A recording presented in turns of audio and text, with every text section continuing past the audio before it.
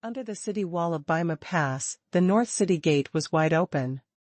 Countless enemies filed in behind the man-eating giant ape, frantically pursuing the hundreds of Han tribesmen who were escaping in front.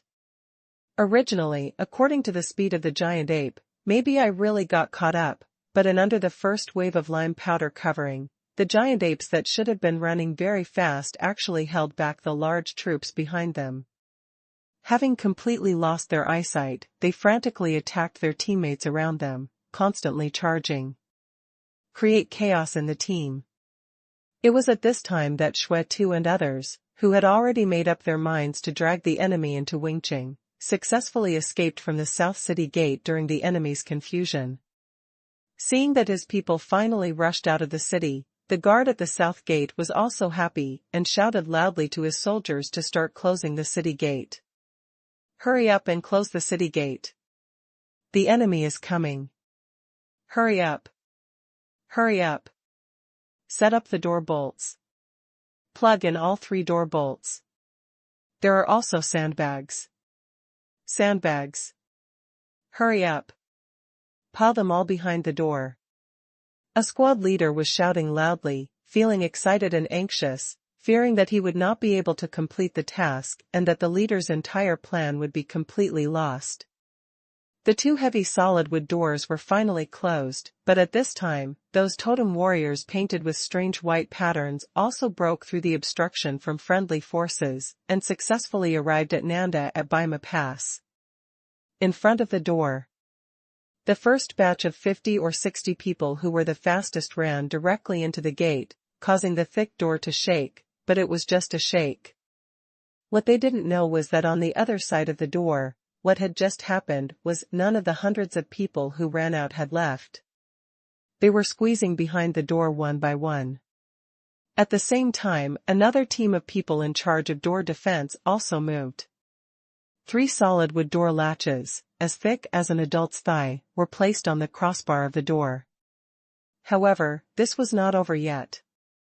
Just in case, hundreds of people moved sandbags that had been prepared from both sides of the door, one by one.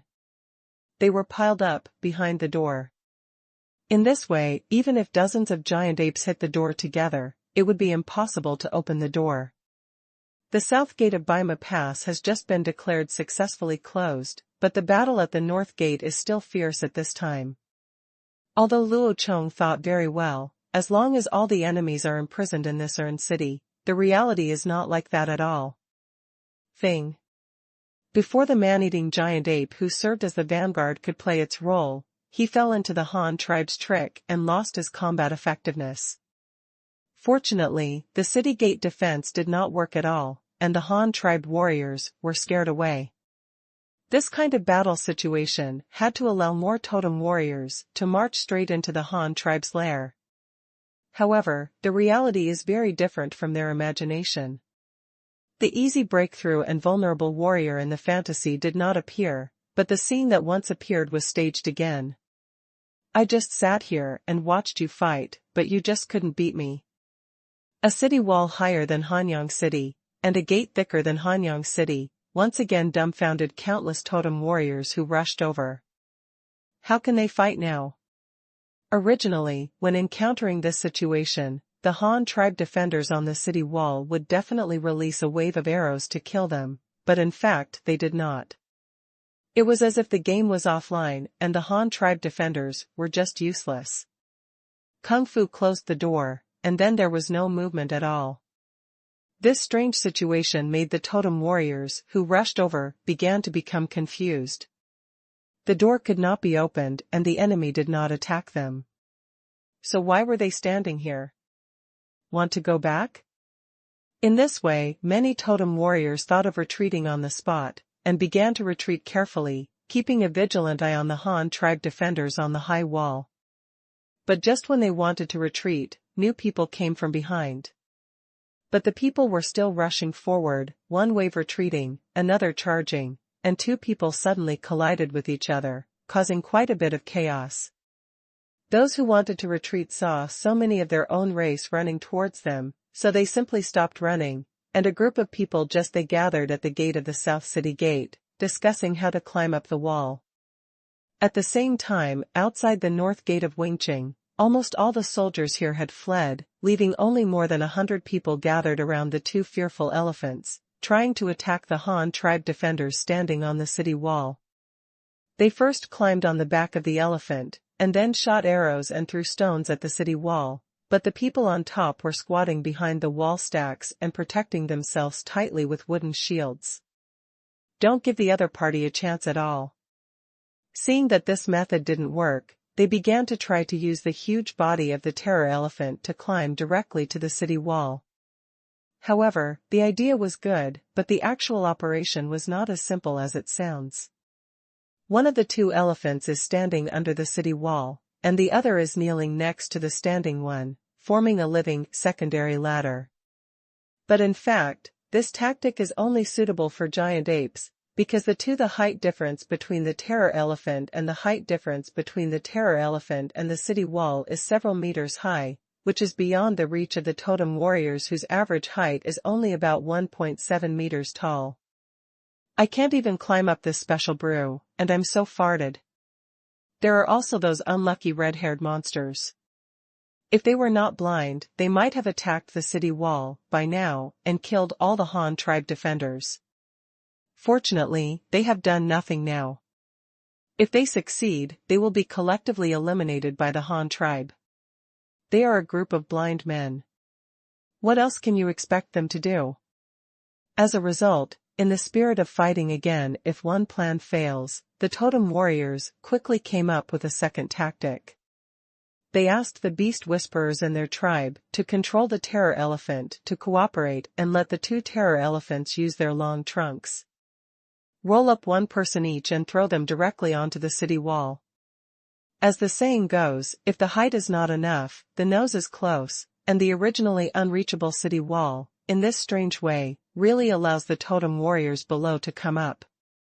Even Luo Chong, who was watching the battle on the city wall, was shocked and confused. He didn't expect that there was such a way to attack the city. It's just that such a weird way, even if it comes up, will it be useful? With a playful smile on his lips, he asked his soldiers to throw away their spears and replace them with wooden sticks, and then hid behind the battlements to prepare. At this moment, the two elephants really rolled up the two people with their trunks, but the moment they came up, the two began to regret it, because they discovered a very important problem. This method was successful, but only two came up, but there were more than 800 defenders on the city wall. How could they fight against this special brew? What are we doing here? Is this here to give someone away? Convex, fuck dish, fuck convex. Brothers, come on. Capture these two mallets alive, ha ha ha ha. The next moment, before the two of them could react, they were surrounded from all sides. Dozens of wooden sticks took turns beating them, and they were soon beaten half to death. Then they were tied up tightly and thrown away. No matter life or death in a corner of the city wall. After this confrontation, the Han tribe defenders on the city wall began to get excited.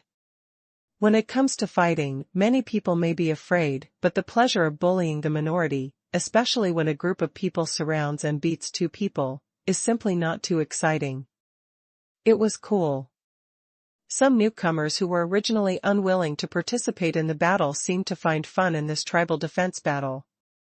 But everything that happened above, depending on the angle of view, the people below the city wall only heard the shouts, but did not know the actual situation above. Therefore, seeing the two people successfully reach the top, they already saw the hope of victory. Ever since, the totem warrior below sent two people up again.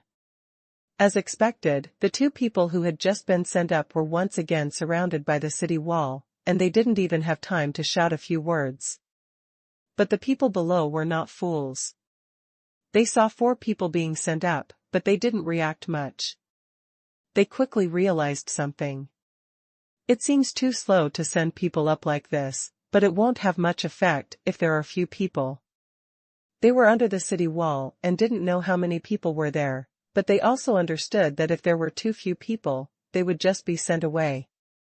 So, they tried again, changing a section of the city wall, and then asked the two terror elephants to quickly drop soldiers on the city wall. Basically, they could send 7 or 8 soldiers in 1 minute, but this number of people was not enough for the defenders on the city wall. It's not a problem at all. Due to the height difference, I'm afraid Xiang couldn't actually see the situation on the city wall. Some of the people brought up by these two big guys were rolled up sideways. When they felt that they were almost on the city wall, they just let go of their noses. The people were thrown down, so most of the soldiers who were brought up were directly pressed to the spot before they could stand firmly, and then they were immediately tied up, and then nothing happened. However, this tactic was soon declared bankrupt amidst bursts of shouting.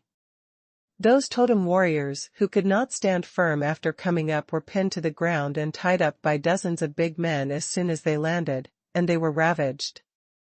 The screams were endless, and their shouts also quickly told the people below not to send people up. There were too many people above and this simply wouldn't work. Ever since, after trying 3 options and paying the price of dozens of people, the following group of guys finally got angry. Isn't it just a broken wall? It's not enough if I don't go up. I'll just get you down. The totem warriors under the city changed their tactics again and notified the beast whisperers who were driving the elephants, asking them to control the 2 elephants to hit the wall. The next moment, a rumbling earthquake was heard from the city wall. Some of the Han tribe defenders above were unable to stand still and were knocked down to sit on the top of the wall. Dong dong dong dong. Continuous strong impacts came from under the city wall, making the defenders on the city wall frightened and restless, fearing that the city wall made of a pile of soil would collapse at the next moment, and then bury them all, and they would even have to fight before they died. Who wouldn't be afraid of being stepped on by the giant elephant under the city? But there are really some people who are not afraid, and that person is of course Luo Chong, the leader of the Han tribe. Luo Chong frowned slightly when he saw the 2 fear elephants below actually starting to hit the wall, but he was not afraid. First, because he believed in the strength of the city wall here. Although it was only made of rammed earth, there were additional additions added when the city was built. There is a lot of plant ash, lime, and charcoal. Although there is no such thing as glutinous rice soup, it can be regarded as sauna soil. Its hardness is comparable to primary concrete, and it cannot be broken in a short time. Another important thing is that although it is very dangerous to continue like this and the city wall may really collapse under such an impact, Luo Chong has a way to stop the 2 fear elephants from continuing to collide. Don't panic, everyone, listen to me. Their elephants have not heard the sound of drums. Hurry up and let our drums beat first, and we will be able to calm those 2 elephants. Others found long bamboo poles, tied several torches on them, dipped them in oil and lit them on fire to drive the 2 fearful elephants away. There is no need to be afraid. As long as they are wild animals, they are afraid of sound and flames. Luo Chong quickly issued 2 new orders to the panicked people. After hearing the leader's words, other people's eyes also brightened. Most of them were shocked by the huge size of the elephants, but they forgot that no matter how big they grow, beasts are still beasts after all. If they are asked to deal with so many enemies, they may not be able to do it, but if they deal with wild beasts, everyone here is proud. Before joining the Han tribe, which one of these people was not the backbone of the hunting team in their own tribe? Strength, so they reacted immediately after hearing the leader's idea. That's right, no matter how powerful the 2 elephants are, they are just 2 beasts, there is nothing to be afraid of. As a result, the defenders on the city wall immediately mobilized, and the drummers began to beat the cowhide drums.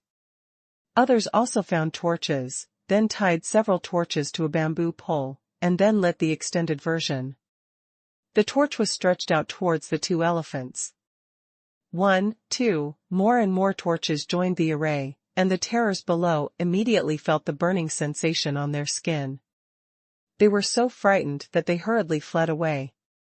No matter how the beast whisperer guided them, they were unwilling to get closer to the city wall. They trampled to death several of their own people while retreating. "Chief, why don't we just shoot rockets at the two elephants? Can't we kill them directly?" A new tribesman saw the scene under the city wall and couldn't help but come up with an idea. Luo Chong glanced at him expressionlessly, and then said 4 words in a cold tone. "I want to live." On the other hand, with the defeat of the 2 terrifying elephants that the totem warriors relied on for the last time, the north gate of Baima Pass finally stopped. Basically, everyone who was supposed to come in has already come in. There are only 2 elephants and 6 or 7 left outside the city. There were 10 totem warriors, but this number no longer affected the overall situation. Luo Chong immediately ordered the north city gate to be closed. As the winches and pulleys on the city tower made a clicking sound, the gate hanging vertically on the city wall was lowered, and then the door bolt was inserted from above, completely closing all the exits of the Wingqing. At this moment, in addition to the 500 or 600 people who were either smoked to death or lost in the dark forest, there were also 60 or 70 people who retreated with 2 terror elephants. This time, the cannibals dispatched nearly 3,000 people. More than 2,000 people were imprisoned in this large urn by Luo Chong. The outcome waiting for them may be mines, road construction, or city building. As the price for invading the Han tribe, they will have to work for the Han tribe for half their lives to atone for the mistakes they have made. At the same time, when the overall situation here in Baima Pass was initially decided, 2 Azuka giant eagles also flew to the big tree in Luoyang County with Luo Chong's latest order, and to Yu Yi, who was on standby in the upper reaches of the Rushui River. A few hours later, the setting sun was already slanting close to the horizon. At this time, Dashu and Yu Yi received Luo Chong's latest order at the same time. The mission given to Dashu was to organize manpower to clear out the remaining cannibal soldiers in the dark forest, bury the found corpses on the spot, and count the number of corpses and prisoners to prevent a large number of fish from slipping through the net. For this task, Dashu naturally has no problem. The place in the dark forest used to be the territory of the tree tribe. It can be said that he is familiar with it. It is obviously the most appropriate thing to leave this matter to him. Yu's mission was to lead Ruru and Huishan, as well as 100 cavalry, to pursue and suppress the 70 or 80 totem warriors who had escaped from the Rushui River to the northeast, regardless of life or death, as well as the 2 adult terror elephants. This has to be alive. After the 2 received the order, they immediately sent out personnel to begin the task in order to resolve the dispute in the shortest possible time. At dawn the next day, several more Flying Eagle letters quickly arrived in various territories of the Han tribe. The main content was to report victory and declare the victory of the tribal defense battle. The second was to lift the danger alert of the entire Han tribe.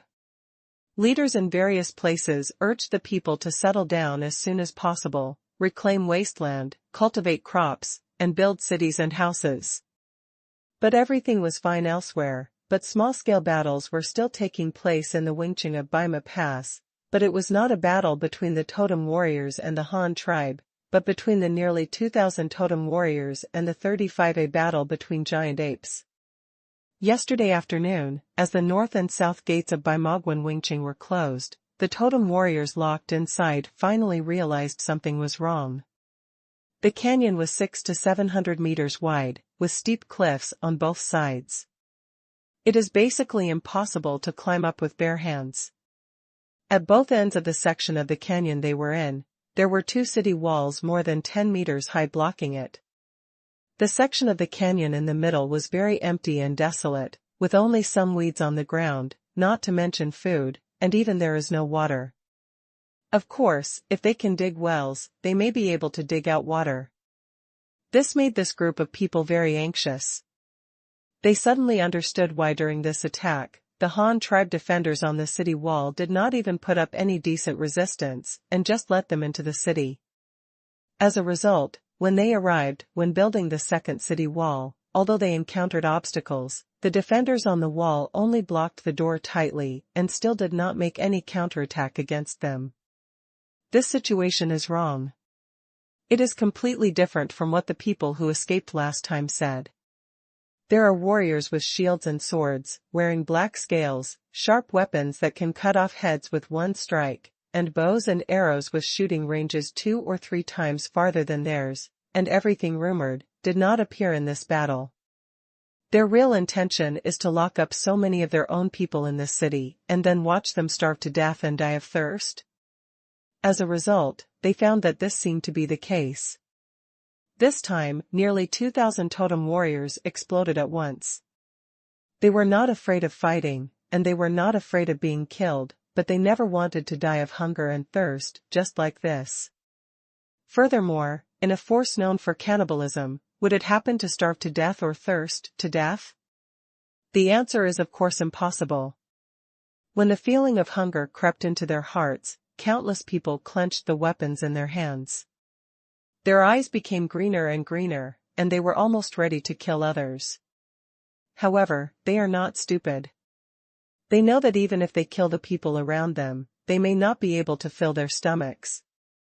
Instead of fighting among themselves and consuming their own strength, it is better to unite with the outside world first and kill those who eat more, but have no use. There are 35 of these giant apes, all of them are huge in size, but now they are all blind. If they can be killed, the meat they get will definitely allow them to live for a few more days. As a result, a struggle from within the enemy took place, full of contradictions and extremely natural. The culprit who contributed to this result, the leader of the Han tribe, Luo Chong, was carrying a hot meal with him. Hundreds of soldiers sat on the city wall and watched with great interest. Come on, oh, this is a bunch of cowards. How could they be so bold when they came to fight us? But now they are scared when they encounter those red-haired monsters. Go ahead, you are too cowardly, Look, they used spears. Wow, they hit. They killed one. It couldn't get up. Wow, look over there, that red-haired monster was hit by 2 spears, and it can still run so fast. Oh my God, oh, it tore the man in half with his hands. How powerful this is. Hey, I don't know why, but when I saw that man's death, I couldn't eat anymore. Is it because I haven't hunted for a long time? When you say that, I feel a little nauseous. Maybe I just ate too much rice. I haven't hunted in a long time. Hey, are you disgusting? Look over there. Those 3 red-haired monsters know how to stick together. They even grabbed a few corpses and used them as weapons. No one around them can beat them. Although the people around him were disgusted when they heard this, they were at the melon-eating table, and seeing such a wonderful melon, there was no reason not to eat it.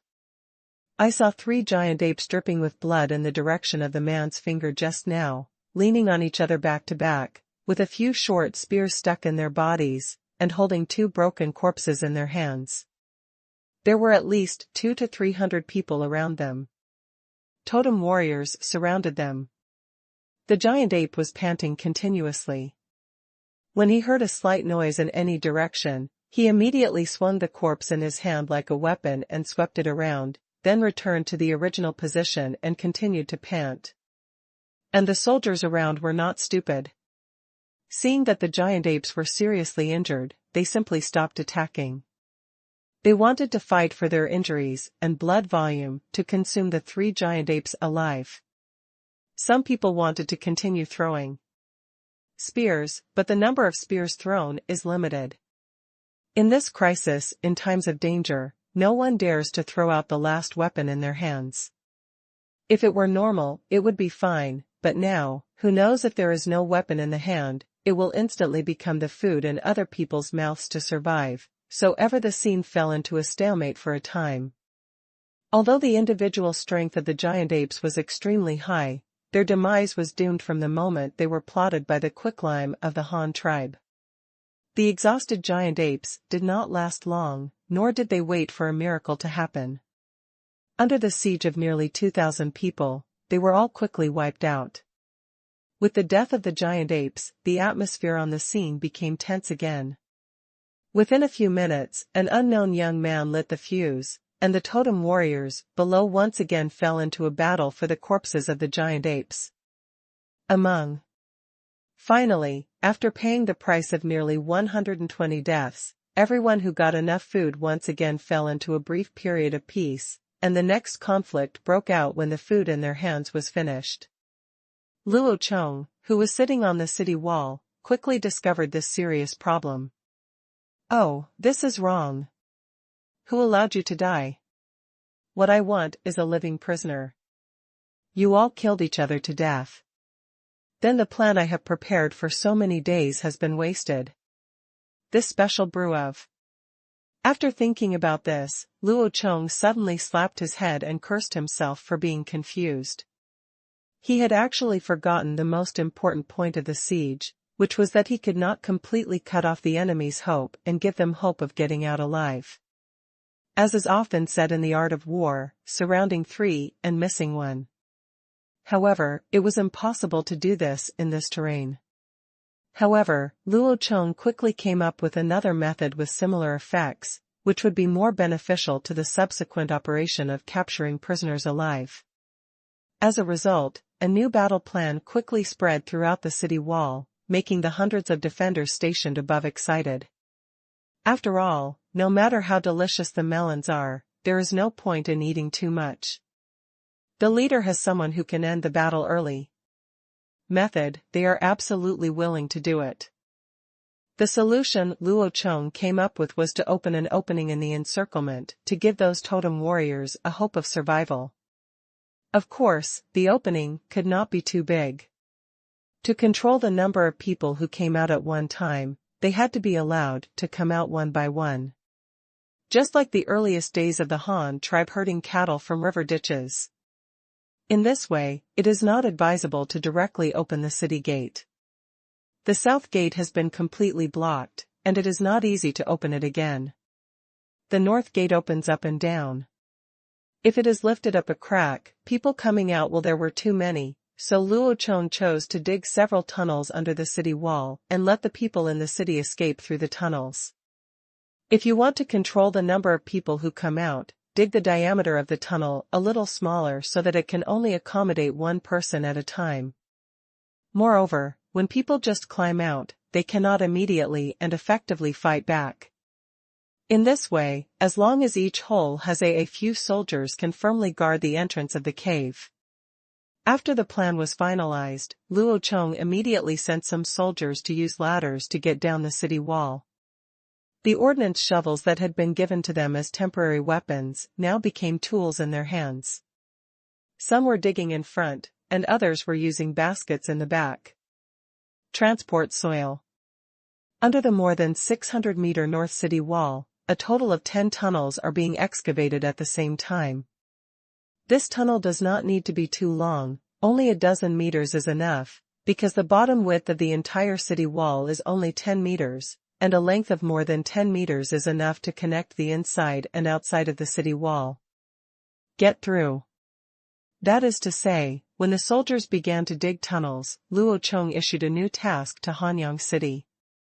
Prepare a large amount of ropes, which are used to tie people up. Prepare a large amount of trauma medicine, which is used to treat injuries. Then there is the specialty brought by the mushroom tribe, the blue poisonous mushroom, which can cause hallucinations when taken internally, and can paralyze nerves when applied externally. It can be regarded as a natural anesthetic for trauma. The Hanyang County magistrate was very confused after receiving the order. The first two are easy to understand. Didn't the good news come out a few days ago? No need to ask, the rope must be used to tie up the prisoners, and the trauma medicine is also understandable. He was injured and needed treatment, but he couldn't understand what the use of so much anesthetic was. Even if the injury was treated, he shouldn't need so much, right? But this is the leader's order. Even if he has questions, he has to ask after the matter is done. And even if he doesn't ask, there will definitely be news after the medicine is used up. Unfortunately, the truth was not what the Hanyang County magistrate thought, because the things Luo Chong wanted were not for his own people at all, but for the prisoners. A large number of prisoners were in front of them. According to Luo Chong's plan, they would definitely be caught, but how to tame these slaves after they were caught and let them work for the Han tribe honestly was a problem. In the past, Luo Chong used shackles to restrain the freedom of the prisoners, but now the Han tribe has begun to cast coins out of bronze. Not to mention the cost of casting shackles is too high, and it is not practical to collect 2,000 pairs of shackles in a short time. Later, Luo Chong used the method of not shackling, but that was to starve the slaves half to death first, and then disperse them to various construction sites to manage them in batches, and then send people to watch over them. However, the hidden dangers of this were too great. Later, there was an incident of slave escape.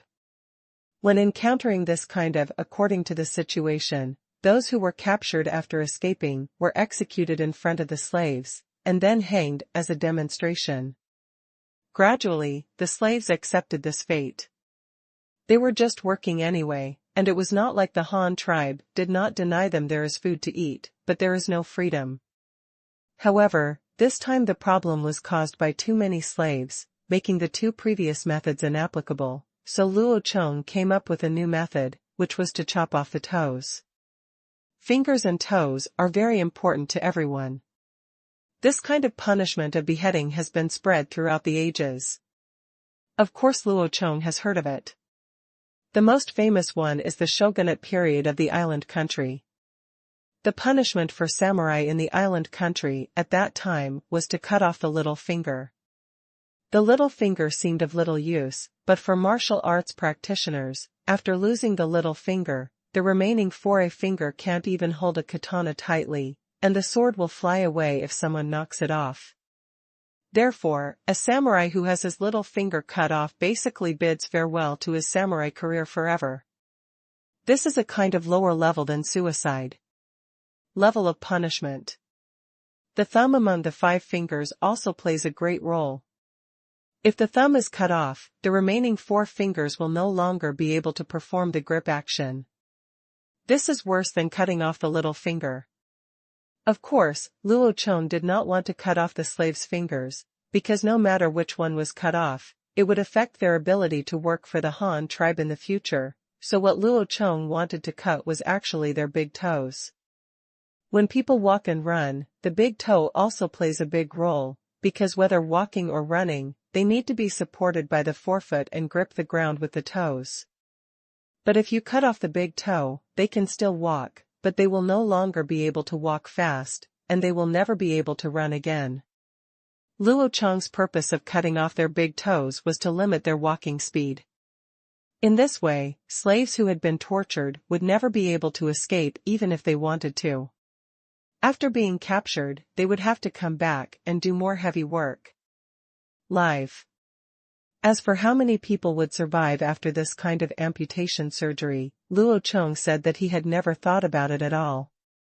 Slaves are not human beings, so they should just die if they die. They can only blame them for their bad fate, and they should not have surrendered to the Han by mistake. The hostile faction of the tribe. 3 days later, the things Luo Chong requested arrived at Baima Pass one after another. That is to say, on this night, the 10 tunnels under the North City wall were completely opened under the cover of darkness. Since this tunnel was located too close to the city wall and was opened specifically at night, the totem warriors in the city did not immediately notice the abnormality. This result was exactly what Luo Chong wanted. Early the next morning, when the totem warriors in the city were about to run out of food and their throats were smoking with thirst, a rumble of drumming suddenly came from the North City wall, which immediately attracted everyone's attention. Come over. Then they saw that under the high city wall, there were actually a few white sheep running around, and white figures appeared among the khaki city wall and green against the background of the colorful grass. They looked particularly eye-catching, allowing everyone in the city to see them at once. In an instant, a question appeared in the minds of many totem warriors. What they were thinking about was not food and water, but where these sheep came in. In the past few days, it was not that they had not found an exit, but they all returned in vain. At this time, they saw a few sheep appearing out of thin air. The thought that had been basically forgotten quickly occupied their brains again, that is, to escape and ascend to heaven. The next moment, countless totem warriors who saw this scene lifted up their weak bodies, spread their legs, and flew towards the sheep. The dense crowd brought up dust all over the sky. Many people who were a little farther away and had not seen the sheep saw so many similar people suddenly running towards the North City gate, thinking that the door had opened there. Of course, this is what they think, but if they don't explain it this way, it doesn't make sense. So others began to run towards the north, fearing that if they were slower, they would miss the opportunity to escape. Even if there was danger ahead, and they might even die, it would be better to die in the process of fighting the enemy than to cannibalize the next one. There were so many people, so they rushed towards the north gate without hesitation. When the first group of people ran to the north city wall in a menacing manner, the sheep may have been frightened and began to run around. However, there were one or two smart ones who thought of the path they came from. He actually slipped into the hole under the city wall, and then never came out again. This made the totem warriors who were chasing after them not only not disappointed, but even happier. Those sheep seemed to have gone out of the hole? This is obviously great news. If the defenders in the city suddenly opened the door, then maybe they would also wonder why the enemy suddenly opened the door and let them out. Could this be a trap? But the cave, it's different. In their inherent thinking, no one would dig holes in the ground, so it would definitely not be dug by the defenders on the city wall. Besides, even if the defenders on the city wall want to dig holes, why do they have to dig them under the city wall? Isn't this an obvious way to let them escape? Thinking of this, the totem warriors did not hesitate any longer. The ones running at the front jumped down from the hole first, then hunched over and touched forward. However, this hole is not straight. There are two vertical shafts at both ends.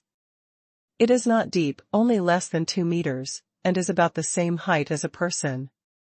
After going down, you have to squat down and walk forward 6 or 7 meters. And then there is a diagonal turn. When reaching this turn, the space is even narrower, and I can only kneel on the ground and crawl forward. This section is almost 6 or 7 meters long, but what is even more gratifying is that not far ahead, there is sunlight shining down from above. Looking at the direction of the light, it is obvious that it is still a vertical shaft. Finally found the exit, ha ha ha ha.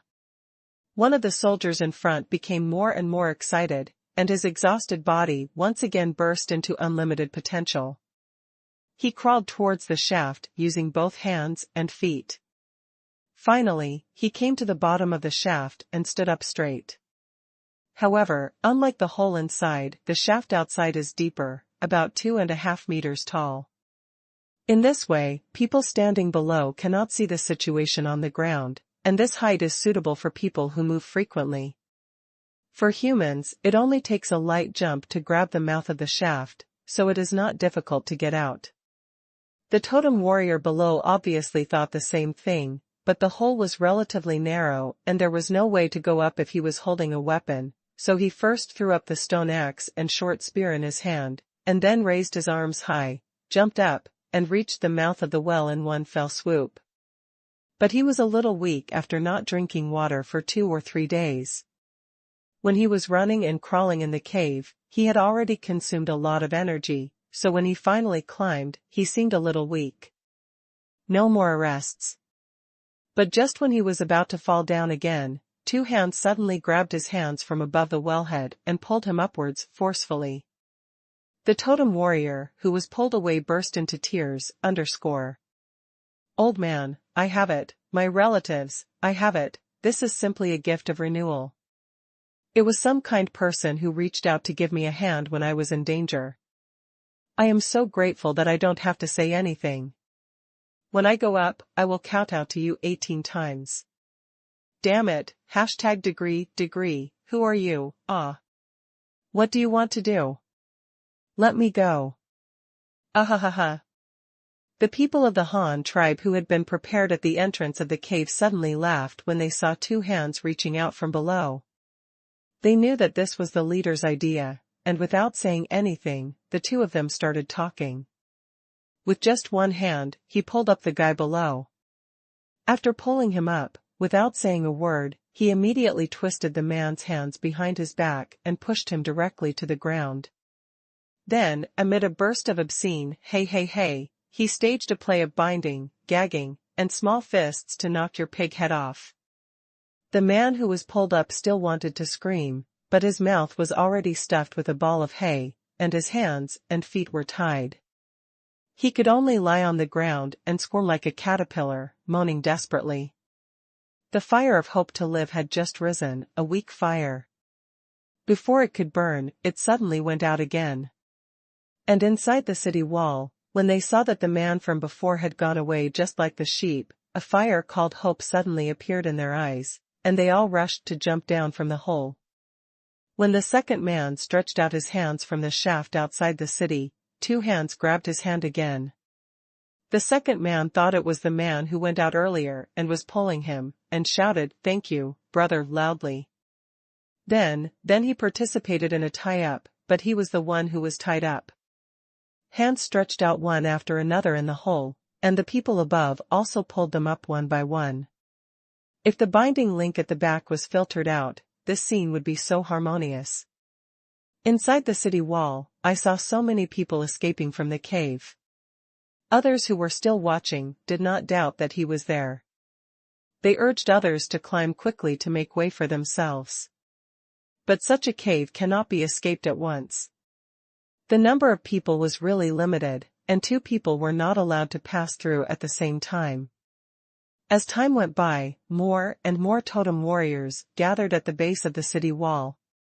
Soon someone discovered the other 9 holes, and then jumped down immediately. But the result is obvious. Their final results are similar. Everyone who jumps up to the hole is pulled up by 2 friendly hands, and then becomes one of the slaves of the Han tribe. Some people also noticed that something was wrong with the situation above, but there were people behind them urging them to go up quickly. In desperation, he also stretched out his hands and jumped up, and then was successfully pulled up by the little friend above. After that, he immediately understood that he would never have to ask again. Luo Chong's plan of encircling 3 and missing 1 was a great success. He quickly captured all the totem warriors in the city. The tribesmen who participated in this plan were also very happy. Some of them who knew how to count were counting the heads. It was during this joyful post-war session that several high-pitched elephant roars suddenly came from the north. Luo Chong stood on the city wall and looked up into the distance. It turned out to be Huishan and Ruru. He lived up to Luo Chong's trust and successfully abducted the 2 adult elephants back.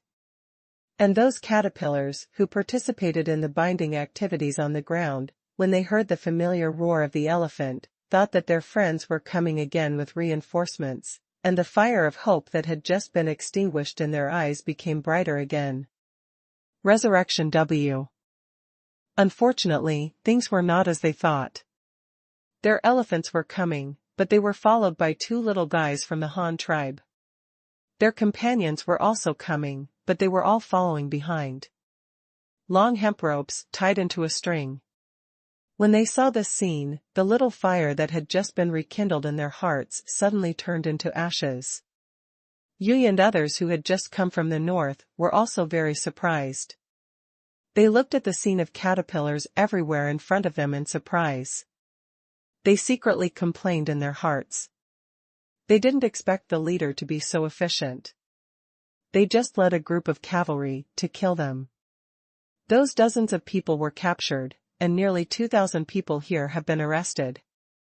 When the 2 sides successfully met, the first 2 little guys who came over were Huishan and Ruru. They ran to Luo Chong affectionately and started acting coquettishly, as if asking for credit from Luo Chong. "Look, you brought these 2 big guys back, praise me now, praise me now." Just as they were making a fuss, the two adult elephants came slowly over and stretched out their long trunks to say hello to Luo Chong. At this time, Ruru also ran over, with the fleshy girth that had just grown to the height of their legs. The two big guys kept spinning in circles, raising their heads and shouting twice from time to time, seeming very happy. I have to say here that elephants are very smart animals, and their memory is not much worse than that of humans, and their lifespan is relatively long. More importantly, elephants also have emotions similar to humans. Seeing the scene in front of him, Luo Chong also secretly guessed in his heart that the two elders and the younger ones came from the same force. Since Xiang's lifespan is so long, maybe Ruru and Huishan had grown up with these two before. They had seen each other before, and they must have a good relationship, so when they saw Ruru and Huishan coquettishly fawning over Luo Chong, the two giant elephants lowered their guard and knew that Luo Chong had not abused them and was very friendly to them. That's why I came over to say hello. After the two parties formally met, Yi also came over to report the situation. The matter was not very complicated. Yi was ordered to lead 100 cavalry to pursue the remaining enemies. After being discovered by the enemy, the remaining enemies actually hid. They also knew that there were only a few people left, so they would definitely not be able to beat them, so they thought of using this method to try to get through. However, what they didn't expect was that in the pursuit arranged by Luo Chong, capturing the remaining enemies was only the second priority, while the first task was to capture the two adult terror elephants. They thought that the remnant enemy was hiding very concealed, but they ignored the two big guys beside them. The figure of the two-story building was too conspicuous. More importantly, these two guys were still along the way. The smell was left behind. In this way, after Yui's cavalry lost their target, they followed Huishan and Ruru until they found this group of remaining enemies again. You must know that elephants' long trunks are not just used as arms. Their sense of smell is also very developed, and even more sensitive to similar scents. As a result, the group of people, led by Huishan and Ruru, smelled the smell and searched for them.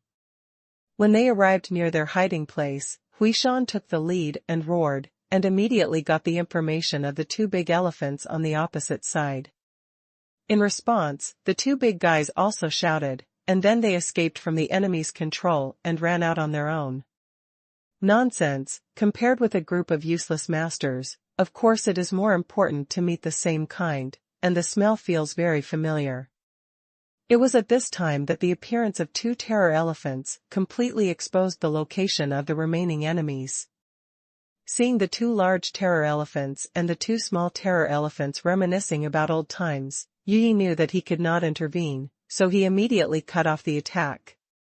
The cavalry rushed forward. Dozens of barefoot remnants were naturally no match for the heavily armed cavalry. They couldn't run or win, and they were surrounded by the cavalry in a circle. After two people were killed, the rest everyone surrendered. Things had developed so far. Except for the big tree in Luoyang County, there has been no news. In other aspects, it can be said that everything has been won. In order to speed up the pace of comprehensive victory, Yu Yi and others who had just returned were sent to Sidong County by Luo Chong. There, help Dashu complete the team's clearing activities in the dark forest as soon as possible. The dozens of remnant enemies and two adult terror elephants he brought back were directly handed over to Luo Chong, waiting to be processed with other prisoners. After the incident was over, Luo Chong did not stay at Baima Pass for long. He tied the prisoners into a long team and took the lead in returning to Hanyang City with the two newly conquered guys. Before leaving, Xuetu and Ing Rue were responsible for the aftermath of Baima Pass. Xuetu's main task was to block the 10 tunnels under the North City wall, while Ing Rue was responsible for the implementation and supervision of the policy. During this operation, the list of meritorious soldiers was reported, and then they were awarded titles according to their merit and the land they deserved. 2 days later, the team escorting the prisoners returned to the outside of Hanyang City. After receiving Luo Chong's order, the Hanyang County magistrate also built a simple prisoner concentration camp composed of fences outside the city. The 2,000 prisoners escorted back were imprisoned and a group of militiamen were sent to guard it. During this period, the leaders of the two tribal alliances who had just moved to Hanyang City, as well as the Zhan Mao people of the Nyan tribe who had just joined, were also shocked by the strength of the Han tribe. After all, Hanyang City was the earliest one of the Han tribe. Although the city is not very big, Luo Chong has put a lot of effort into it. Whether it is technology or policies and people's livelihood, it can be said to be the vein of the entire Han tribe, and it is the city that best reflects the strength of the Han tribe.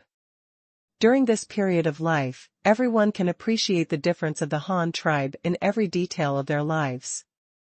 In February of spring, as the temperature gradually rises, clothes made of animal skins become increasingly unwearable.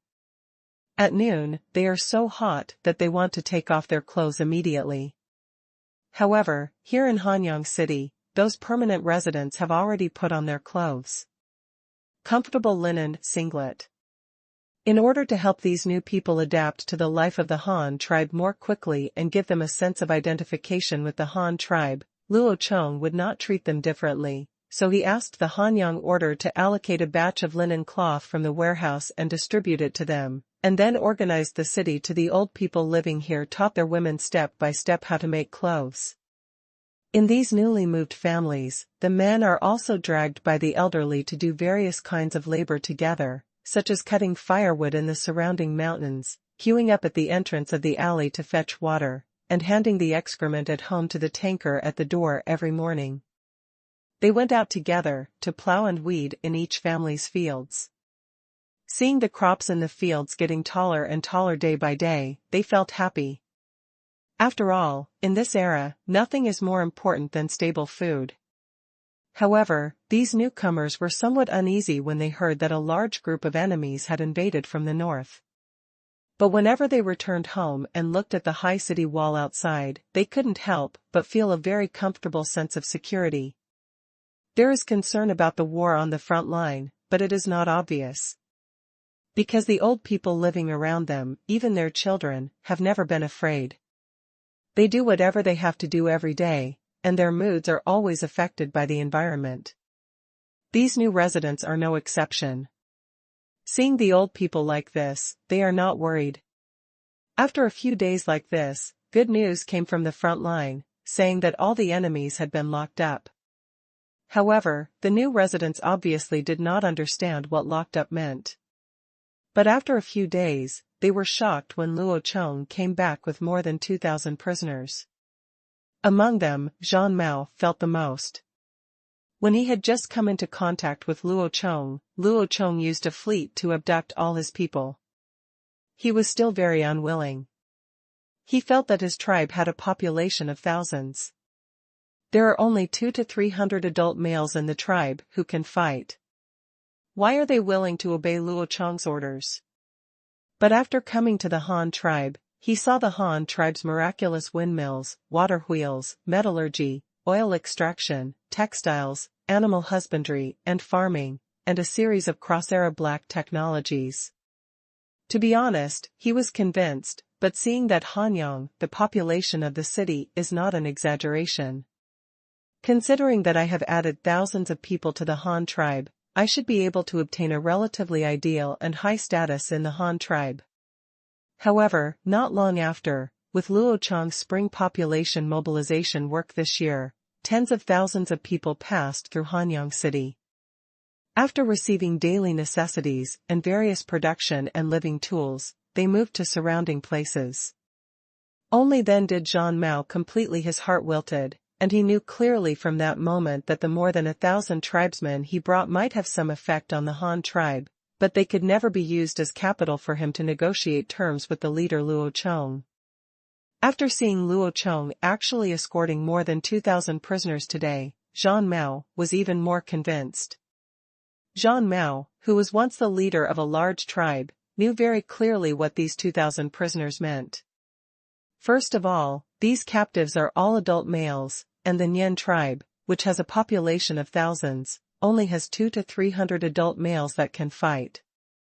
Therefore, the tribe that can produce this number of troops has a total population of at least more than 10 times that of the tribe. But such an enemy was actually captured alive by Luo Chong. This was simply more difficult than killing all these enemies directly. Zhang Mao himself felt that if he was given the same number of people and equipped with metal weapons produced by the Han tribe, he would also have the advantage.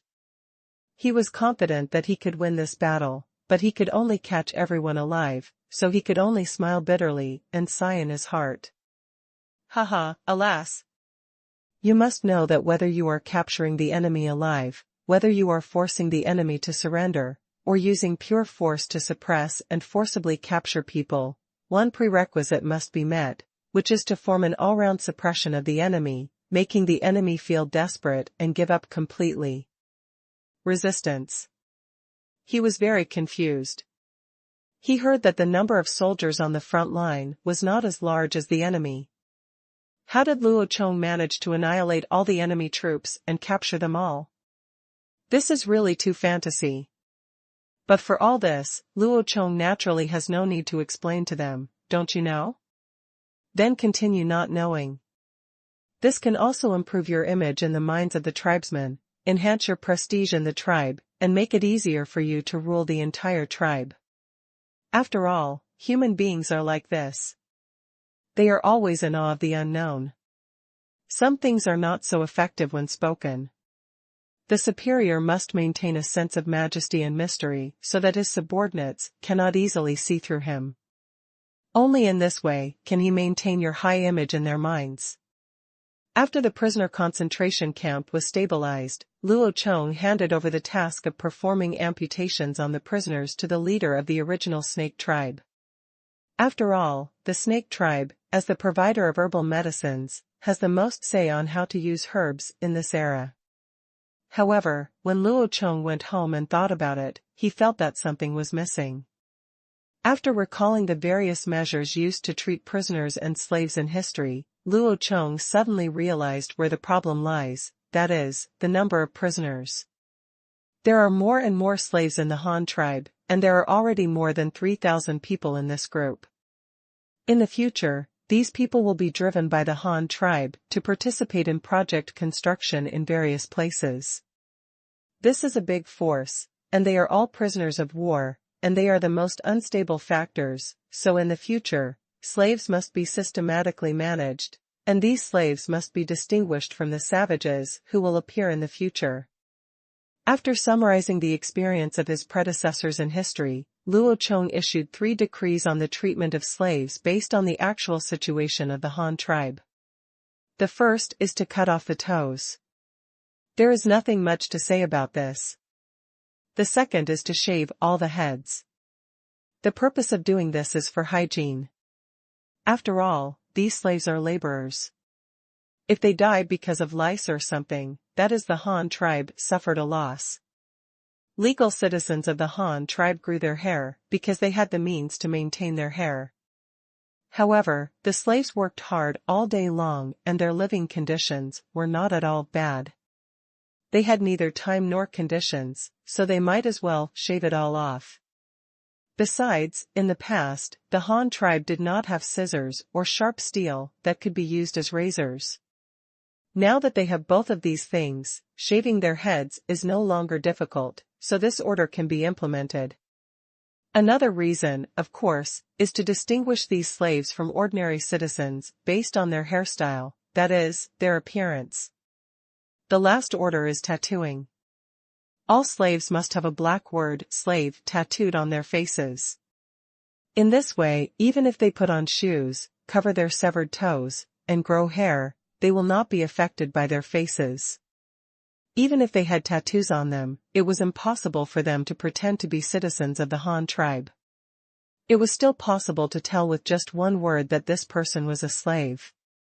As for technology, the Han tribe really has no shortage of such talents. The tattoo tribe that was previously absorbed by the Han tribe specializes in this task. People in their tribe like to get some strange pigments to tattoo patterns on their bodies and things on their faces. It was a common occurrence, and Luo Chong had seen many such people with his own eyes. It is most appropriate to let people from the Wen tribe do this. Of course, since the Tattoo tribe joined the Han tribe, this custom has changed a lot under Luo Chong's will. Although they still have the habit of tattooing, they no longer tattoo their faces. After all, although the leader did not explicitly prohibit it, but the leader's attitude is there. He doesn't like people with tattoos on their faces, but prefers those with relatively clean faces. As the saying goes, what is good above will be effective below, just like the king of Chu had a slim waist and many starved to death in the palace. Of course, Luo Chong is not that perverted, he just doesn't like tattoos on his face. Moreover, after the Wen tribe joined, under Luo Chong's deliberate guidance and training, their talents and skills have been directed elsewhere, just like the two Wen tribe painters who were assigned to the lane by Luo Chong and were responsible for painting ceramic patterns. Since you like painting so much, then go paint somewhere else. Therefore, now, wherever the Han tribe needs art painting, you can basically see the Wen clan. They have been drawn into the painter's favor by Luo Chong. The way back, and going further and further. Time has entered March in spring, and the first season of rice has also entered its final maturity period. As a pilot county for private ownership of property, Hanyang City still needs to make a lot of preparations. The first is a large amount of currency reserves, and the second is measurement. In the research and development of tools, the Han tribe still does not have a steelyard. This is a big problem. With the promotion of private ownership and more free transactions among various people, the scale as a measuring tool becomes even more important. Luo Chong also caught up in intense research and development work. If you want to make a scale, you must first set a weight standard. There has never been a standard set of weights before, because there has never been a suitable material, but it is different now. Luo Chong already has a bag of gold in his hand. The bag of gold sand was said to be in late winter and early spring. When Luo Chong took his tribe to control the water in Wuxia, the tribesmen picked it up from the river bed downstream. Unexpectedly, it was actually put to use now. The advantage of using gold to make weights is that they are not easy to wear and tear.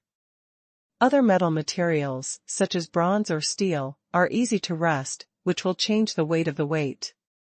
But gold is different. Among non-ferrous metals, gold is one of the most stable chemical properties. It cannot cause any reaction when ordinary things come into contact. It was also based on this characteristic of gold that Luo Chong decided to use gold. Made of weights. First, make a simple scale, and then make a ceramic measuring cup with graduations according to the length standards of the Han tribe to measure the volume of water. Finally, determine different volumes based on the volume and weight ratio of clean water at room temperature. The weight of the water. Finally, pour water of different weights on one side of the scale, and gradually add gold sand to the other side to balance the two sides, and then melt the gold sand of the corresponding weight into a gold nugget, thus creating a set of standard weights. With this set of golden weights, the next step is to make a scale for measuring weight. When it comes to the production of scales, this is another problem.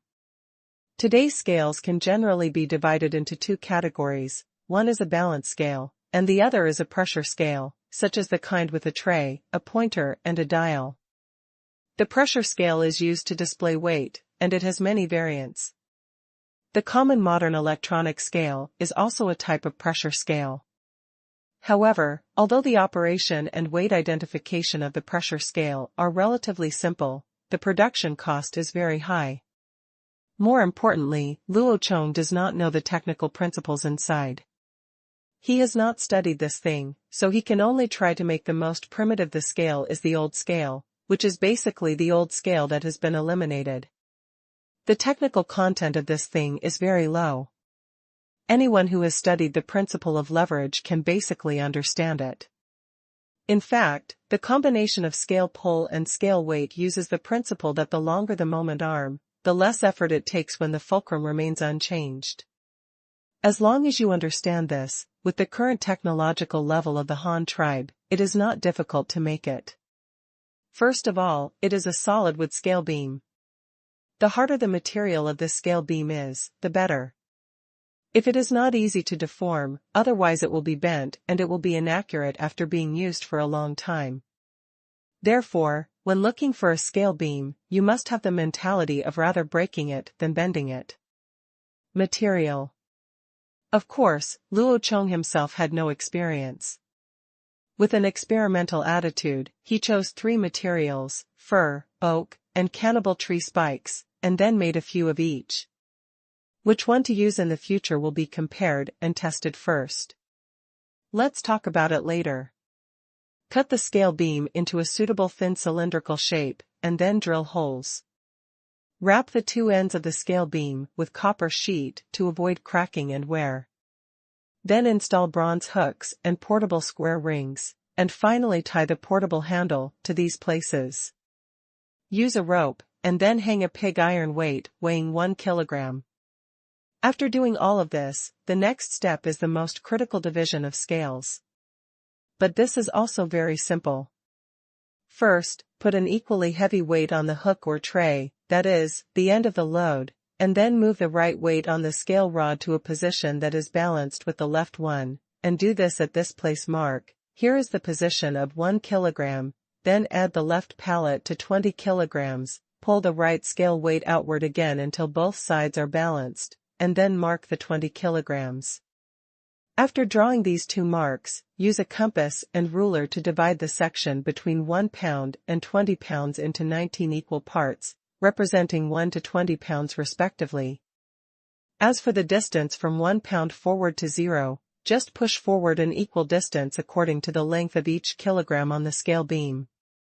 After marking the large scale, the distance between each caddy was divided into 10 equal parts, each part representing 1 tael. In terms of base system, Luo Chong also chose the decimal system that he was familiar with before, and the decimal system is also easier to calculate. 1 tael is 50 grams, 1 pound is 500 grams, 1 kilogram equals 1 kilogram. It is still a familiar formula and a familiar taste. But this is not the end, because the scale weight needs to be adjusted back and forth on the scale beam, so the scale on it wears out quickly. In order to prevent the scale from being worn away, the ancients came up with a way to put copper nails on the scale beam to mark the scale. Luo Chong also continued this method, and this technology is still readily available in the Han tribe, that is, metal wire drawing technology. First, the copper bar is drawn into thin wires. It does not need to be too thin, just 1 millimeter in diameter. Then use a small hand drill to draw the scales on the scale rod. Drill a hole in the hole, dip the copper wire in glue, and finally use a knife to cut off the excess, and then use the back of the knife to flatten the copper wire. In this way, a portable scale with a minimum unit of 1 tael, 50 grams, and a maximum unit of 10 kilograms, 20 pounds, is ready. After having the first steelyard, new scales can be copied in large quantities according to the various standards of this experimental product. However, this kind of thing is currently of little use. After all, private transactions are basically zero at present, so the Han tribe is actually the most. What is needed is a large unit scale for public use. It is mainly used for weighing things weighing more than 100 kilograms, for tax collection or for warehousing statistics. However, this is only a small issue. We need to have large-scale scales, but it is not the most important thing, because the unit of calculation for grain collection tax must be volume, not weight. The purpose of this is to prevent someone from cheating when paying taxes, because the new grain that has just been harvested is wet and is at least twice as heavy as the dried grain. Turn it in, that weight would contain too much water. This is a very serious problem. It is not just a simple matter of tax evasion, but the grain with too high moisture content simply cannot meet the storage standards. If it is bagged and stored in the warehouse without being dried, it will not take long to become moldy, and spoilage not only destroys itself, but also contaminates other surrounding grains. If such a thing really happens, it would be too tragic for the Han tribe's grain reserves. Therefore, in the future, the grain tax will be collected based on volume. Regardless of whether the people have dried it or not, the officials in charge of storage must dry it again to prevent the stored grain from going moldy. Correspondingly, the tools for measuring volume have also become liters and buckets. The unit of liter is still 1,000 cubic centimeters, which is 1 cubic decimeter. 1 bucket is equal to 125 liters, or 1/8 cubic meter. The shape of the bucket was designed by Luo Chong into a pyramid shape with the tip cut off. It is composed of 4 trapezoidal wooden boards, with the big end facing up and the small end facing down. There is an iron plate at the bottom that can be pulled out. Used with a wooden frame for placing buckets. When calculating grain, first insert the iron plate with a small opening at the bottom, and then pour the grain from the top. After it is full, put a bag directly below and pull out the iron plate below, and the grain will automatically leak in. So this bucket can also be regarded as a funnel. After solving the calculation problem of weight and volume, what remains is the currency reserve. There is another more critical issue, which is the pricing of items. The evaluation of this price can be said to be a big social issue that cannot be solved. Good things will affect future development, so Luo Chong did not dare to be careless and began to rack his brains to think about how to set prices, as well as problems he may encounter in the future and corresponding solutions. There are 500 chapters. This book has reached 1.2 million words.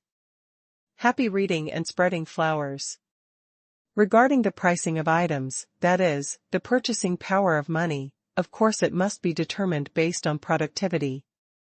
Luo Chong had thought about the gold standard, silver standard, and copper standard before, but after careful study, he found that this currency system is not suitable for the current Han tribe at all. With the current situation of the Han tribe, what is most needed is a physical standard, and that is to say, the circulation of currency must be determined based on the value of actual items. In this way, it is in line with the law of productivity and currency value. Based on physical objects, issue a certain multiple of currency, just like Luo Chong is currently planning to exchange grain and cloth for equivalent money. The Han tribe does not yet have currency in circulation, so how to promote the currency and make the tribesmen accustomed to using currency is a problem that must be considered. Regarding the promotion of currency, Luo Chong's plan is as follows. The first is the output. There are 2 main channels. The first is to use currency to pay wages to replace the original distribution of food, clothing, and other daily necessities. The second, that is to use currency to purchase a large amount of production raw materials, as well as food and labor. I have to say here that promoting currency seems to be a difficult thing, but for the emerging civilization of the Han tribe, it is extremely convenient, that is, the government monopolizes all manufacturing industries. At present, there is not a single private workshop, and people who want to obtain various daily necessities can only obtain it from the government. With this prerequisite, the next thing will be easier to handle. The first is that all workshops, from the previous tribal public ownership, have been transformed into nationalized enterprises. According to modern terminology, they are state-owned enterprises. At present, the state-owned enterprises of the Han tribe mainly include a textile factory, a metallurgical factory, as well as ceramics, carbon making, ink making, paper making, printing, animal husbandry, woodware, oil extraction, salt mines, iron ores, and other metal minerals. Wait. These workshops have a large number of workers. In the past, these people's living expenses were all distributed by the tribe, but now it is different. After the privatization of property, the tribe no longer distributes physical goods to those who work in the workshops, but begins to use currency pays their wages. These industries involve all aspects and have many employees. Therefore, forcibly promoting the issuance of currency from wages is actually the fastest way to achieve results in a short period of time. It is also the fastest way to convert currency into the fastest way to spread it to every corner of the Han tribe. Another promotion channel is for state-owned enterprises to purchase raw materials. Let's not talk about minerals. They are state-owned assets and do not need to pay for them. But in other aspects, there are many raw materials that need to be purchased. For example, the most consumed commodity by the Han tribe is woodenware. This woodenware contains many products, from tools to furniture, to cars and boats, and even ordnance, but they only use one kind of raw material, and that is wood. In the past, the wood sources for carpentry workshops were harvested in the mountains by tribes. Apart from distributing daily necessities, the tribes had no other benefits. The reason why everyone was willing to do it was just because they were part of the tribe and worked for the collective. Living is just an obligation they should fulfill, because if they don't obey orders, they will not be given food. But it's different now. Unless state-owned enterprises use slaves to cut down all timber sources, they can only be purchased from private hands. Those who used to be part of the logging team have now changed from working for the tribe to working for themselves. After finishing the farm work at home, they go to the mountains to cut down trees in their free time, and then sell them to woodworking factories to earn some wealth. There are also other industries, such as the oil pressing industry. The Han tribe mainly operates soybean oil, peanut oil, and tung oil. Now there is also a kind of paint seed oil, which is mainly used to make printing ink. In the past, the raw materials for these oils were planted or collected by tribes. Tribes assigned tasks, and people worked voluntarily to obtain living supplies and food distribution. However, with the privatization of land, the public is no longer directly involved in the cultivation of agricultural products. So if you want to extract oil in the future, except for a small amount of taxes on agricultural products, you can only buy it from private hands. For example, the beans grown in their auxiliary fields this year, but they cannot eat them all. In addition to paying part of the agricultural tax, the rest can be sold to state-owned enterprises that extract oil, and then when the oil is extracted, they will use their money to buy it. But things like tung seeds are picked by the people themselves and then purchased by state-owned enterprises. Others include the textile industry. At present, the Han tribe mainly operates woolen cloth and linen cloth. Silk is still in its infancy stage and has not yet become popular. Here, wool, the raw material for woolen cloth, is mainly obtained through foreign trade channels, but the hemp fiber used for linen cloth can only be purchased from private hands in the future, and silk, which is about to become popular, must be purchased from women.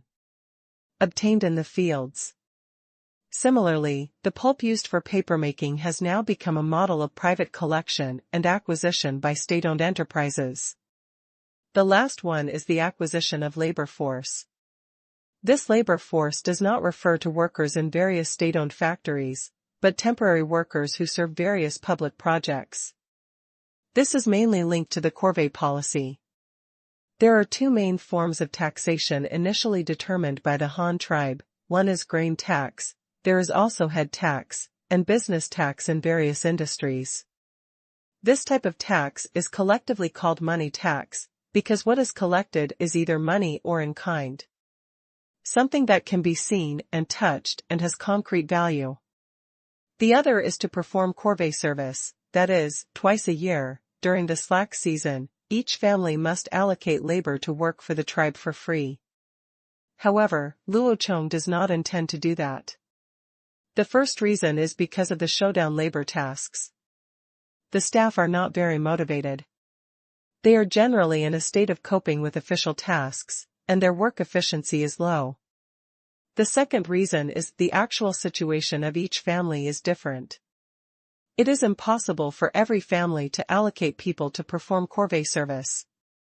If the wives and children are separated because of corvée service, it is not worth it. Moreover, doing so can easily arouse public anger and the gain outweighs the loss. Therefore, Luo Chong decided that in the future, whenever there is a public project construction, the corvée will be exempted. If the family really cannot spare any manpower, they can directly use money to pay for the corvée. The same goes for others. Then when workers are needed, the government open recruitment. During the construction period, all workers who were called up could receive wages. In fact, the part they paid was used to offset the corvée tax. Although it is just a trick of switching hands from left hand to right hand, the nature of it has changed. One is to work for the public for free, and the other is to work for the public. In the end, I have money to take it. Yes, that is to say, you can make money by working for the public. In this way, it not only takes care of those families who cannot leave, but also solves the serious problem of people's negative work attitude and low work efficiency when doing corvée service. Luo Chong is very confident in this. As long as the people below can conscientiously implement these policies to the local level, then the time when everyone in the Han tribe will have currency will be just around the corner. Now that there are promotion channels, there must also be recycling channels, because currency can only have value when it circulates and can form a market. As the largest factory owner in the Han tribe, Luo Chong said that he is not afraid of people not spending money at all, unless they eat their own food and have no other needs, otherwise they will definitely buy those manufactured products. Through the three ways of paying wages, collecting raw materials, and purchasing grain, after the people have money in their hands, Luo Chong will only need to issue a new decree to make it mandatory that any product purchased in a state-owned enterprise must be paid with currency terms. In this way, the coins of the Han tribe will really enter circulation. Although it is just an extremely simple circulation that is distributed by the government and returned to the hands of the government, what about money? As long as it flows, everyone who passes it will benefit. When people have money, they naturally cannot spend it all at once. They will definitely save their own savings, or use the money to purchase some private property that they have thought about before but have no way to obtain. And the government can also use large amounts of money to circulate. A lot of savings can be saved, and after formalization, the Han tribe can also start collecting taxes and use taxes to better develop the entire tribe. This is extremely important for both the living standards of the people and the development of the Han tribe. After these things are resolved, the last remaining problem is the pricing of items. In line with Luo Chong's own physical-based currency system, the circulation and purchasing power of coins must be linked to physical objects, and the representatives of this physical object, then naturally they are the three most essential things for human survival: food, cloth, and white salt. In fact, as long as the price of food is officially stipulated, other things can be converted using this price, even cloth and white salt are no exception. Based on the currency system of the Han tribe and actual productivity, how should the price of food be determined? The first thing to consider is the conversion of grain units and coins. This is mainly to prevent trouble in future transactions. For example, based on the calculation of 1 penny per kilogram of rice, one person cannot eat at all. If a person goes to a restaurant to eat and orders a large bowl of rice, which is about 14 kilograms of rice, then he will obviously lose money by paying 1 penny. Yes, even if you add the restaurant's firewood fee and service fee, it won't quadruple the value of a bowl of rice. If that were the case, who would go to a restaurant to eat? Can't you just bring the food and cook it yourself?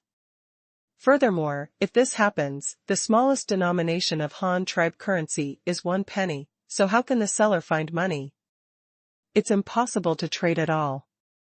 Therefore, in order to avoid these situations, the minimum value of a single item must be considered when pricing, such as buying a sesame seed cake, a bowl of rice, a bowl of porridge, or an egg. Such a minimum unit is necessary for this kind of transaction to occur. Every time, the buyer has to have the right coins to pay, and the seller has to have change. So in the end, Luo Chong priced the grain at 10 cents per caddy for shelled rice, 8 cents per caddy for husked rice, and 8 cents per caddy for corn kernels. This was mainly because the yield of corn was relatively high. soybeans cost 1.5 cents per caddy, peanuts cost 2 cents per caddy, unhulled wheat costs 1.5 cents per caddy, shelled wheat kernels cost 1.8 cents per caddy, and flour costs 2 cents per caddy.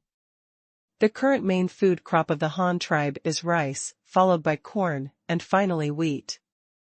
Although wheat was planted earlier than corn, the yield has not been very high, so the tribesmen are not very interested in planting it. In addition, corn after they began to enter the tribesmen's field of vision, they obviously found that the yield of corn was much higher than that of wheat for the same size plot, and they were less interested in growing wheat. Therefore, although wheat is grown every year in the Han tribe, the planting amount is very rare. At present, it is mainly cultivated and domesticated scientifically, and it has not been widely popularized. As a result, the Han tribe does not have much wheat stock. After all, what is rare is expensive, so the price of wheat is so high. As for things like rice and wheat, why are they divided into shelled and unshelled prices?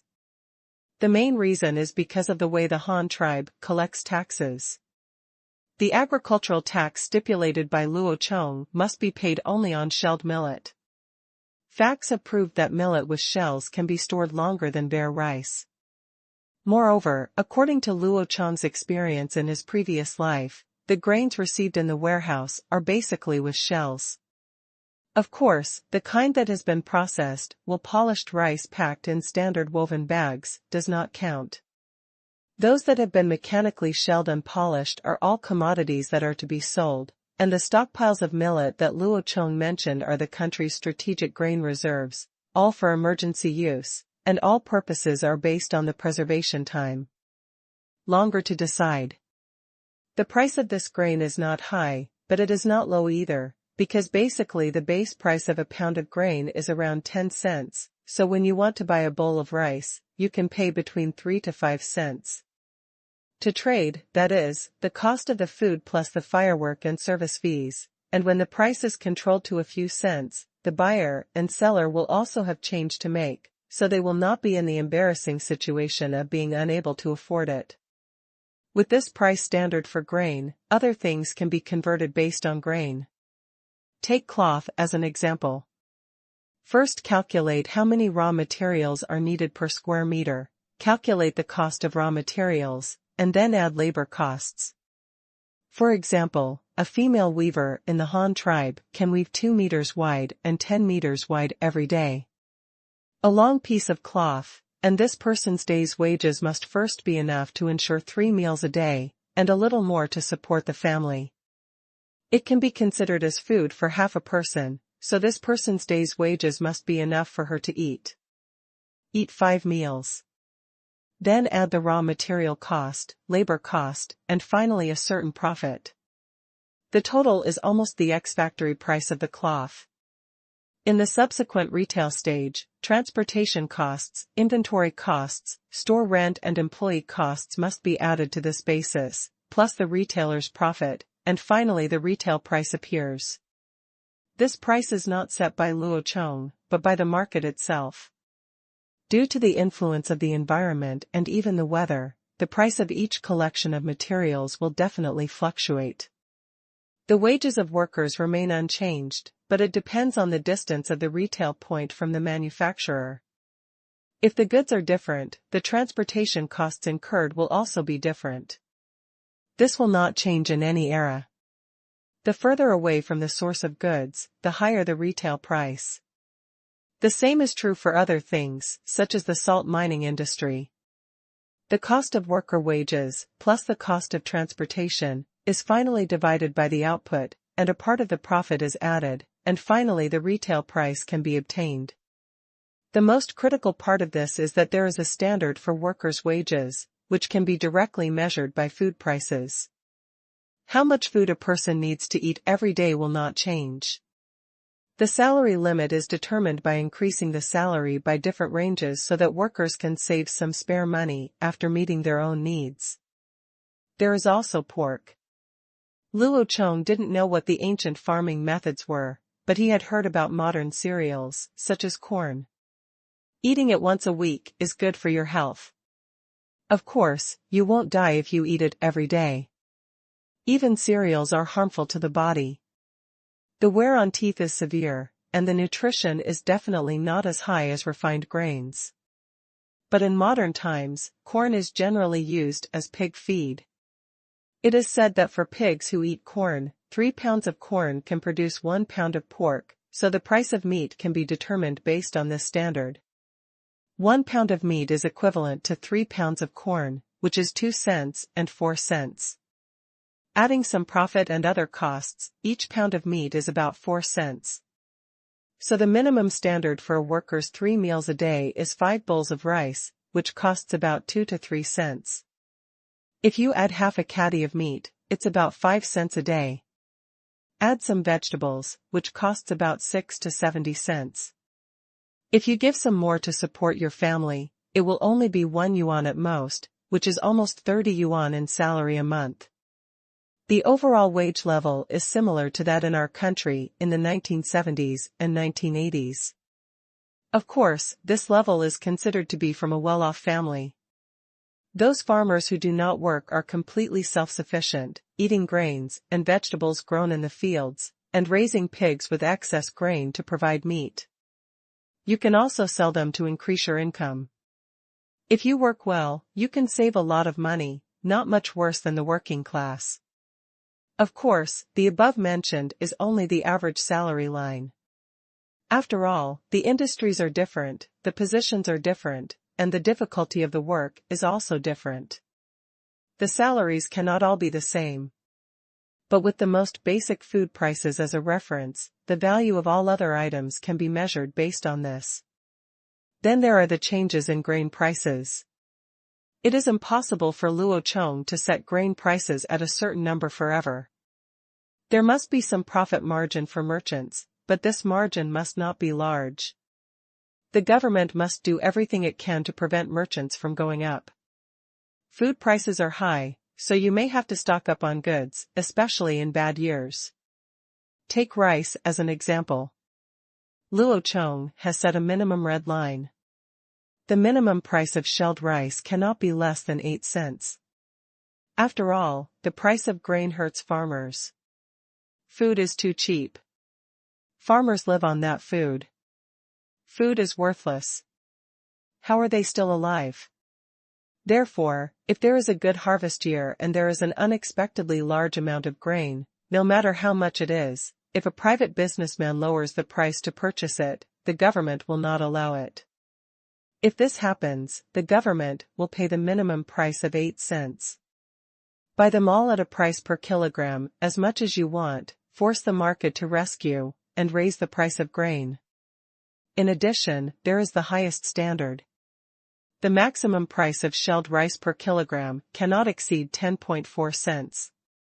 If there is a disaster year, such as drought or waterlogging, which leads to a reduction in grain production that year, the people's own grain will not be enough to eat, and the grain on the market will be sold by merchants.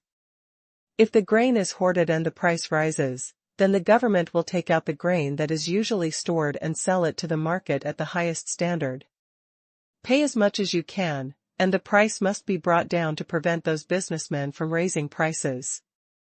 There is also the need to severely punish businessmen who disrupt the market order, especially those who dare to make a fortune from food.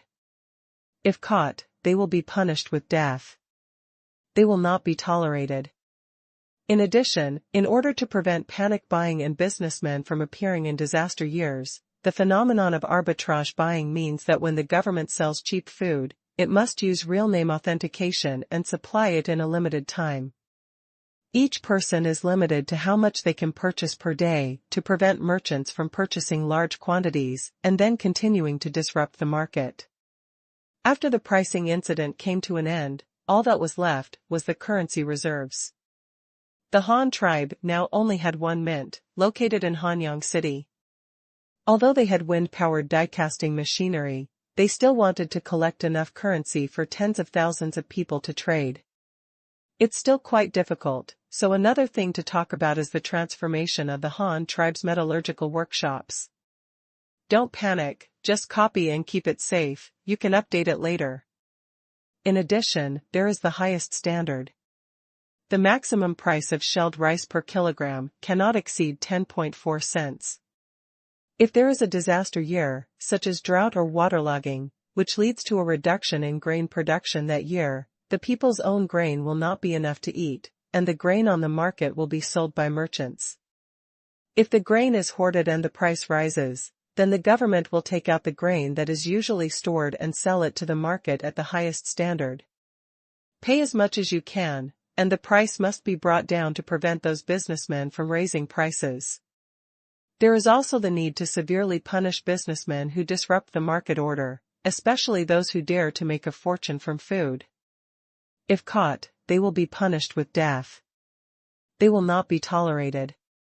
In addition, in order to prevent panic buying and businessmen from appearing in disaster years, the phenomenon of arbitrage buying means that when the government sells cheap food, it must use real name authentication and supply it in a limited time.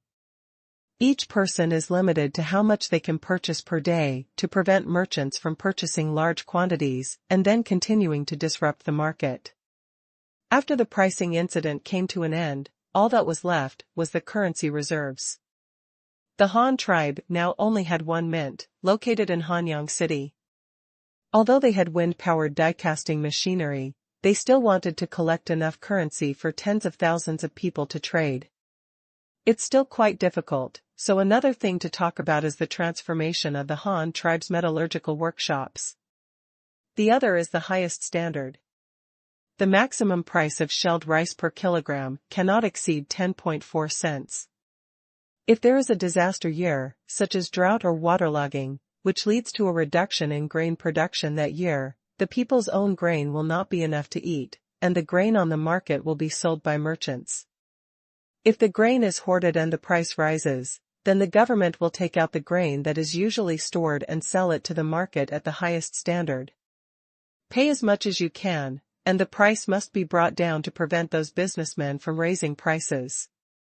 There is also the need to severely punish businessmen who disrupt the market order, especially those who dare to make a fortune from food. If caught, they will be punished with death. They will not be tolerated. In addition, in order to prevent panic buying and businessmen from appearing in disaster years, the phenomenon of arbitrage buying means that when the government sells cheap food, it must use real name authentication and supply it in a limited time. Each person is limited to how much they can purchase per day to prevent merchants from purchasing large quantities and then continuing to disrupt the market. After the pricing incident came to an end, all that was left was the currency reserves. The Han tribe now only had one mint, located in Hanyang City. Although they had wind-powered die-casting machinery, they still wanted to collect enough currency for tens of thousands of people to trade. It's still quite difficult, so another thing to talk about is the transformation of the Han tribe's metallurgical workshops. The other is the highest standard. The maximum price of shelled rice per kilogram cannot exceed 10.4 cents. If there is a disaster year, such as drought or waterlogging, which leads to a reduction in grain production that year, the people's own grain will not be enough to eat, and the grain on the market will be sold by merchants. If the price increases after hoarding, then the government will take out the food that is usually stored and sell it to the market at the highest standard. Pay as much as you can, and the price must be brought down to let those. Spring goes to summer solstice, and Luo Chong comes to this world at the beginning of summer in the fourth year. April 1st is not April Fool's Day, but it is an important day enough to be written into the history of the Han tribe, because the currency of the Han tribe was officially adopted on this day. Published. In order to cope with the upcoming market changes, Luo Chong has also made preparations for the next month, mainly to reserve supplies. Fortunately, the population of the Han tribe is not very large, and there has not been any unsolvable trouble yet. In various workshops of the Han tribe, all the people in charge were also reading the notices issued from above to the workers, and told them that they would have a day off today. Those tribesmen who came early in the morning were a little nervous, not because of excitement, but because of excitement. I feel a little confused and uneasy. In the workshop of the textile workshop, hundreds of female workers gathered here, and Shang, as the person in charge, stood on a makeshift platform. The leader said that from now on, the Han tribe will start to have private ownership, that is to say, things will no longer be distributed to each household. From today on, all the tribesmen who work in the workshops will start to pronounce a call, it's money. Whatever you need in the future, you have to use money to exchange for it. After hearing the news from the leaders above, a discussion immediately started buzzing below. What is money? Hey, the tribes used to be well divided. Why are they suddenly no longer divided? How can we live in the future? Come on, his third aunt, that's not what you said a while ago. I remember that when the leader divided the land this year, you were very happy, saying that you finally had your own land, and that in the future, you would save the grain at your own home. I have to sleep on the food every day. Go, little girl, you just gave birth to a baby, and you dare to talk to the third aunt like this. The woman who was called the third aunt was exposed, and she quickly put on the airs of her elders to cover up. I guess it's because the leader divided the land for everyone. If the tribe doesn't have food, it will be distributed to everyone. After all, we all have food now. As for other things, we definitely can't divide them casually. There are so many people in our tribe now. There are several cities, and it takes 7 or 8 days to walk from here to Luoyang County. How can we give everyone a fair share? Oh, that's what you said. Shang above also glanced at everyone's reaction, then clapped his hands to signal everyone to be quiet, and once again attracted everyone's attention. Okay, please be quiet. You all know that at the beginning of spring this year, the leader allocated land to each household. This year's first crop of rice will soon be ripe. In a few days, you should also have your own savings. You can't be hungry, but everyone knows that there are so many people in our Han tribe now, so it's no problem to distribute food to everyone, but the meat food is limited. Although the tribe raises many cattle and sheep, there are so many of us. It won't last for a few days, but it will be different in the future. After everyone works here and gets paid, in the future, in addition to the grain harvested from the fields, you can also raise your own meat if you want. The leader said that the money can be exchanged for anything. If you want to raise some livestock, you can go to the breeding area to buy them after you get the money. After Shang finished speaking, the discussion started again, but what everyone discussed was still worries about the future life. Hey, I've thought about raising pigs and sheep by myself, but after thinking about it carefully, it's not appropriate.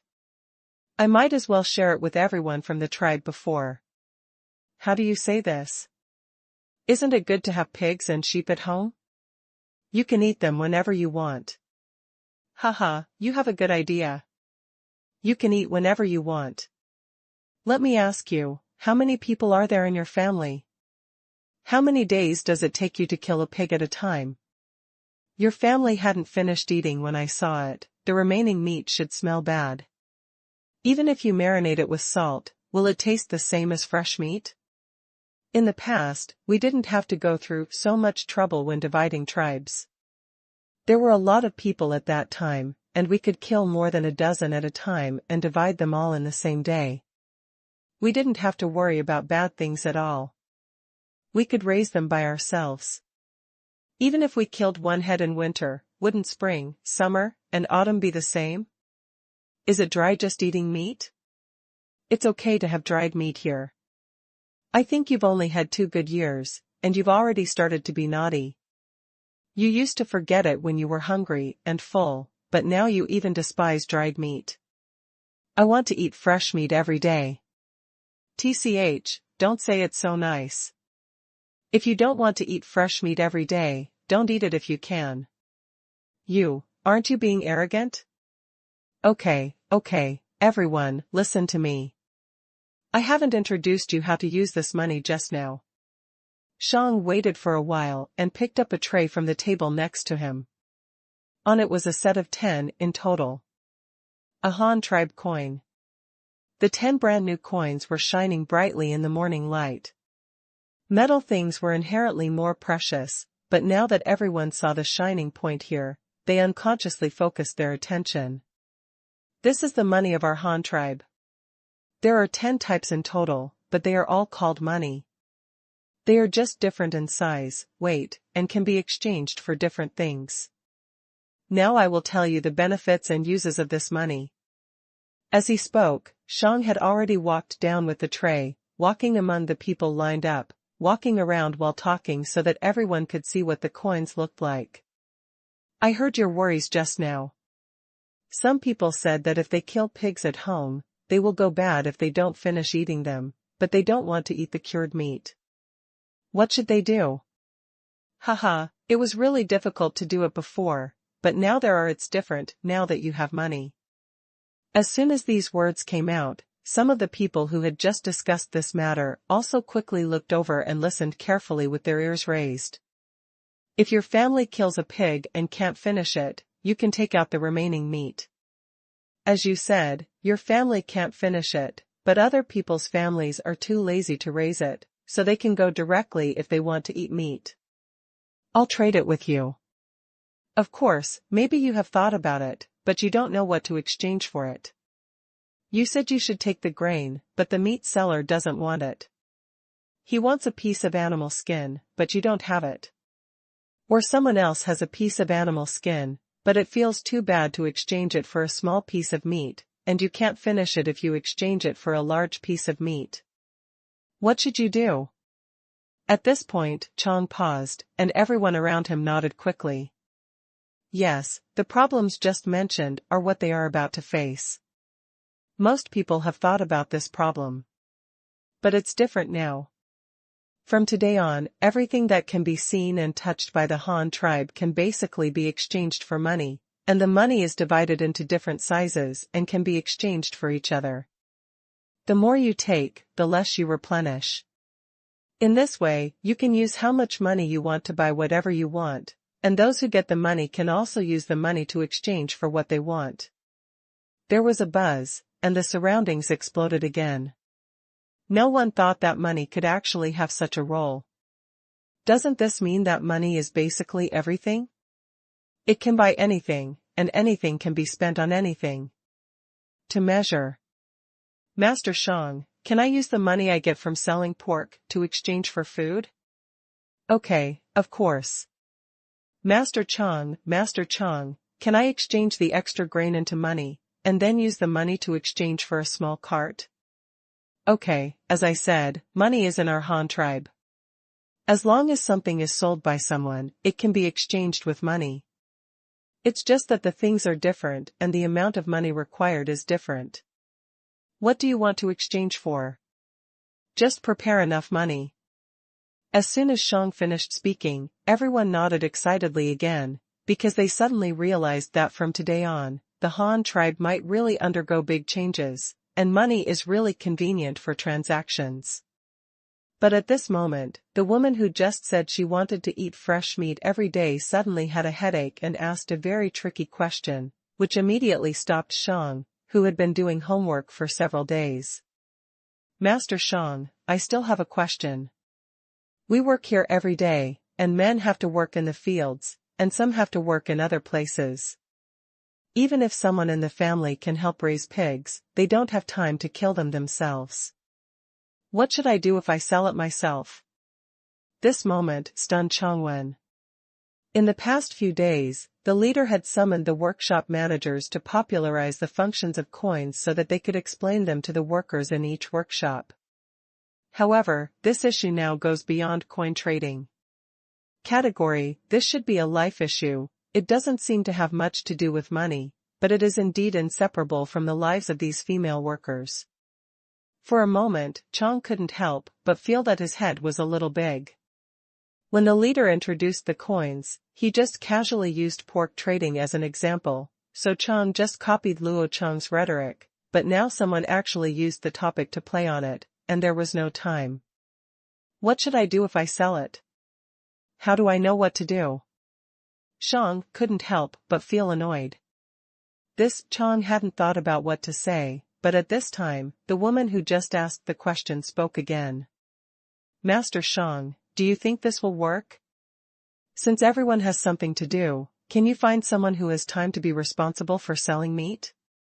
When someone wants to sell meat, they can send it to that person and directly exchange it for a whole piece.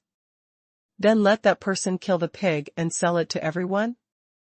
As soon as these words came out, everyone thought about the possibility of this method again, and suddenly felt that it was really possible, but they didn't take it seriously. Even Chong didn't think much about it. After all, this kind of thing was unprecedented. Everyone had no experience, so they just casually dealt with it. It should be okay. You can just go back and discuss this kind of thing among yourselves. Let's not talk about it today. Let's talk about the use of this money first, and then pay everyone's wages. Everyone can go home. Today is a day off, come back to work tomorrow morning. So next, Chong continued to teach everyone about the 10 denominations of coins. There are 3 brass coins with denominations of 1, 2, and 5 cents. 10 cents are exchanged for 1 jiao. There are also 3 denominations of 1, 2, and 5 cents, and the coins are brass. The 2-color set of coins with a silver heart is like a gold medal inlaid with jade, but this is copper inlaid with silver. When making it, you first punch out a copper ring with a punch, then punch a small silver piece, put the 2 parts together, and then smash them together with the stamp of the die-casting machine. There the patterns are grooved with each other so that the 2 parts can be firmly fixed together. 10 jiao is equal to 1 yuan, but it is special when it comes to yuan. There are 4 denominations of yuan, all of which are stamped with silver plates. They are 1, 2, 5, and 10. Silver coins with a face value of 10 yuan are currently the largest denomination in the Han tribe, but this is already a lot of money. After all, the current average salary of the Han tribe is only 30 yuan a month, which can be converted into 3 10 yuan silver coins. As for 100 yuan, there is currently no one. If gold can be mined in large quantities in the future, it is feasible to get 100, 200, and 500 yuan. However, this denomination is too large. If it were replaced by modern purchasing power, it would not cost several thousand yuan of RMB. After talking about these common-sense questions about coins, I also told everyone about the official pricing standards for food, so that everyone can have a clear idea of the value of money. Of course, this cannot be remembered overnight. After all, everyone is still new to it. There are things like coins, but Luo Chong is also prepared. At present, each workshop and warehouse of the Han tribe has calculated its own costs, and has a clear quotation for the products of its own workshop. Naturally, it will not be so troublesome to buy public goods in the future, even when doing private transactions.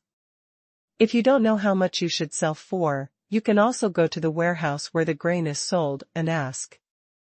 The clerk in charge of the warehouse will calculate a reasonable price based on the current grain price, and then let the buyer and seller negotiate the transaction price themselves. After popularizing these basic operations, Chong also warned everyone to take good care of their money, and what kind of punishment the county government office would give for stealing and robbing other people's property, so that everyone should not break the law. Finally comes the joyful part of dividing the money, that is, the payment of wages. The female workers in the textile workshop receive the average salary, 30 yuan per person, per month. From now on, they can have 2 days off every month, but there are no holidays. It's not fixed. If you want to take leave, you have to apply to the foreman in advance. If you ask for leave more than twice a month, your salary will be deducted. Of course, it is not a full deduction. No deduction will be made for holidays within 2. Between 3 and 5 holidays, there will be a living allowance of 50 cents, which is just for food. If it is more than 5 holidays, the full salary for the day will be deducted. But if you have nothing to do and don't need to ask for leave, you can also take no leave this month and save the leave together to do something specifically, such as going on a long trip or something. This is a more humane leave system. When it was time to distribute money, In order to make it easier for everyone to go back to trade, Luo Chong did not directly give out 3 10 yuan coins to each person, but instead gave out 20 yuan in small coins of 1 cent, 2 cents, and 5 cents, and the remaining jiao and yuan were only a few were issued, totaling 30 yuan in total, with each denomination included, in order to allow everyone to grasp these denominations as soon as possible. Another point is that each of the coins designed by Luo Chong has a different face value and a special pattern. Therefore, even if the common people are illiterate, they can still tell how much they are based on the pattern. Even a blind man can tell.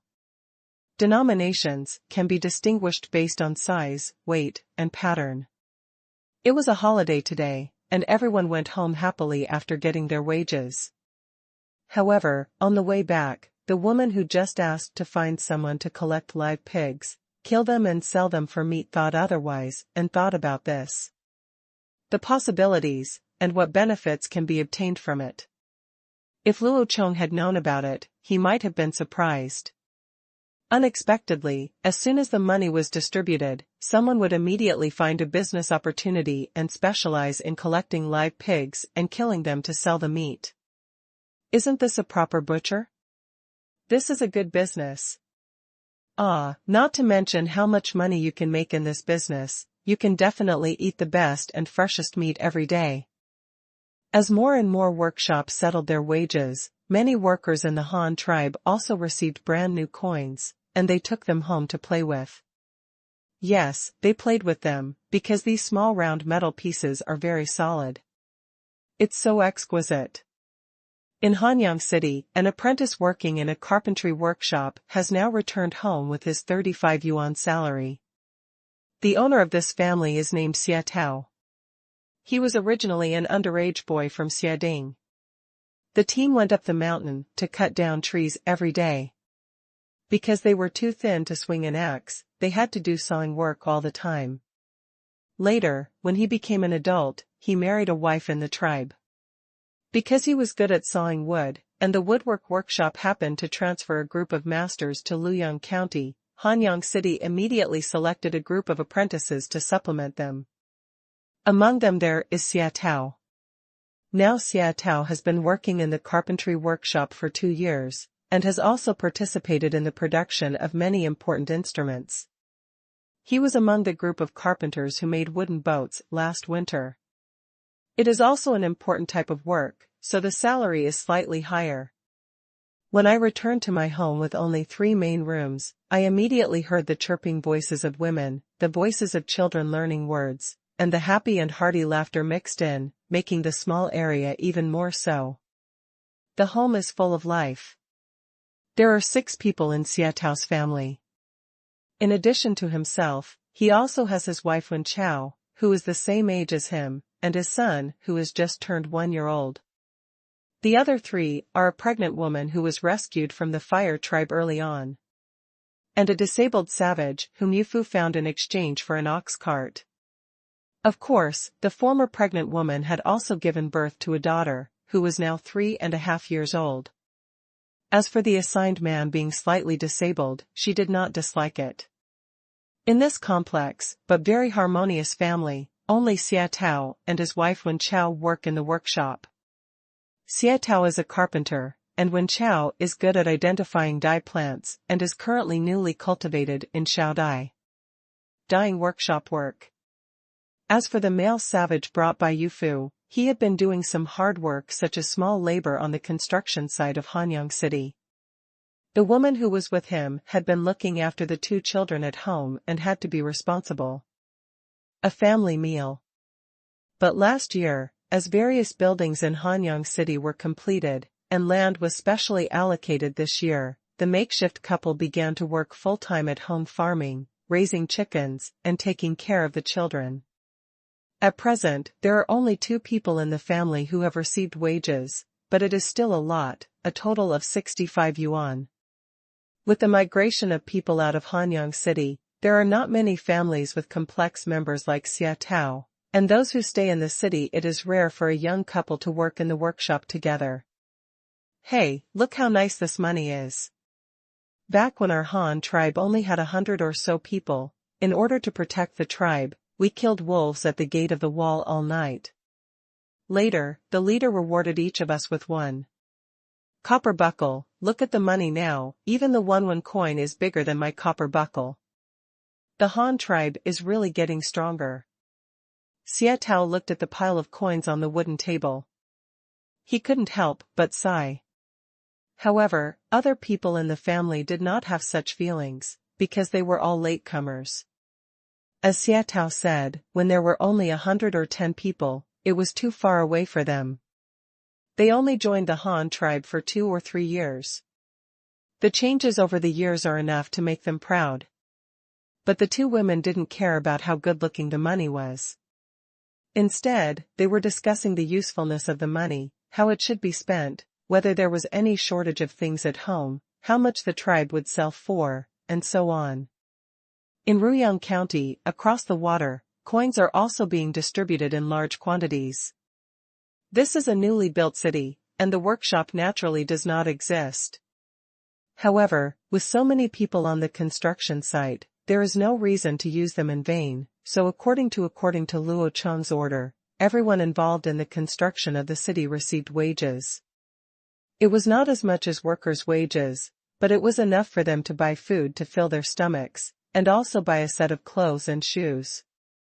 Basically, there is not much money left in their hands, that is, it passed through their hands once, and then was exchanged for food by Luo Chong, but even so, this process must be followed, for it is to make people familiar with the role of currency and then slowly accept it.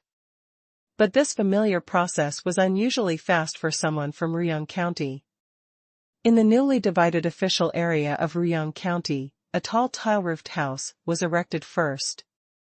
The person working here is Xu De, who is responsible for the defense tasks of the entire Ruyang County. At this moment, Rat De is leaning on the table, looking at a silver coin in his hand with gleaming eyes. This is Rat Da's own salary, which is 100 yuan. Plus various nominal rewards, there are a total of 1,000 yuan. Yuan Zheng, according to the leader, in addition to salary, there are also rewards for previous meritorious service. But this is not important. As a person who has been a second-rate dealer, this little money is nothing. In such a short time, Xu De has already come up with n kinds of business opportunities that can make money. Ruyang County is a newly built big city. Its initial scale is not smaller than Luoyang County, and because it is relatively close to Hanyang City, its geographical advantage is even higher. Shipping transportation is also extremely convenient, and you can go back and forth several times a day. Now is the initial stage of building the city. Although there is no shortage of food, white salt, and clothing, other things are extremely scarce. Even if you don't do any technical processing business, you can still make money by transporting goods from Hanyang City. But what to sell?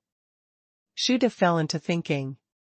After thinking for a while, he still felt that selling meat was more appropriate. And unlike others who thought of killing pigs and selling meat, Xu De was smarter, and he thought of selling cooked food. The supply of goods is available in Hanyang City. Although there are not many pigs there are many sheep, chickens, and rabbits. Especially rabbits, there are too many to eat. After all, Hanyang City is the first city to develop private breeding, but the population size is not that big, and rabbits reproduce quickly, which has led to a strange phenomenon in Hanyang City, which is to abstain from sex for rabbits. We really can't let them reproduce as they please, because the people can't eat them all. But there is a severe shortage of meat in Ruyang County. If the rabbits can be allowed to live freely, it is definitely feasible to supply part of Ruyang County's meat. In addition, Ruyang County is full of construction sites, and the tribesmen are busy all day long. If they can eat delicious cooked meat without having to do it themselves when they get off work in the evening, someone must be willing to pay for it. Thinking of this, Xu De started laughing, and then counted the luo de tu on the table. These are for renting boats, these are for asking people for help. Well, I should also buy a few big pots, come back and ask what the price of the iron pots is in Hanyang City, and the rest are for buying rabbits, pigs, and sheep. It seems about the same. Why? It seems like I still need to write down the amount of money I paid just now.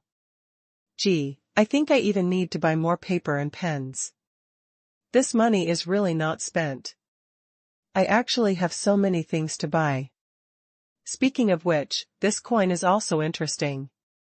The face values and patterns on the front are all different, but the reverse is uniformly engraved with the leader's portrait. Luo Chong on the coin wears a crown, and only the shoulders and collar are missing below. The pattern is also the same. It is quite clear that with the issuance of coins, many newcomers in Ruyang County, or people who have joined for a year and a half but have never met Luo Chong, are introduced to the leader.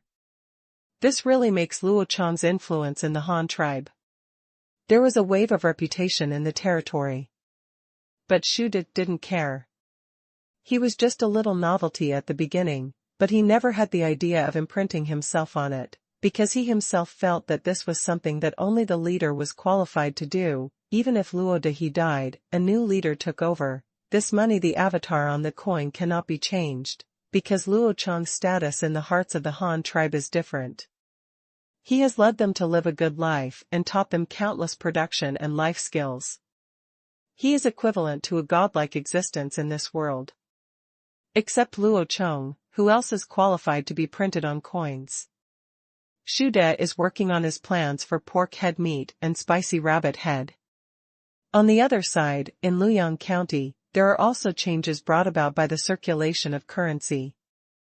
However, what is a little surprising is that the first thing to change was not the interior of Luoyang County, but the Ling tribe, which was not yet a Han tribe, that is, the tribe that lived on the wetland island. As spring warms up and the ice thaws, bamboo rafts and small boats have begun to communicate between the two places again. The transactions between the Ling tribe and the Han tribe have become more and more frequent, but this time it is different because for the first time, the two sides have different settlement methods. Brought about disputes. We really don't need any coins. This time we just need to exchange the things for us with enough white salt and cloth. Even if you trade with coins for us, we can't eat, drink, or use the coins after we take them back. Ah. A young man with a mustache under Ling Chao said anxiously and helplessly. He was very anxious. This was the first time he was assigned to lead a team to trade with the Han tribe, but before, he had to exchange things for things. Trade, this time the other party suddenly replaced them with those small shiny metal discs.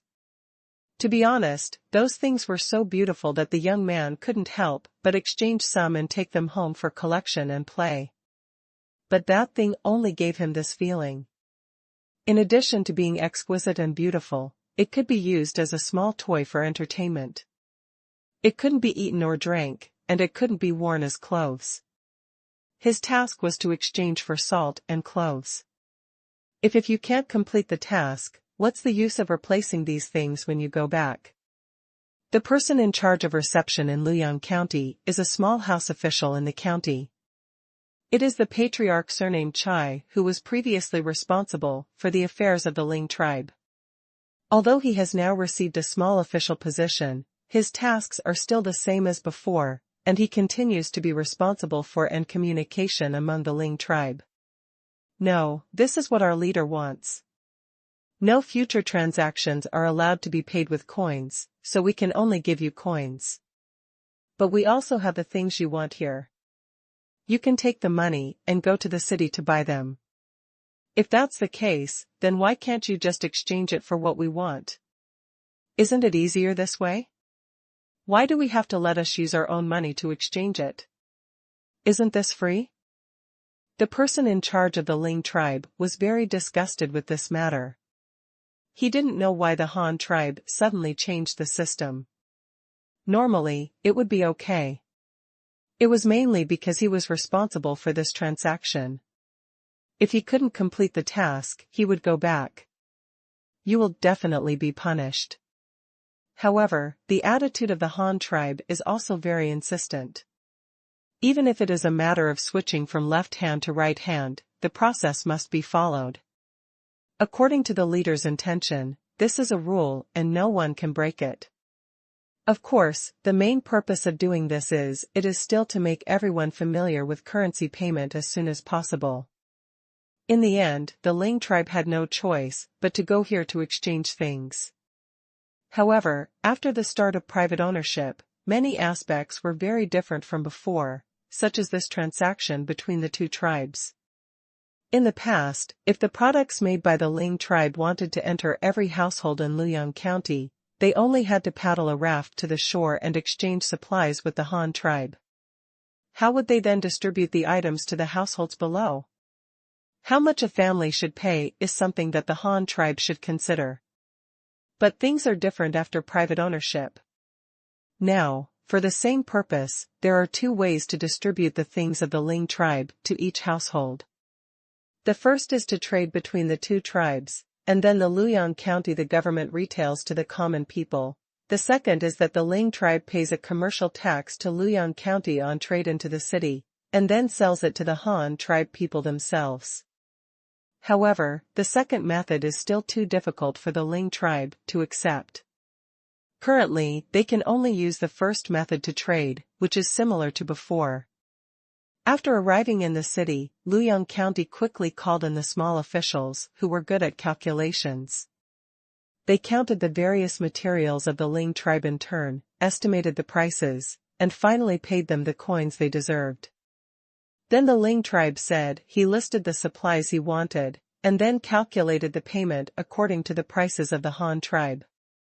In this way, the currency that had just arrived in the hands of the Ling tribe returned to the Han tribe in the blink of an eye, without even moving it, so that their person in charge mustache is quite helpless. Isn't this just a waste of time? However, when he finally left, Chief Chai still told Xiaohu about the changes that would follow. Currently, the materials mainly produced by your tribe can be divided into two types. One is utensils, such as brush holders, bamboo baskets, cages, dustpans, silkworm flats, brooms, mats, and other bamboo products, such as we can still trade things like this in this way in the future. For another kind of fresh food, we plan to set up a trading market here in Luoyang County, and then you can go into the city and trade with the people. The main ones are lotus leaves, lotus pods, fish, shrimp, crabs, water chestnuts, lotus roots, and live ducks and duck eggs. These things are easy to break and require new supplies every day. If we continue to trade like this, the delay will be long. You need to talk to your leader about this when you go back. Oh, by the way, our leader said that you should continue to increase the supply of products, especially the 3 types of mats, silkworm flats, and pen holders. You should also get more lotus leaves. Well, let me think about it, and that read. As long as the leaves are wide and long enough, we all want them here. As for food, you don't have to worry about it. Even if you don't grow rice yourself, you can always buy food from us. You just need to produce more supplies.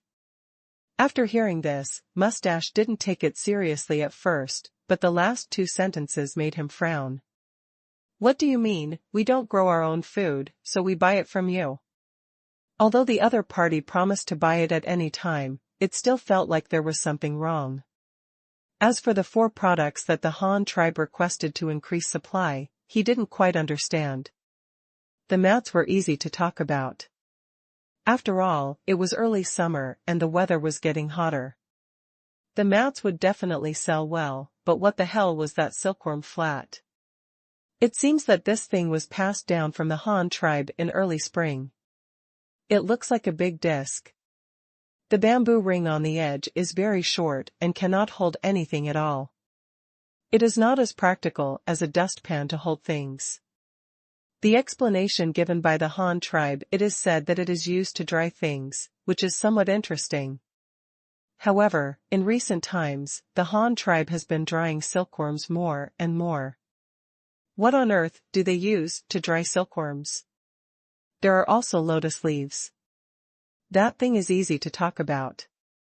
At first, the Ling tribe took the initiative to sell it. Because the Ling tribe lacked containers before, their tribesmen basically used bamboo tubes to cook rice, and then put other meat and vegetables together with the rice. Pour it on the washed lotus leaves. This method of eating is called hand-picked rice by the Han tribe. At first, the Ling tribe just wanted to sell it for a try. Unexpectedly, the leader of the Han tribe actually asked for lotus leaves. Dried ones were fine, but they were not used to hold rice, but to wrap food. But they don't care about this, they don't care how the Han tribe uses it, as long as they know that these things are useful to the Han tribe and can be exchanged for things from the Han tribe. As for the last item of reed leaves, this is really an unprecedented first time. You can't eat or drink these things, and you can't wrap things like lotus leaves. Moreover, there are many of them in the swamp. Can these things be exchanged for money? Mustache was very skeptical. But he didn't say anything. If the Han tribe was stupid, just be stupid. It had nothing to do with him anyway. He counted the ironware, white salt, ceramics, and cloth he wanted to take back. Mustache quickly took his people back. Just as they were leaving on the bamboo raft, Chief Chai stood on the shore, stroking his beard, wondering why the leader wanted so many reed leaves. Speaking of this, it actually happened in late spring, because during the flood control this year, he accidentally conquered the sticky tribe with glutinous rice. This made Luo Chong immediately think of several delicacies that he loved to eat in his previous life, such as rice cakes, bridge rice noodles, and zongzi for Dragon Boat Festival. It's a pity that these rice products must contain glutinous rice, and the Han tribe has always grown japonica rice, so there is no way to make these kinds of foods. But starting from this year, there will be no shortage of glutinous rice. So, taking advantage of the new season of glutinous rice before it was ripe, Luo Chong had already asked Luoyang County, which is close to the swamp, to prepare reed leaves, which are the best materials for making rice dumplings. After talking about food and clothing, there have also been new changes, that is, the Han tribe's silkworm breeding and weaving business has begun to get on the right track. In the newly constructed Luoyang County, a large number of brand-new bamboo silkworm flats were moved into the silkworm house after cleaning and drying. The silkworm house here is very large and is a temporary shed built according to the leader's method. It is located far away from the construction site and requires it's just a quiet. The silkworm room is filled with rows of wooden racks, with layers of silkworm flats placed on them. The chestnut silkworms raised inside are all silkworm eggs, collected from the wild, that have overwintered naturally. As for the mulberry silkworms, the mulberry trees have just been transplanted. Haven't grown up yet, so we can only raise green chestnut silkworms. It's already the beginning of summer, and the first season spring silkworms have begun to go up the mountain to spin cocoons. Silkworms have the habit of climbing up when they spin cocoons. Therefore, in response to this habit, modern silkworm raising uses plastic nets. Putting it on a silkworm rack to let silkworms spin cocoons to facilitate the harvesting of cocoons later. This was what Luo Chong heard from the female teacher who loved to raise silkworms in his previous life. But in the thousands of years before plastics existed, ancient silkworm farmers also had their own method, which was to tie bundles of rice straw and stand them in silkworm flats, allowing silkworms to climb on top and spin cocoons. Because of the shape of the straw bundles, it looks like a mountain, so the process of adult silkworms climbing up the straw to form cocoons is also called going up the mountain. The spring silkworms here are spinning cocoons, and the newly hatched summer silkworms in the silkworm room next to them are still in the state of ant silkworms. They quietly enter the silkworm room. If you listen carefully, you can hear the rustling sound of the silkworms eating leaves. Sericulture has entered a large scale. At least the first centralized silkworm room has been established, which proves that this all-artificial breeding model is feasible. However, Luo Chong is still not satisfied with the silk weaving technology. The first generation of silk looms were modified from shuttle looms, but currently they can only weave plain white silk. Even if it is dyed later, it will still be plain weave, that is, pure colored silk. Cloth, when such silk is worn on the body, it is at best more skin-friendly. However, Luo Chong still feels that such silk cannot meet the positioning of top-grade silk in his mind. He thinks of the Chinese silk that was famous all over the world. It's not that low. Think about the famous Sichuan brocade in the previous life. It was woven with flowers, and it was not printed and dyed in the later stage, but the pattern was woven directly. Only such cloth can be considered a truly high-quality product.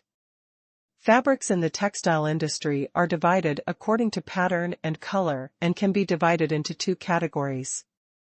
One is weaving first and then dyeing. Although the dyeing methods are different, they all have the same meaning.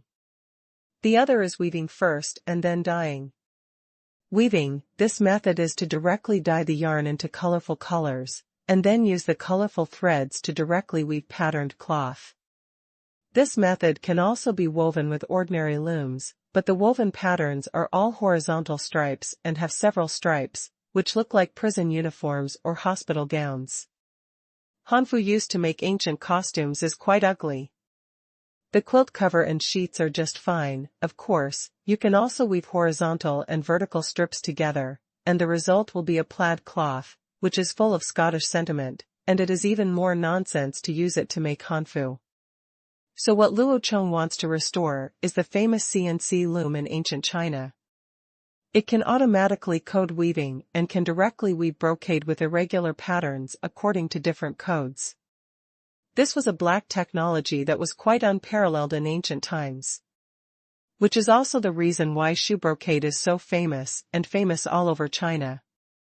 Although Luo Chong had never seen that kind of loom in a museum in his previous life, he had learned about the working principle of this kind of loom in the documentary.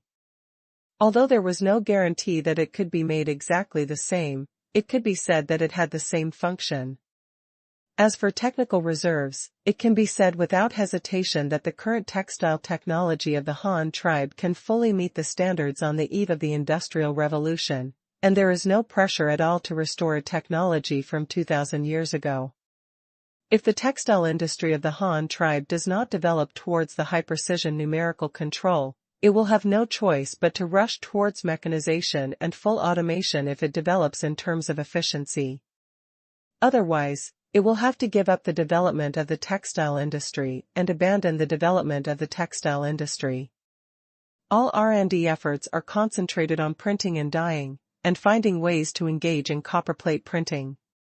However, Luo Chong has no such plan yet. After all, the structure of the Han tribe is here.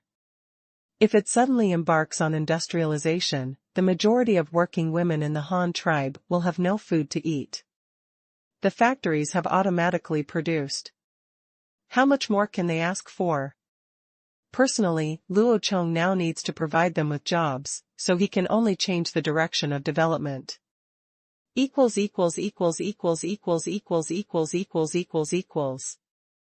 will be W in a while. Although this new loom is called CNC coding, it is actually completely different from computer numerical control.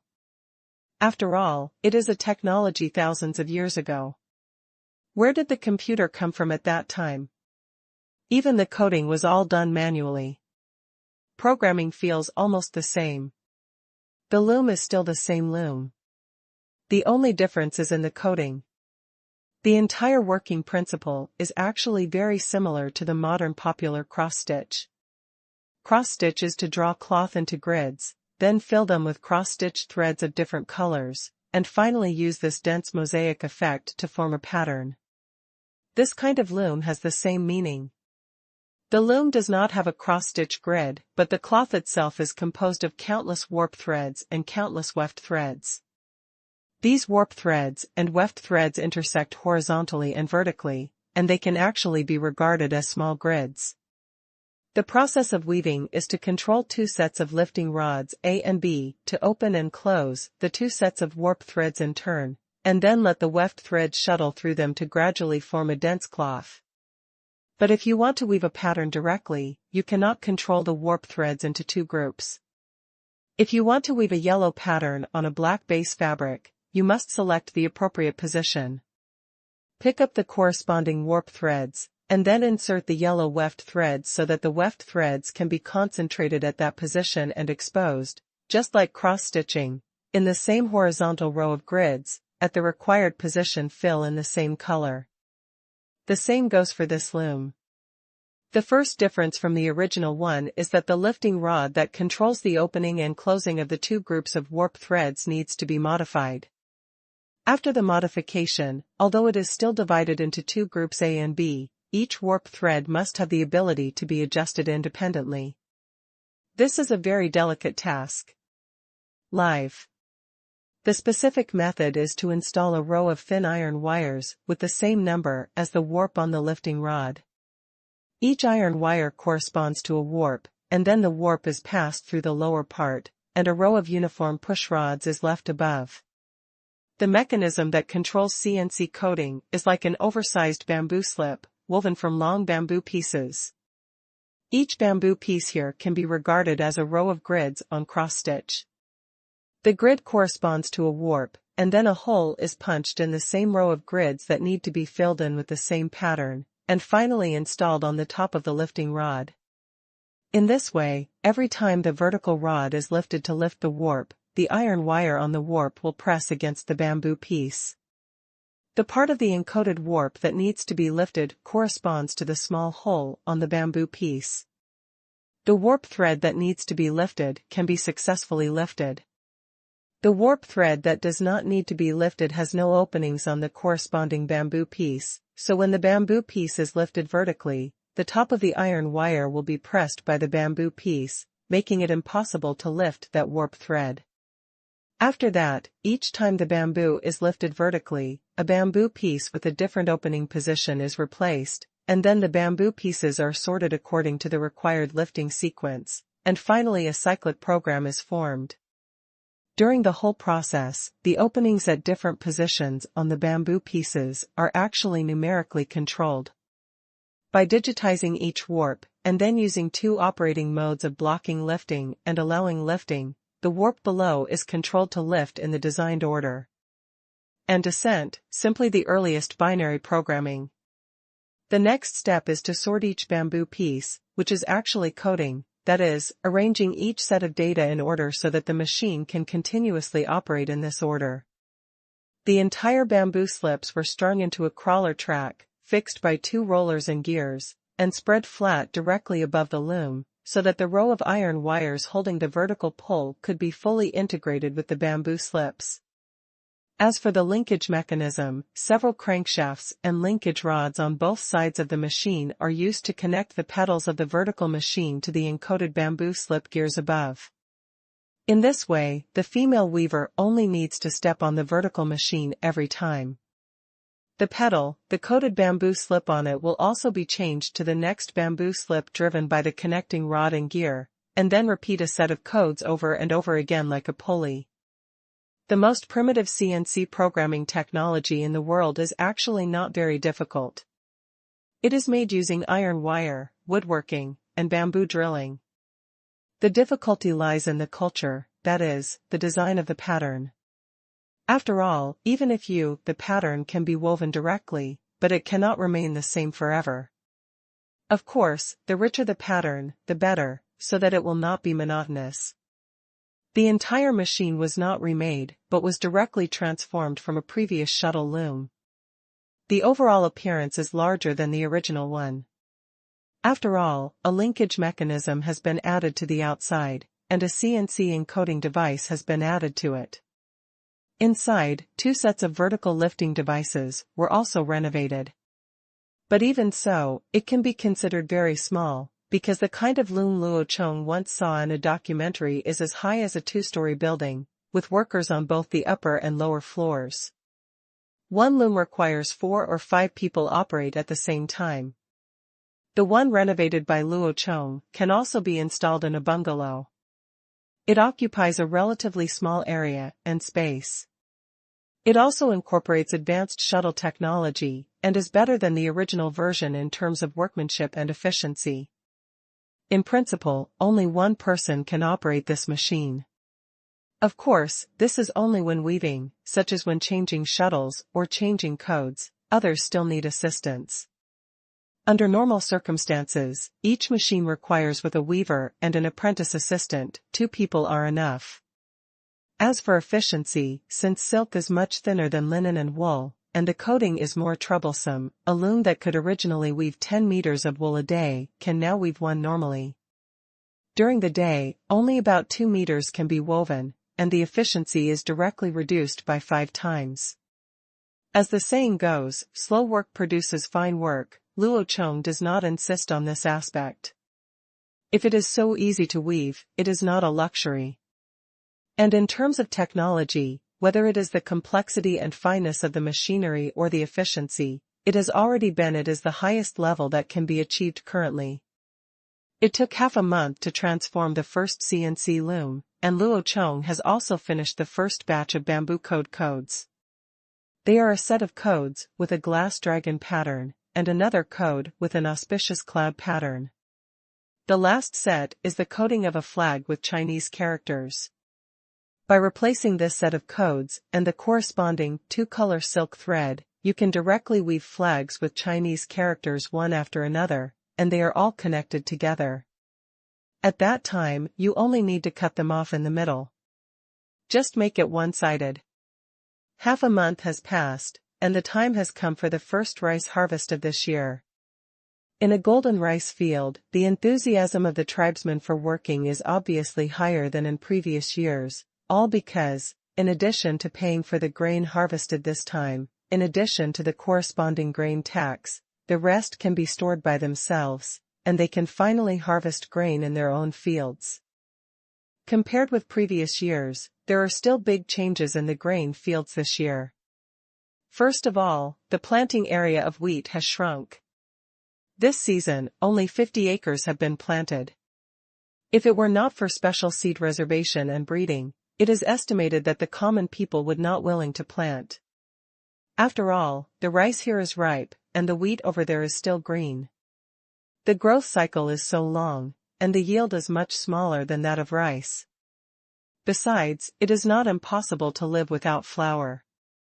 Anyone who is not stupid knows how to choose. On the other hand, the fields on the east bank of the Rushui River are all planted with glutinous rice brought by the Nyen tribe this year. Although the more mature planting methods of the Han tribe have been used, the yield is still obviously lower than the Japonica rice of the Han tribe. The planting area and yield are about 2/5 less than that of Japonica rice. Furthermore, because things are rare and expensive, Luo Chong set the price of shelled glutinous rice at 1.5 cents per caddy, which is the same as soybeans. However, for the time being, the tribesmen are not used to eating this kind of round-grained glutinous rice. It is still difficult to popularize it among the Han tribes. They have to wait until the reed leaves from Luoyang County are delivered, and then they can be made into rice dumplings. But it's a pity that there are no suitable fillings yet. The last difference from previous years is the increase in corn planting area. In the first season, the men's grain fields were all planted with rice, while the women's auxiliary fields were all planted with corn as required by Luo Chong. Corn has a short growth cycle and can mature in 3 months, and its yield is no less than that of rice. With 600 square meters as 1 acre, the average yield of corn per mu can reach more than 700 kilograms. However, since it was planted in early spring, the growth cycle is still a bit longer, and it actually matures at the same time as the spring rice. The reason why Luo Chong compulsorily requires planting 1 season of corn is mainly to propagate more seeds and promote corn on a large scale first to solve the tribe's food problem in several new cities this year. The new city is currently in the initial stage, and the canals and fields cannot be as complete as Hanyang City. Therefore, if we want them to be self-sufficient, adaptable, and relatively drought-tolerant, corn has become the first choice. Although corn is a miscellaneous grain, but judging from the current situation, filling your stomach first is the first priority. Therefore, after the corn in Hanyang City was harvested, it was soon compulsorily purchased by the government. After simple threshing and drying, it was immediately transported to several newly built cities and ordered to be planted immediately. This year, several new cities only planted corn needs to be harvested for at least 2 crops before winter, so that they can solve their own feeding problem. In mid-April, the entire city of Hanyang was filled with golden color. Not only the squares in the city were used for drying food, but also the 4 main streets and rows of alleys in the city were dried of food. It seems that the planting area has not changed much, but it is not like the previous public ownership where everyone dried the grain together. Now that private ownership has become popular, everyone has found different places to dry the grain in order to separate each household.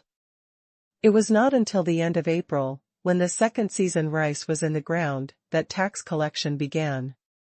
Although the tax collection method stipulates that every household collects 4 out of 10, it is actually impossible for each household to collect the same amount of grain. The county government, which is already short of manpower, is even less likely to go door to door to weigh the total amount of grain for each household, so in the end the method Luo Chong gave was to randomly select 10 acres of land, then weigh out the yield per mu, and finally take an average. Based on this, a 40% grain tax was levied on each household. Get up early in the morning. Today, every household has to keep people at home, and then some county officials drive carts with 4 wheels and 2 oxen to start collecting grain from house to house. Every household also opened the door in advance and prepared the food to be handed over. The reason for retaining people was naturally so that the head of the household could sign the deposit, so that the tax could be collected according to the registered household registration. Taxes cannot be evaded, and the government can avoid multiple tax collections. At noon, the 8.5-year-old Xiao Qubing stood on tiptoe at the door and looked around, finally waiting for the ox cart to collect grain. "Little boy, where are your adults? They've come out to hand over the food." The household clerk, who was wearing a black robe and a leather headband symbolizing the title of Jizwa, was flipping through the yellow household registration book and a tax account in his hand. When he saw Qubing standing at the door, after saying that, "I finally saw Qubing wearing a moire-patterned copper buckle on his head, and I couldn't help but look at him." This household secretary was selected from students from various tribes last year. In fact, they joined the Han tribe relatively late. They know what this kind of cloud-patterned copper buckle represents. Although it is not a title, they are definitely the earliest. The group of big guys who joined were not people that his smart job could easily provoke. They were just a little curious about how Qubing got credit at such a young age. However, Qubing was obviously immune to such surprised and envious looks, and he quickly handed over his mother to collect grain without explaining or showing off. The process of collecting grain is very simple. In addition to the ox cart that pulls grain, there is also a hopper cart next to the small official in the household. It is a simple-looking but very strong shelf with a bucket placed on top and a bucket underneath. I prepared a pile of empty bags. The sick mother carried all the grains in rattan baskets to the gate, and then several small officials began to measure, bag and load the grains one by one. The last household secretary wrote down the specific amount of grain received and the name of the head of the household on the tax account, and then asked the sick mother to sign and have her fingerprints printed. Finally, he took out a pamphlet that had just been printed a few days ago. Then turn to a new page and fill in the username after entering the owner's tax payment information. He stamped it with the bronze seal he carried with him, and then tore it open at the middle fold. Half was for the householder and half was for the government to file. This is equivalent to a receipt for each tax collection. If something goes wrong in the future, the 2 halves can be paired together to confirm each other. The tax collection work is proceeding in an orderly manner. After these grain taxes are paid, they will soon be sent to the 4 new cities of Bomagwan, Madian, Danshan, and Ruyang through water and land transportation. As for the grain supplies in Sidong County, it all depends on Luoyang County, otherwise the pressure on Hanyang City would be too great. After arranging the work of collecting and transporting grain, Luo Chong did not watch from Hanyang City, but completely let the officials do it themselves. After all, they are all novices. If they want to grow, they cannot lack training. As long as there are no problems in principle, no mistakes will be made. Any other mistakes are understandable. As long as you sum up your experience and correct them later, people are not afraid of making mistakes. What they are afraid of is that they don't have a long memory for making mistakes. After explaining what needs to be paid attention to in the work, Luo Chong rode Huishan, taking the other 3 terrifying elephants and some newly made weighing instruments, that is, scales, from Hanyang City, and then transported them to Luoyang County. Check out the work over there. The currency has been implemented for a month. In comparison, among the existing cities of the Han tribe, the places with the most scattered transactions are Luoyang County, Hanyang City, and Ruyang County. Even if there is a guy like Shuda who is good at running camps, however, the overall environment is not as good as that of Luoyang County.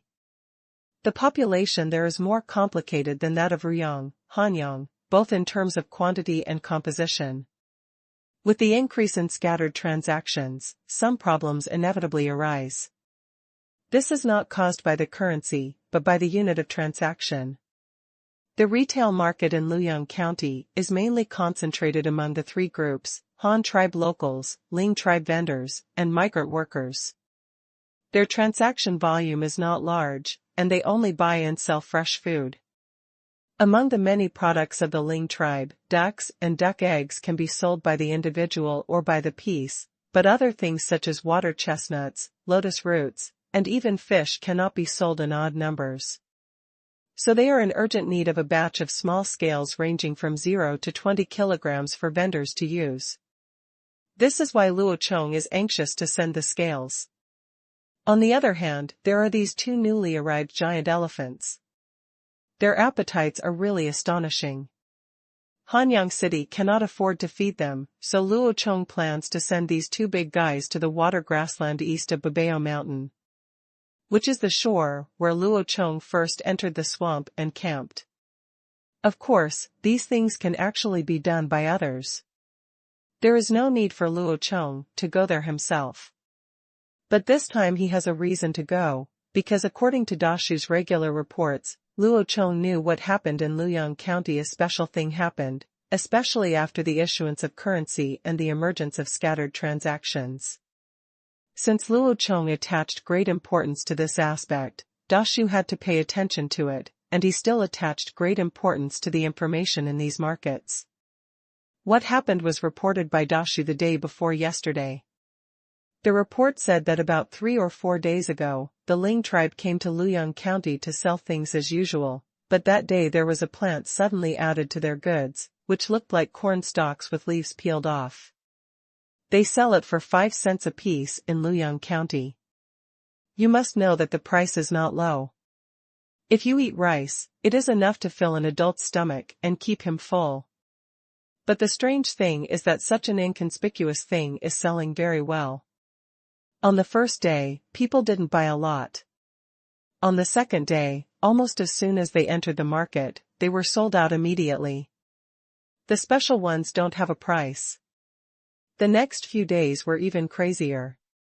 Almost as soon as the rafts from the Ling tribe arrived, there were people queuing up at the Luoyang County market, and a group of people went directly to the river to grab them. At first, Dashu didn't pay attention, but as the tribesmen discussed and showed various strange behaviors, Dashu also discovered that something was wrong. Then on the morning of the 4th day, as soon as the Ling tribe docked, Dashu, the tree, asked someone to bring a few of those things over. Then he heard from his subordinates that this thing didn't have a name yet. The people in the Ling tribe didn't know what it was called. They only knew that it was edible and not poisonous. The people here in Luoyang County named this thing sweet rod. As the name suggests, it is sweet straw. The big tree also tasted it. The skin of this thing is thin. If you gnaw off the skin and take a bite of the core inside, put it in your mouth and chew it, a lot of sweet water will flow out. Then you can put the chewed straw in your mouth. Spit out the dregs. To use the original words of the big tree in the memorial, it has green skin, more than 2 meters long, straight stems, as thick as a big finger, thin skin and juicy, sweet juice, which makes people unable to stop eating after one bite. Luo Chong was not calm at the first sight. If he guessed correctly, this thing should be the sweet stalk he had eaten when he was a child. The scientific name is also called sweet sorghum. It is actually a kind of sweet sorghum stalk. The most important thing is yes, this thing also has a famous alias, known as northern sugar cane. The Han tribe is not without sugar. The root nodules of the man-eating tree in the back mountain produce syrup. However, the yield of that tree is low.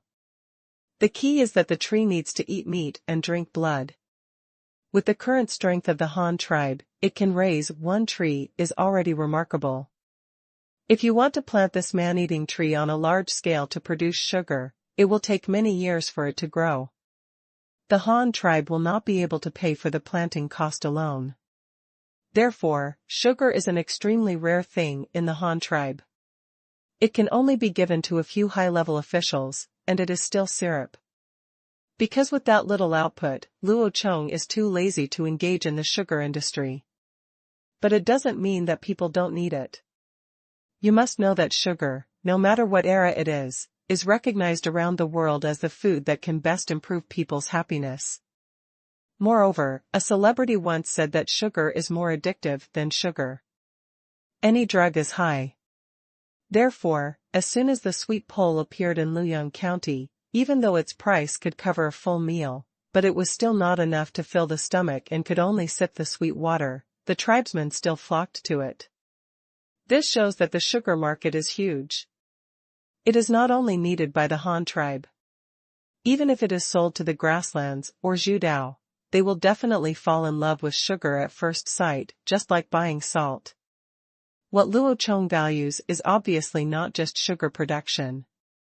You must know that the scientific name of sweet stalk is sweet sorghum, so no matter how sweet it is actually a type of sorghum. This kind of sweet sorghum has a very high utilization rate. In addition to being able to squeeze sugar like sugar cane, it can also be grown with sorghum rice. These sorghum rice are also a kind of grain. Not to mention eating them, the key point is that sorghum is very suitable for use. Winemaking. Let's not talk about the problem of drinking and causing trouble. The most important thing is that as long as you can make wine, it means you can make alcohol. And as long as you have alcohol, you can try your best to disinfect all kinds of trauma in the future, which will help improve the people of the tribe. It has a great effect on the survival rate of the Han tribe, and it is also a solid step forward for the medical aspects of the Han tribe. In the end, the waste is utilized. The sorghum rice on the top is used to make wine, and the straw below is used to squeeze sugar. However, the skin and crude fiber left after the sugar is squeezed are equivalent to the core of sugar cane. These waste materials are used to feed livestock, which is an excellent feed. Not only does it have a sweet taste that animals love to eat, but it is also high in energy, and they can grow faster if they eat it. The same waste products, if they cannot be used as feed, can also be used to pulp and make paper. What a miraculous crop this is. It doesn't have many uses. And with the emergence of sweet sorghum, how could Luo Chong still stay in Hanyang County? If he hadn't arranged for people to collect taxes in the past 2 days, he would have been there long ago. So I ran all the way to Luoyang County. But it's not too late to go now. After all, Luo Chong is not just here to eat a few sweet sticks. The main purpose of going there this time is to find a way to get some seeds, and then try to popularize them on a large scale, so as to prepare for the future brewing of the Han tribe. The sugar industry should reserve raw materials. For fear elephants cleared the way, followed by more than a dozen bullock carts filled with supplies. It took Luo Chong and a team of people 2 days to reach the boundary of Luoyang County. When he arrived at the place, it was already the afternoon of the next day, and the fresh food market had already ended. Luo Chong did not see the lively scene of thousands of people queuing up to buy sweet sticks as he expected, but he was in the city. The streets can be seen everywhere with children chewing sweet sticks, or some older people squatting on the ground with half bamboo tubes and dustpans to grind corn. "Chief, I bought you a bundle of sweet sticks this morning to keep. You can eat them whenever you want."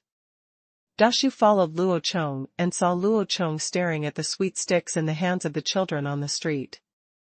"Look, that's what he said." Luo Chong frowned, looking unhappy. "Why are there no trash cans on the street?" "There are street sweepers, but no one cares about the sanitation here in Luoyang County. Look at those children, after eating the sweet sticks, they vomit the remaining dregs in the street. It wasn't like this before, it was just like this after having the sweet pull in the past few days."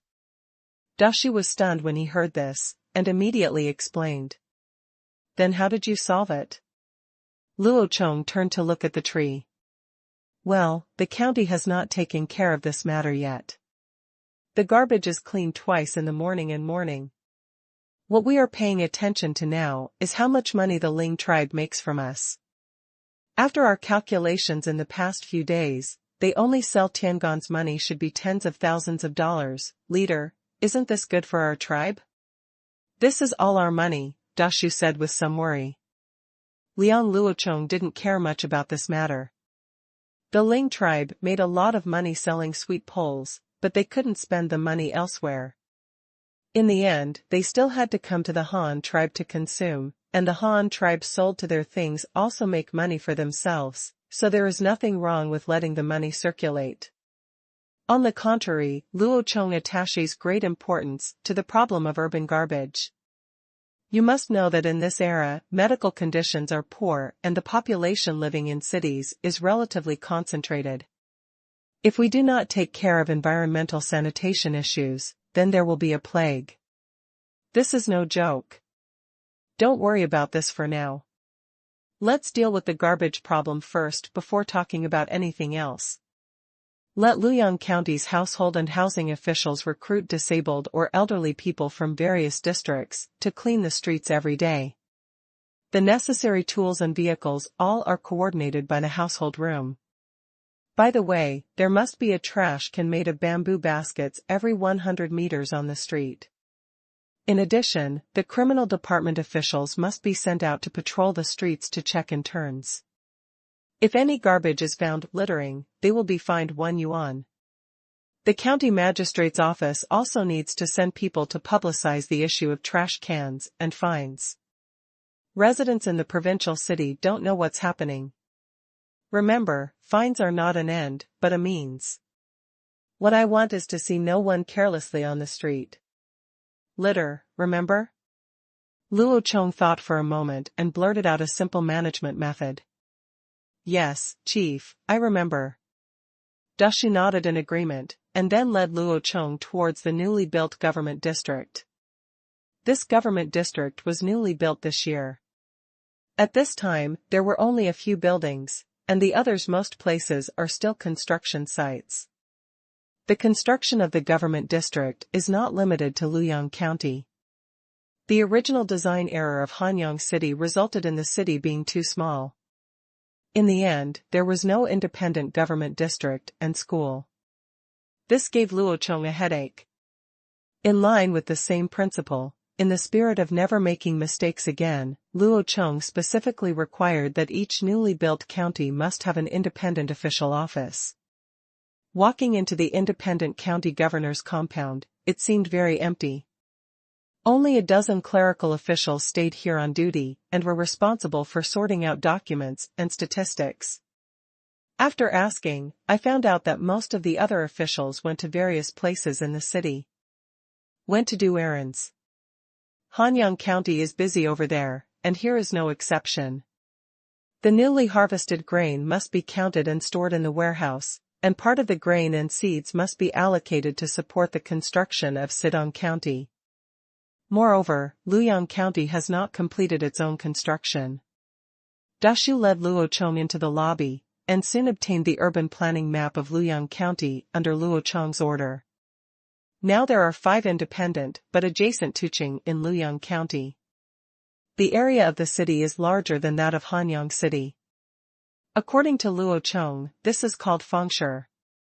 The administrative level of Feng City is designated as a township level, which is 1 level lower than the county seat and 1 level higher than the village.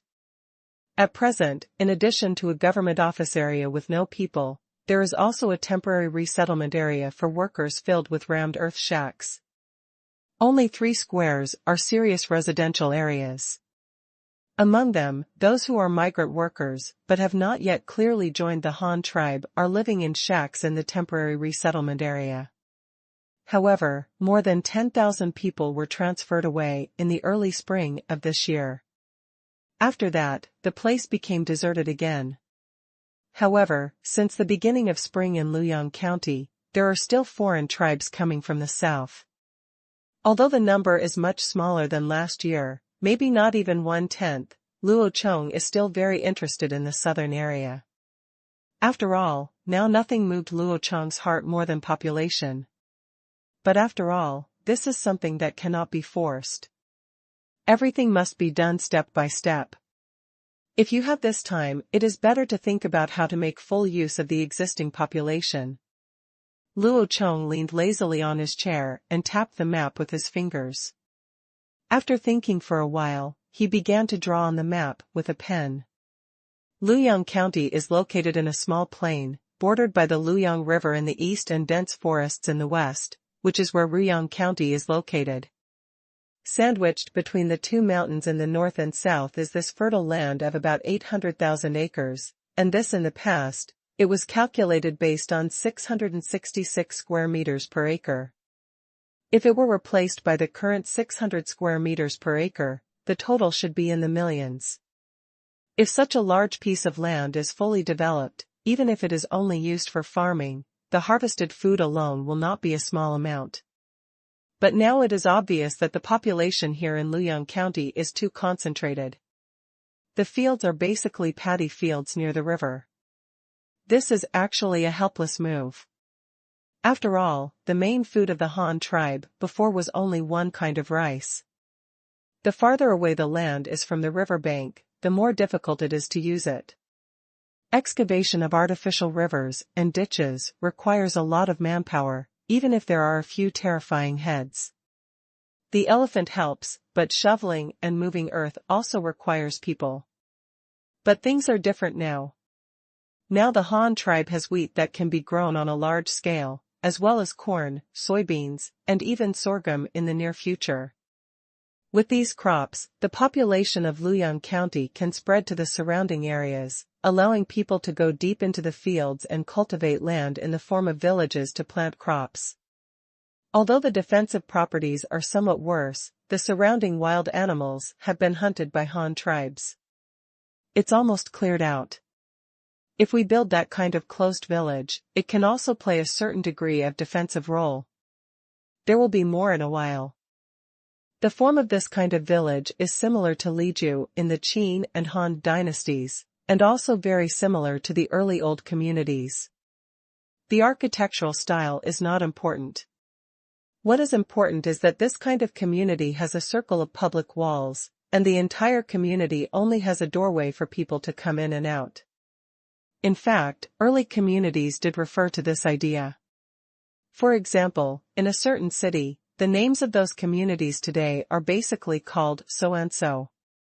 The village envisioned by Luo Chong also looks like this.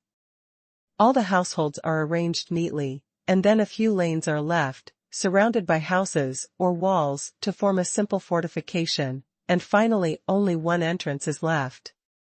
Such a village layout can not only prevent some small beasts, but also prevent attacks by outsiders. More importantly, it can circle the entire village for easy management and control. The number of people does not need to be too large. Each li, that is, a village, has about 100 households. However, in terms of distribution and expansion, Luo Chong still chose a place close to the canal. After all, even if it is far away from the river bank, it is best to have canals facilitate irrigation of farmland. Of course, there is another way, which is to draw an artificial river and then distribute all the villages along both sides of the artificial river.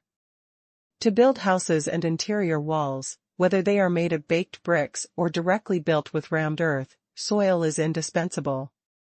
So where does the soil come from? It is originally a plain, and you cannot dig it randomly. It happens that two villages are responsible for one section of the river. When the construction of the village is almost completed, the artificial river in this section is almost completed. After that, we only need to divert a few small canals to divert the river water to the farmland. Moreover, this has the advantage of establishing a water transportation network between villages. Although it is a small artificial river, there is no plan to do so. No matter how big the boat is, it is mainly used to run small boats used by some traders, even bamboo rafts will do. In this way, vendors from all over the country can go to various villages along the river to sell goods. Even if the transaction volume is not large, it is still better than the people in the village going to the city to go to the market. Villagers who are far away have to go without saying anything if they want to go to the city. It takes half a day for the first half of the day, and another half day for the return. A whole day is lost just to buy something. It is really a waste of time. Having made up his mind, Luo Chong quickly turned it into a concrete plan. Luoyang County will continue to send people out this year, but these people are still within the jurisdiction of Luoyang County. The artificial river runs from east to west, with a width of 10 meters and a depth of 4 to 5 meters. Each river section is dug by two villages, each digging its own half, and using local soil to build houses and inner walls. The starting point of the artificial river extends eastward from the existing canal on the bank of Luoyang River.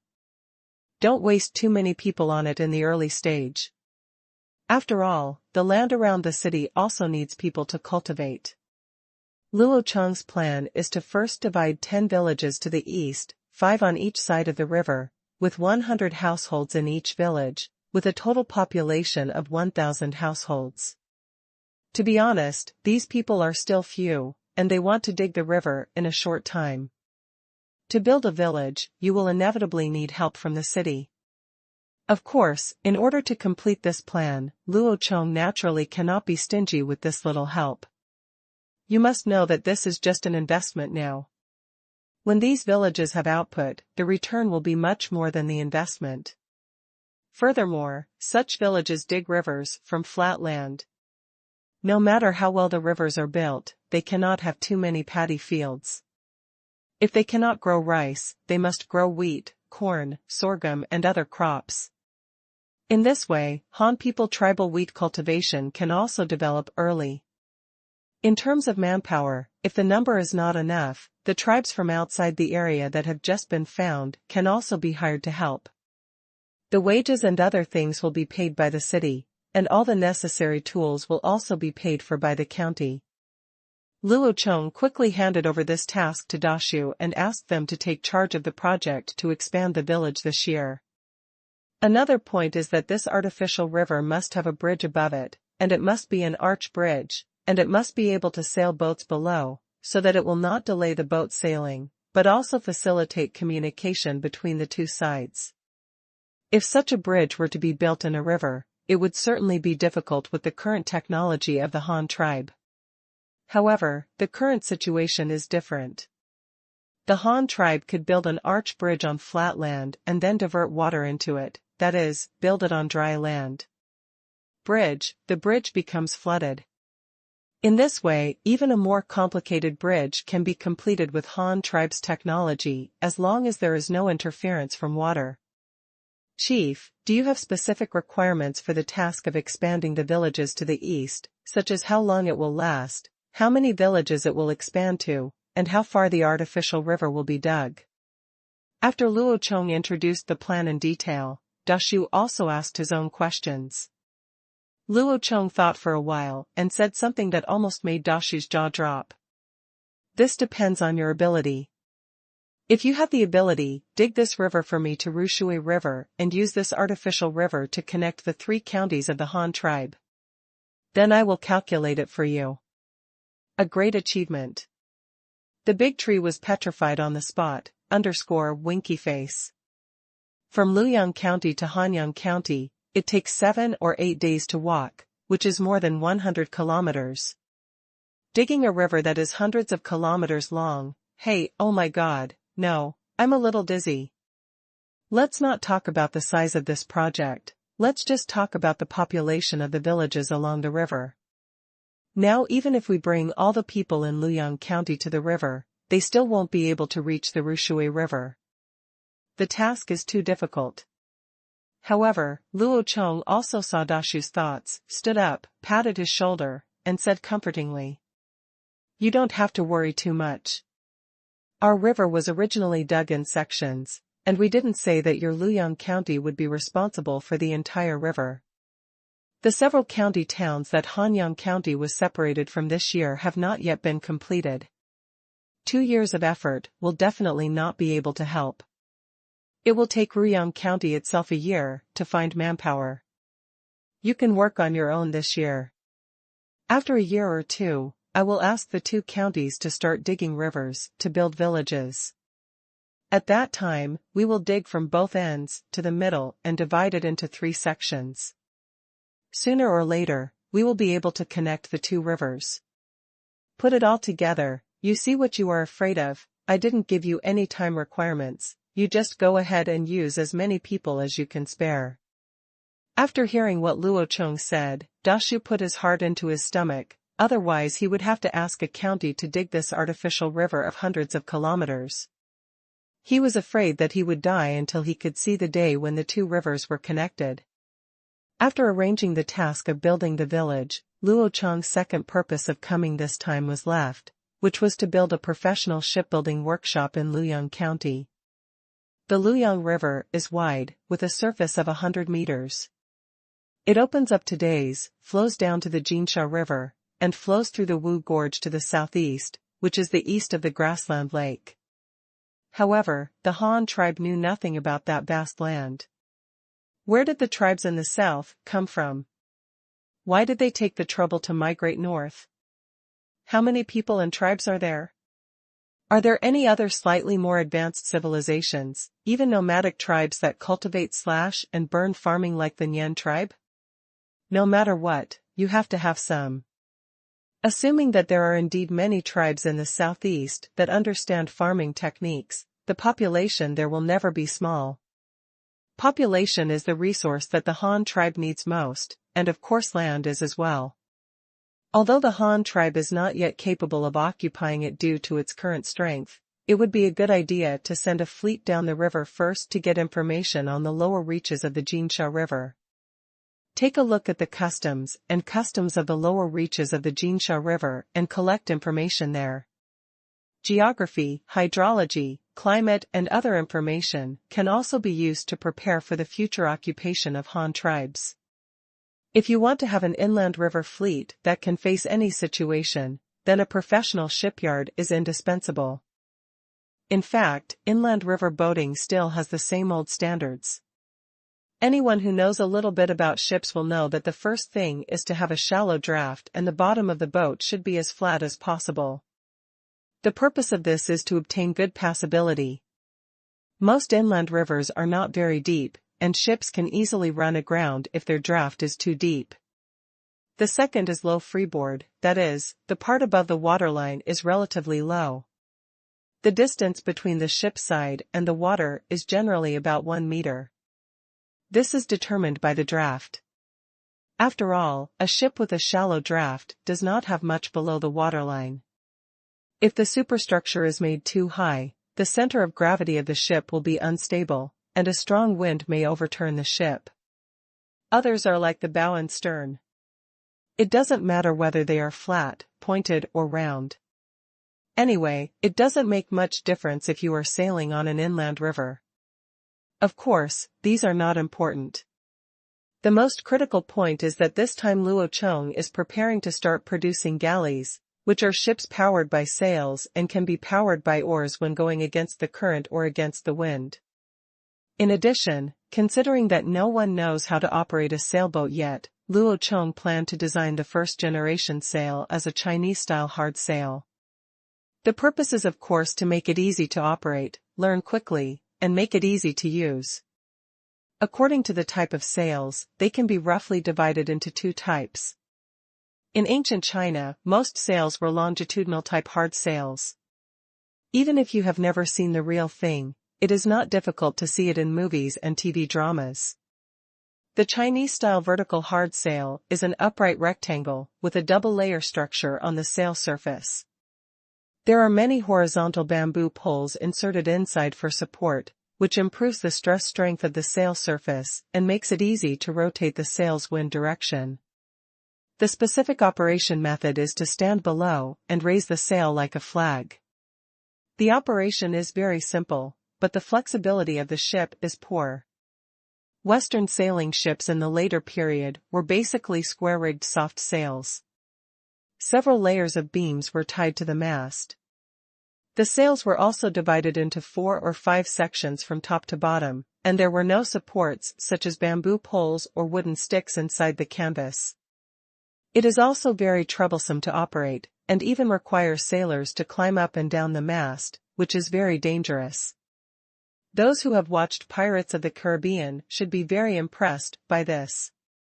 But every disadvantage has an advantage. Although this kind of square-rigged soft sail is troublesome to operate, it can maximize the use of wind power.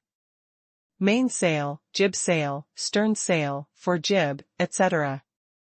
Used in combination, the sails can make the ship more flexible and even allow the ship to sail against the wind. Generally, the jib in front of Western ships is used for sailing against the wind.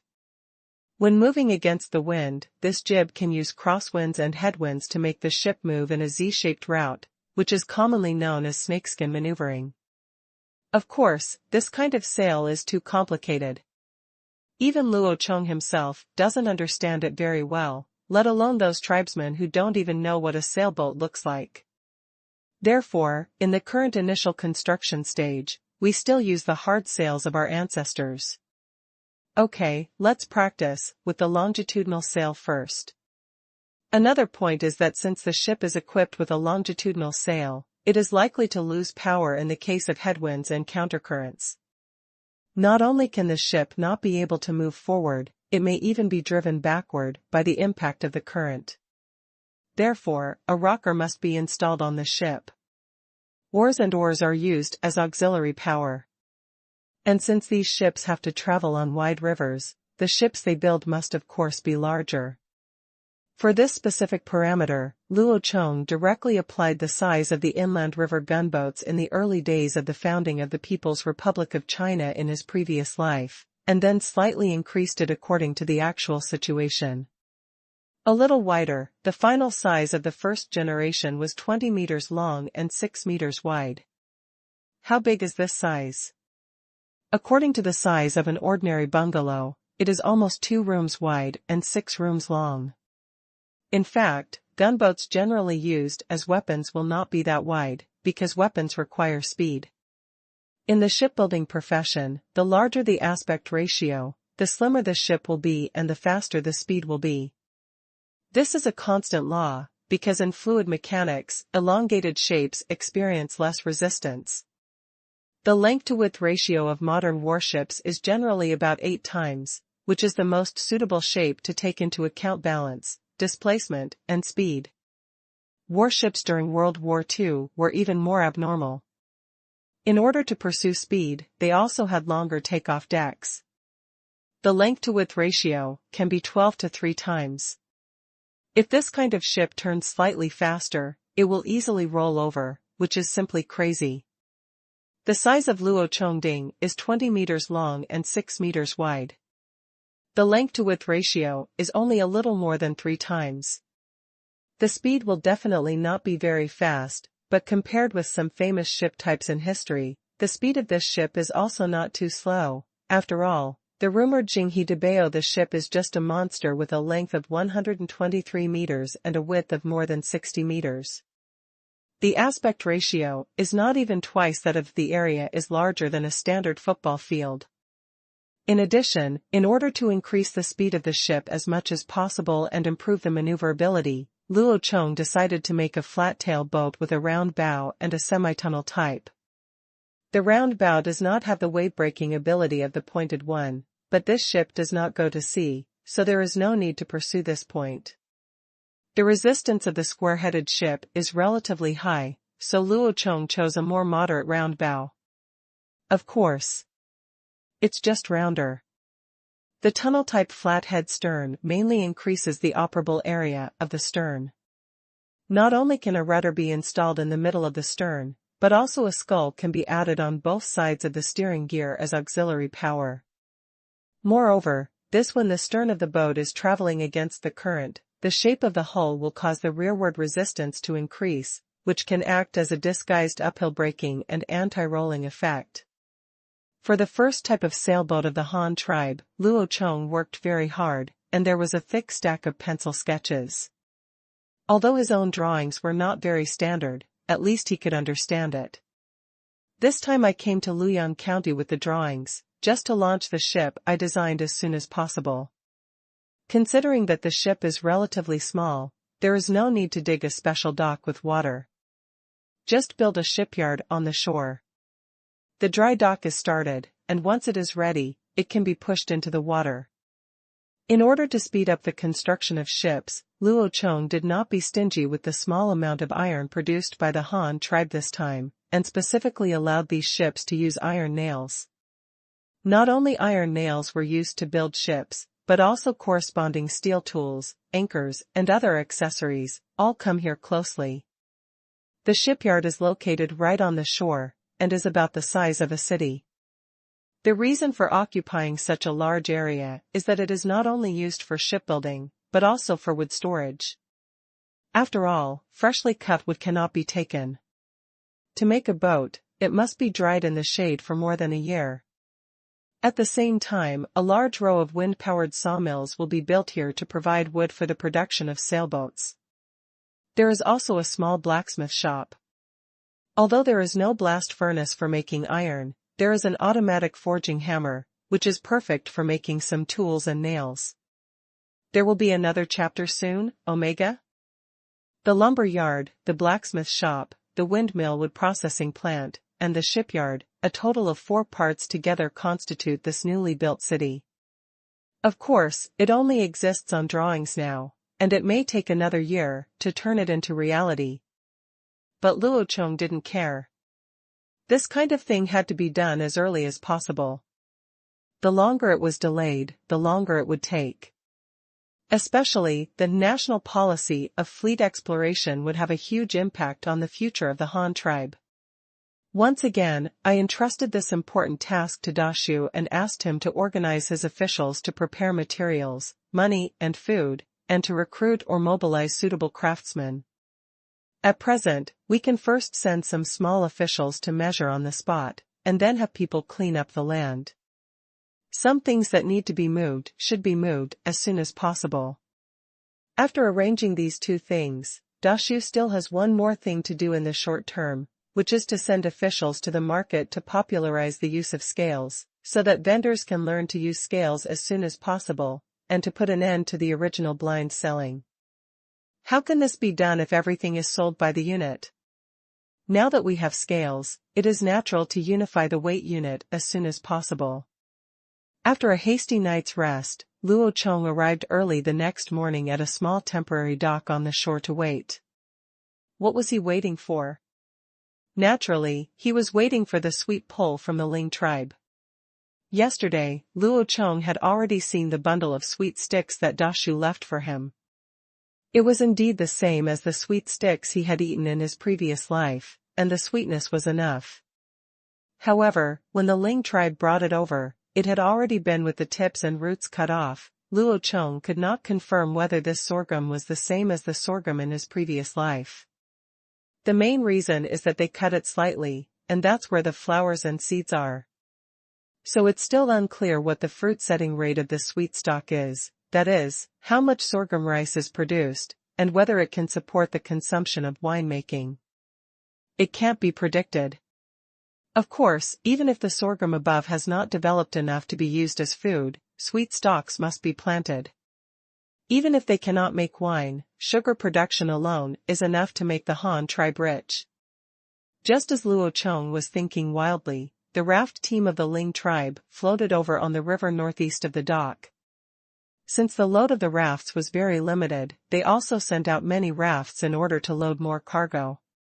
Luo Chong was stunned for a moment after seeing it, then turned to ask the tree next to him. Didn't they offer to buy ships from us? Or did you say you didn't sell them? They asked about this, but they didn't say whether they wanted to buy it. I didn't know if the leader would let me sell it, or how much it would be appropriate to sell it. After that, they didn't ask me about it, so I didn't take it seriously. Dashu replied honestly. Well, then sell it. Didn't you say they made a lot of money from us? Then find a way to make it back. Just sell the old wooden boats that are 8 meters long and 3 meters wide and can carry 20 people at a time. Just modify them and add a sculling or at the back. What's the price? It takes 10 people to build a boat like this in almost 10 days. The labor cost is 100 yuan. The wood needs to be purchased by the logging teams and then processed into wooden boards. There are also nails, sealing and waterproofing, and paint. Altogether, it's almost 500 yuan. Well, let's just put it all together, just for 1,000 yuan each, and sell it to them on the market. When Luo Chong heard that Dashu didn't sell the boat, he immediately came up with the idea of selling the boat. You must know that compared with fresh food, cars and boats are big items. In the Han tribe, where you can have a full meal for 3 to 4 cents and the per capita monthly salary is only 30 yuan, spending 1,000 yuan to buy a small boat would require you to save up for 3 or 4 years without eating or drinking. Yes, not everyone can afford this. After finally encountering a tribe like the Ling tribe, which was rich and in need of ships, Luo Chong felt really uneasy if he didn't kill them severely. After listening to Luo Chong's series of calculations, Dashu was a little dumbfounded. He didn't understand why the cost was only about 500, but the leader doubled it without blinking. But this was to make money for the Han tribe, and there was nothing wrong with it. It was outsiders who were being tricked anyway. Dashu no longer hesitated, turned to whisper a few words to an accompanying petty official next to him, and asked him to list the boat for sale immediately. But while the two were still talking, Luo Chong said something else. Remember, this is the same price you pay for it. Ah? Chief, is this the same price you pay for selling to people from our own tribe? Dashu almost bit his own tongue and thought he heard wrong, so he asked again. What do you think? Of course it's this price. If you don't make money, how can you maintain the shipyard and workers? If you don't make money, how can you develop new ships? If you don't make money, how can workers have motivation? Do you think money comes from strong winds? Besides, do you think that, except for the Ling tribe, there will be people in our tribe who can spend so much money to buy a boat? What is the use of buying a boat? So if you sell it to our tribe, you will definitely not be able to sell it.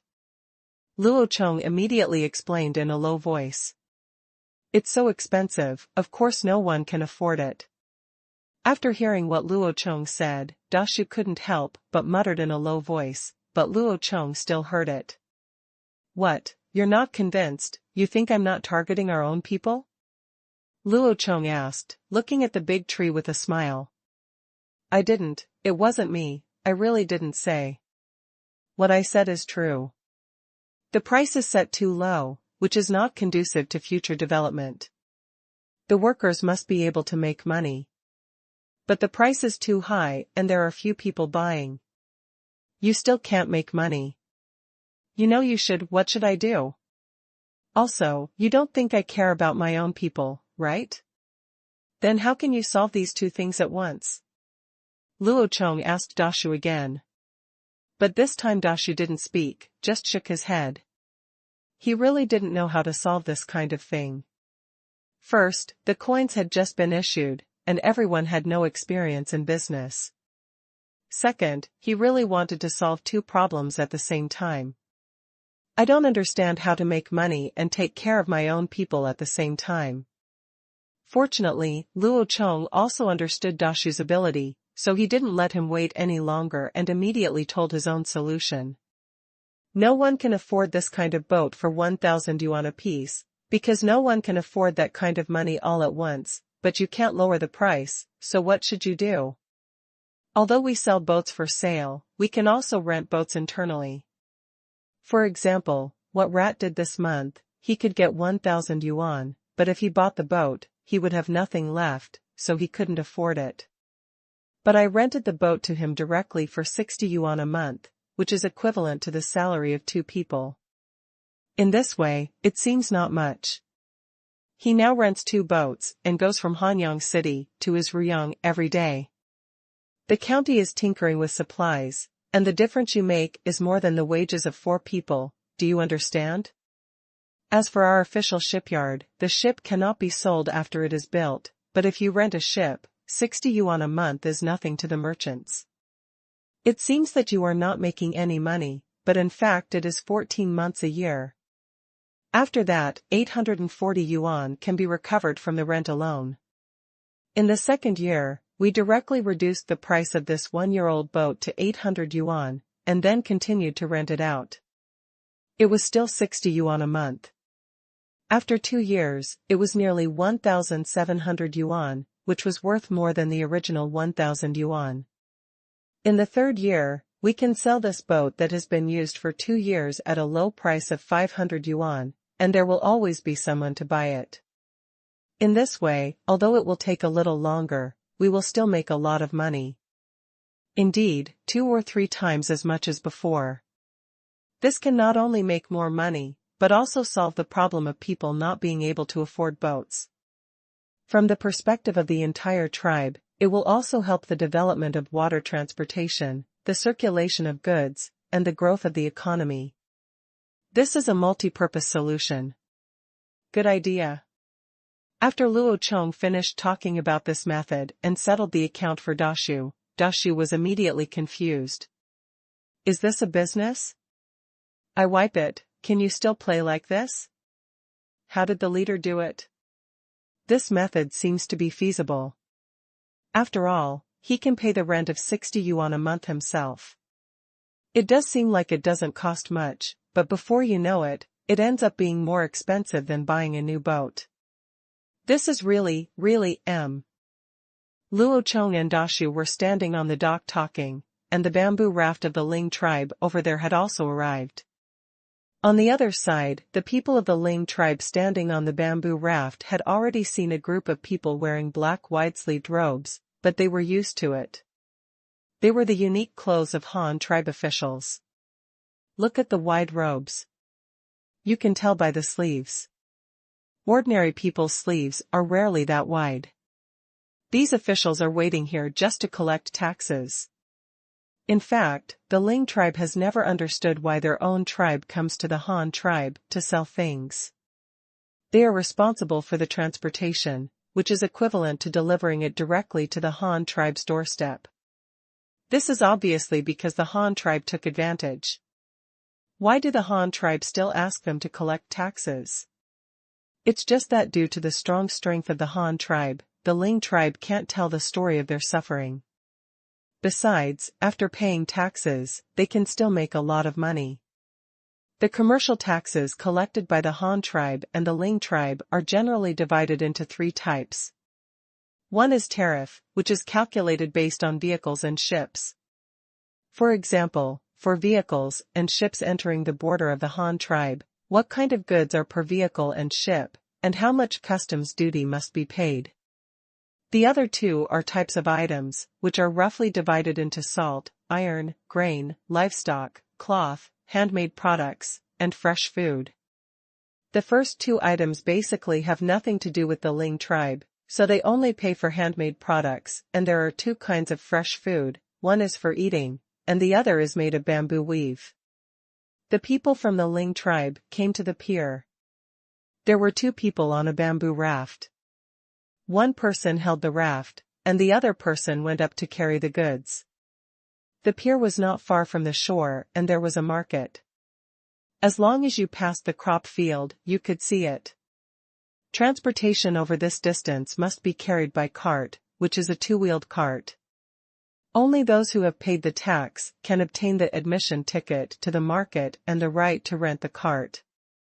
It's just that when everyone in the Ling tribe saw the young man headed by the Han tribe today, they immediately felt that he looked very familiar, as if they had seen him somewhere, so their leader Xiao He couldn't help but step forward and hit him. Call. Two adults, why are you here so early today? Is there something wrong? Xiao He imitated the understanding he learned in the Han tribe and held up his hands to Luo Chong and Dashu. Luo Chong did not reply, but nodded to Dashu, signaling for him to speak.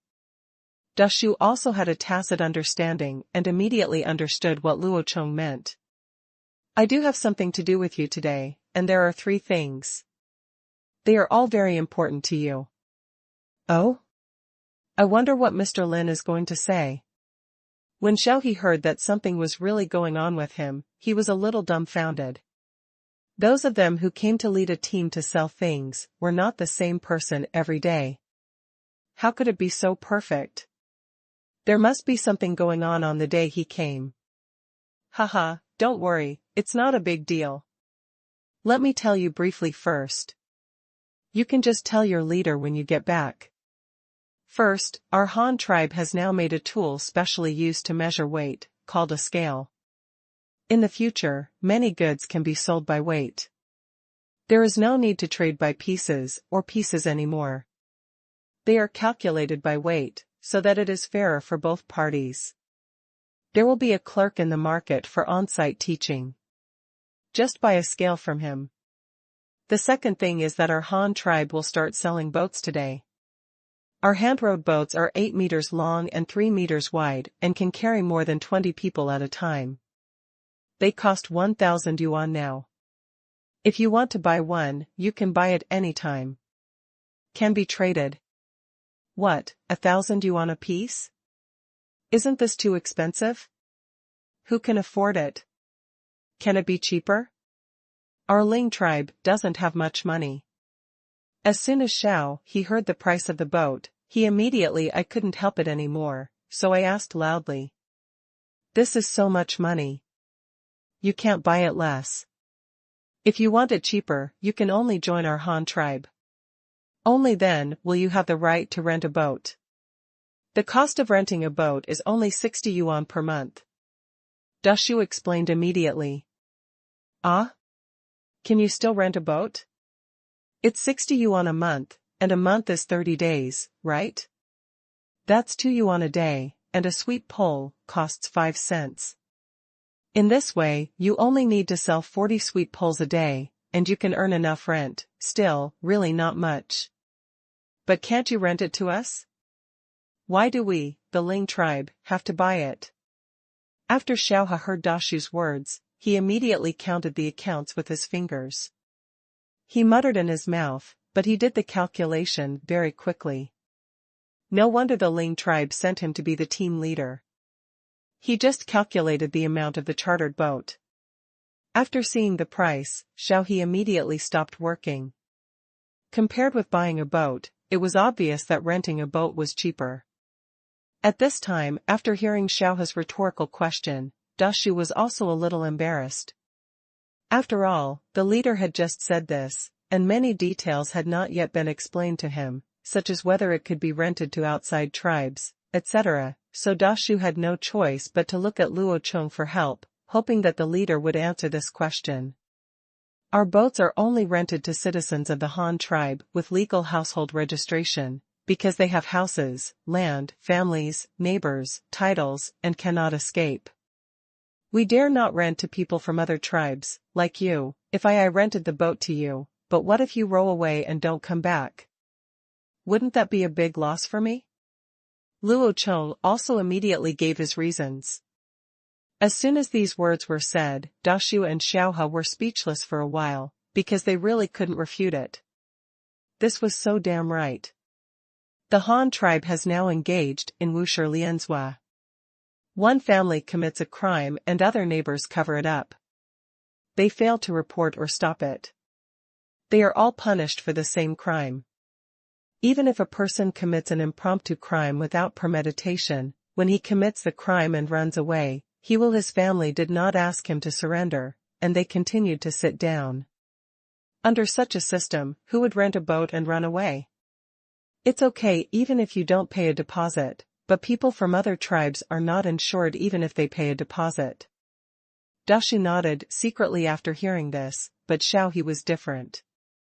He was a fearful person, and buying a boat was not something he could decide on his own, so he immediately resorted to delaying. The money to buy a boat is too much. I can't make the decision. It's better to go back and tell the leaders about this matter and let them make a decision.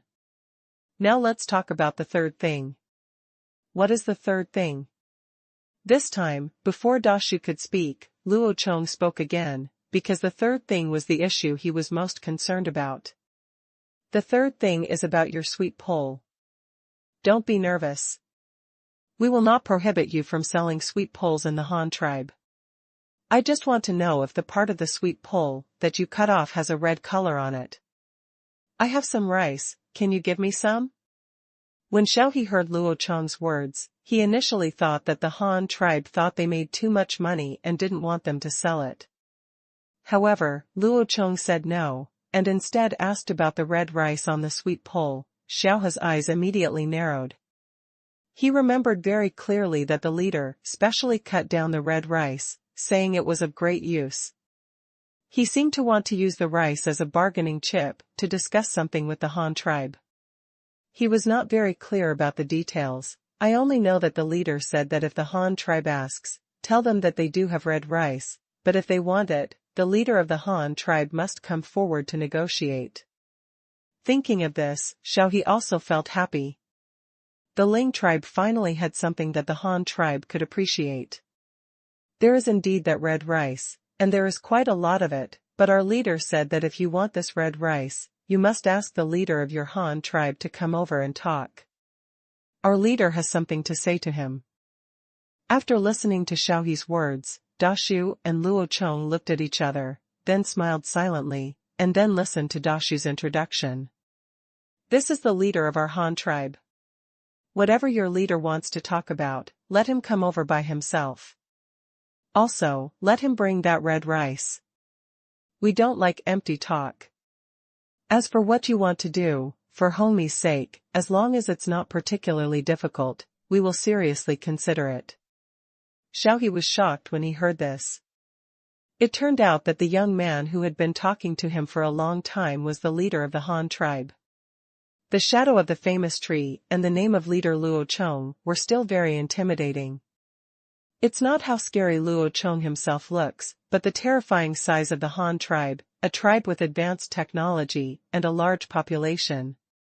Such a tribal leader can decide the life or death of some people with just one word. It's no exaggeration at all to follow the rules. Knowing the identity of the person in front of him, Xiao also put away his careless attitude just now, clasped his fists with both hands again very respectfully, and gave Luo Chongqing a deep bow. At the same time, I suddenly thought in my heart that I thought this person looked familiar just now, didn't he? I can't see this person's face on any coin of the Han tribe, but the dress is different.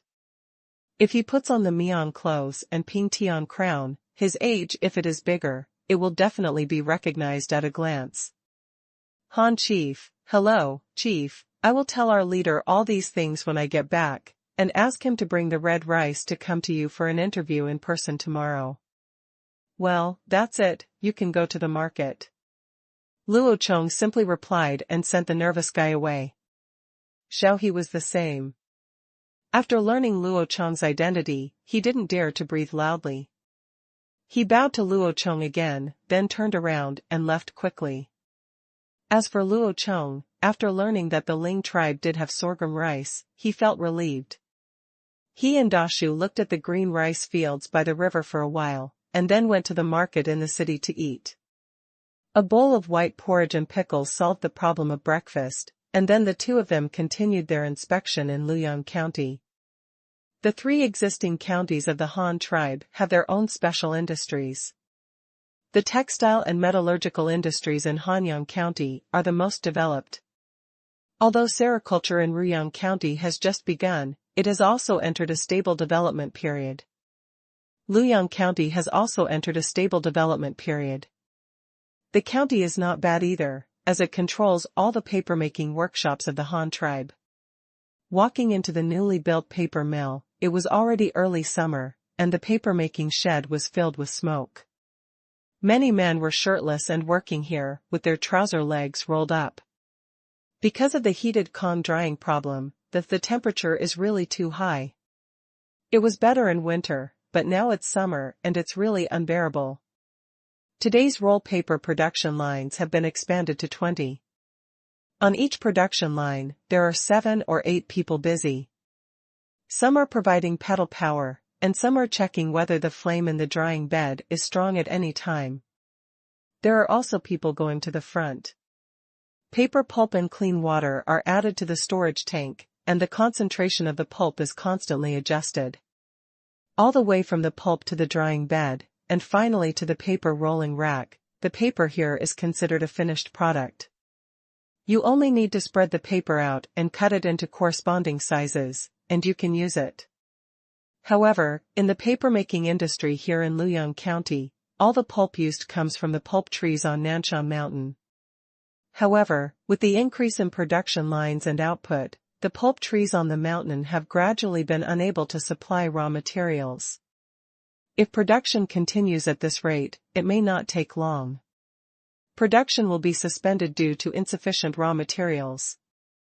At present, all the paper of the Han tribe is basically supplied to government agencies, and the quantity consumed is really limited. Most of it is stored in stock, and a large part is sent to various counties to be used for window covering. But the workshop cannot stop production for this reason. Now that there is no ready-made raw material like pulp tree, it is just a good idea to try more on other trees. Well, it is just a good idea to try the effect of making paper from other materials. It can be regarded as an experiment. There are 3 materials Luo Chong chose this time, namely bamboo, sweet stock residue, and rice straw. These 3 materials can all be used to make paper pulp. Let's not talk about bamboo. In the past life, there were many people who used bamboo to make paper. Even historical paper made of bamboo was very famous in ancient times. It can be used to print books, and it can last for hundreds of years. Luo Chong had only heard that the waste residue of sweet stalks was used to pulp and make paper, but he had no idea what the effect would be. The last step of making paper from straw is easy to understand. The straw is yellow, and the paper produced generally maintains its original color, so it is also called original color paper. For example, the yellow homework books used when I was a child, the yellow paper used to wrap pills in the clinic, the yellow paper used by the Rujiamo seller to cover sesame seed cakes, the large yellow paper used to wrap medicinal materials in traditional Chinese medicine stores, and the paper used to wrap snacks in pastry shops. Most of them are used this kind. This kind of paper is of poor quality and is not good for writing on, but in this era without plastic bags, it is a good material for wrapping paper. In fact, Luo Chong had never seen this thing when he was a child. At that time, in small places in the village, when giving cakes during the holidays, they would wrap a square bag with this kind of yellow paper, stack several bags together, and stick a sticker on the top. A piece of red paper with auspicious words and advertisements written on it was then tied together with a thin hemp rope and could be picked up and taken away. In those days, carrying a pile of pastries was the happiest thing for the elderly. As for the specific production method of primary color paper, with the current papermaking technology, as long as the previous pulping process is completed, the subsequent process can almost be completed on the assembly line. To make paper from straw, in order to increase the speed of pulping, Luo Chong's method was to chop the straw into small pieces with a guillotine, rinse it several times with clean water, soak it in lime water for a day, and then boil it in a large pot with alkaline water after thoroughly moistening it. Finally take it out, drain it and steam it in a pot. To put it bluntly, it uses physical and chemical means to destroy the straw desperately, allowing the fibers in it to decompose and soften, and accelerate the natural reaction time. After the final steaming, put it in a bucket and pour it into a qualified dry material, and then dilute it with water to make a yellow pulp. To put it bluntly, it uses physical and chemical means to destroy the straw desperately, allowing the fibers in it to decompose and soften, and accelerate the natural reaction time. After the final steaming, put it in a bucket and pour it into a qualified dry material, and then dilute it with water to make a yellow pulp. To put it bluntly, it uses physical and chemical means to destroy the straw desperately, allowing the fibers in it to decompose and soften, and accelerate the natural reaction time. After the final steaming, put it in a bucket and pour it into a qualified dry material, and then dilute it with water to make a yellow pulp. 100 words missing, will be revised later. Luo Chong handed over the project of making paper from several different materials to several team leaders who had done a good job during this period, and asked them to stop producing pulp paper and start developing new pulp. After finalizing the matter of making paper from new materials that day, it was almost evening. The people of the Ling tribe who had been selling goods at the market for a day also packed up and went back at this time. They had to travel a long distance, by water, before dark. To your own home. Everyone, please act quickly, otherwise you won't be able to have hot meals when you get home soon. Hey, that's good. Because the three things that the leader of the Han tribe specially told today were very important to the Ling tribe, Xiaohe was also anxious to go back. He could not decide on any of these three things, not to mention that the leader also specifically told the story of Hongmi. Matter. Xiaohe didn't know what terms the leader wanted to use the red rice to negotiate with the Han tribe, but he felt that the Han tribe was not that easy to blackmail. Who knew whether the Han tribe leader would turn his back on him, and his leader would not be there by then. There's nothing wrong here, but I'm going to be in trouble. With this uneasy feeling, Xiaohe worked extra hard to hold up the raft, and it seemed that he returned to the tribe in only half of the usual time, as if he was running away. Ling Yun, the leader of the Ling tribe, also stood on the shore of the island in the middle of the lake, waiting for the returning caravan, hoping to hear the news he wanted from them. This sweet pole has been sold for nearly 10 days. Has the leader of the Han tribe not noticed it yet? Or maybe he is not interested in this thing? Ling Yun stood on the shore and couldn't help but mutter in his heart. It was at this time that a large number of bamboo rafts began to sail into sight, and his tribesmen returned. Chief, something big has happened. Today the leader of the Han tribe came over by himself and asked for the red rice on the sweet pole. I said that I can't make the decision on my own and I want the leader to go over and talk to him tomorrow. Xiaohe said. As soon as Bian Kai landed, he saw his leader standing there, and he immediately howled. Oh? Did you see with your own eyes that it was the leader of the Han tribe? He told you personally that he wanted the red rice on the sweet pole? Ling Yun also came forward excitedly and immediately confirmed with Xiaohe. That's right, it was introduced by their Luoyang County Sheriff Dashu, and I think that person looks very similar to the person on the back of the money, but the clothes and headwear are different. But with the Luoyang County Sheriff as a guarantee, it shouldn't be there will be a holiday. Xiaohe nodded and said with certainty. Well, that's good, ha ha ha ha. It seems I have to go there by myself tomorrow. By the way, did the Han leader say anything else? Ling Yun asked again. Oh, the Han leader said that if you want to talk to him about something, you have to bring red rice. They don't like empty talk. Also, today they specially put up a sign at the market to sell boats, the kind of boats that have come to us before and can take more than 20 people at a time. They said they would sell them to us for 1,000 yuan each. There is also something called a scale.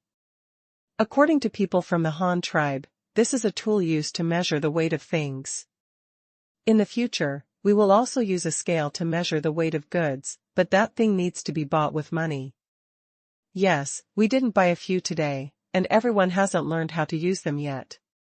When the leader asked, Xiao He simply told everything at once, and Ling Yun let him go. After getting the information he wanted, Ling Yun also started thinking alone. The leader of the Han tribe was indeed a god. This was Ling Yun's evaluation of Luo Chong at this moment. The reason why we came to this conclusion is that there are some things that make Ling Yun feel very incredible, such as the red rice on this sweet pole. This thing is not something produced by the Ling tribe itself. If not for a chance, Ling Yun would also it is impossible to get it, so the question arises, how did the leader of the Han tribe far away on the plains know that rice would also grow on it, and that it was red in color? In addition, there was news just received today. The leader of the Han tribe created another tool for measuring weight, called a scale. This thing has been brought to him. Looking at this strange tool, Ling Yun became even more determined. Thoughts in one's own mind. This man is definitely a god. He can create anything. Can he be an ordinary person? There is also an even more terrifying ability. The Han leader seems to be able to predict the unknown. He even knows the habits and uses of many things he has never seen before. It is really terrifying. But the more this happened, the more excited Ling Yun became. Thinking of seeing this magical tribal leader tomorrow, he was tossing and turning and couldn't sleep. After finally making it to the early morning of the next day, Ling Yun got up early amidst the quacking of ducks, simply packed up and followed the tribe's raft team to the Han tribe. When the group of people finally arrived at the pier of the Han tribe, it was already dark. There was no figure of Luo Chong waiting on the pier, only 2 or 3 tax collectors. However, Ling Yun did not feel disappointed about this situation. On the contrary, he himself understood what the Han tribe meant. In fact, although no one said anything, this was actually an attitude expressed to him by the Han tribe. Your Ling tribe is just a small tribe of 1,000 people. It is not worthy of being welcomed by the leader in person. Even if you have what the Han tribe wants in your hands, it is not enough to pose a threat to the Han tribe. Therefore, when you meet and discuss the interview conditions, take it easy on yourself, and don't say anything out loud. On the side of the tax collector, someone also found a small bag of red granular stuff, which weighed about 10 kilograms, but they didn't know what it was. However, the person next to him had obviously received some order and saw the red stuff. After receiving the sorghum rice, he immediately came up to meet him. Is he the leader of the Ling tribe? Oh, it's me. Yesterday, my tribe and the Han leader made an appointment for me to meet today. I don't know where I will go to meet the Han leader. Ling Yun saw this little official, who came up to greet him and immediately asked him stand up. Our leader is waiting in the official area. Please come with me and bring the red rice. The clerk greeted Ling Yun and led the way. Ling Yun also hurriedly called for one of his subordinates to carry sorghum rice on a pole and follow him. No one checked on the road, and the road was smooth and he took them there. But what surprised Ling Yun was that the Han tribe seemed to really have no regard for the red rice. When the little official who led the way saw the red rice, Ling Yun intended to hand it over directly, but the other party didn't want it. He also asked me to follow him with rice. This was simply telling me for the second time that the Han tribe did not have to have this thing. Don't talk about any conditions for a while, and use your brain before speaking. It didn't take long for a few people to arrive at the government district where construction was going on.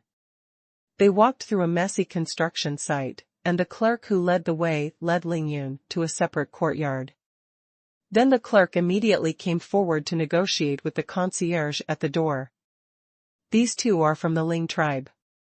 One is the leader of the Ling tribe, and the other is helping to move things. Our leader arranged for me to bring people, oh, by the way, and the red rice. The leader of the Ling tribe also brought. Then go in. The leader may be eating. Let them sit in the lobby for a while. The leader will be here soon. After hearing this, the clerk immediately led Ling Yun and the two in, settled down in the guest seats on both sides of the lobby, and got hot water for the two of them.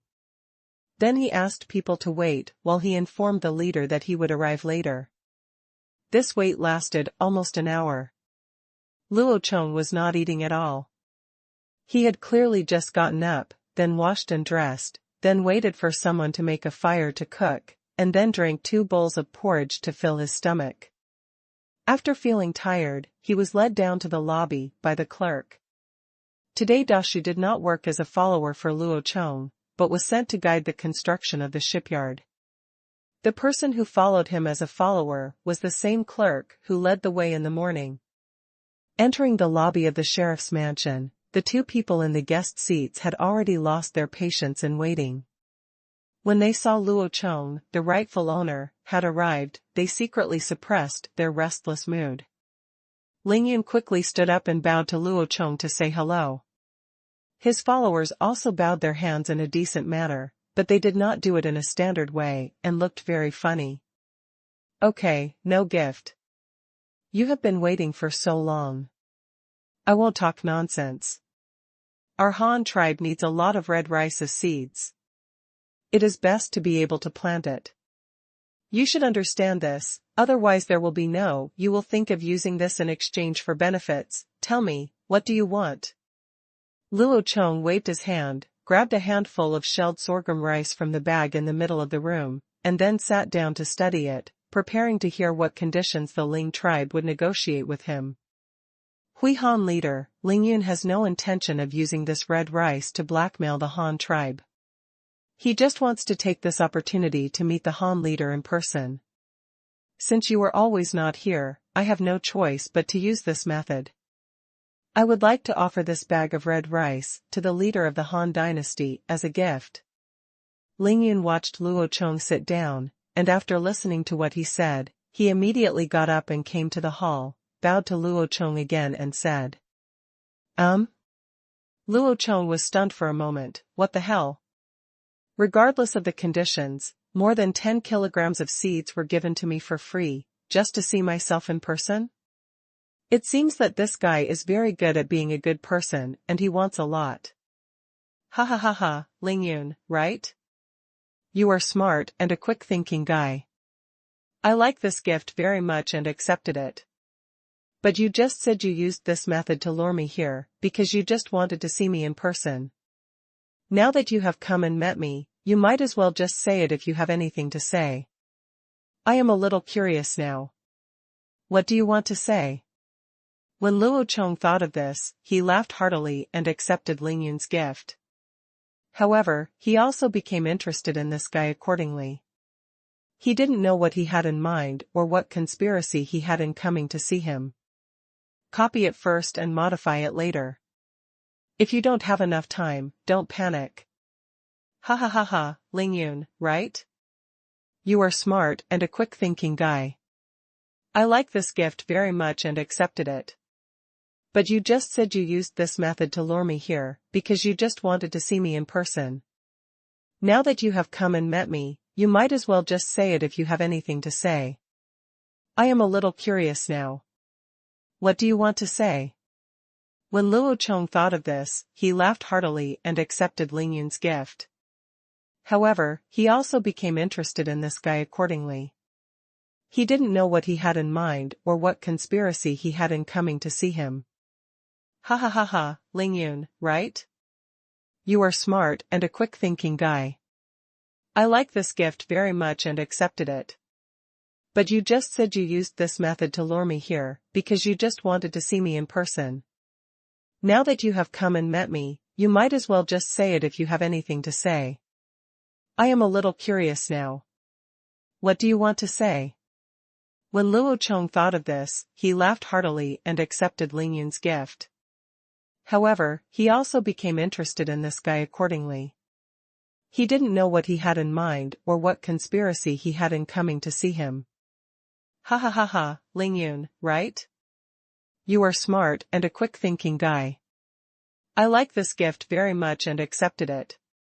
But you just said you used this method to lure me here, because you just wanted to see me in person. Now that you have come and met me, you might as well just say it if you have anything to say. I am a little curious now. What do you want to say? When Luo Chong thought of this, he laughed heartily and accepted Ling Yun's gift. However, he also became interested in this guy accordingly. He didn't know what he had in mind or what conspiracy he had in coming to see him. Ha ha ha ha, Ling Yun, right? You are smart and a quick-thinking guy. I like this gift very much and accepted it. But you just said you used this method to lure me here, because you just wanted to see me in person. Now that you have come and met me, you might as well just say it if you have anything to say. I am a little curious now. What do you want to say? When Luo Chong thought of this, he laughed heartily and accepted Ling Yun's gift. However, he also became interested in this guy accordingly. He didn't know what he had in mind or what conspiracy he had in coming to see him. Ha ha ha ha, Ling Yun, right? You are smart and a quick-thinking guy. I like this gift very much and accepted it. But you just said you used this method to lure me here, because you just wanted to see me in person. Now that you have come and met me, you might as well just say it if you have anything to say. I am a little curious now. What do you want to say? When Luo Chong thought of this, he laughed heartily and accepted Ling Yun's gift. However, he also became interested in this guy accordingly. He didn't know what he had in mind or what conspiracy he had in coming to see him. Ha ha ha ha, Ling Yun, right? You are smart and a quick-thinking guy. I like this gift very much and accepted it. But you just said you used this method to lure me here, because you just wanted to see me in person. Now that you have come and met me, you might as well just say it if you have anything to say. I am a little curious now. What do you want to say? When Luo Chong thought of this, he laughed heartily and accepted Ling Yun's gift. However, he also became interested in this guy accordingly. He didn't know what he had in mind or what conspiracy he had in coming to see him. Thinking of the population, Luo Chong looked at the sorghum in his hand again, and his mind suddenly became enlightened. Yes, the Ling tribe used to collect water chestnuts, fish and hunt for a living. Later, with the help of the Han tribe, they also began to plant rice and breed water birds. But they have only been cultivating rice for less than a year. This year, the Han tribe suddenly came to sell sweet sorghum stalks. Not to mention the daily sales volume, they only sold it for less than half a month. If these were collected in the wild, would there be so many of them? Can it be so stable? Will it be so sweet? The answer is definitely no. Luo Chong has already tasted the sweet pole sold by Ling tribe. It is indeed sweet enough to be used to squeeze sugar. However, except for honey and man-eating tree root nodules, Luo Chong has never seen anything so sweet that can be planted. Crops, this means that the sweet stalks they sell must be domesticated varieties that have been selected for a long time. If this is not the case, then the source of the Ling tribe's sweet stems does not match the population mentioned by Ling Yun. He must have discovered the surrounding tribes that grow sweet sorghum, and there are quite a few such tribes. Their sweet stalks are all exchanged. As for what to exchange for, it is too simple. Whether it is the Ling tribe's own things, it's still something I bought from the Han tribe, and if I put it out there, it would be a bestseller, so I don't have to worry about anyone wanting it. Luo Chong thought with great certainty. In fact, although it is not as common as Luo Chong guessed, it is still similar. In fact, the cause of this incident has to start from last year. Last year, the Ling tribe learned for the first time that planting rice could provide a stable source of food. Coincidentally, they also learned that the seeds of this rice were found by Luo Chong in the swamp. This opened a new door for the Ling tribe. After the technology of bamboo rafts matured, the Ling tribe continued to explore the depths of the swamp. One was to capture wild ducks and bring them back for domestication, and the other was to find other crop seeds. Huang Tian paid off. It took him more than a year to help the Ling tribe find other tribes that grew crops, including some that grew rice. However, compared with the Han tribe's farming techniques and agricultural tools, they were nothing like the same. From heaven to earth, most of them are still half wild and half cultivated. On the other hand, apart from rice, sweet sorghum is the most commonly grown plant. Sorghum is also a plant in the family Gramineae and is related to rice.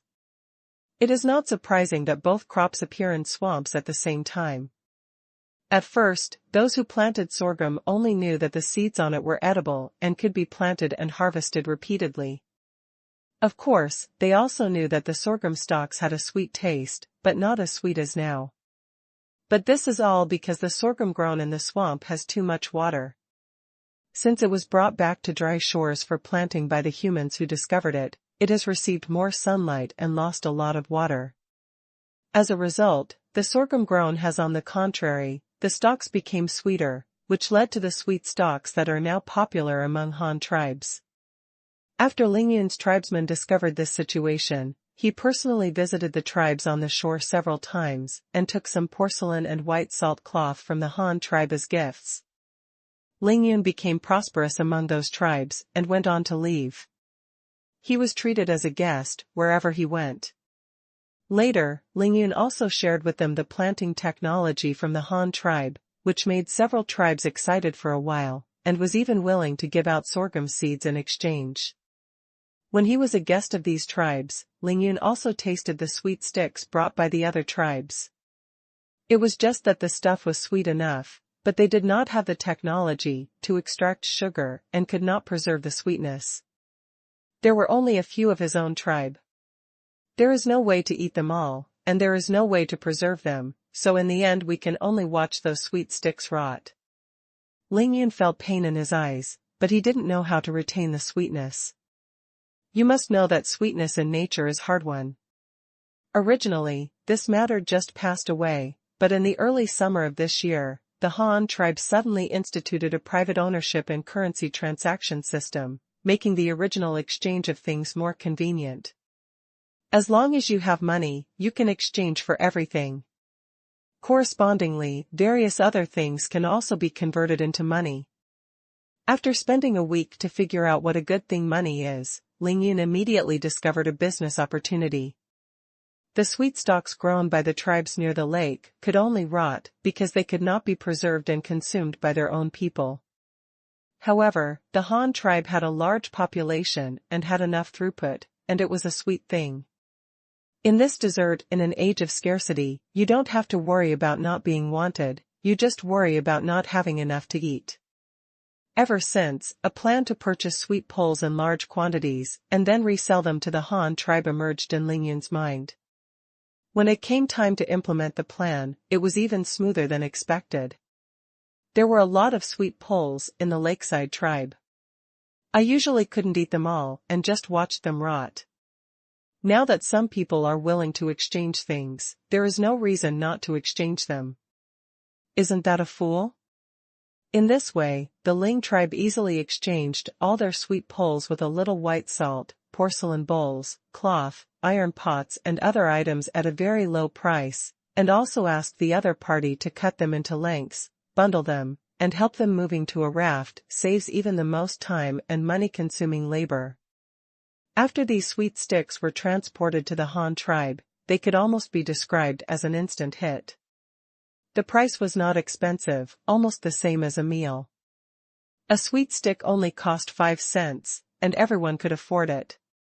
In addition, it is still a rare sweet, and multiple reactions come together to trigger terrible chemical changes.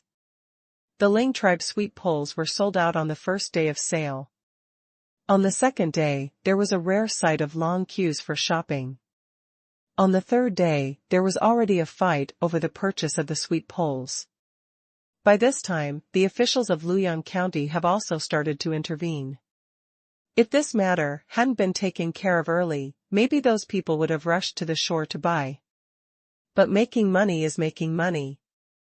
Ling Yun's goal is not just this little money.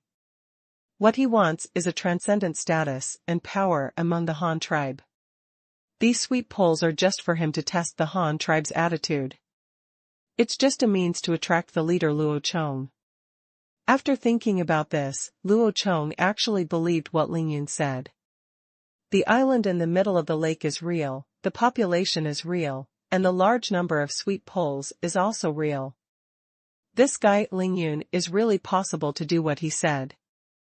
These guarantees were made, but Luo Chong still had a question at this time.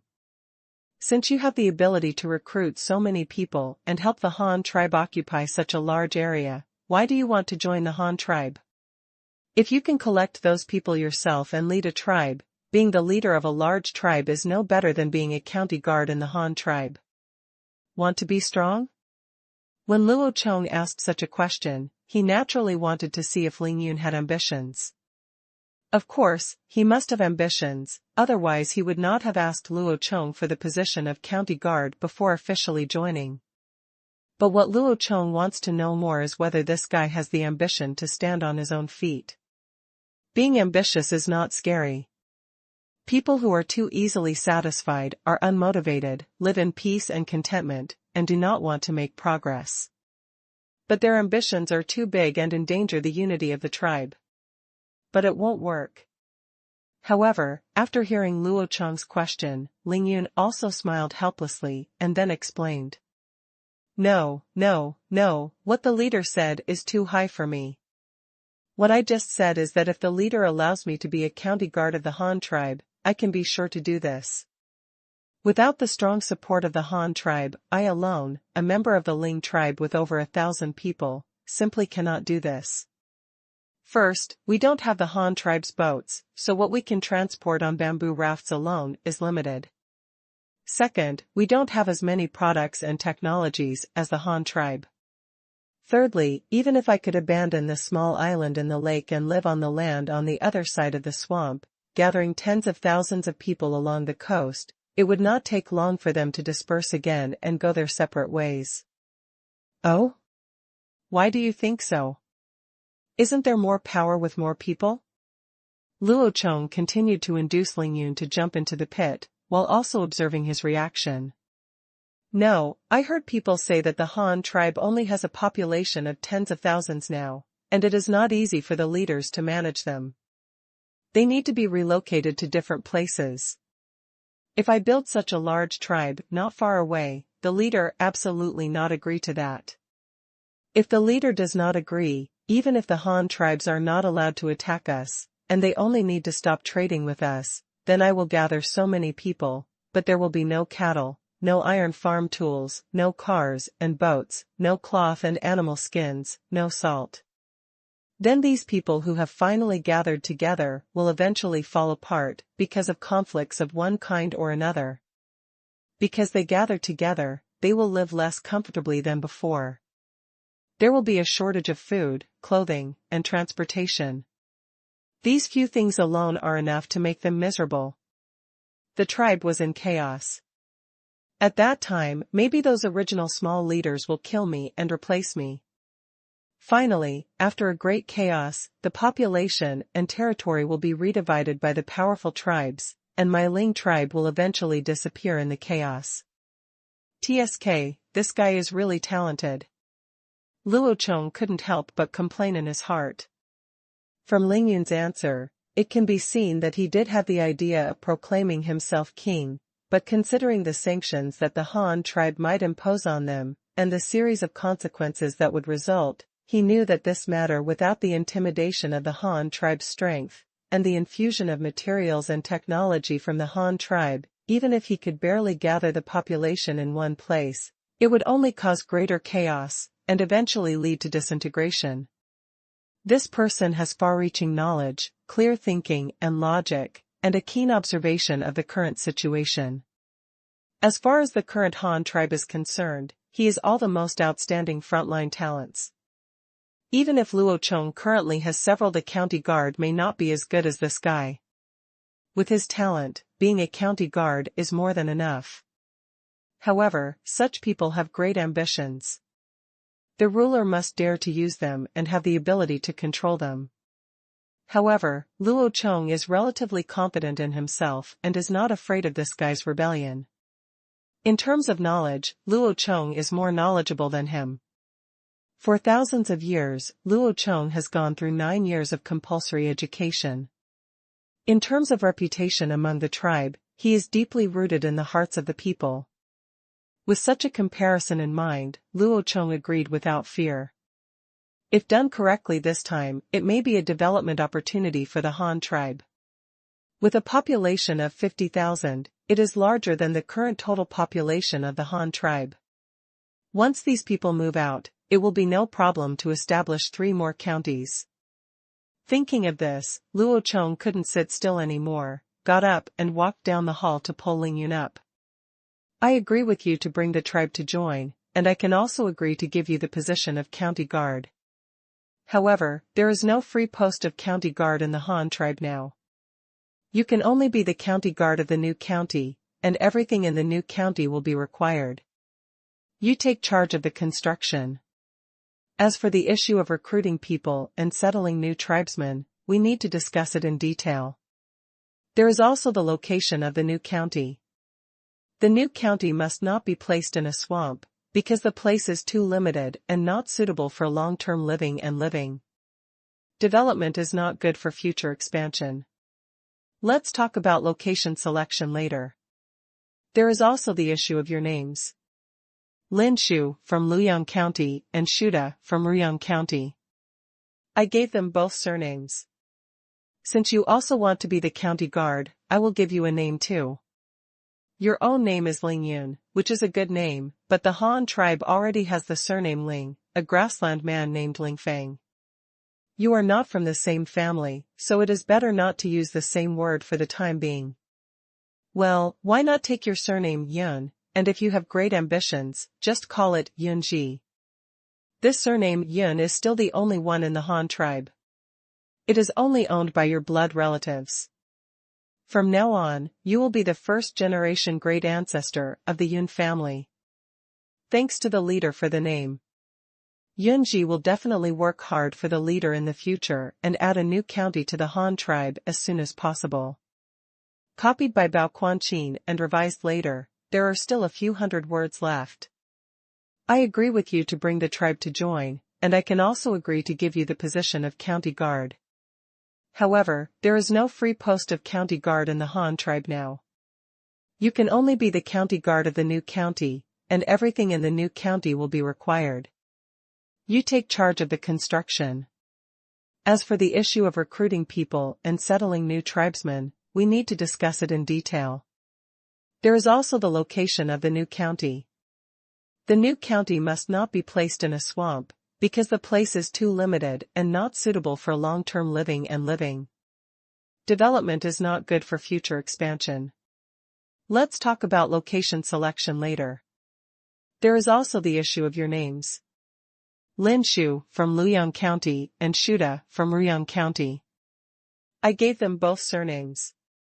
Since you also want to be the county guard, I will give you a name too. Your own name is Ling Yun, which is a good name, but the Han tribe already has the surname Ling, a grassland man named Ling Fang.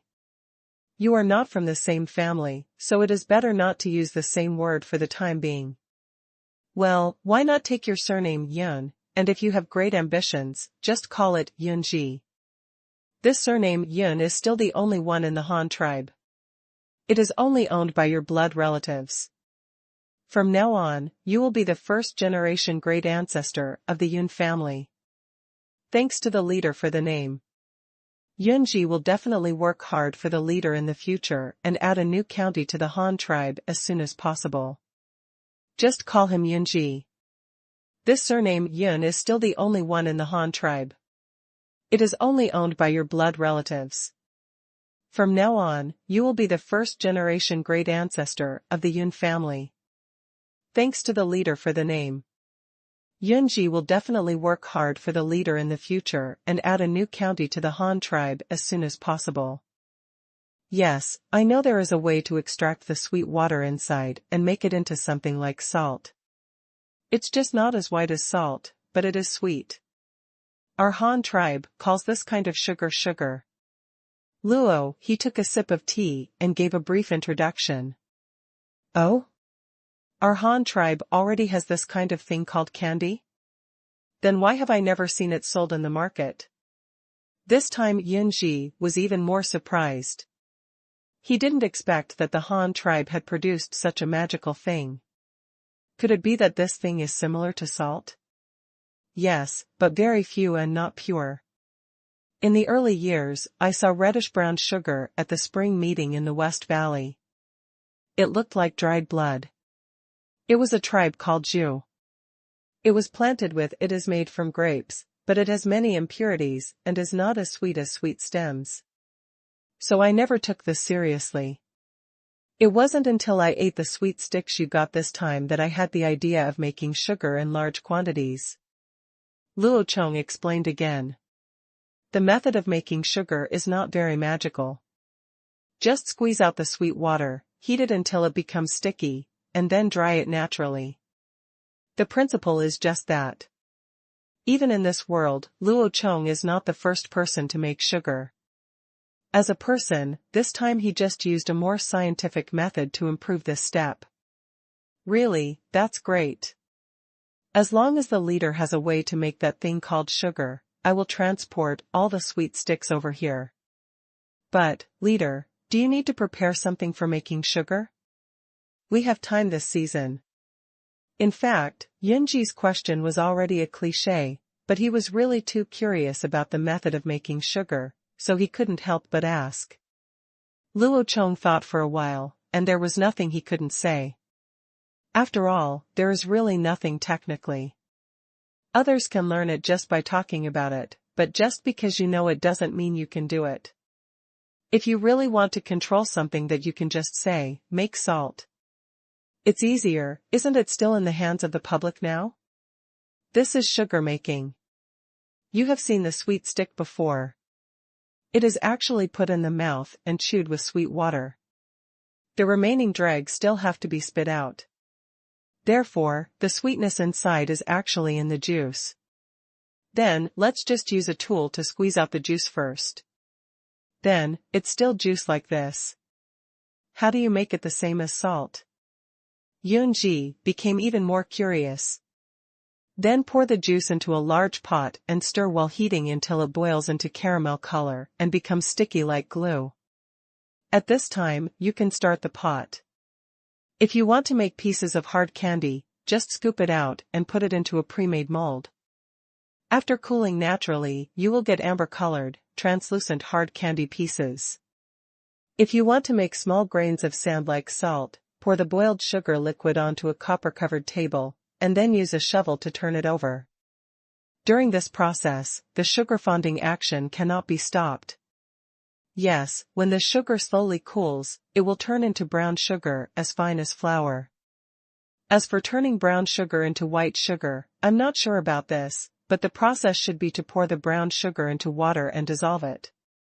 After it is completely dissolved, filter it several times, so that you can get a lighter colored sugar water. Then add some bamboo charcoal to the light colored sugar water, and use the bamboo charcoal to absorb the pigment inside. Finally, you will get a lighter colored sugar water, and then evaporate the water, leaving the decolored sugar. Although I have never done it, I estimate that it is still impossible to make sugar as white as salt using this method. At most, it can make light yellow sugar. This should be the highest level that our Han tribe can currently make. Although Luo Chong has never made sugar, he has seen some videos titled Teaching You How to Make Cane Sugar by Hand in his previous life. In an era where production and life are becoming more and more advanced, industrialized, modernized and efficiency first, people have begun to pursue health preservation again. There are various purely natural, purely handmade, and intangible cultural heritage online. There are simply not too many videos like craftsman's craftsmanship. This is the process of traditional handmade sugar making. Anyway, the process shown in the video is quite simple. Although the environment here is a little worse for Luo Chong, he is the leader. As long as he says a word, all the resources of the tribe can be mobilized. Get up, are you afraid that you won't be able to make a few candy bars? Although Luo Chong spoke in great detail, his speaking speed was not slow. However, this did not bother Yunji. He had always listened carefully, but his Chinese had just been learned for a year, so it was simple. Communication was not a problem, but when Luo Chong heard the professional terms that came out of his mouth, such as dissolve, filtration, translucent, mold, and other words, he was completely confused. Don't know what it means.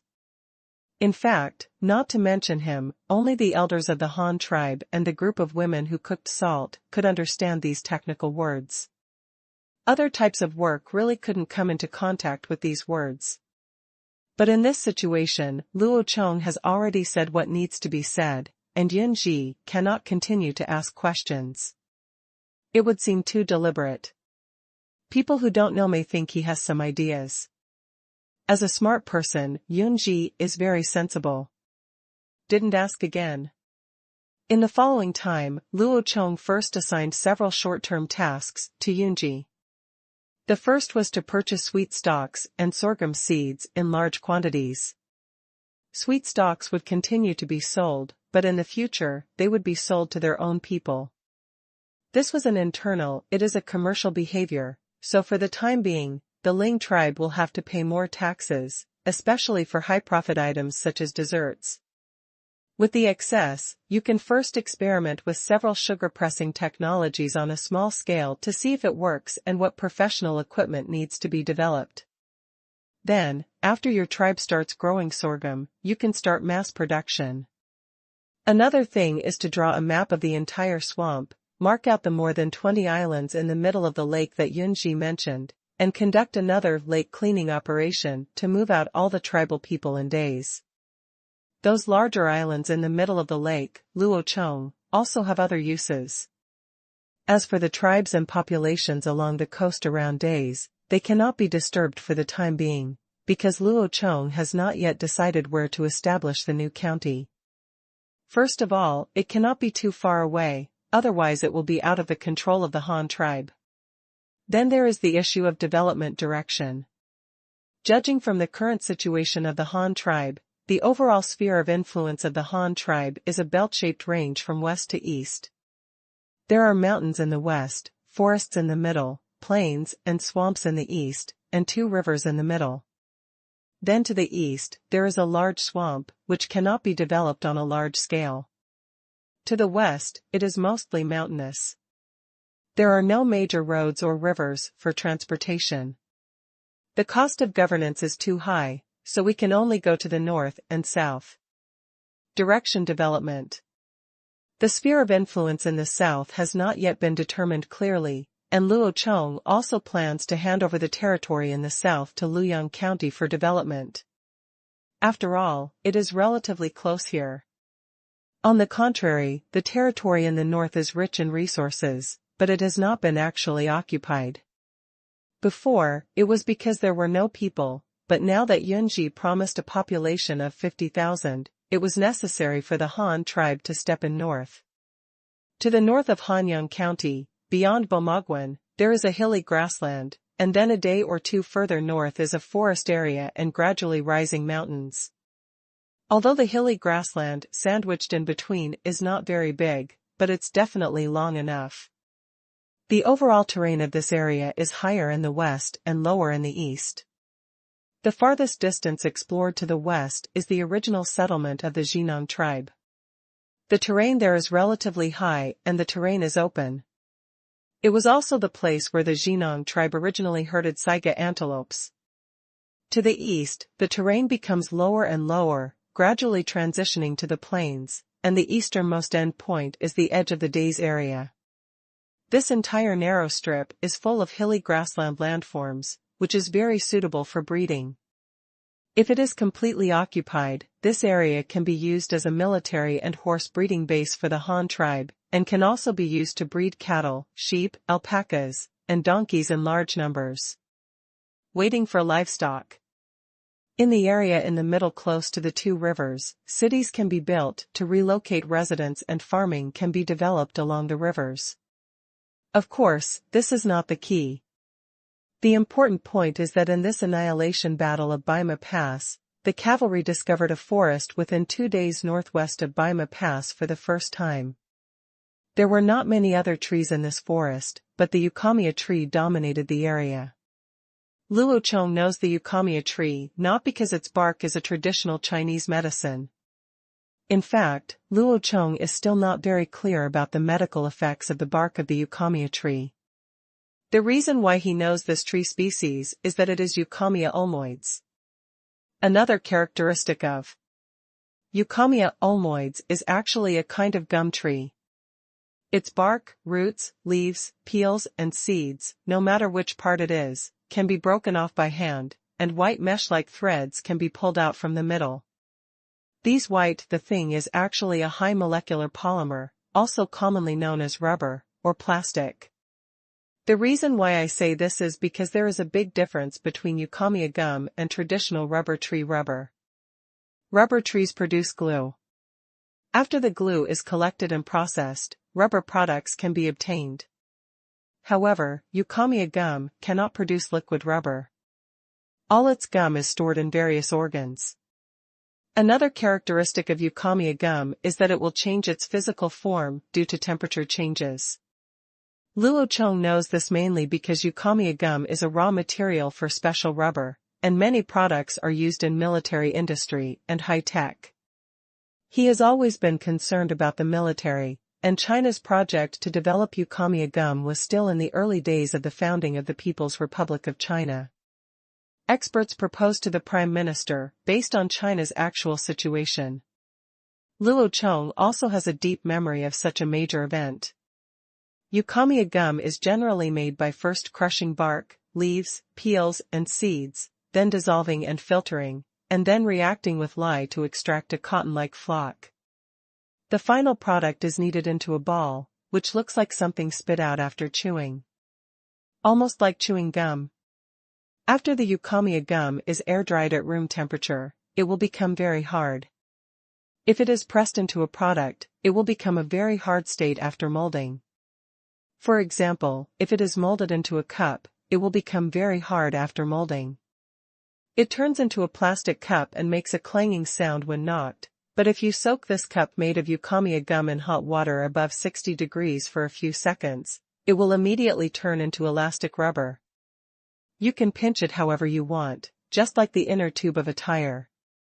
In this softened state, if the shape of the cup is changed, after the temperature cools down again, it will be plasticized again in the changed shape and become a hard plastic. Therefore, this is a high molecular polymer that can transform back and forth between the two physical forms of plastic and rubber as the temperature changes, so it is called special rubber. According to its change, this special material is generally used in modern times to make prosthetic limb storage containers, that is, make a large cup, soak it in hot water first, and then put the broken arms and legs in it, and then cool it down. Can be changed into the shape that best suits the prosthesis. Of course, Luo Chong didn't want to make this thing. He wanted to turn eucalyptus gum into rubber. The Han tribe didn't have much demand for plastics, but they needed rubber very much. The first is because Luo Chong has already made a pencil and is preparing to popularize it on a large scale. Now that the pencil is out, how can it be without its good partner, the eraser? To make eraser, you must first have rubber raw materials. The second is the rubber wheel. Hollow pneumatic tires are difficult to make, but that doesn't mean it can't be made. In fact, the key technology of that thing is not the rubber, but the small valve core. Furthermore, even if you can't make hollow pneumatic tires, you can make solid rubber tires. It will be much better than the current wooden wheels, whether in terms of anti-skid, shock absorption, and tire performance. The grip is not comparable to that of wooden wheels. In addition, other traditional rubber products can also be made, such as rubber soles, rubber pipes, the key part of the valve core air closing valve, and even a simple rubber inflatable boat is not impossible. Of course, even if it can be made now, the output is very limited. At most, it can meet the needs of rubber, which is already great. Therefore, based on the above considerations, Luo Chong decided to establish the new county northwest of Bama Pass, at the junction of eucalyptus ulmoides forest and grassland,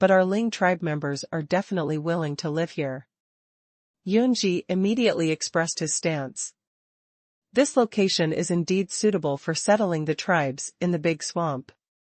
If instead of here, we let them move to the highland grassland in the northwest, and let them leave the water to learn to ride horses and herd sheep, there would definitely be trouble. Moreover, although this place is separated from Luoyang County by a Baoshan mountain, it also happens to encircle the copper mines in Baoshan within the sphere of influence of our Han tribe. In this way, the two counties can work together to protect and develop the mines, which will be beneficial to us in the future. A lot of things are more helpful. In addition, from the perspective of transportation, it is very convenient to go to Luoyang County by water from this place. Although it is not easy to get to Hanyang and Ruyang, the distance to Sidong County is only 3 or 4 days at most. As long as the road is repaired, it will be able to transport supplies in the future. It's no problem. If you think this road is difficult to walk, you can also contact Baimogwen from the direction of the grassland. You can reach it in 1 day at most by riding a horse. As the governor of a county, Dashu has been working for almost 2 years. Under Luo Chong's guidance, many management matters can be analyzed clearly. Dashu basically understands many of Luo Chong's plans for site selection here. Everyone guessed it. While he was analyzing, Luo Chong and Yunji beside him also nodded frequently. Luo Chong expressed his affirmation of Dashu's analysis, and Yunji just found out that the original leader chose the location of the new county here, and so much to consider. The other side is Yunji's new understanding of Dashu. Yunji and Dashu have met and talked to him several times before, but they never got to know each other as deeply as they did today. In Yunji's eyes, he could be a county governor like a big tree and manage tens of thousands of people. With the help of many advanced production and lifestyle methods of the Han tribe, he could do it.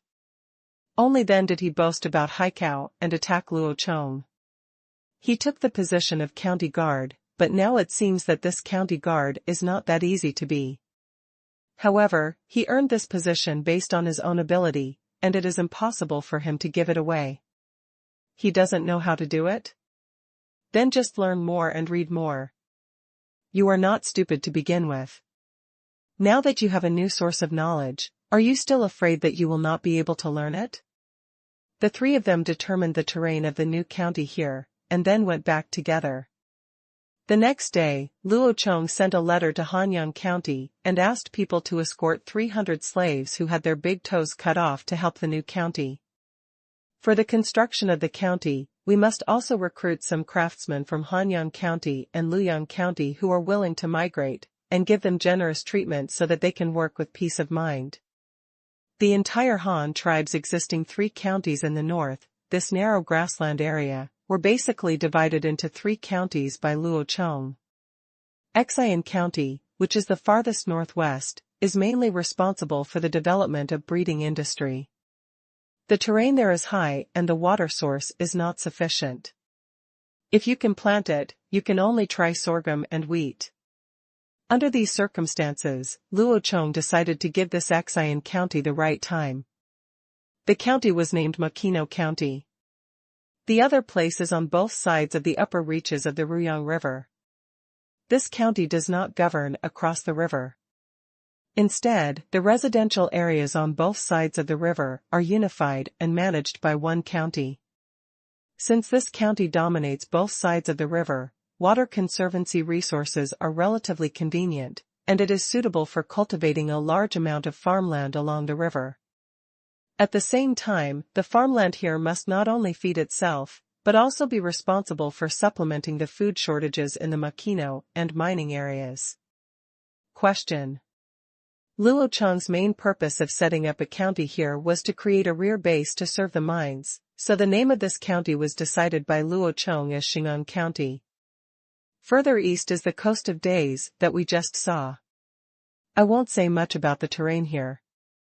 Since this county dominates both sides of the river, water conservancy resources are relatively convenient, and it is suitable for cultivating a large amount of farmland along the river. At the same time, the farmland here must not only feed itself, but also be responsible for supplementing the food shortages of the Makino and mining areas. Question. Luo Chong's main purpose of setting up a county here was to create a rear base to serve the mines, so the name of this county was decided by Luo Chong as Qingshu County. Further east is the coast of Days that we just saw. I won't say much about the terrain here. Since this county dominates both sides of the river, water conservancy resources are relatively convenient, and it is suitable for cultivating a large amount of farmland along the river. At the same time, the farmland here must not only feed itself, but also be responsible for supplementing the food shortages in the Makino and mining areas. Question. Luo Chong's main purpose of setting up a county here was to create a rear base to serve the mines, so the name of this county was decided by Luo Chong as Qingshu County. Further east is the coast of Days that we just saw. I won't say much about the terrain here. The three of them determined the terrain of the new county here, and then went back together. The next day, Luo Chong sent a letter to Hanyang County and asked people to escort 300 slaves who had their big toes cut off to help the new county. For the construction of the county, we must also recruit some craftsmen from Hanyang County and Luoyang County who are willing to migrate, and give them generous treatment so that they can work with peace of mind. The entire Han tribe's existing 3 counties in the north, this narrow grassland area, were basically divided into 3 counties by Luo Chong. Qingshu County, which is the farthest northwest, is mainly responsible for the development of breeding industry. The terrain there is high and the water source is not sufficient. If you can plant it, you can only try sorghum and wheat. Under these circumstances, Luo Chong decided to give this Qingshu County the right time. The county was named Makino County. The other place is on both sides of the upper reaches of the Ruyang River. This county does not govern across the river. Instead, the residential areas on both sides of the river are unified and managed by one county. Since this county dominates both sides of the river, water conservancy resources are relatively convenient, and it is suitable for cultivating a large amount of farmland along the river. At the same time, the farmland here must not only feed itself, but also be responsible for supplementing the food shortages of the Makino and mining areas. Question. Luo Chong's main purpose of setting up a county here was to create a rear base to serve the mines, so the name of this county was decided by Luo Chong as Qingshu County. Further east is the coast of Days that we just saw. I won't say much about the terrain here. The 3 of them determined the terrain of the new county here, and then went back together. The next day, Luo Chong sent a letter to Hanyang County and asked people to escort 300 slaves who had their big toes cut off to help the new county. For the construction of the county, we must also recruit some craftsmen from Hanyang County and Luoyang County who are willing to migrate, and give them generous treatment so that they can work with peace of mind. The entire Han tribe's existing 3 counties in the north, this narrow grassland area, were basically divided into 3 counties by Luo Chong. Qingshu County, which is the farthest northwest, is mainly responsible for the development of breeding industry. The terrain there is high and the water source is not sufficient.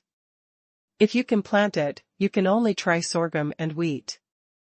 Under these circumstances, Luo Chong decided to give this Qingshu County the right time.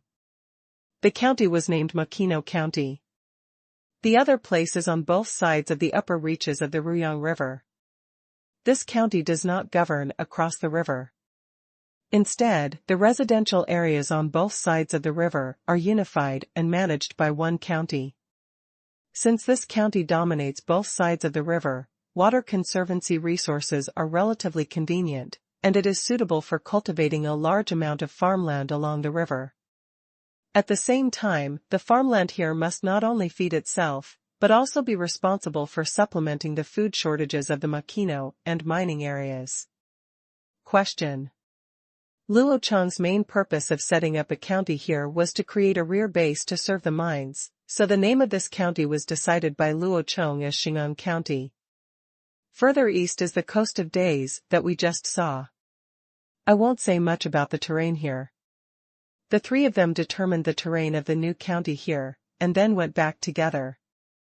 The next day, Luo Chong sent a letter to Hanyang County and asked people to escort 300 slaves who had their big toes cut off to help the new county.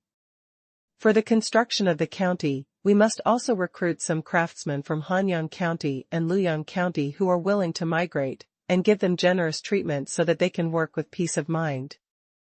The entire Han tribe's existing 3 counties in the north, this narrow grassland area, were basically divided into 3 counties by Luo Chong. Qingshu County, which is the farthest northwest, is mainly responsible for the development of breeding industry. The terrain there is high and the water source is not sufficient. If you can plant it, you can only try sorghum and wheat. Under these circumstances, Luo Chong decided to give this Qingshu County the right time. The county was named Makino County. The other place is on both sides of the upper reaches of the Ruyang River. This county does not govern across the river.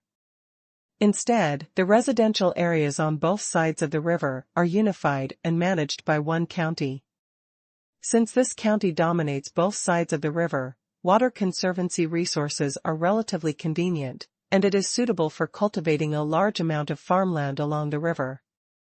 At the same time, the farmland here must not only feed itself, but also be responsible for supplementing the food shortages of the Makino and mining areas. Question.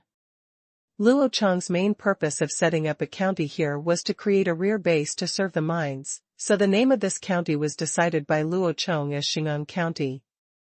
Further east is the coast of Days that we just saw. I won't say much about the terrain here.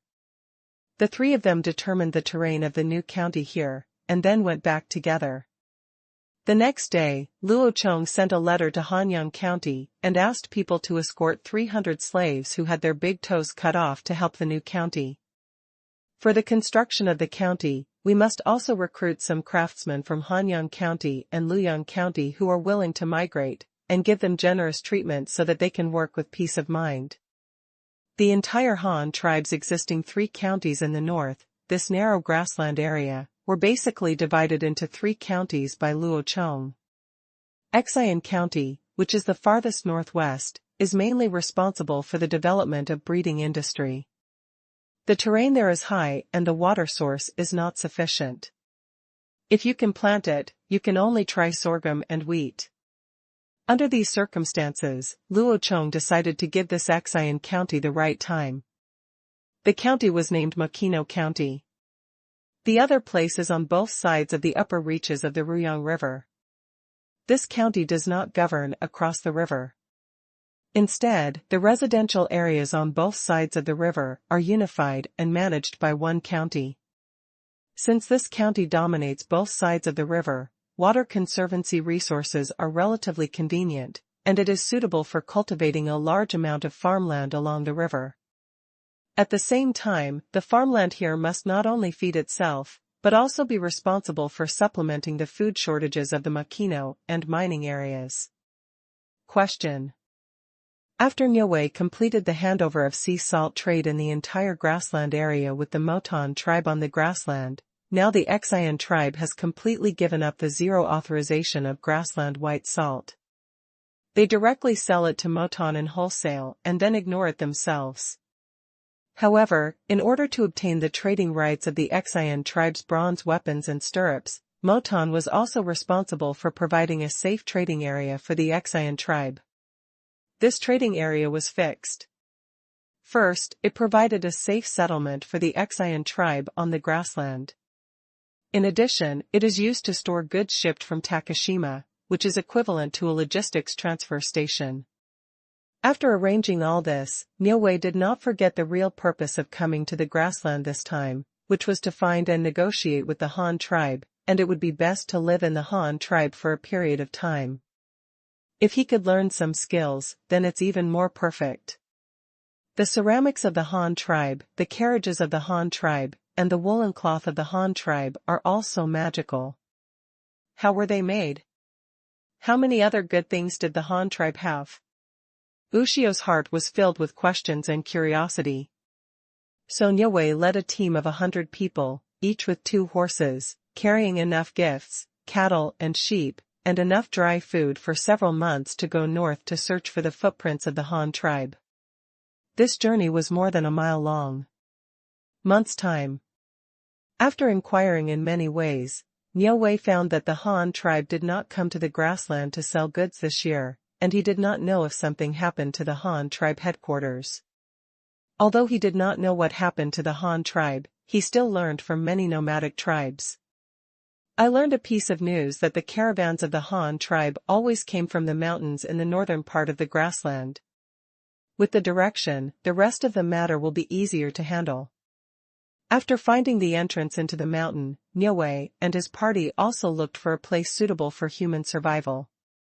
No matter where the Han tribe is, people must survive, and they still have to survive. It is absolutely certain that the Han tribe is a tribe that knows how to farm and plant, which makes it easier to find them.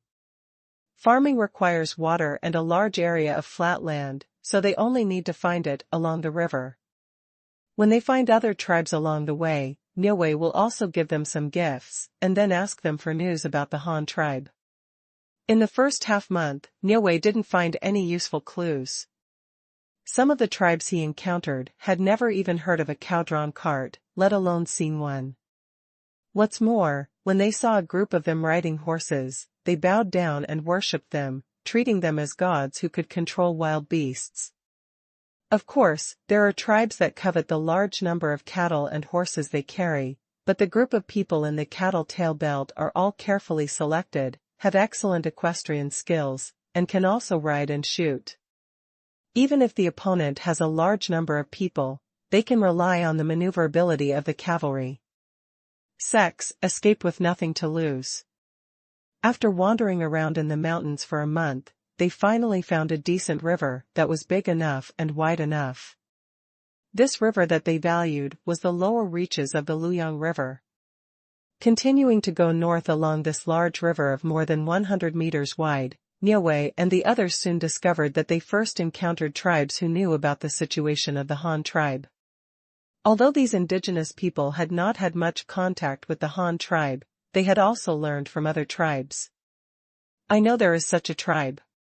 This situation finally gave Ushio and the team members a glimmer of hope, and as they continued northward, the news they received became more detailed, ranging from "I heard from others" to "We have seen the Han tribe's convoy, we bought from their caravans." Until today, they heard news about the Han tribe again. "You are also going to the Han tribe?" A 30-year-old primitive man who was questioned by Niue asked with gestures and surprise, while also speaking some less than standard Chinese. "Yes, what are you doing? Are you going to the Han tribe too?" Niue quickly discovered the difference between this group of people and the tribes they had encountered before. "Yes, our tribe is preparing to officially join the Han tribe. When I came back from the Han tribe this time, I just picked up the tribe members. I see that you are all riding horses and bringing so many cattle and sheep, but the clothes and headdresses you wear do not look like the caravans of the Han tribe. So what are you doing? And from what you ask, it seems that you don't know the Han tribe. Where?" The natives who were being questioned began to wonder about the identities of Ushio and the others. "Oh, we are a tribe in the south. We raise some cattle and sheep. I heard that the Han tribe can exchange for good things, so I wanted to go over and exchange some with them." Niue lied casually. "Someone from the Han tribe has brought cattle and sheep to their door?" The native was surprised at first, and then felt that since this matter was related to the Han tribe, there seemed to be nothing surprising. "Brother, what you just said is that you went to the Han tribe and came back, and you want to take the whole clan over to join the Han tribe?" As Oxtail spoke, he took a strip of salted beef jerky from one of his men, then cut off half of it with a bronze dagger and handed it to the native, while he ate the remaining half first. This is a sign of goodwill and willingness to share meat with the other person, and he took the first bite to show that the meat is okay. Niue has become very proficient in using this simple means of communication.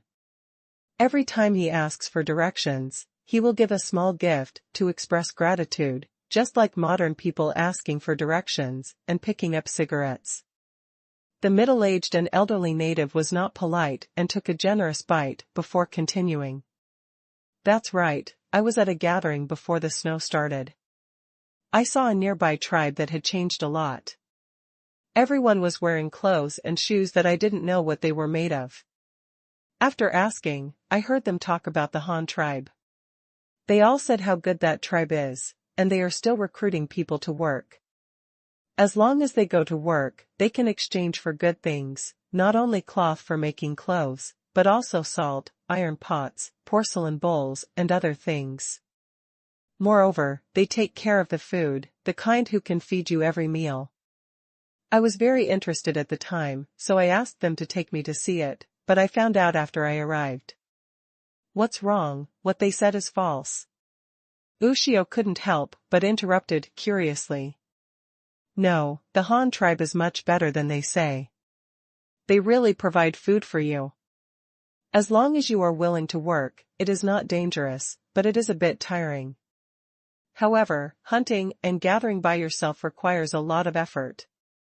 The key is that you may not always get a harvest, but the Han tribe, it's really stable there, with meals on time and no shortage of meals.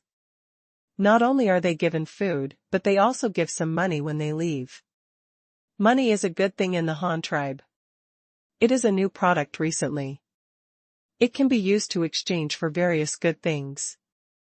I have gotten some, he he he. As soon as the middle-aged and elderly natives talked about the days when they worked in the Han tribe, they started chattering endlessly, because every time he talked about these experiences in front of the tribesmen, they would attract everyone's attention and envy, which made people very happy. Niue struggled to understand the indigenous words, and then picked out useful information. The Han tribe was recruiting foreigners to work for them, not only taking care of food, but also giving out things. What is the situation? What is the Han tribe doing that requires so many manpower? But this is not the key. The point is that the person in front of me has indeed been to the Han tribe, and they are now on their way to the Han tribe. In this way, if we're not on the same road as them, we might as well go together. Thinking that he had finally found the location of the Han tribe and would be arriving soon, Ushio felt excited. Oh, is that right? That brother is really awesome. He is doing so well in the Han tribe. I really want to go to the Han tribe to see it earlier. But we have come all the way and don't know how to get there. Otherwise, let us go with your tribe. I think there are 300 to 400 people here, brother. We will definitely need a lot of food along the way. It just so happens that we have brought enough food. Let us eat for everyone on the way. Come on out, as long as I take us to the Han tribe, how about it? Niue pointed at the cattle and sheep behind him and immediately made suggestions to the leader of the indigenous tribe. The natives were very excited when they heard such a good thing. To be honest, the food they brought was really not enough. It would take a month to get from here to Luoyang County. The stored food was definitely not enough. You have to hunt all the way and collect fruits to get there. The Han tribe that he took with him to go with 30 tribesmen also got some wages when they came back, but they were not willing to exchange them all for things to bring back. They only exchanged some necessary white salt, grain, and other things for the Han people. The tribe is also in short supply and does not sell it to outsiders at all. Even if it can be exchanged, they don't have pack horses and vehicles, so they can't bring back much at all. Now someone is willing to provide food support. All he has to do is take them to the Han tribe.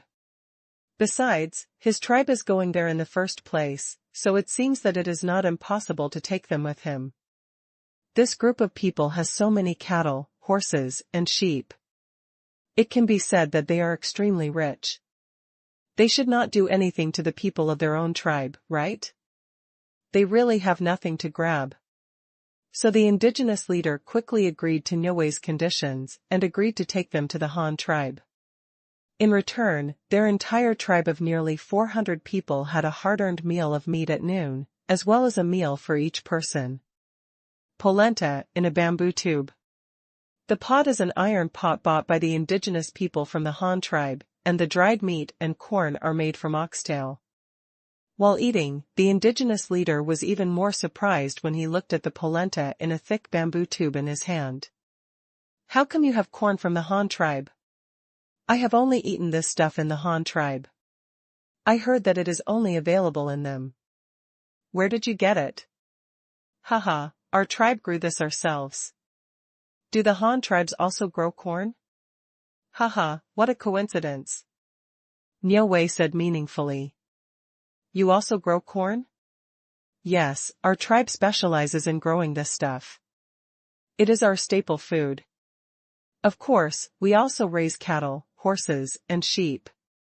"Why, the Han tribe calls this stuff corn," Niuwei briefly introduced. "Oh, that's it, but the Han tribe doesn't specialize in growing corn.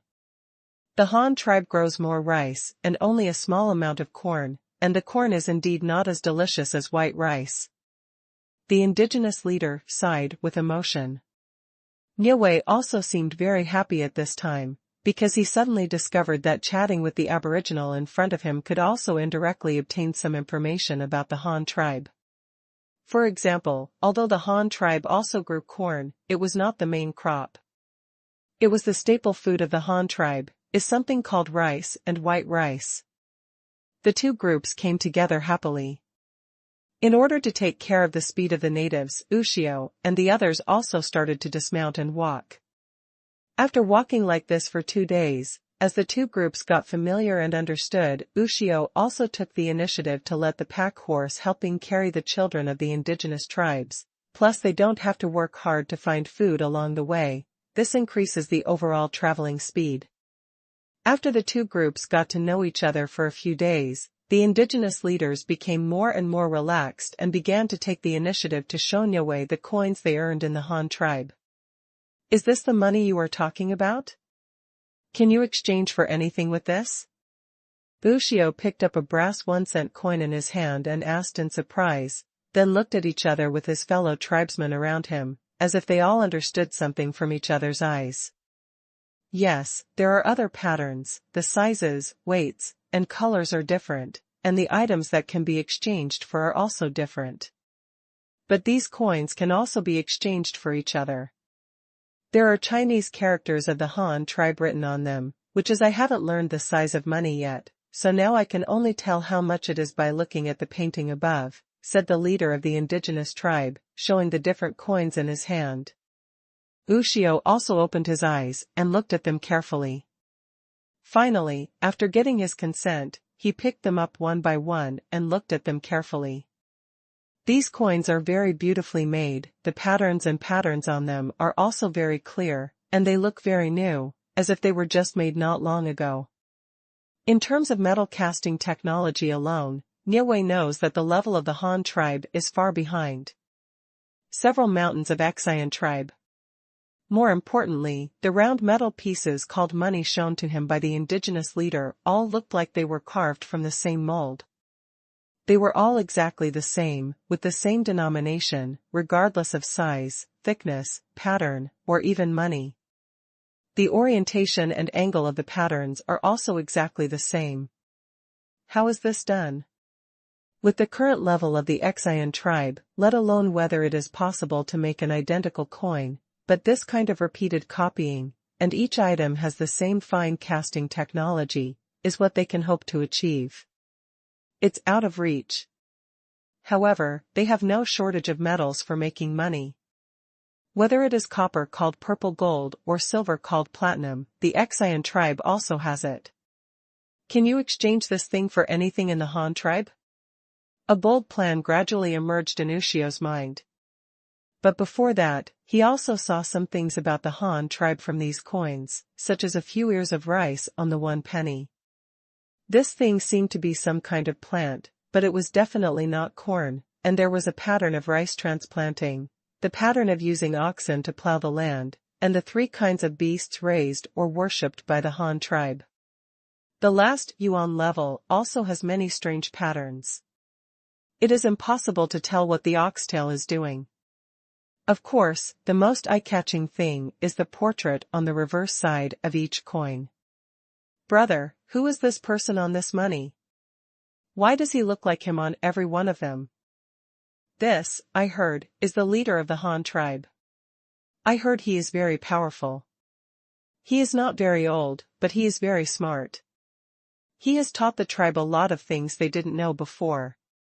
For example, making salt, weaving cloth, building cars, planting and raising animals were all taught by this leader.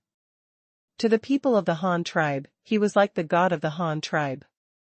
Moreover, there is a saying among the Han tribe that this leader is the child of God. This is why he is born to understand the uses of all things and how to utilize them. Even if it is a stone, he can make iron from it, and can also use iron to make useful tools and sharp weapons. The indigenous leader explained this, but there were some words that he still did not say. He had seen many tribes around him, and had also come into contact with more tribes in the Han tribe. Everyone had their own beliefs, ranging from flowers, birds, fish and insects, to fire, wood, water and earth, as big as the sun, moon and stars in the sky, and even ancestors who have died. But this was the first time he had heard of the Han tribe worshipping a living person. However, judging from the various deeds of the leader of the Han tribe, there is no problem in worshipping him as a god. Maybe he was sent by God to benefit mankind. Bushio listened carefully, and also learned something that made him feel very amazing, that is, the leader of the Han tribe seemed to really know everything. Is he really a child of God, sent to benefit mankind? It's really hard to say this kind of thing, and in this era of serious pantheism, there is no such thing as there are no gods in the world. Putting aside these strange thoughts, Bushio stopped thinking about it and reaffirmed his original intention. It didn't matter where those skills came from. He just wanted to learn those skills, of course, if he could. The two groups set out on their way north again. During this period, they met other tribes and people. After communicating, they found that some of them were going to work in the Han tribe, and some were preparing to join the Han tribe. There were even only a few dozen people. There are also some with more complex composition, ranging from a dozen to 180, all composed of savages, that is, those poor people who live in groups of 3 or 5 and don't even have tribes.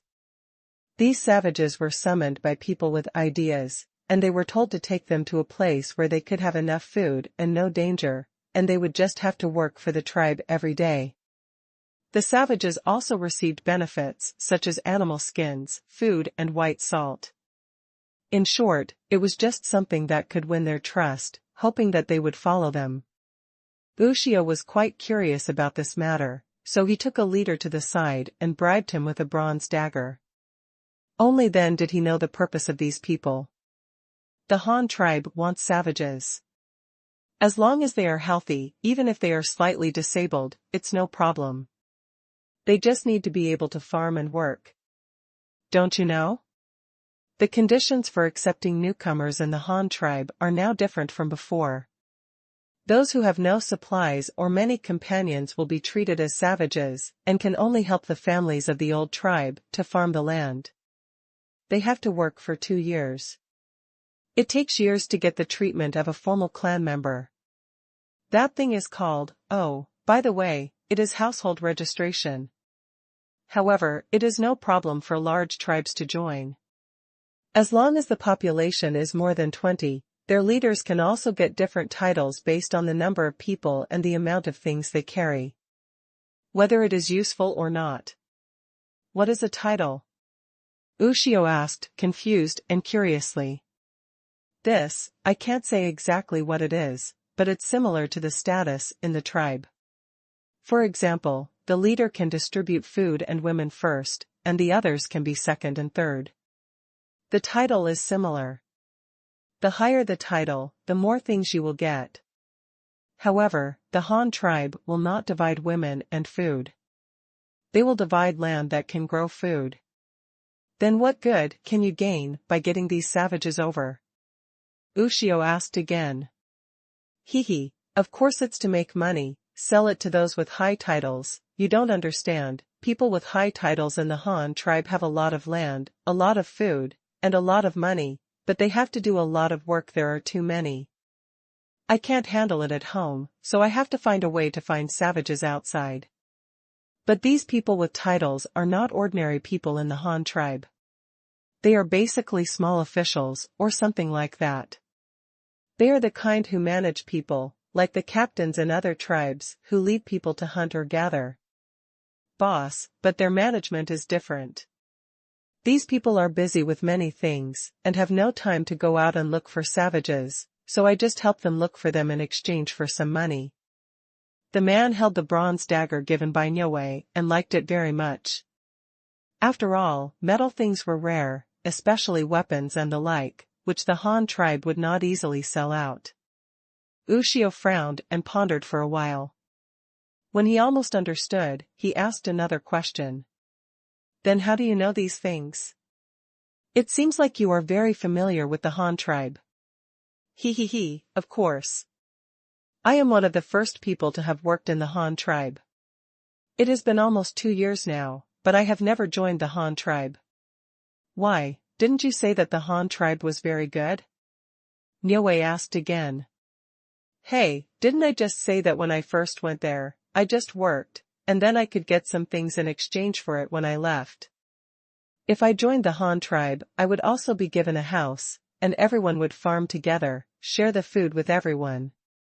It was so tiring, and there was endless work to do every day. I found that those who worked with me at the beginning, except for having a house after joining, were not as comfortable as I was. They do no less work than we do, but they don't share as much as we do. Not only do we get food and accommodation from the Han tribe, but we also get food when we leave. Someone also prepares meals after we finish our work every day. Just eat. As for them, after joining, not only do they have to work during the day, but they also have to find ways to make firewood and cook their own meals. They have to wait for the tribe to eat meat. If they don't want to wait, they have to raise their own livestock. But after raising the livestock, they have to put in the effort to provide them with food. They are fed and busy with endless chores every day. This year is good. The leader of the Han tribe has changed again. Everything has been privatized, the land has been divided, and food is no longer distributed. We have to grow more and less by ourselves. We feel even worse than us outsiders who work. At least we are still the Han tribe is not in charge of food. However, that title is a good thing. The higher the title, the higher the things and status you will get. But except for the members of the Han tribe, if outsiders want to get the title, they can only see what they can bring when they join. How many people and useful things. So you brought these savages, firstly to exchange money, and secondly, to get a title based on these people? Ushio speculated. That's about it, but I haven't saved enough money yet. When I have more money, I will find a group of savages to bring them in. Then why are you saving so much money? What's the use of it? Niue was very eager to know more about the Han tribe. What do you think? Money is a good thing. With money, you can buy cattle, horses, cars, food, and clothes. If you don't save more now, you will have no chance to join the Han tribe in the future. Do you know how the people of the Han tribe live? They can only rent oxen from the government for plowing the land, and the oxen are not their own. It is even more difficult to get a car. It is not something that ordinary people can afford. A four-wheel drive vehicle, the wheelbarrow, is more expensive than the boat. The most important thing is not how much those things are worth, but that the ordinary tribesmen spend most of their time on farming every day. How can they have time to do other things to make money? If they want to buy a two-wheeled cart, then I don't know how many years it would take to save a cow for work. Will I suffer the same poverty as them? No, it won't. It's good now. I'll save more money first. I'm not yet under the control of the Han tribe.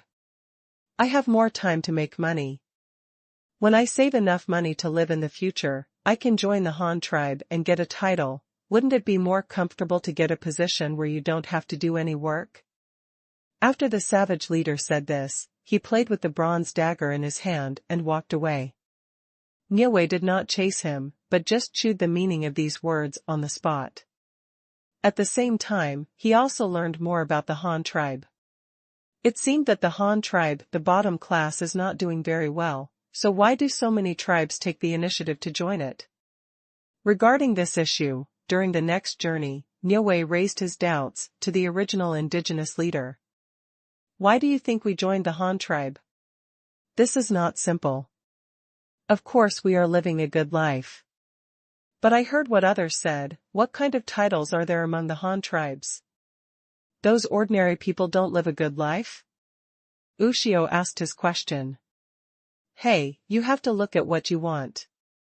Ordinary tribesmen live a life where they have their own land and their own food. They can eat as much as they want, and they can sell it for money if they don't finish it. Although the money is not much, it is definitely enough to live on. As long as you don't want to be a city lord or a county guard, what's the use of having so much money? Just like the ordinary people of the Han tribe, although they don't have horses or cars when they go out, why do they go out? I don't know what other people think, but all the people in our tribe are willing to go. There are almost 400 people in my tribe. We don't know how to grow food, breed animals, and we don't know how to weave. We can only rely on food every day. Food and animal skins can only be obtained by hunting and gathering, but for a tribe of several hundred people to have enough to eat and survive safely every day, it is too difficult for me, the leader, to do. But the Han tribe is different. There are many people there and it is safe enough. No enemy can defeat so many of us. There are city walls there and there are no wild beasts that can kill us. It is stable enough. We farm, so we can have enough to eat every day without collecting, we raise livestock, and we can eat meat without taking risks in hunting, and we can still weave and make clothes without animal skins. Even if you really don't want to live this kind of life and want to be a leader, the Han tribe still has plenty of work to do. Learn some skills and you will have many opportunities in the future. You can also earn wages in a workshop. You can earn dozens of yuan a month. Why not do it? Now you are hungry and full and strong? Ushio nodded thoughtfully, and then quickly figured out the problem. This is because the needs are different, and the conditions to meet them are also different.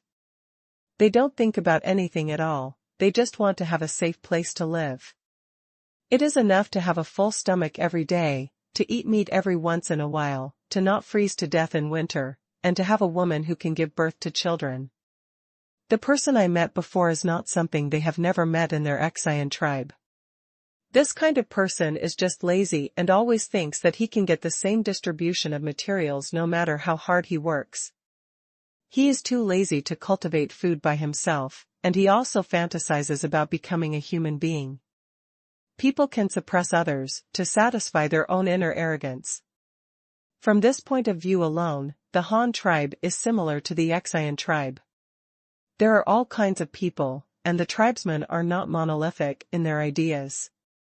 This should be a common characteristic of large tribes, with large numbers of people. Ushio concluded. However, it also discovered a crisis from this incident, a threat from the Han tribe. It didn't matter that the Han tribe was more technologically advanced than them. The key was that the Han tribe was still rapidly growing its population in a variety of ways. How many people are there in the Han tribe now? Ushio didn't know, but he understood that along the way alone, he had met 1,000 or 2,000 people who wanted to join the Han tribe, and he didn't know how many such people there were. After all, he was just one direction. What about other directions of the Han tribe? Are there other ways to absorb the population? This population growth rate is really terrifying, far more terrifying than the Qian tribe. After all, the Qian tribe is an island, and the few tribes on the island have long been ruled by the Qian tribe. Although the names of each tribe are different, the Qian tribe has actual control. In general, the population is only that 8,000s of dollars. Although there has been some growth over the years, it still does not exceed 90,000, and this is just an estimate. The Han tribe has household registration and identity, and there are special officials responsible for these things, but the Qian tribe does not have them. They only have bamboo slips and charcoal pens. Clam knives and other writing tools have limited their use and popularity of writing. The more they compare on small things like this, the more Niue can feel the strength of the Han tribe. It seems that the Han tribe has more mature management methods than them for any situation. To put it simply, the Han tribe operates more efficiently, is more energetic, and grows rapidly than their Qian tribe. However, the Qian tribe has limited its development limit due to its own geography and various other reasons. If this continues, even if the Han tribe is no match for the Qian tribe now, it will not take long for the Han tribe to achieve a comprehensive overtake, even in terms of population. This is true. Such a Han tribe must not be an enemy. They really can't afford to offend them.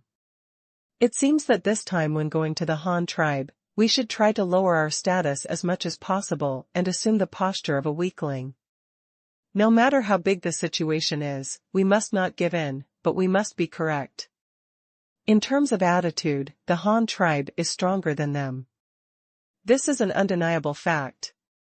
You must not be arrogant. Otherwise, let alone learning skills, whether you can go back alive is a problem. Just thinking about it, following the footsteps of the indigenous people, after more than a month of long journey, Niue and his party finally arrived at the legendary Han tribe, a tribe called Luoyang, in the midsummer season at the end of May. A large settlement in the county.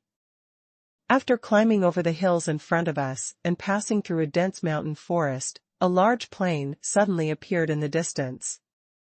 The big river on the right was sparkling. On the bank was endless farmland.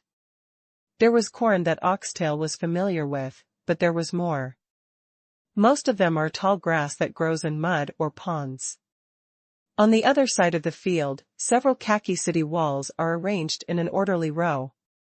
There is also an identical city in the east and west. I don't know what the significance of this arrangement is, but you can see from the tail of the cow that all the city walls are on top of those cities. The flags were flying with the same script, and he recognized that character as the Chinese character that appeared on many products of the Han tribe. Are those the residences of the Han tribe?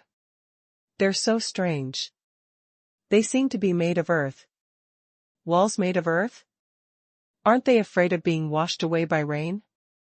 Behind Ushio, those companions who had trekked here with him after all the hardships all looked at the city wall in the distance in surprise. Look, there seems to be someone up there. In an instant, hundreds of pairs of eyes looked towards the top of the city. Okay, what's all the fuss about? There are always people on the walls of the Han tribe.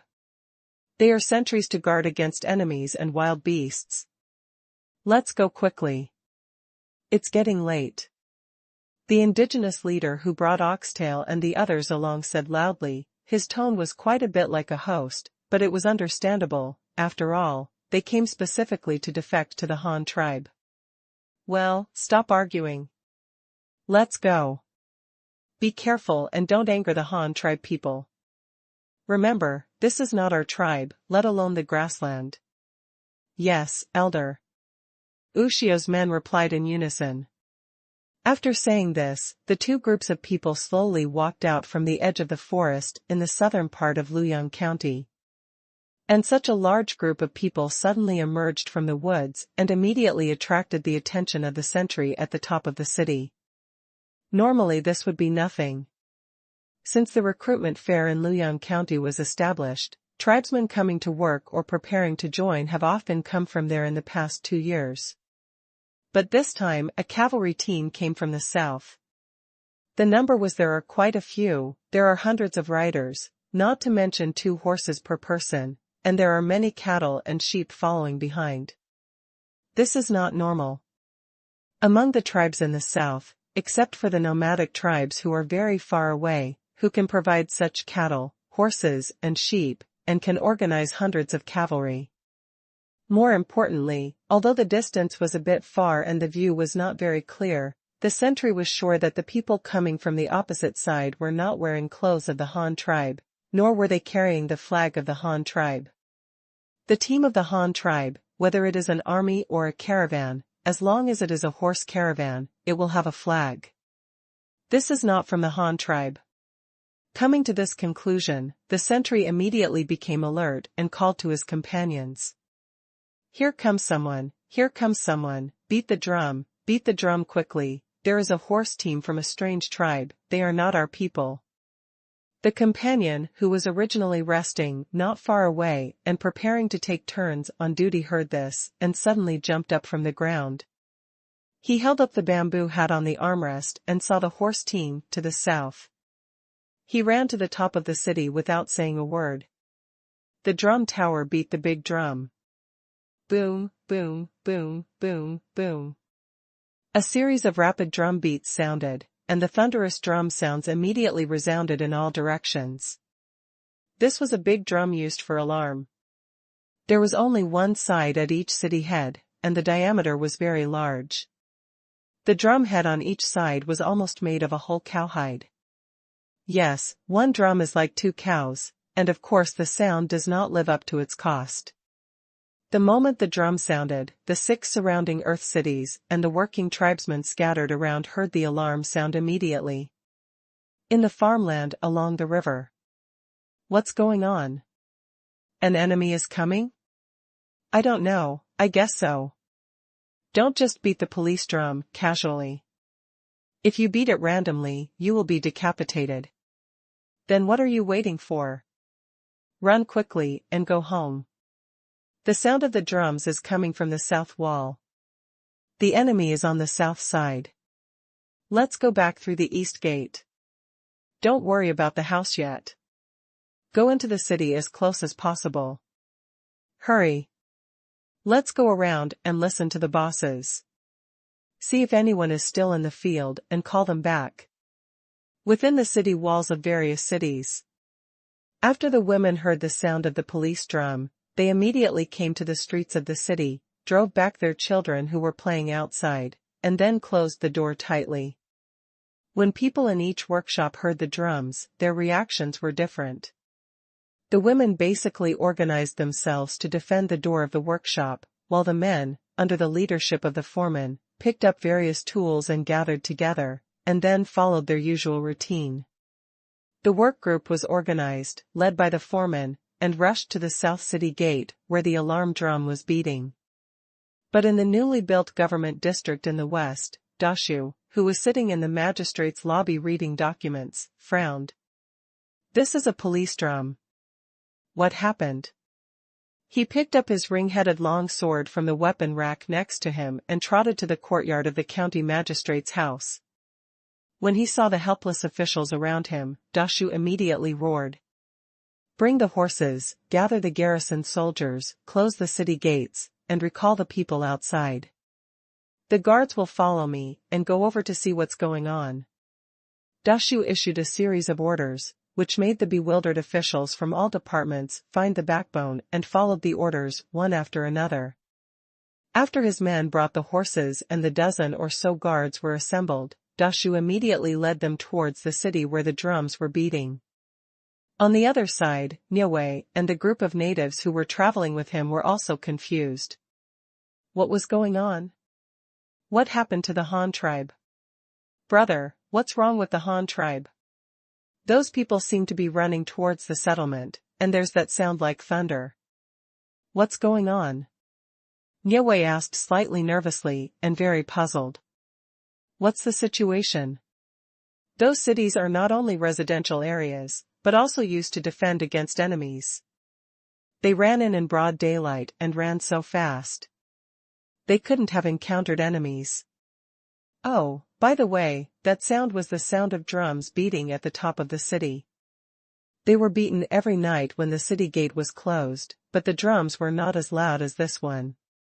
This sound was so loud, it should be the drum sound used to call the police. Wherever the enemy is discovered, drums will be beaten to sound the alarm. After saying this, the indigenous leader and Niue looked at each other, and then listened to the direction of the drum sound, which was their own side. Then the two of them glanced back doubtfully, but except for their own tribesmen, there were no one behind them. There is no one else. Could it be that we are the enemy? Is it you? It's you. The voices of Niue and the indigenous leader sounded at the same time, and both of them looked at each other warily with suspicion and scrutiny. What are you looking at? That's you. I have been in the Han tribe for half a year, and I have never heard that other tribes except the Han tribe have so many cattle and horses. Even the grassland tribes they mentioned will not go that far. Come to the Han tribe. In the past, even if they had to exchange cattle and horses, the Han tribe would go to the grasslands to exchange for them, but you guys came here on your own. Tell me quickly, are you enemies of the Han tribe? The indigenous leader loudly questioned Niu Tao, and at the same time he took a few steps back, and the bone spear in his hand immediately pointed at Niu Tao.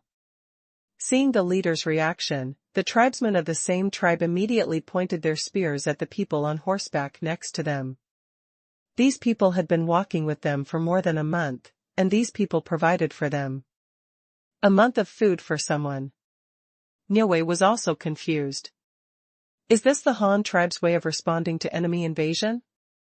Do they regard us as enemies? Well, it seems that the Xian tribe and the Han tribe are indeed hostile at present, but why? How do they know that their group of people is from the Xian tribe and not the nomadic tribes on the grassland? Could it be said that the Han tribe and the nomadic tribe are also hostile relationship? This is impossible. The caravans of the Han tribe are very popular on the grasslands. I have never heard of any conflicts between them. Niue only had time to think for a moment. The reaction from the Han tribe was still intensifying. There were more and more flags on the city head and more people. The city gate facing here has also been closed. A group of dozens of people, the human knights, ran out of the west city, and then ran in through the west gate of the middle city. Not long after, the drumming suddenly stopped, and Dashu had arrived on the tower of the south city gate, looking at a cavalry team in front of him from a distance. It was indeed not the Han tribe. You did a good job. These are not our people. Although we don't know if they are enemies, we can't be careless. Dashu first affirmed the sentry who decided to beat the drum to call the police, and then let his own soldiers be hit by an arrow. The person with better skills used a long bow to shoot an arrow far ahead, and drew a warning line through the arrow's impact point, hoping that the other party would stop moving towards this direction after seeing it. Ushio frowned slightly as he looked at the flying arrows. What does this mean, a warning? After thinking for a while, Niue decided to come forward to negotiate in person. This time they really came with sincerity, and had no intention of continuing to be enemies with the Han tribe. But since the Han tribe only shot an arrow, there should still be a chance. They were relatively restrained. Thinking of this, Ushio shouted loudly to the team members behind him. I'll go and take a look myself. You all stay here. If you are killed, don't worry about it. Just turn around and go home. Then let the leader guard our island from now on, and don't try to contact the Han tribe again. After explaining the future affairs, Ushio rode forward alone on his horse, and continued to approach the city under the surveillance of everyone on the top of the city. When he was about 100 meters away from the city, he threw away his bow and arrow under the watchful eyes of many sentries and big trees. When he walked 50 or 60 meters, he threw down his sword again, indicating that I don't carry any weapons, and I'm not hostile. I hope the other party can give me a chance to communicate. Dashu has been guarding Luoyang County for 2 years, and he is considered a well-informed person. Naturally, he understood the meaning of the oxtail. However, the city gate cannot be opened casually in wartime, so he asked someone to put down a hanging basket. Let Ushio go in on his own, then pull him up. Niue was very cooperative and quickly climbed to the top of the city. He quickly and respectfully greeted them in the language of the Qian tribe. However, when the Han tribe saw that they were all riding horses, they thought they were nomadic tribes on the grassland, so a grassland man who was responsible for livestock breeding in Luoyang County and had joined the Han tribe was found to be the translator. The translator first communicated with Niue in Prairie dialect, and then translated to Dashu in Chinese, achieving communication between the two parties. "Master Sheriff, he is not from the grassland. He said that he is an elder of the Qian tribe, who is responsible for foreign trade. This time he came to see our leader. Firstly, he wanted to discuss matters about grassland trade, and secondly, he wanted to negotiate with us. The Han tribe made some trades. He said that the cavalry team outside was all his men, and the cattle and sheep behind them were all gifts to us." The translator relayed to the big tree. "Oh? The elder of the Qian tribe? The one in charge of foreign trade, talking about grassland trade, and also doing business with our Han tribe? You ask him what kind of deal he wants to make. The leader is very busy, and may not necessarily meet with him." Dashu said in surprise, obviously not expecting that the other party would be an important figure in the Qian tribe. The translator communicated with Ushio again, and then began to relay the story to Daiki. "Lord Sheriff, he said he wants to buy the things our caravan sells to the prairie people, including iron pots, ironware, cloth, carriages and ox carts. They can also pay with cattle, horses, sheep and furs." "What do the prairie people give?" "They can give anything, and it will not be less than what the grassland people give." "Does the Qian tribe still want the Han tribe's vehicles?" "The conflict broke out last time and it didn't stop them, but they still want it?" "That's right, a car is a good thing, and it brings so many conveniences. If you are also an elder of the Qian tribe, you will definitely try your best to get it, not only the car, but also the technology to build the car. Therefore, what you actually want is technology." Dashu figured out the key in an instant, but he still had to let the leader make up his mind on how to do it. He had to stabilize these people first, and then tell the leader. Having made up his mind, Dashu immediately put on a smiling face. "Tell him it's not impossible, but I'm not the leader of the Han tribe. This matter must be approved by the leader. They can live here first, but they can't move around at will. The leader is not here now. We have to send a letter to the leader first. It may take half a month before the leader comes. If you want to talk, let them obey the arrangement and wait." Dashu's words may be true or false, and it is right to tell the leader, but in fact it won't take that long. Luo Chong was currently in the newly built Weishan County to the north of Babao Mountain, planning the construction of the new county with Yunji, and used the Flying Eagle to pass the message. If Luo Chong came over immediately, the message would be delivered in half an hour at most. If Luo Chong came over immediately, it would be tomorrow at most. But he deliberately said it would be half a month later to give the Han tribe a buffer time, so that Luo Chong could think longer and make the answer that was most beneficial to the Han tribe. At the same time, it was also to stabilize the Niue group, first put them all under house arrest and control their freedom. Who knows if they have stolen the technology of the Han tribe? What if they take it away? Ushio heard Dashu's reply and didn't doubt him. From the time the letter was sent to the person, it took half a month. This speed was almost the same in their Qian tribe, but he didn't know that the Han tribe had more efficient connections. Method, and I don't know where the leader of the Han tribe is now. He even felt a little emotional. It seemed that the territory of the Han tribe was not small. Such a large residence was actually not the place where their leader usually stayed. It seemed that the Han tribe was bigger than he thought. In order to gain this opportunity to negotiate with the Han tribe, Niue also showed his sincerity and was willing to obey Dashu's arrangements for them. It's just that Dashu didn't place them in the city. Instead, he sent a team out with Ushio, and then asked all Ushio's men to dismount and hand over their weapons, depriving them of their mobility and resistance capabilities, and then vacated.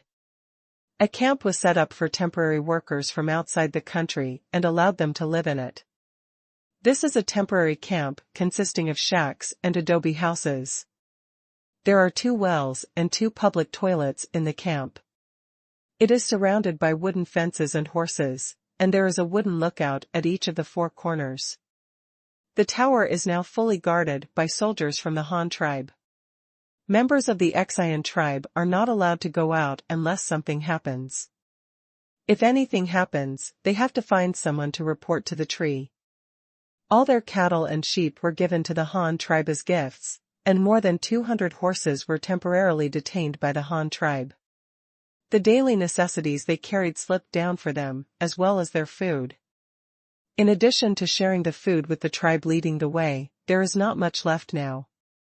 Niue made a request for food supply, but Dashu's reply was that the Han tribe could not give them food for free, so they had to use things in exchange.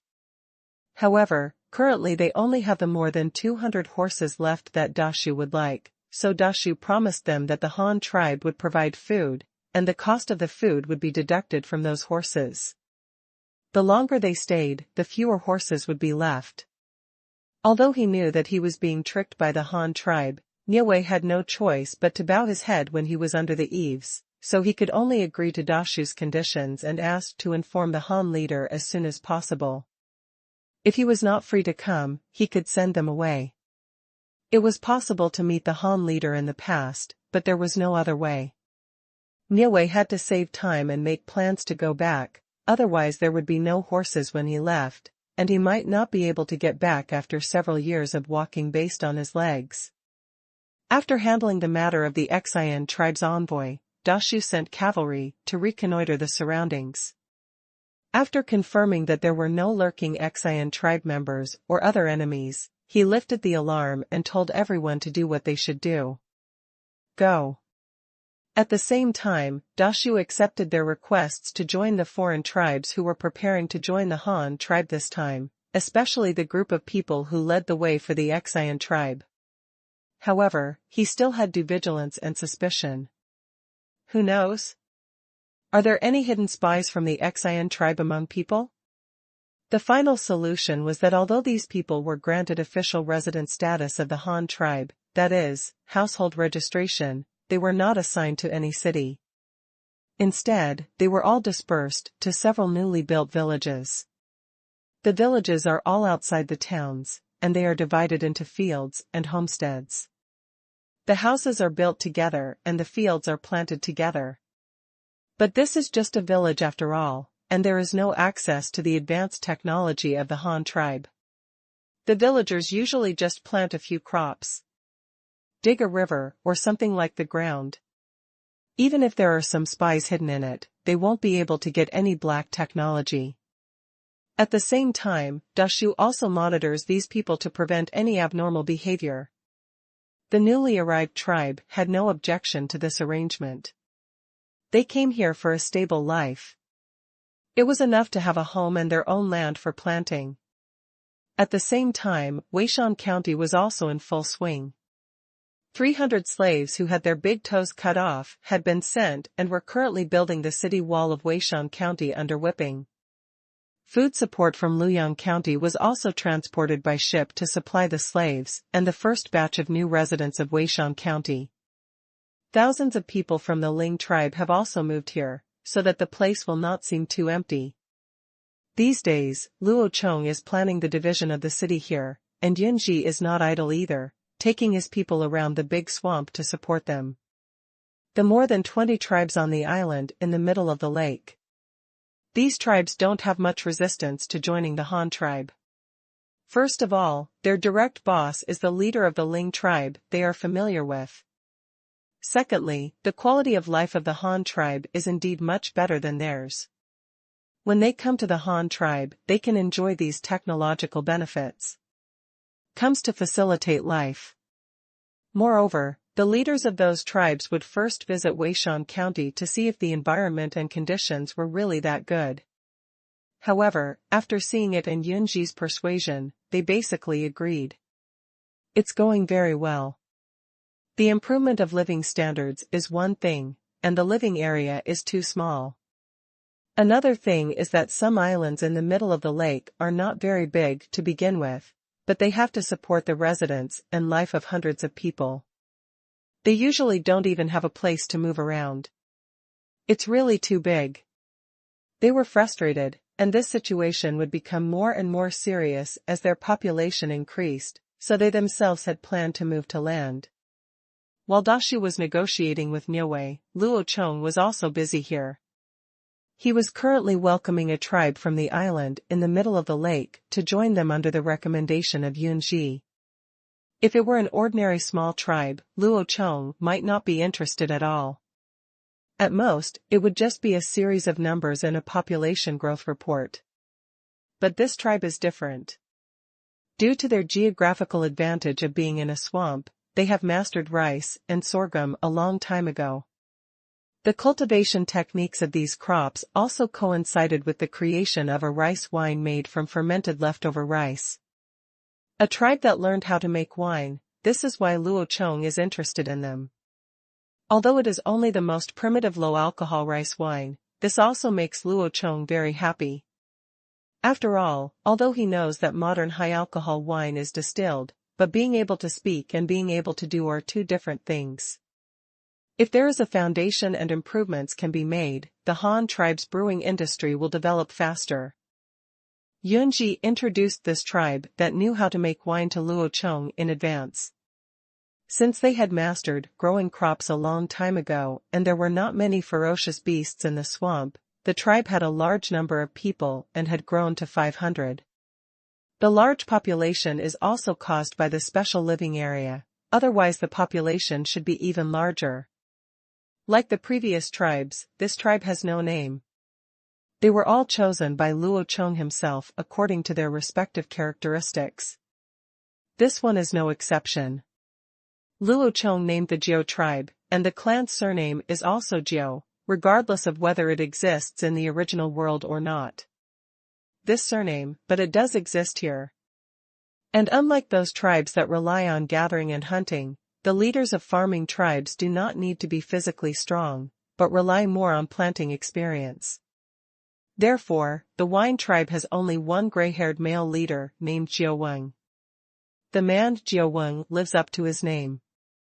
He followed Yunji and was helped by his own tribe.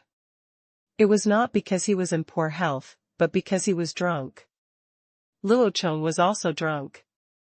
It was such a big thing that the whole clan joined another tribe, but he came here drunk at this time. Is he so nervous?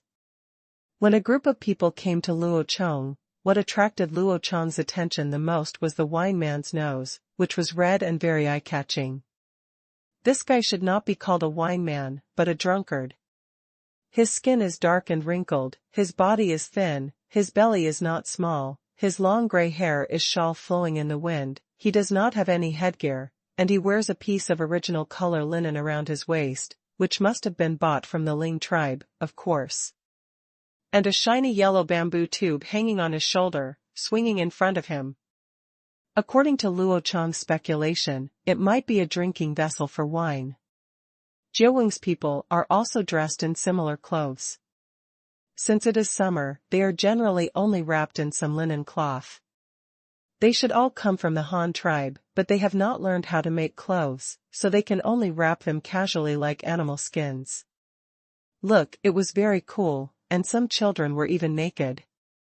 Han, leader of Han, our wine tribe is willing to join the Han tribe, and we are also willing to provide the method of making wine. The wine man was helped to stand in front of Luo Chong. He cupped his hands drunkenly and said this Chinese, with irregular pronunciation, which should have been taught by Yunji Xian. Luo Chong also nodded and said a few words to welcome them to join and encourage them to work hard in the future. Of course, these words were translated by Yunji. The old man did drink a lot of wine and was very drunk. After completing the allegiance ceremony, Luo Chong sent him to rest. Then the problem of communicating with the Jiao tribe was handed over to Yunji and Jiao Weng's eldest son. He is a middle-aged man, in his 30s. In fact, this guy is what Luo Chong values the most, because the wine man no longer makes wine himself, and now his eldest son is responsible for the winemaking. "Chief, this is the wine made by our tribe. Please taste it, Chief." Jiufeng, the eldest son of the wine man, followed Luo into a temporary wooden shack, and then took out his own tribe's wine. Luo Chong showed. There were several blue and white porcelain tea bowls on the square table in the room, and Jiufeng poured their rice wine from a large bamboo tube with a cork. This wine is a purely natural fermented wine. It is very turbid and white. It looks like rice soup, but it is actually alcoholic rice soup. It is brewed from rice and even has rice grains in it. Both Yunji and Jiufeng had tasted it in front of Luo Chong, and Luo Chong also took a sip. It did taste like wine. Since this naturally brewed wine is a low-alcohol wine, it actually tastes more like a drink, and Luo Chong, I even feel that the taste is a bit familiar, especially when I drink some rice and chew it in my mouth. It is very similar to the sweet rice wine I drank in my hometown when I was a child. After drinking the wine and praising the deliciousness of the wine, Luo Chong listened to Jiufeng talk about the brewing legends of their ancestors and the brewing methods passed down by them. Low-alcohol brewing wine is a gift from nature to mankind. It actually does not require any technology. It is formed naturally purely by luck. The process required for brewing it is to completely copy the conditions in this process. The story told by the wine seal is slightly mythical, but if you cut through the fog and look at the essence, it is actually similar to what Luo Chong speculated. The natural appearance of wine is inseparable from three things. One is uneaten leftover rice, which is the main raw material for brewing wine-cooked grains.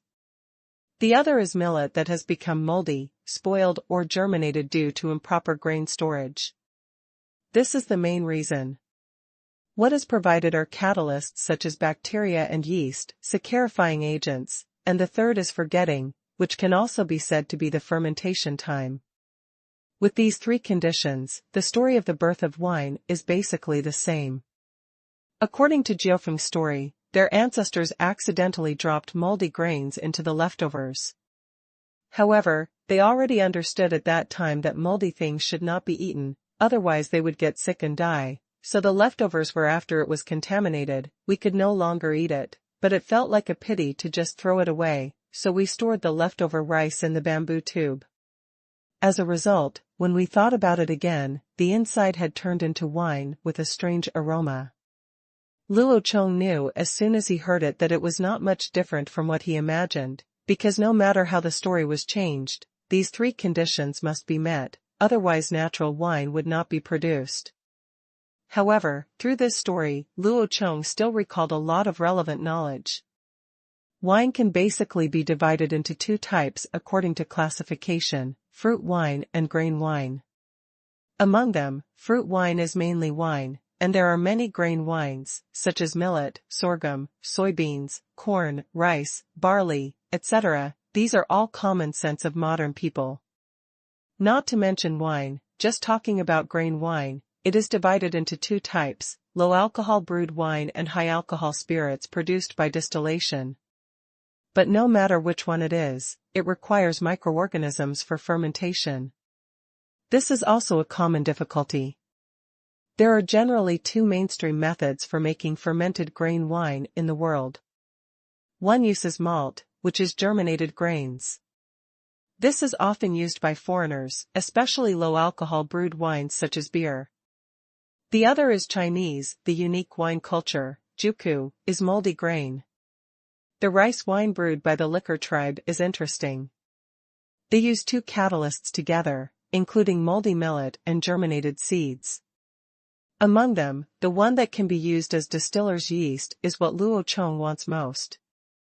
According to Luo Chong's idea, there is no problem in drinking any kind of wine, and the more types and patterns the better. But the only way to produce alcohol is distilled wine. This is why Luo Chong attaches so much importance to distiller's yeast.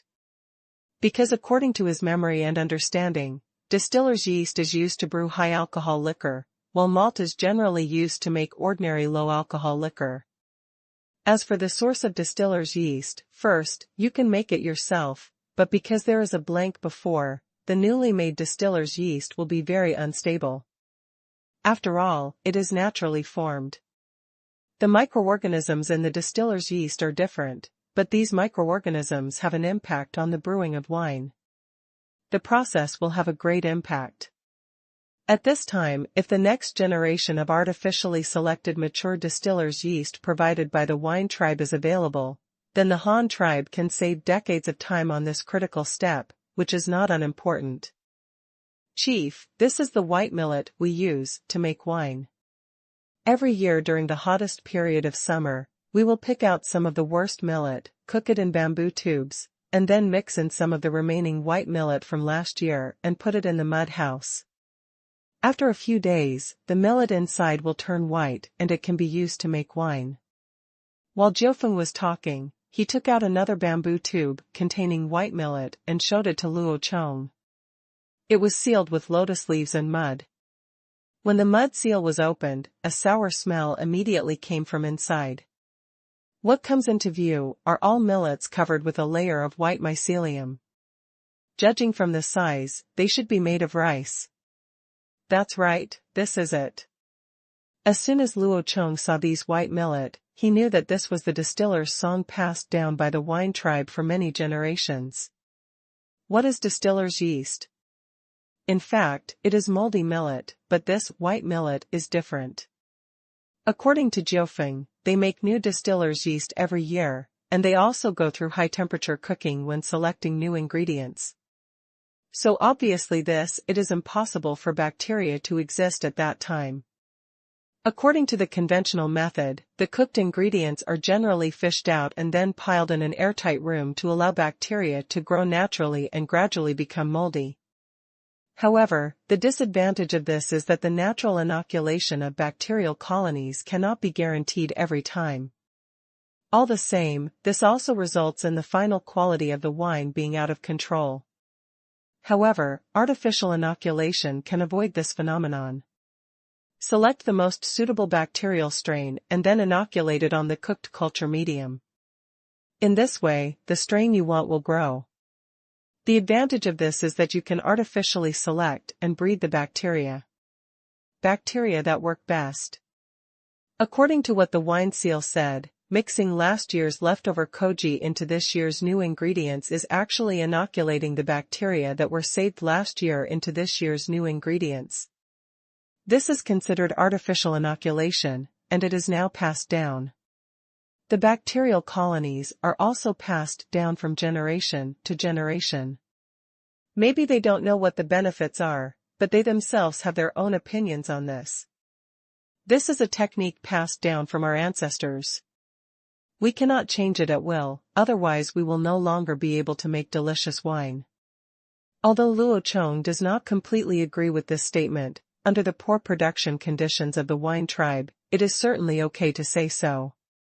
However, in the future, when making wine for the Han tribe, we must broaden our minds and research more tricks. I'm going to set up a winemaking workshop in the newly built Weishan County, and how about letting people from your Jiu clan be in charge of the production? Luo Chong nodded and asked Jiufeng. As long as the leader likes it, let us continue making wine, of course there is no problem. Jiufeng immediately expressed his position after hearing Yunji's translation. Hey, don't worry. Although the wine you made before was good, the varieties were too single. Of course, this is also related to the conditions of your tribe, but the Han tribe has a lot of resources. There are many kinds of grains that you don't have. I need to let you all try it. Well, you don't need to worry about the workshop. Just let Yunji prepare the establishment. I will also provide you with all the tools. You should also hurry up and learn Chinese and Chinese characters, including arithmetic and scales. Especially the scale, which is a tool used by the Han tribe to measure weight. With this, you can make ingredients more strictly according to the proportion. This is very important and will have an impact on large-scale winemaking in the future. Now with experiments it is the main purpose, so I ask you to record all the data that can be measured, including the proportion and weight of the ingredients, as well as the fermentation conditions and the time used. Don't be in a hurry to make wine now. The first task I give you is to trial produce a variety of different kinds of koji, made from wheat, barley, flour, sorghum, japonica rice, glutinous rice, and corn. Use these 7 materials to grind them, steaming, and stamping, that is, putting it in a mold and stamping it firmly, and then inoculating the white millet colonies you passed down to see what kind of distiller's yeast you can get in the end. After making the first batch, you can also try natural fermentation, or you can mix several materials in different proportions and then ferment. In short, I want you to make at least 20 or 30 different kinds of koji, and then study the brewing process. Thing. Ah? Chief, why do we need so many kinds of distiller's yeast?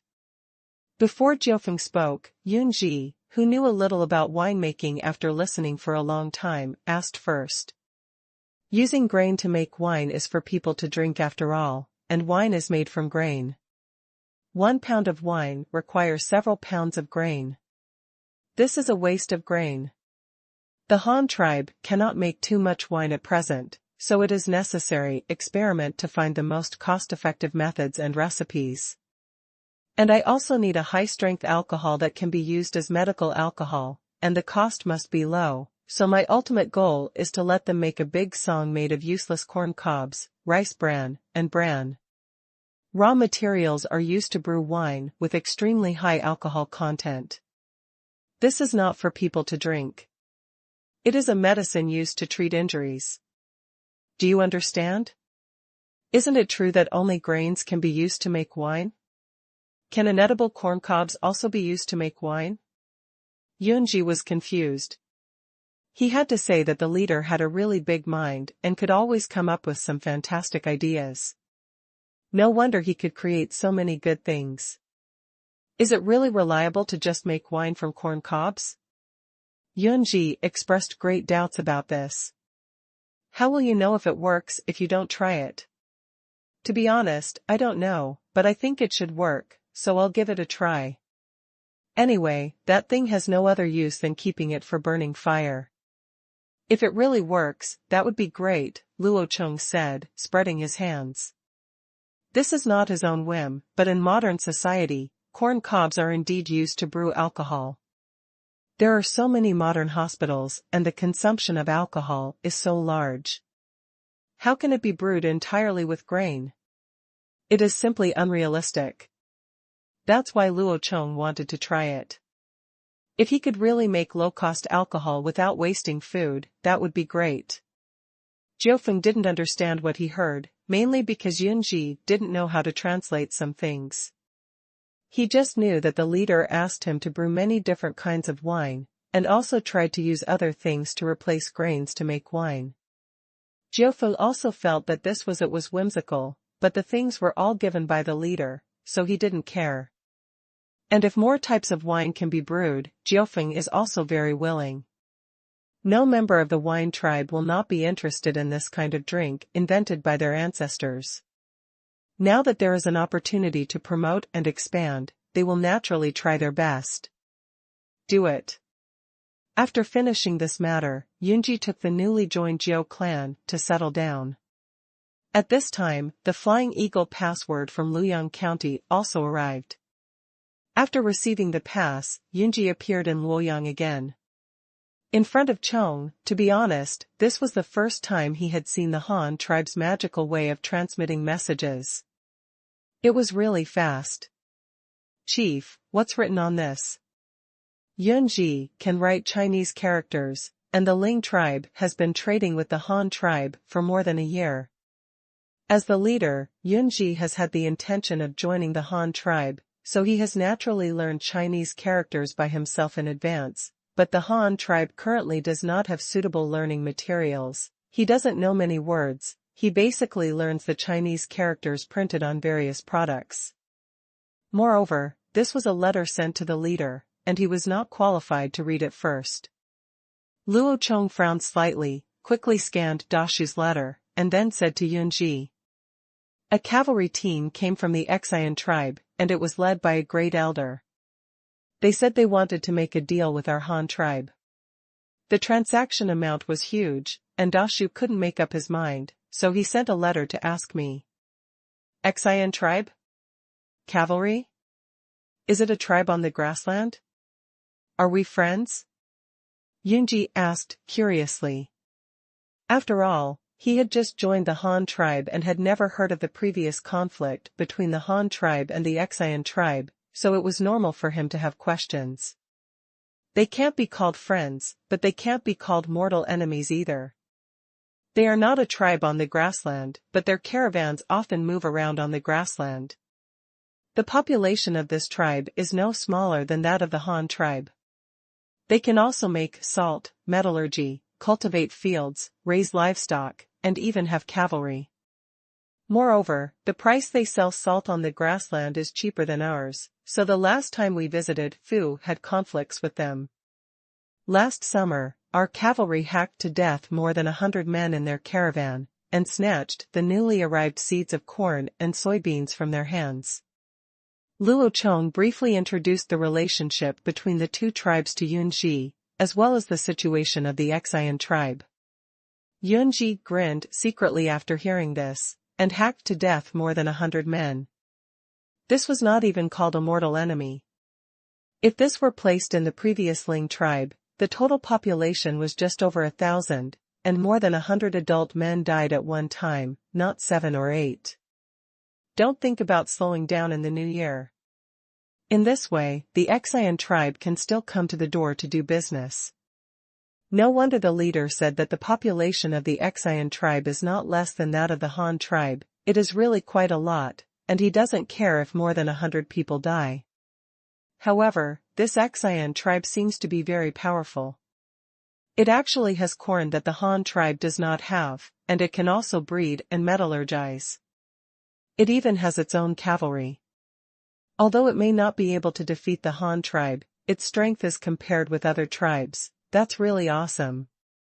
Chief, since they know everything, why do they want to trade with us? Yunji continued to ask incomprehensively.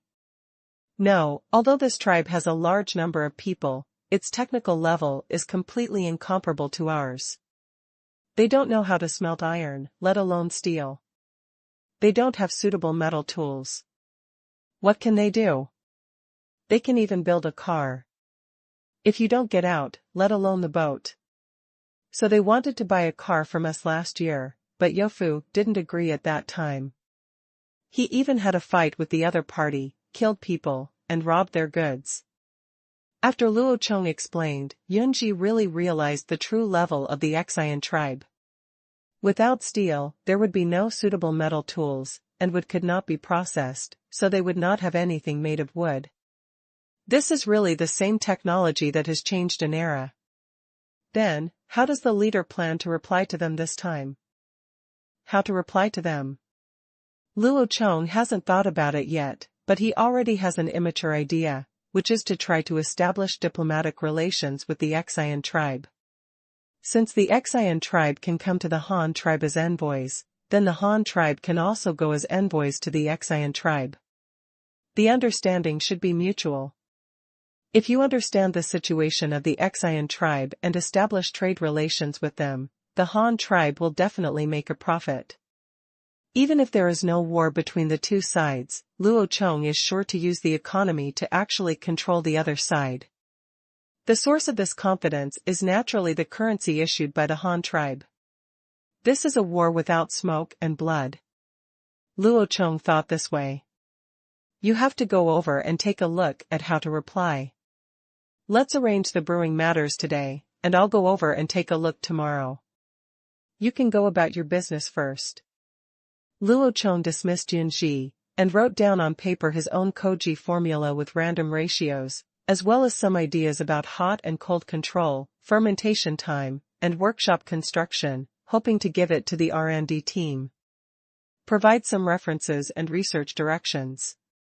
He still has so many things to manage, and he has no time to focus on winemaking, the construction of new counties, the resettlement of people, the promotion of farming and breeding, the implementation of government management institutions and currency, and negotiations with the Xian tribe. Everything needs to be handled by Luo Chong personally. Probably the most tiring job in the world is to be an emperor. Luo Chong once again expressed the same emotion. Early the next morning, while it was still relatively cool in the morning, Luo Chong rode Huishan and rushed to Luoyang County with his escort, arriving in the afternoon of the same day. However, he did not go directly to meet Ushio and others.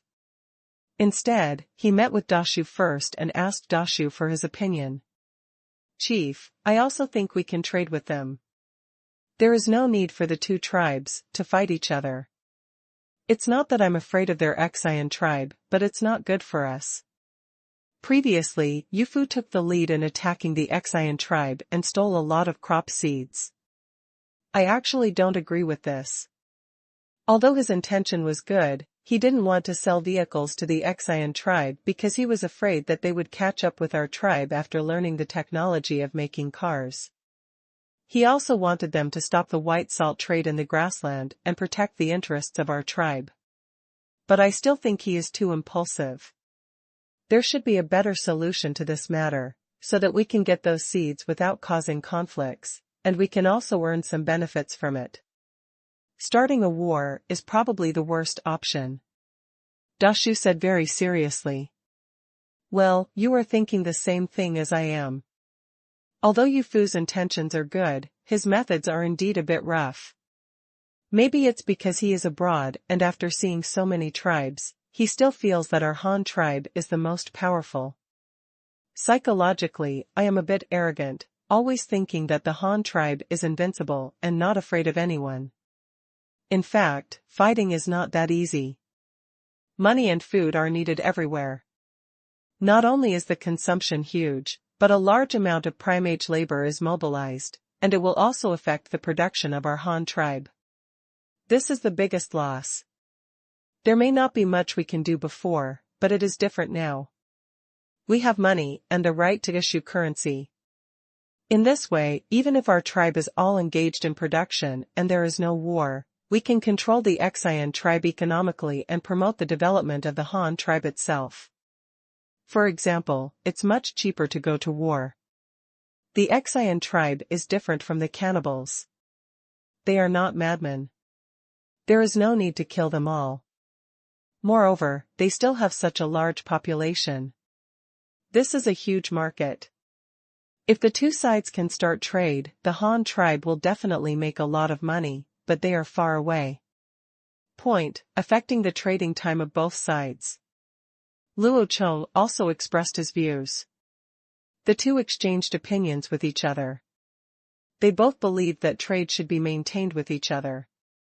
However, if they want to achieve this, they must send a mission to the Xian tribe and stay within the Xian tribe.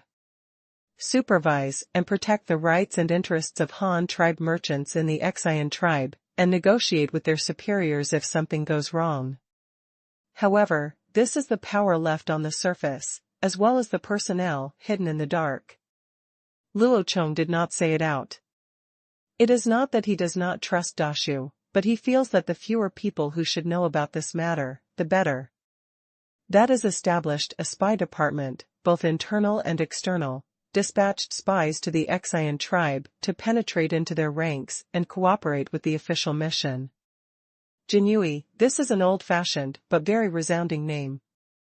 It is the most successful espionage department in history. But in fact, many people don't know that this department is not only responsible for internal corruption, but also for foreign forces. There are many cases of lurking and investigating, such as the Tatar tribe lurking in the grasslands, providing various military intelligence to the Ming dynasty in the Central Plains. Luo Chong also wanted to set up such an organization, but he wanted to change the name. He didn't have genie yet, but he had armor, so let's call it Jinwei. On the surface, this is a military group with the purpose of protecting the leader of the Han tribe, Luo Chong. Its daily job is to protect Luo Chong's safety, as well as the ceremonial guards for Luo Chong's travels, including the imperial palace and other forbidden gardens. Guard work, but there is no palace yet, so this work will be omitted for now. Secretly, this is the largest official espionage organization of the Han tribe. It is also divided into two internal and external branches.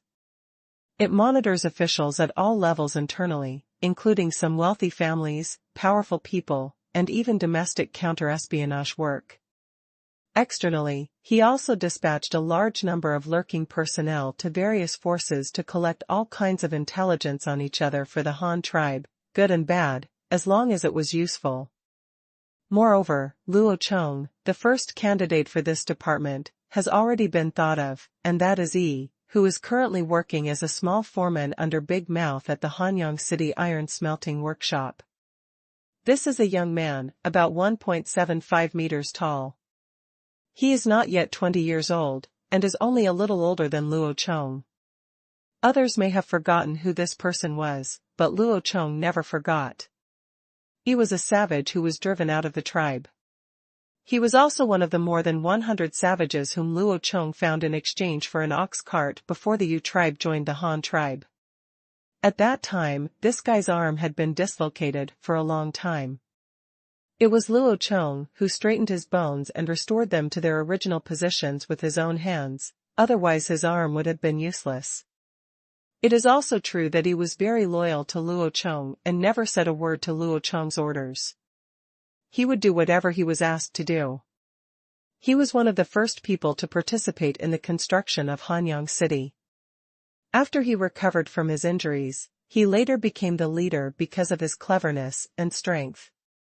He was relatively old and was arranged by Luo Chong to join the metallurgical workshop and become a blacksmith. The reason why I chose this person is, first of all, because he has no background in the Han tribe. He is a savage and does not even have his own clan. He has a clean background. However, this person is absolutely loyal to Luo Chong. This is the most critical point. Secondly, this guy is very smart and has fighting ability. He is also a blacksmith. Anyone who can become a craftsman is a smarter person in the Han tribe. Luo Chong is also confident that he can take care of these things and complete the tasks assigned to him. Now that there are people and organizations, it is not difficult to lurk. After Luo Chong has gathered the first group of people, he will let them work in Luoyang County as migrant workers and start following the Xian tribe. They came into contact with the Xian tribe's mission, and when the Xian tribe's mission left, they also pretended to return to the tribe. In fact, they were valued by Niue and recruited them into the Xian tribe as technical backbones to improve the Xian tribe's manufacturing technology. As long as these people show a little bit of skill, they can gain the trust of the Xian tribe's senior leaders and will definitely be entrusted with important tasks. If more and more such latent personnel infiltrate, Luo Chong is even sure to launch a coup in the Xian tribe and directly change the course, get rid of the old forces, and directly make the entire Xian tribe into your own possession. Of course, the premise of this plan is that the executor must be a die-hard member of Luo Chong. No matter how bad he is, he must be loyal to the Han tribe. Otherwise, in the end, the old forces of the Xian tribe will be defeated and agents like them will defect. It would be extremely embarrassing to directly establish yourself as king. The Jingwu Guards were successfully established under Luo Chong's secret service. At this time only the Han tribe had its own household registration record system. It was simply impossible for the Xian tribe, so the identity matters could be arranged casually, and they were not afraid that they would find out any problems. Luo Chong did not go to see Niue and his party immediately. Anyway, the big tree gave him a buffer time to meet. He took advantage of these few days to secretly summon Yi and gave him a surname because he was a Jinwu guard. The leader was directly named Jin and was officially appointed as the first commander of the Jinwu Guards. This is the largest military attaché in the Han tribe at present. Although he is still a mere commander for the time being, Jinyi is still very excited. The leader has given him such a secret mission. Even the county guards are not qualified to know. He still has the authority to monitor and report. They are absolute confidants, a huge trust given by the leader. For the next personnel addition, Luo Chong listened to a lot of Jin Yi's opinions and asked him to recruit some people familiar with him from Hanyang City and several surrounding counties. Most of them were savages who came with him in the first batch. There are some people who Luo Chong thinks are capable and have a clean foundation, totaling 60 people, but this is not the final number. After secretly summoning these people, Luo Chong did not show up first. Instead, he asked Jin Yi to meet them. He did not tell them what he wanted them to do. He only said that the county guard had given them a mission and that they might have to go out for several years before returning. If you can't leave home and are in danger, you may not be able to come back. However, as long as you agree to participate, you can directly be given a first-level knighthood and be hereditary for 1 generation. There is no merit. As long as you participate, you will be given a rank of nobility, and it can be passed on to future generations even if you die. There is also a salary for participating in the task, which is said to be higher than the average salary. They have nothing to spend on themselves, so they can also pay it directly to their families. This remuneration can be said to be very generous, but smart people can tell that this is hard work and not easy to do. For a while, many people hesitated. "Master Jin, what are you asking us to do? Why does it take so long?" asked a man in his 20s. "I don't know about this now, but it's just mentioned above that the time is long because the road is too far. It takes several months to come and go. Plus the work, it takes at least a year, and there is no guarantee that it will be completed in 1 year. Can come back. Master Jin, will we still have the title when we come back, and will we be paid?" Another person asked. "Your title is for life, as long as you don't break the law. If you commit a crime and are deprived of your title, I can't control it. As for the money, as long as you continue to work here, the money will continue to be paid. Oh, by the way, there is one more thing I forgot to mention. Even if the mission is completed, there will be good arrangements for you when you come back. I can arrange a decent job for you, and you will be promoted and awarded titles." Jin Yi explained again. After saying this, everyone began to speculate.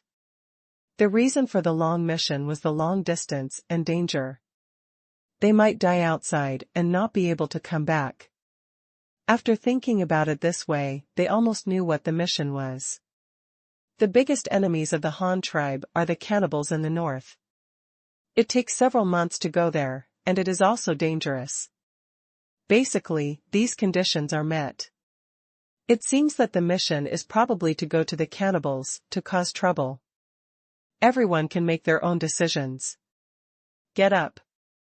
In fact, Jin Yi said this because Luo Chong specifically confessed that he would not tell you, but would also tell you some vague information to confuse you, just to divert their attention, so that even if those eliminated people go back, it will reveal where the remaining people are.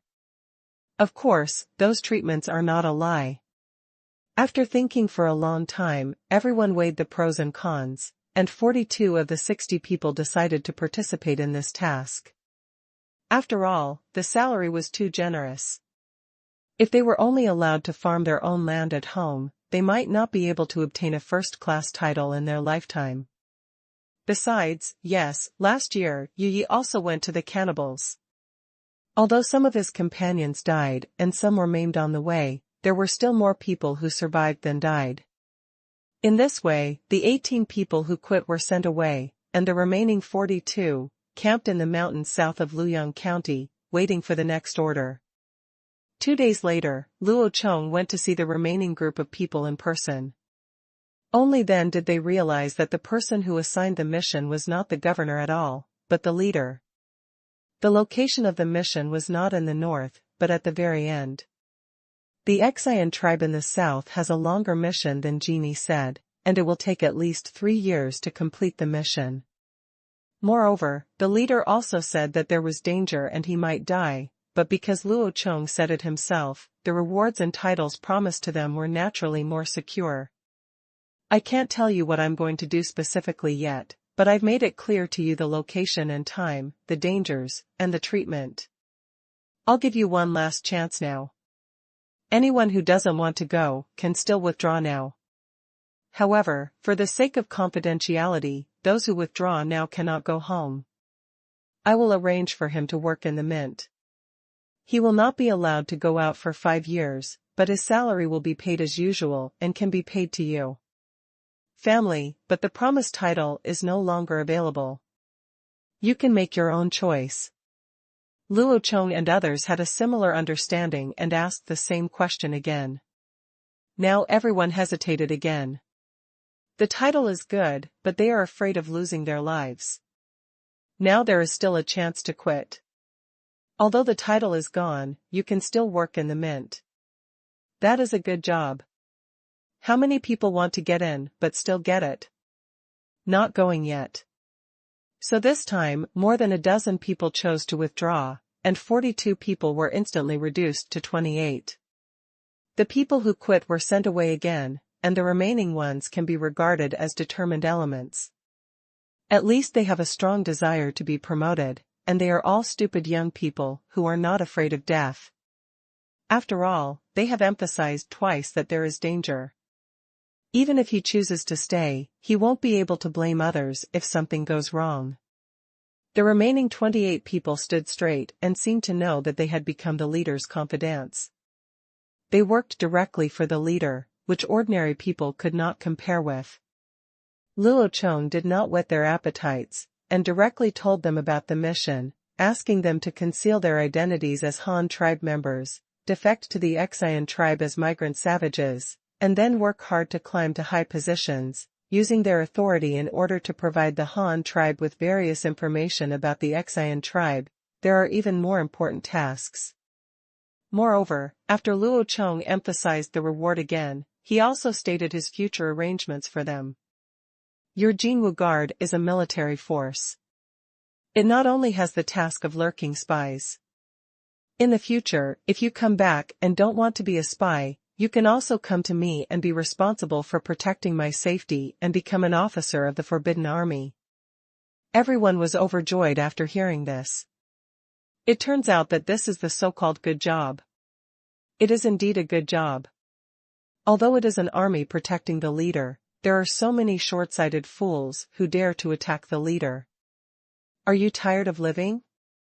Therefore, in their view, the position of a Forbidden Army officer is to follow the leader around every day and be responsible for the tasks of clearing the area and standing guard. Moreover, he follows the leader in person, which makes him more face-saving in front of others. Thinking of this, the remaining people became more determined and expressed their allegiance to Luo Chong. They would definitely defeat the task assigned by the leader. These people received a week of simple training in a temporary camp in the mountains. In addition to simple physical fitness and close combat, the most important thing was the spy course. The training outline was written by Luo Chong. Genie took them to learn how to conduct reconnaissance. Intelligence, how to deliver news, what methods can be used to climb up, how to help each other and crowd out the old people of the Qingshu tribe, these all need to be learned. After a week of training, their performance began. The first task was to ask Genie to take them to Luoyang County to work. Moreover, Luoyang County had not been informed about this matter at all, and no one there knew them. Although they haven't left yet, they are no longer from the Han tribe. It was on the third day after these people started working that Luo Chongkai rode an elephant slowly from the west, checked into the Luoyang County Sheriff's mansion with great fanfare, and formally received Niuwei and his party. At this time, it was exactly half a month since he met Luo Chong from Niuwei. The situation seemed to be the same as Dashu said. Everything was so harmonious. It seemed that the leader of the Han tribe came over as soon as he received the news. Same. The sheriff's mansion in Luoyang County is not a multi-story building, but it is quite grand. It has separate front and rear yards, a main hall, a backyard, and a side room. The courtyard is paved with blue bricks, and there is a lotus pond in the middle, all transplanted from the Ling tribe.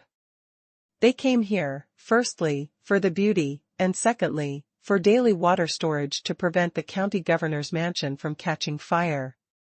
Ushio and his 5 followers walked all the way to the official area under the leadership of a petty official. There is a single earthen city in this official area, which covers an area larger than that of Hanyang City. It also draws on the experience of previous urban planning issues. However, there are not many buildings within the city wall for the time being. The only completed construction is the county governor's mansion. Others are still under construction.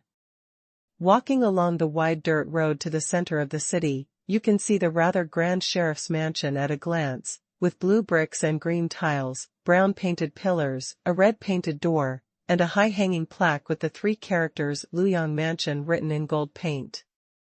It's just that there is no drum or stone lion at the door. I don't have the energy to build these time-consuming and labor-intensive things yet. The 4 guards at the door were wearing armor and holding spears. They looked intently, making people afraid to look at them. This was Ushio's reaction, but although he didn't dare to look at their faces, he still took a closer look at their outfits and weapons. But the little official who led the way would not wait for them. He quickly greeted them and continued walking forward. The leader was still waiting inside. Ushio had no choice but to look around while walking inside. He had no choice but to do so. He was too curious about the Han tribe. Look at the big house here. The bricks were square, the walls were horizontal and vertical, and the green glazed tiles on the top were dazzling and red. The structure of the beams is complex and full of beauty, and the doors and windows filled with lattice are covered with translucent oil paper. The entire building is full of artificial manufacturing, and its ingenious beauty not only reflects the superb architectural level of the Han tribe, but also reflects the diversity of the Han tribe's manufacturing technology. Looking at the valley where the leader of their Qingshu tribe lived, and the bamboo building, Niue instantly became even more frightened.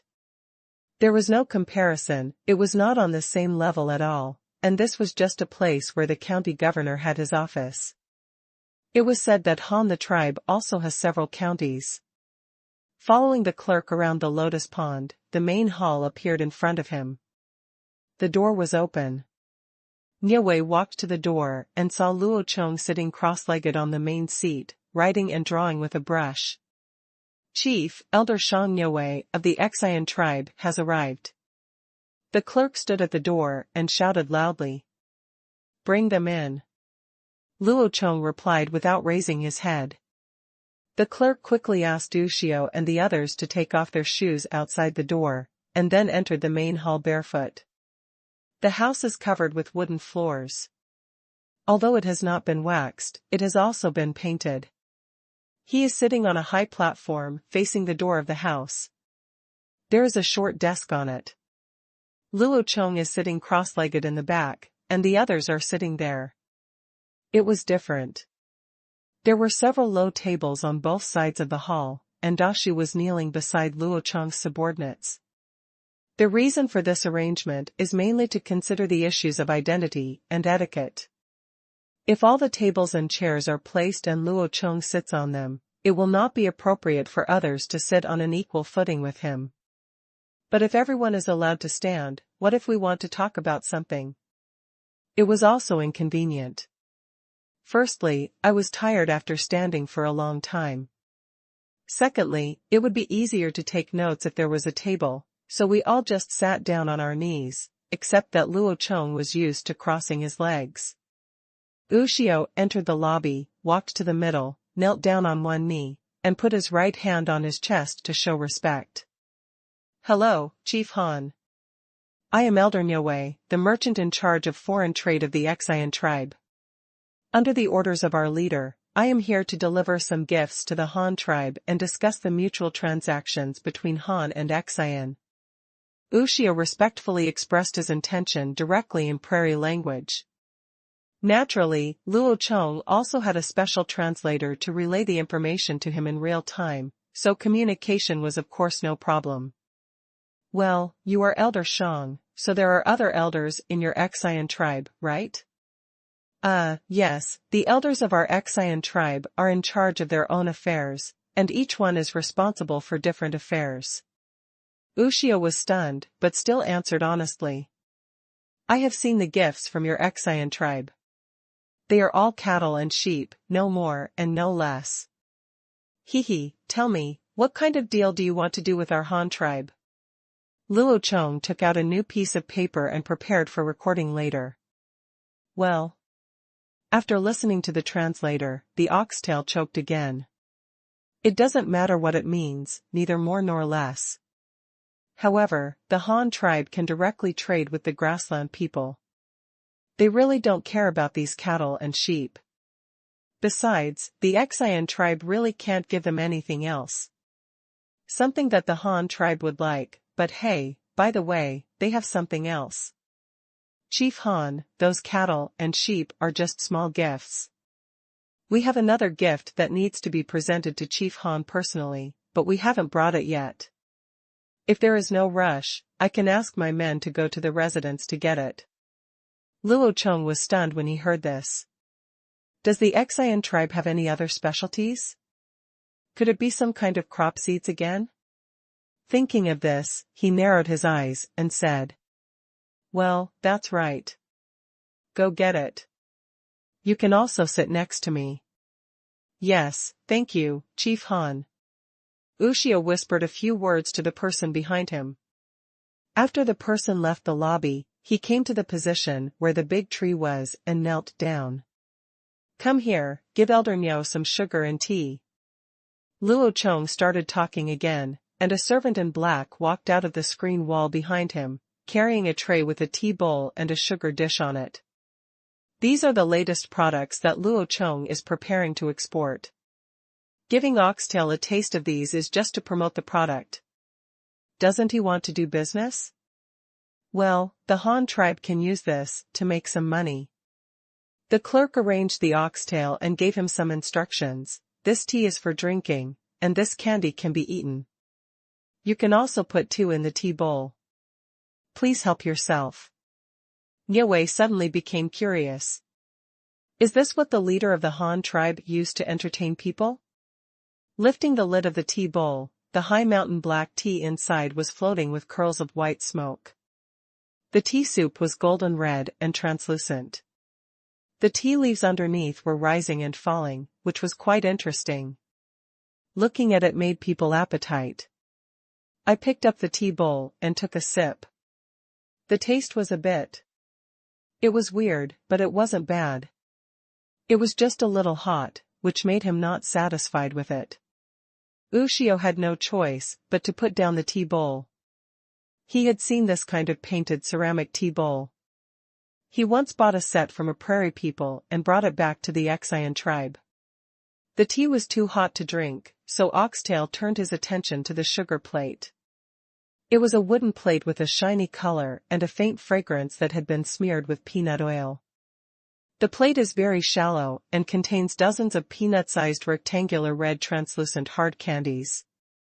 They are all produced by boiling sugar water and pouring them into molds.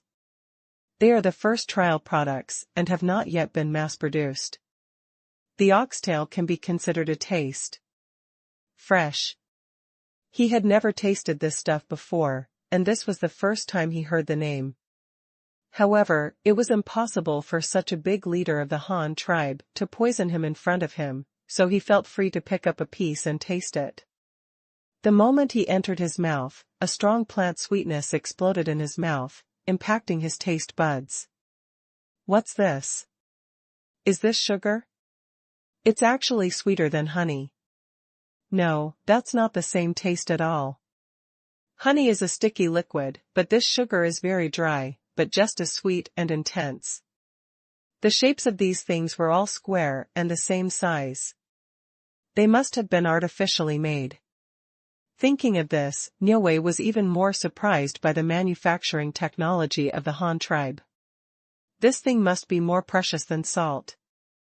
Thinking of what the waiter who served tea just said, Oxtail took another piece of brown sugar and put it into the tea bowl.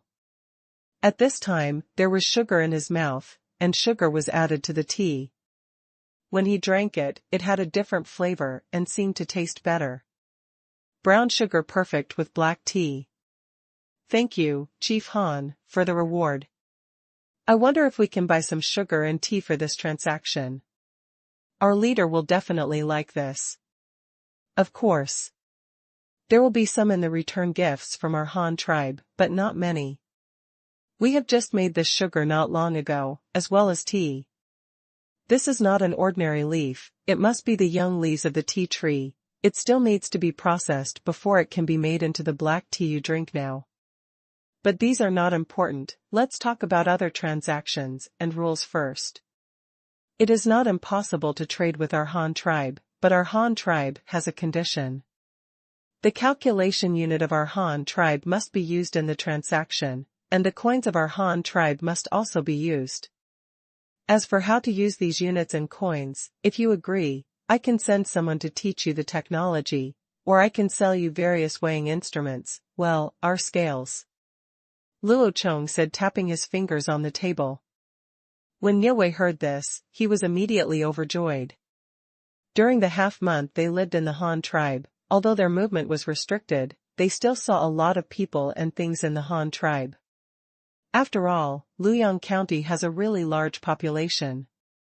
He also saw with his own eyes that during the morning market, the vendors used scales to weigh the goods. It was a very convenient and accurate method of calculation. Whether it was a buyer or a seller, the scattered weights were combined with the change of various denominations. In the transaction, no one will suffer. Now that he has the opportunity to obtain such advanced technology, Ushio is naturally overjoyed, but he is also a little strange. What does the leader of the Han tribe mean? Is he really so generous? Of course Luo Chong can't be generous, or he won't be generous when it comes to doing business with other tribes, but if the standards for weights and measures can be unified around the world, then why doesn't Luo Chong do it? Besides, it's not like the other party didn't give him money when he sold the scales. Why didn't he sell it? This was obviously a good thing with both vested interests and political interests. If weights and measures can really be promoted in the Xian tribe, there will be resistance when the Han tribe takes over in the future. It will also be smaller. The other thing is the promotion of coins. This is still difficult to handle.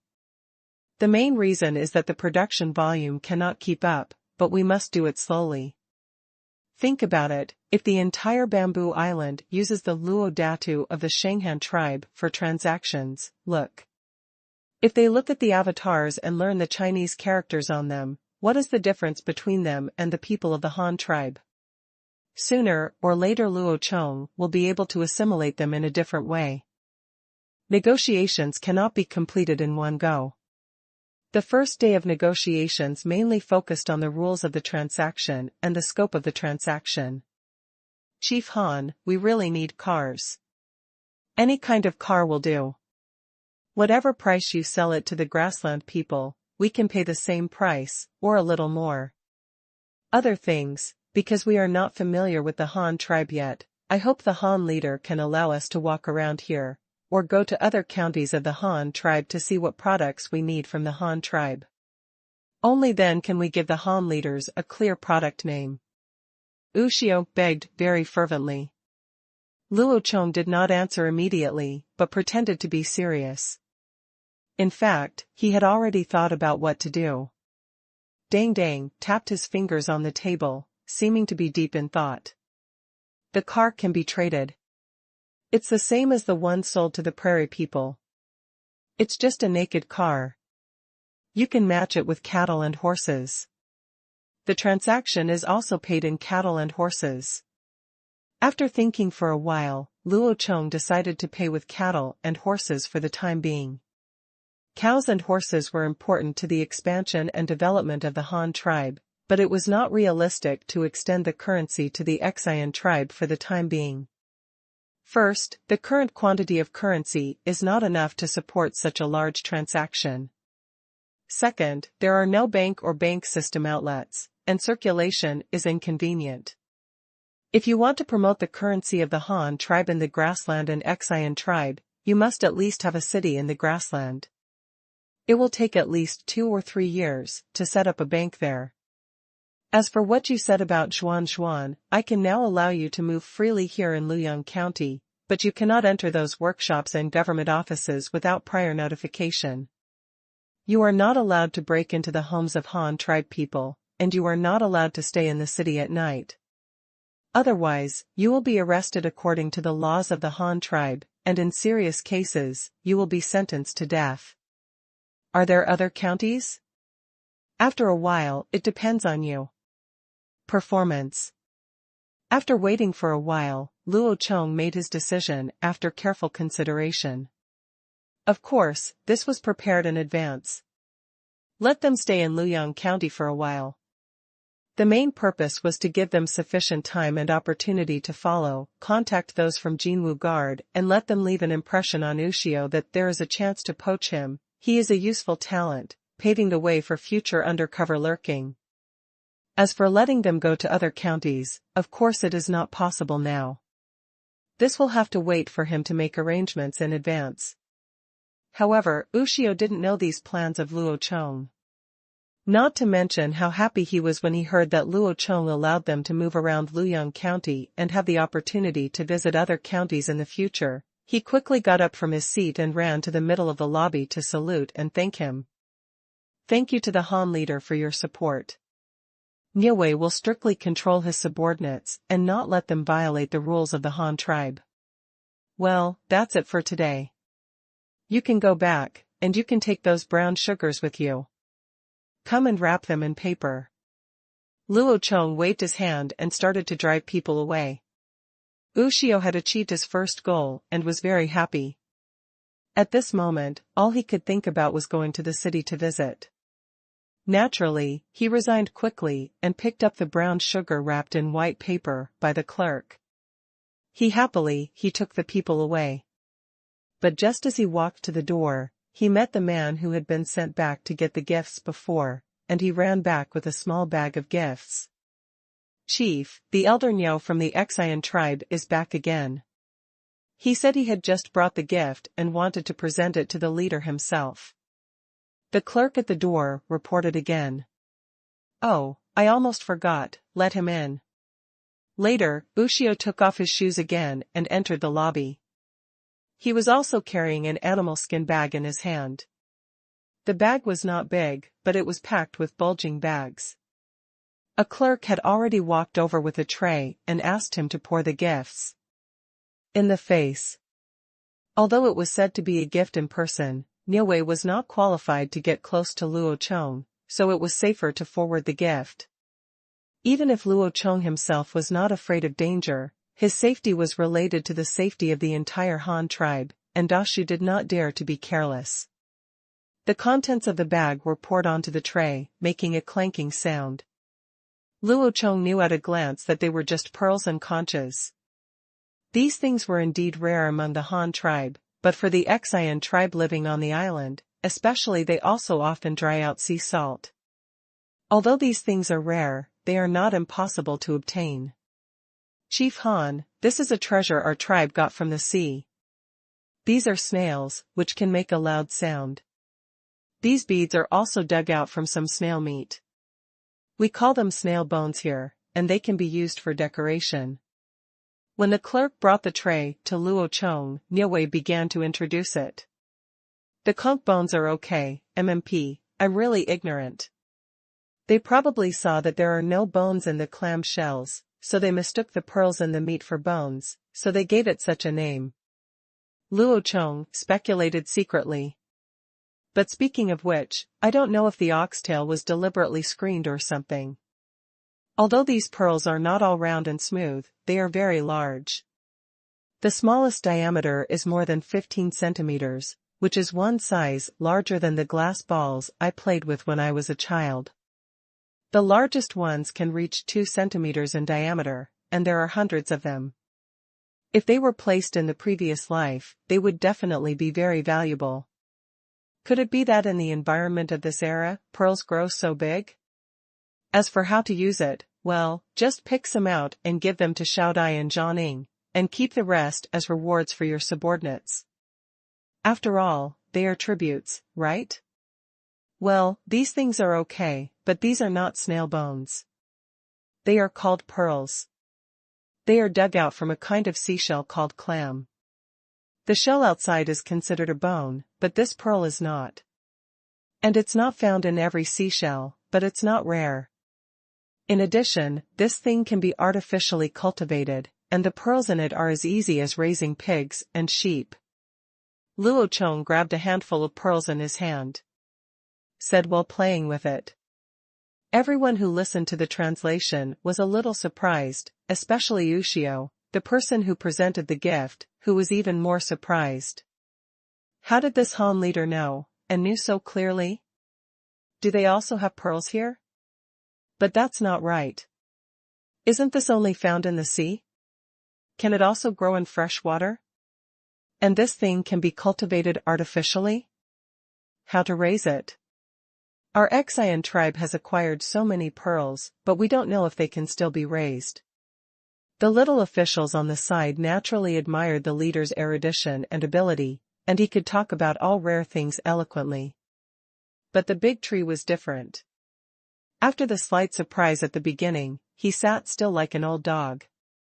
There, he had become accustomed to the leader being different. Luo Chong would feel strange if he said he didn't know him.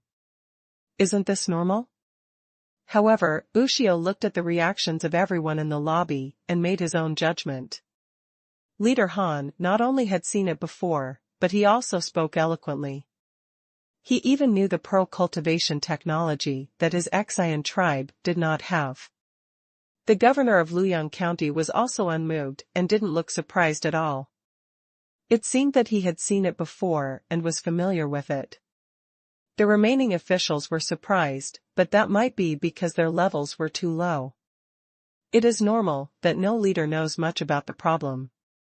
Although he really wanted to know how to raise pearls, Ushio did not dare to ask. After all, this was a technology, and no tribe would show it to others easily. Anyone who did this must be a fool. So after resigning again, Ushio took his men to the market. It was still noon and the market had not dispersed. There were still many people hanging around and chatting. Ushio didn't call all his men. There were 100 of them. They came out in groups. Those who didn't know it thought they wanted to cause trouble, so he only brought a few of his men who had been following him just now, and these Tian, a small official who had been responsible for translating for them, now became their voucher and guide for entering and exiting the city, and was also the teacher who taught Ushio how to speak Chinese. The market is not in the city, but on the streets between several cities. Luoyang County currently has 6 tuqing, that is, 6 cities. The original layout was built according to the scale of the capital, so each tuqing a large number of gaps are left between the cities for future street paving.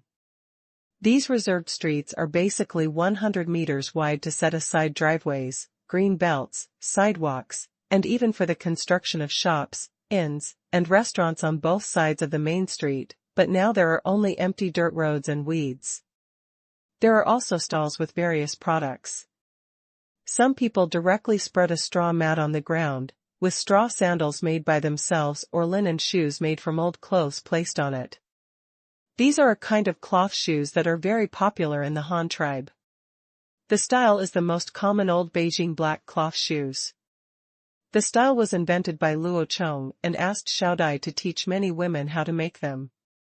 If someone's clothes are worn out, they will sometimes patch them up and continue to wear them. If they are really worn out, they will cut off the usable parts and make them into linen shoes that can be worn for a while.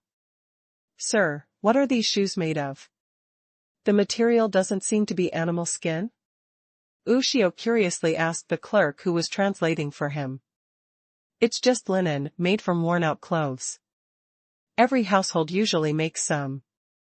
After the Han tribe issued coins this year, some people, in order to make money, would go to those households to collect the finished shoes. I would collect some rags and make them myself, and then sell them in the market, mainly to foreigners who came to work, or to people who had just joined the Han tribe and didn't have any cloth yet. So it's like this.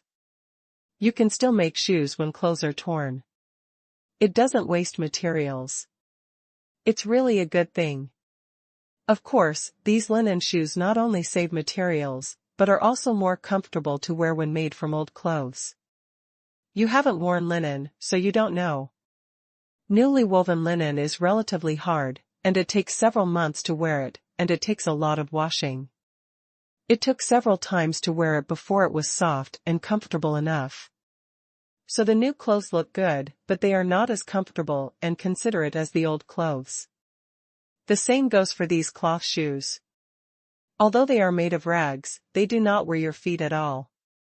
Our family wears this kind of shoes. The clerk was unequivocal and introduced Niue eloquently. The leader explained that cloth can be sold to the Xian tribe, and the more sold, the better. This is a big investment.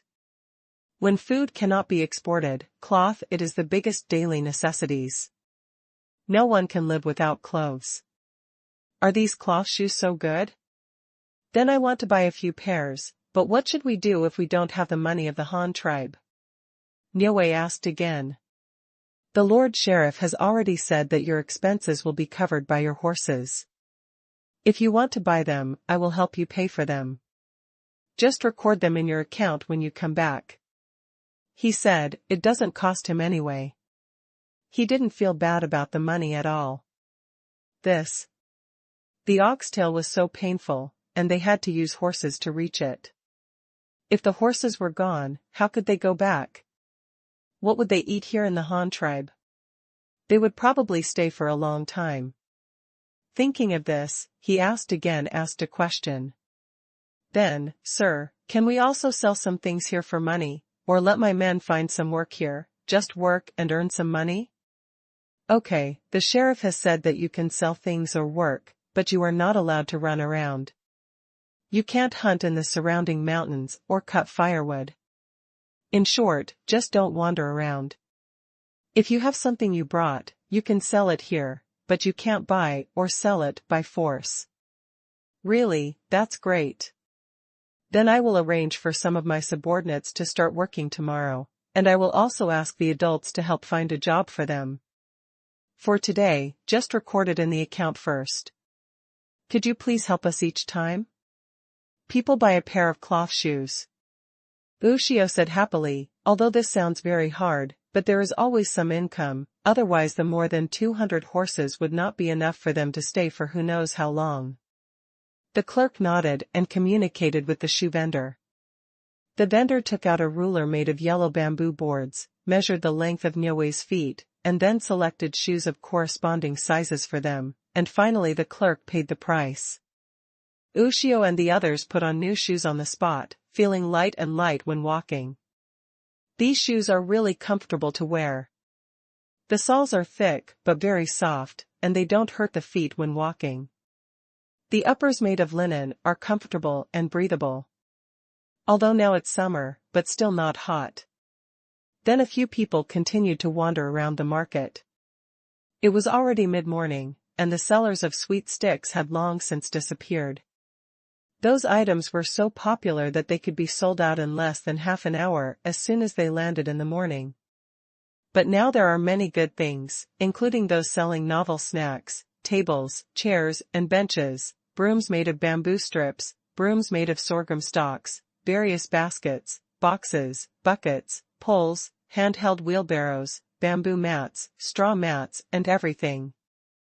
It's just that they didn't have any use for these things, so they didn't buy them, but he still asked the clerk to introduce them to him one by one, which satisfied their curiosity. The group of people walked and talked until lunchtime, and happened to arrive at the snack street. Smelling the aroma of various foods around them, Ushio and the others couldn't walk any further. Sir, what is this? It looks strange. Is this also for food? Yes, this is what our leader has been tinkering with recently. I heard that a new sticky tribe has joined from Hanyang County in the west, and this thing is made of the glutinous rice they brought. This triangular thing made of reed leaves is called gray water rice dumpling. It is made by burning straw into straw ash, adding water and filtering, then soaking glutinous rice, then wrapping it in leaves and boiling it. After it is cooked, soak it in cold water. It is very delicious to eat in summer. It's cool, has a particularly firm texture, and is filling. It's all made of grain. This one is relatively cheap, and there is this one, which is a bamboo tube rice dumpling. It is also made of glutinous rice, but you don't need to wrap the leaves. Just put the rice in the bamboo tube and cook it. You can also take the entire long strip of rice dumpling. Take it out and pour some honey on it. It tastes delicious, but the price is also relatively expensive. You can buy 3 gray water rice dumplings for this bamboo tube rice dumpling. This clerk seemed to be a foodie, and he knew all kinds of food here. At this moment, he was standing in front of the rice dumpling stall with the oxtail, and he was drooling while introducing the food. Ushio also noticed that he was greedy. Not to mention the little official, he was also a little greedy just looking at the strange-looking food. Since the adults said this and other rice dumplings are so delicious, let's each have one, just the same one. The adults will also have a share. Just record it in our account when we come back. Ushio said generously. Eh? Why do I have the nerve to eat your food? Sir, it's okay, we don't need this either. Okay, seeing as how enthusiastic you are, I won't refuse. It's all your kindness. You came all the way to come to the Han tribe. As the host, I naturally can't let you down. This little brother, give each of us a gray water rice dumpling, a bamboo tube rice dumpling, put more honey, your money is indispensable. The clerk half-heartedly gave in, as if he was afraid that Nyoue would regret it, and quickly called the hawker to bring them rice dumplings. Oxtail stood beside him with a confused look on his face. Before he could finish his polite words, everyone else had already eaten. There were so many customers at one time, and the rice dumpling vendor was very happy. He took out the gray water rice dumplings for them, took out 7 bamboo tubes, untied the ropes tied on them, and took a bamboo stick from the bottom of the bamboo tubes. He poked the small hole in, then broke the bamboo tube to both sides, and the whole white bamboo tube rice dumpling came out. Finally, he took the bamboo skewer, dipped the rice dumpling into a bamboo tube filled with honey, and handed it to them one by one. Oh, take a bite. Seeing such an interesting way of making it, as well as the white glutinous rice, drizzled with golden honey, I couldn't bear the oxtail anymore, so I just took a bite. It smells so good, so fragrant and sweet. Delicious. After Nyoue and others wandered around the market for a long time, they began to look for Dashu, the governor of Luoyang County, to arrange some work for them. After all, their identities were different and they were not allowed to participate in many things. Luo Chong also made some suggestions behind this matter. It was not impossible to let them do the hard work of digging rivers, but that job did not require skills, so it was difficult to arrange for the Jinwu guards to contact them, because ordinary hard work was not suitable for the Xian tribe. It's not attractive at all. But it is not good to leak too important technology to them, otherwise it will be easy to breed tigers. Finally, Luo Chong thought about it and assigned the 100 or so of them to various places. Some of them were assigned to the newly built Weishan County Liquor Factory, allowing them to participate in all the brewing processes. The reason for this arrangement was Luo Chong's consideration. First of all, the Han tribe was still in the process of creating winemaking technology and did not have mature technology. It would not hurt to let them participate. Secondly, brewing requires a lot of manpower, material resources, and time, especially a lot of grain. This is a huge burden for a country. There have been many brewing controls in history. It is true that wine is food. The more wine there is, the less food there will be, and the heavier the burden will be on the country. The reason why Luo Chong arranged this is to increase the burden on the Xian tribe. Imagine that if the customs and techniques of drinking and brewing can be spread to Bamboo Island, a large amount of their food will definitely be consumed. If there is less food, the population growth rate will slow down, and other livestock will also decrease. In this way, can curb the development of the Qian tribe, especially alcohol, which can make people addicted. Some people are also assigned to help others farm, but they can only grow barley and wheat. Barley and wheat are used in making wine and consume a lot of money. However, the current yield per mu of Han tribe is relatively low, with only more than 300 kilograms per acre of land. As long as they learn to grow wheat, there is no need for Luo Chong to make special arrangements. They will secretly hide the seeds themselves. When they finally leave, as long as they don't search too strictly, they can take away the wheat seeds, even it's not impossible to just give some to them. Of course, Luo Chong would not have any good intentions when dealing with enemies, or competitors, but whether this was a conspiracy or not, it should be called a conspiracy. He was clearly digging a hole for you, and it was up to you whether you could jump or not. He not only wants to teach the Qian tribe to make wine and drink, but also teach them to eat noodles, soup noodles, flatbreads, scallion pancakes, steamed buns, dumplings, etc. The purpose is to make them like noodles thoroughly, and finally teach them to grow wheat, and then let them get the seeds. In this way, when brewing consumes a lot of grain, pasta, and wheat cultivation are popularized in the Qian tribe. Originally, 1 acre of corn could grow 1,000 kilograms and feed 2 people. Now growing wheat not only extends the growth cycle, even the output has become 300 kilograms, which means 3 or 4 acres of land are needed to feed 1 person. The food reserves of the Qian tribe were greatly reduced. Secondly, there are soybeans.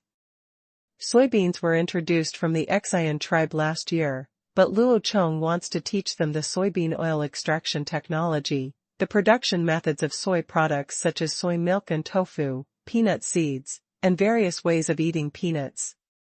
The purpose of this is the same as growing wheat, which is to reduce the Qian tribe's staple food planting area, let them grow more supplementary grains, and then use various methods to consume them, such as planting beans and pressing the beans for oil. So in the end, a lot of manpower, material resources, and time were invested, but only some soybean oil was obtained, and it could not be used as food, so the food supply was naturally reduced. The area cultivated for high-yielding corn has been reduced, and the original farmland has been replaced by low-yielding barley and soybeans and peanuts that cannot be used as staple foods. Coupled with the consumption of grain by winemaking, 70% of the Qian tribe's population will be lost within 2 years. Rations to survive. A sharp decline in population is not a problem, but if the farmers at the bottom cannot eat, history has proven it countless times, there will be only one result: rise up. It doesn't matter if no one rebels. Luo Chong can send Jin Wuwei's undercover agents to take the lead in rebelling and lead the poor peasants at the bottom to overthrow the rule of the Qian tribe's old forces. During this period, the Han tribe will provide various material support to the rebels, and can also teach them to go fishing at sea. At that time, they will also promote rice with short growth cycle and high yield to fill their stomachs again. Don't underestimate rice. Although rice may not have as high a yield as corn, it's not much different. But the most important thing is that rice is a refined grain, not comparable to coarse grains like corn. In this way, the Han tribe can gain fame and fortune, firmly grasp the hearts of the people at the bottom of Zhudao, and let them know that the Han tribe is countless times better than the original high-level officials of the Qian tribe. At this time, Luo Chong will make a strong appearance again, and once again to establish order. If necessary, he might move the entire population of Zhudao to the mainland, and then transfer a group of his own people to completely occupy the Qian tribe's territory. This plan was called the Gourmet Plan by Luo Chong, burdening the Qian tribe with all kinds of delicious food and completely overwhelming them, and then the Han tribe would take over. The first half is a conspiracy, and it is mainly about promoting food, so the resistance will not be great. After all, no one can resist the temptation of Chinese food. The second half was a conspiracy, but the Han tribe basically didn't participate much. Even if the Qian tribe fought hard, it would not have much impact on the Han tribe. Except that it took a little longer. The whole plan was perfect. Only Luo Chong and Genie knew about this top-secret plan. The others, even the Jinwu guards who were preparing to go undercover, only knew their own tasks and nothing else, because sometimes the less you know, the safer it is. The 100 people in Ushio were divided into several groups, making wine, growing wheat, pressing oil, grinding soy milk, and making tofu. Another group was assigned to the official kiln for firing porcelain. Each group had more than a dozen people, and these people were surrounded by people. There are 1 or 2 undercover agents of Jinwu Guard, and we work with them day and night to prepare for future lurking. After arranging the recent activities of Niu Wei and his party, the entire contact and lurking process was handed over to Genie. Luo Chong let it go and only asked Genie to report the situation to him every few days, and then he ran there himself. The newly built shipyard in Luoyang County will provide them with some technical guidance. The Han tribe wants to quickly intervene in the affairs of the south, and even go to the grassland to build a city within 3 years. This is impossible without fast transportation, and now there is only one way to quickly improve transportation capacity, and that is to develop shipping. Among all modes of transportation, shipping is famous for carrying heavy loads.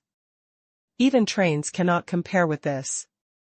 It can be said that in the era when there were no trains on land, waterway shipping was the most efficient and fast mode of transportation. In addition, the Han tribe's most counties rely on rivers for construction, so the advantages of shipping are even greater. Luo Chong came to the shipyard that day and saw the craftsmen studying the drawings he had given, and some were processing wood, or building some special facilities needed for shipbuilding, such as steamers, steaming dragons. This is an extra-long board processing facility. The main body is a boiler and a 30-meter long cage. The entire board can be put in and steamed. The purpose of this is to humidify the wood and also use it. High temperature softens the wood and increases the toughness of the wood so that it can be bent into a rounder arc. This is an essential step in processing shipboards. Of course, it is also possible to bend with fire, but the efficiency is too slow and does not meet Luo Chong's requirements for shipbuilding speed. And because the boat is not very big, it is easier to build in many aspects. The first is the use of materials. For a 20-meter long boat, its main spine and planks will be more than 20 meters long. It may not be easy to find such tall trees in modern times, so a lot of splicing techniques need to be added, but this is not needed here in Luo Chong. There are many towering trees over 20 meters high, so a lot of wood is used in its entirety. There is no need to splice from the middle at all, thus saving a lot of time and trouble. The main backbone of the ship is relatively thick. It is the largest keel that extends from the bow to the stern. The bow is tilted to form a rounded arc. However, this part cannot be steamed. It can only be steamed first. The most time-consuming step is to soak the wood and then roast it with fire. You also have to use various ropes and winches to stretch and deform it, and then slowly bend it. Secondly, there are a large number of ribs that need to be roasted and bent. Just making the keel for a boat takes a full week, and this is just a small boat. On the day when the keel was assembled, Luo Chong was personally present to provide guidance. The long spine is erected in a shed by the river. This is the factory building. It is built to make it easier to enter the water. Otherwise, it would be difficult to drag such a huge thing. Then there is the installation of the ribs. Each rib is very large. After all, the ship is 6 meters wide, and the ribs are also 6 meters. In the absence of a gantry crane, it would take more than 10 people to lift it. Some people were carrying them on both sides, and some were directing in the middle, and then accurately spliced the bamboo shoots in the middle of the ribs and the grooves of the spine together, and then smashed them tightly with a long-handled wooden hammer to make the 2 parts inlaid. It is seamless. Finally, a hand drill is used to drill holes into the joints, fish bladder glue is poured in, and wooden nails are driven in to completely lock the two parts. The 20-meter-long inland river sailing ship has half a meter of ribs, and there are 40 ribs. Some are wide, some are narrow, and the curvature is different. However, the numbers and notes have been made in advance, and the workers only need to follow the drawings. Just install them in the order marked.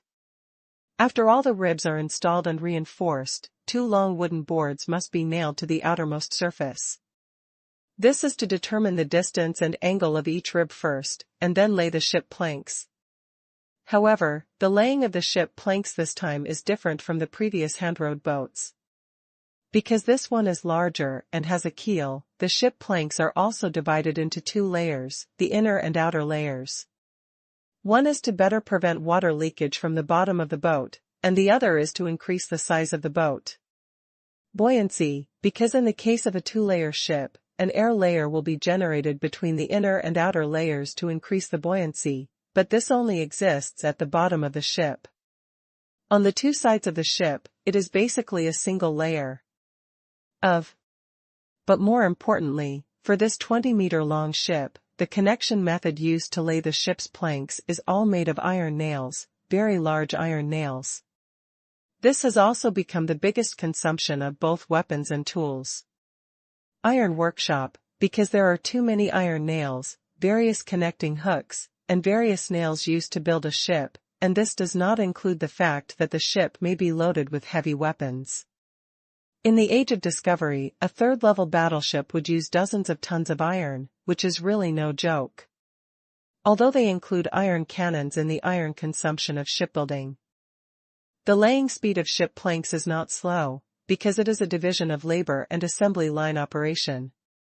People in the lumber factory use windmills and automatic gang saws to split logs and saw the wood into planks. People in the shipyard also have people who are responsible for the steamer softening step. The rest are installers with hammers. They only need to nail the planks to the just put it on the keel. In fact, the steps of building a ship are not complicated at all. It is to erect the keel, then skin it, which is to lay the ship planks. Next is the trial sea. The naked ship is launched into the water to see if there are any leaks, and the final inspection shows that there is no problem. Just start outfitting. Outfitting is actually similar to decoration. What is launched into the water is just a hull with nothing, which is equivalent to a rough house. There is actually a lot of decoration on the ship, including painting the interior and exterior, installing masts and sail gear, and rigging. Tools, oars, appropriate furniture, weapons, special equipment, etc. For example, fishing boats need to install or modify some special fishing equipment, including fishing nets, harpoons, etc.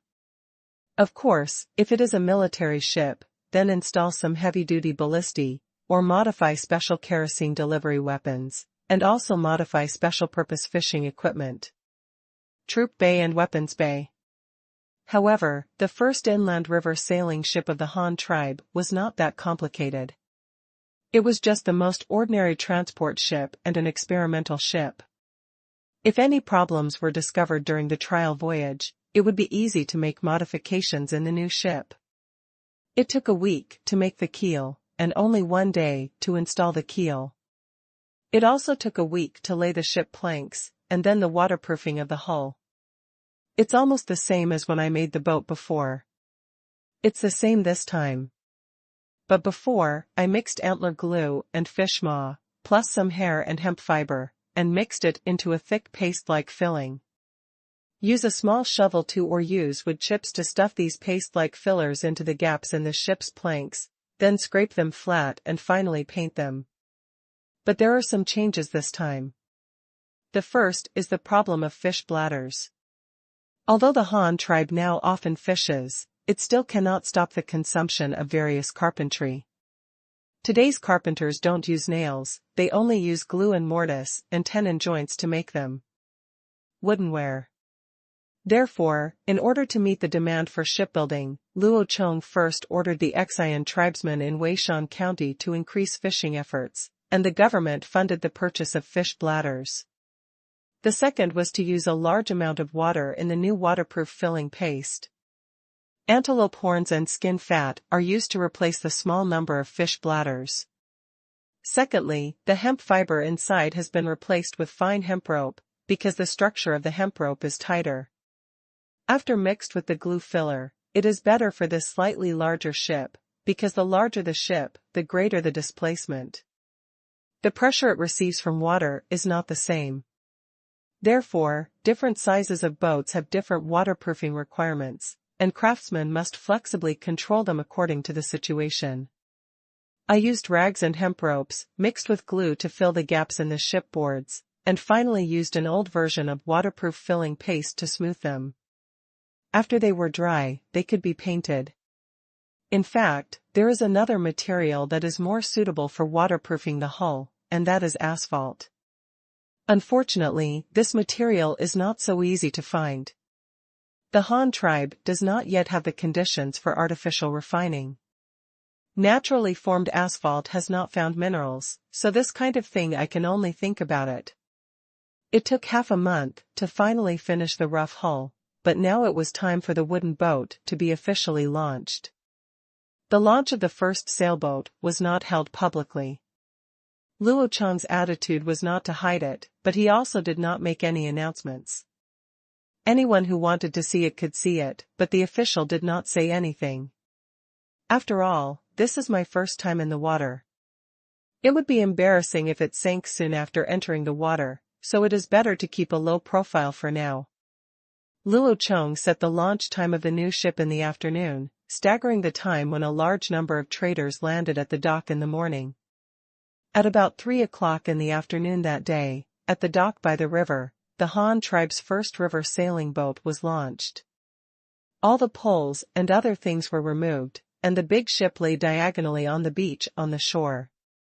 There were several small boats floating on the surrounding river, and many people were on the river to meet them. Luo Chong arranged for the boat to be launched with its bow facing the river. This was mainly to prevent possible rollover. There was a large group of people pushing behind the stern of the boat, and Ruru and Huishan were towed by ropes in the river. The two elephants had grown a lot over the years, reaching 3 meters in height, let alone standing in the shallow water by the river. For a walk, there is no problem in swimming directly to the other side. Even though they are relatively heavy, they are actually covered in thick fat. Such a large swimming ring can add a lot of buoyancy to them. Luo Chong stood on a small boat on the river, responsible for directing the actions of the two elephants, and the people on the shore would also cooperate. After everyone worked together, they finally slowly dragged the wooden boat into the water. After untying the ropes on the two elephants, Luo Chong was the first to jump on the new boat.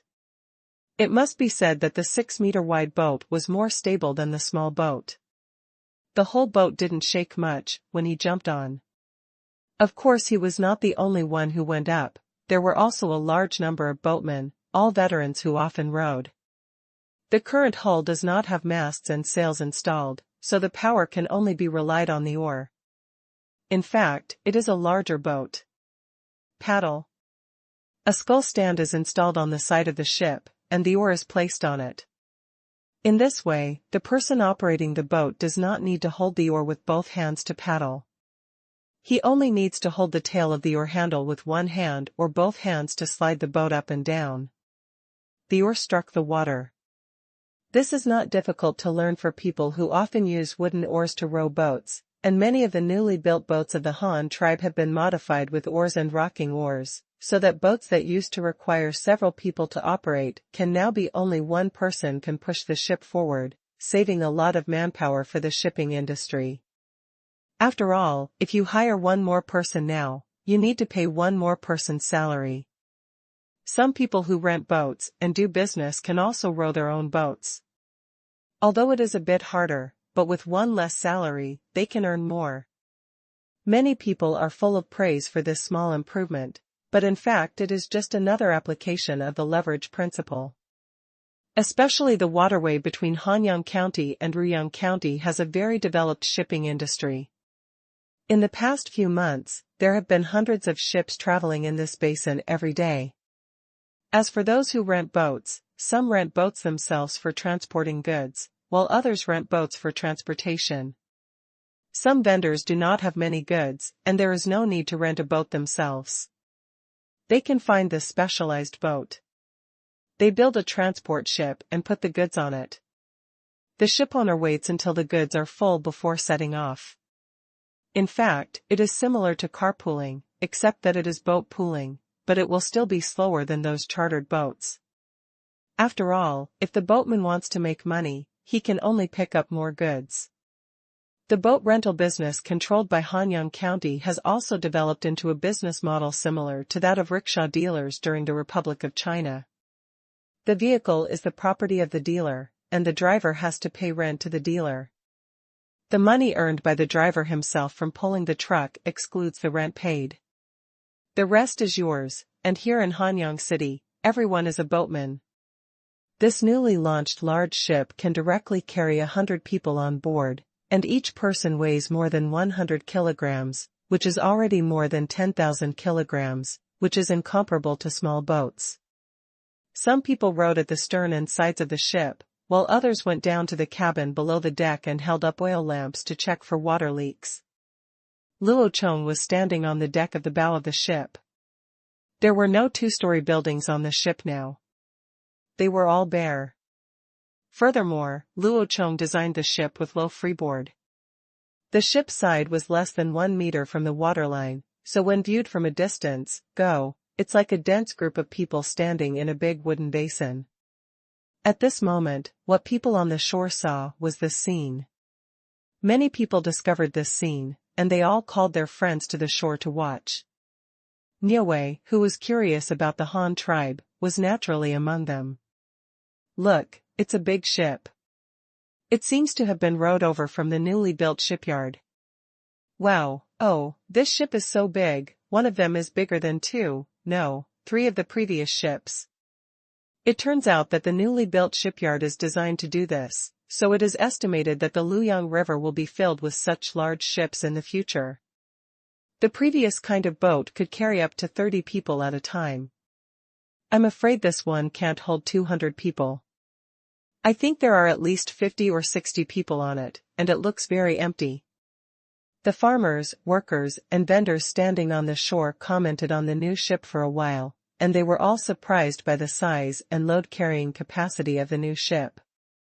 As everyone was talking, they proudly puffed up their chests when they saw Niue and the accompanying officials suddenly appearing next to them. At this moment, they felt proud to be members of the Han tribe. In front of outsiders, when they talked about as a member of the Han tribe, I feel that buyer has face and will definitely arouse the envy of others. Niue also greeted some familiar vendors, but his eyes never left the big boats on the river. He had been living in the Han tribe for almost a month. He had also seen the bamboo rafts or boats that often came to sell goods on the shore. And even paid for a boat ride. At first, he was impressed by the Han tribe's shipbuilding skills. He had seen bamboo rafts before, but this was the first time he had seen such a boat made of spliced wood. But at the beginning, he didn't have much idea about this thing. There is a freshwater river on the bamboo island, but they are not good at walking on water. Even if they walk occasionally, a bamboo raft is enough, and they can also get a small boat. Not much use. Because Bamboo Island is surrounded by the sea, if you want to go to sea, just relying on such a small boat is of no use. But the big ship in front of him made Ushio's heart beat fast. It was a heart-pounding feeling. This ship is so big. It can carry so many people at one time, and it must be able to carry a lot of cargo. I wonder how much salt it can hold. Such a big ship can definitely cross the strait safely, right? If it can, then the Qingshu tribe won't have to wait until the tide goes out at the end of each month to travel to the mainland. When the time comes to build a pier, you can go whenever you want. Sir, can you help me ask the Han leader tomorrow if this kind of big ship can be sold to our Qingshu tribe? If so, how many cattle, horses, and sheep are needed? Niue suddenly asked the interpreter beside him. Niue expressed great interest in the new ship that had just been launched. You must know that the Qingshu tribe was originally located on an island, surrounded by the sea, with only one road leading to the mainland, and only 1 day per month. The current Qingshu tribe needs people and food. They can smelt metals and engage in breeding. There is no shortage of meat at all. In addition to meeting their own needs, the sea salt produced by the sun can even be used to trade with nomadic tribes in exchange for a large number of cattle and horses to form your own cavalry. It can be said that the Qingshu tribe has no worries about development at all. The only thing that limits their development progress is that their territory is too small. Therefore, if the Qingshu tribe can equip such a large ship, they can frequently travel between Bamboo Island and the mainland, colonize and open up new territory. Even if they don't have such enterprising spirit, just using such large ships for transportation and frequent business with the mainland are enough for them to make a lot of money. Well, it's a big ship, even though it's only 20 meters long. Well, I can ask for you, but I guess it's impossible. Not to mention your Qingshu tribe wants such a big ship, isn't it that even our Han tribe has just built one? And even if the leader agrees to sell it to you and you can afford it, we have to wait until our Han tribe has finished building it for our own use. It takes a long time to build such a big ship. Even if you place an order, you will probably have to wait a few days. Years later. Also, this ship is so big. Even if it is sold to you now, how will you get it back? The clerk in charge of translation analyzed it to Ushio. Niue listened to the previous words very seriously, and everything the translator said made sense, but he was still a little unwilling. He felt that as long as the Han tribe was willing to sell, he would definitely be able to get it back. But until the last sentence, Niue was stunned. Yes, such a big boat has no wheels on it. Even if he sells it to them, how can he get it back? This thing can only walk on water, and it will be just a pile of useless firewood when it lands on the shore. But the question is there a waterway that can lead directly from Luoyang County to Zhudao? The oxtail wilted all of a sudden.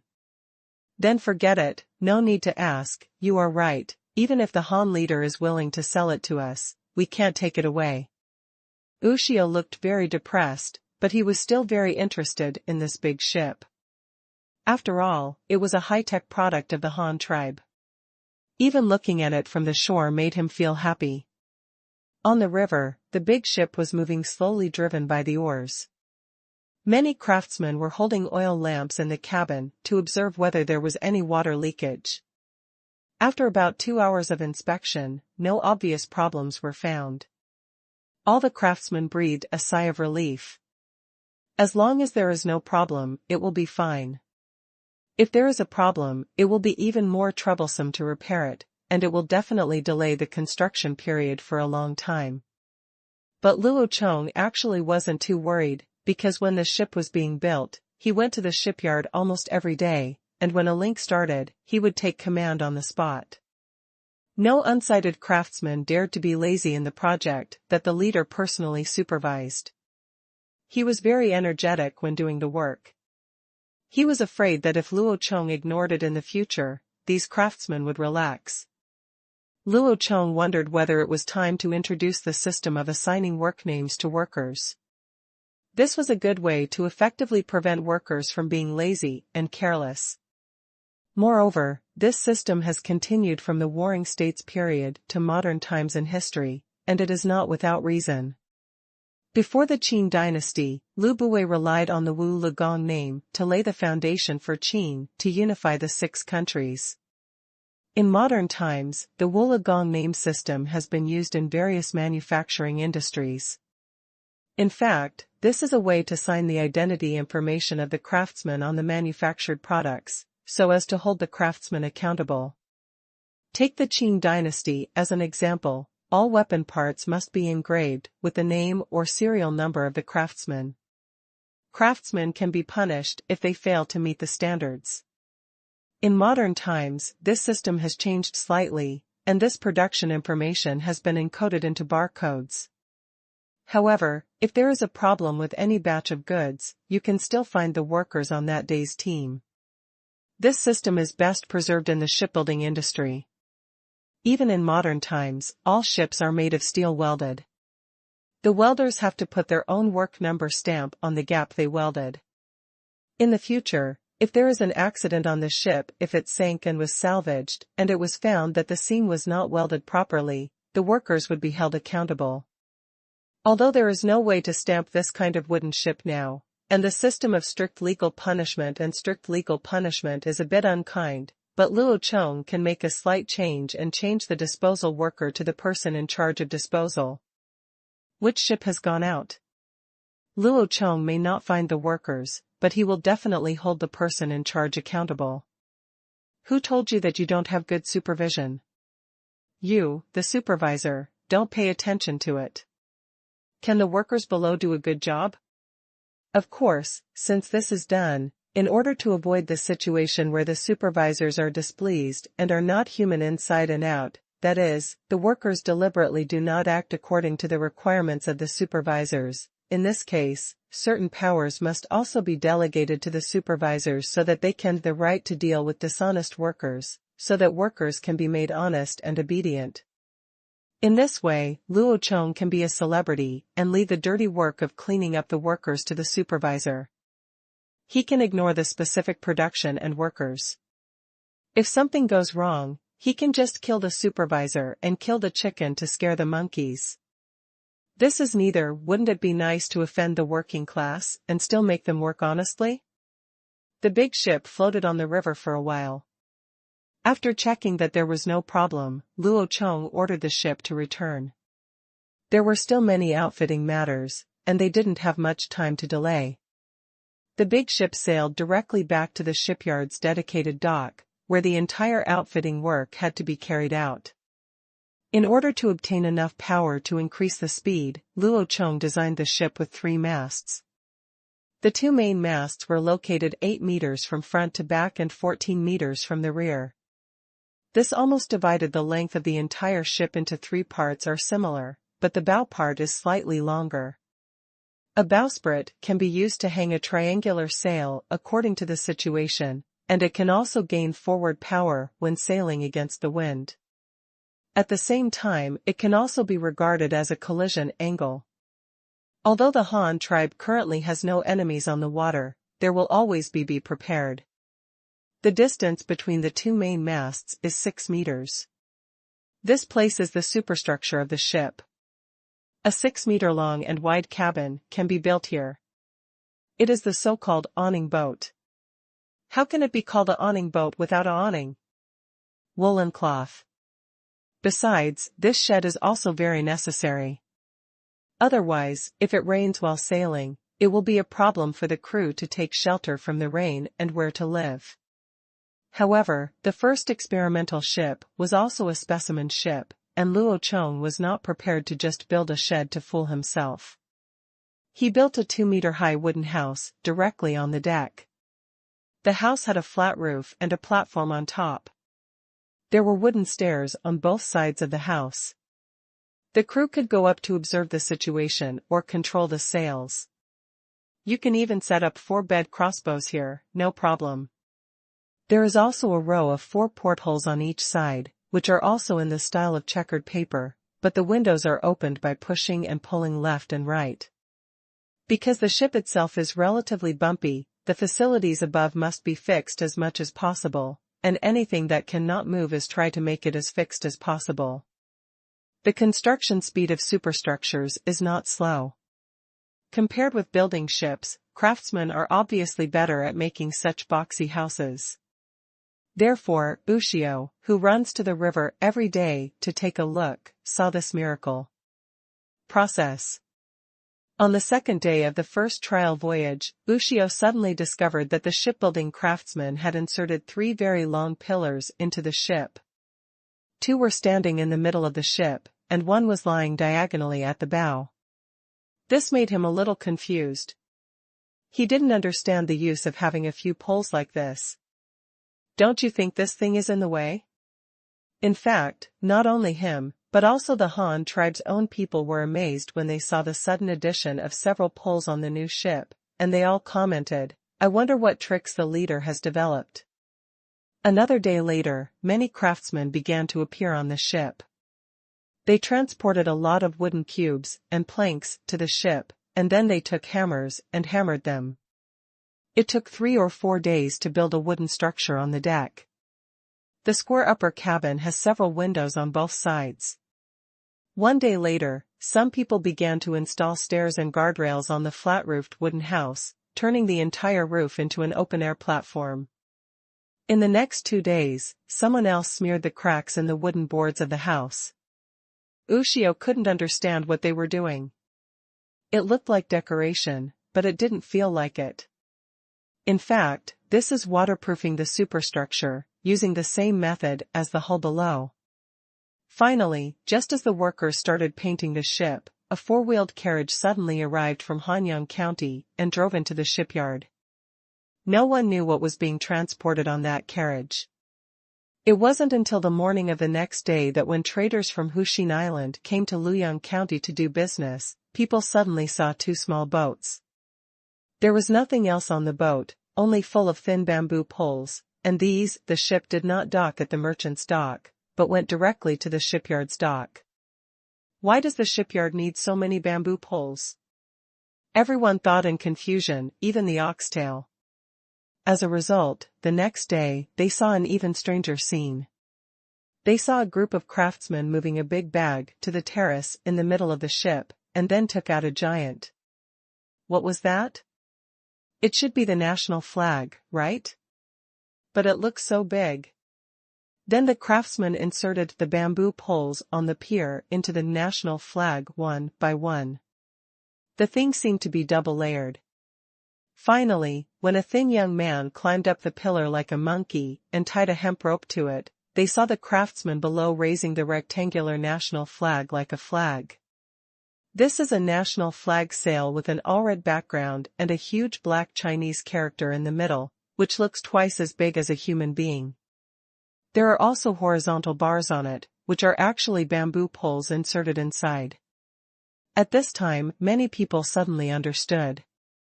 Oh, it turns out those 2 pillars are flagpoles. But just as they were thinking that, someone suddenly noticed that the ship had moved and was slowly leaving the dock.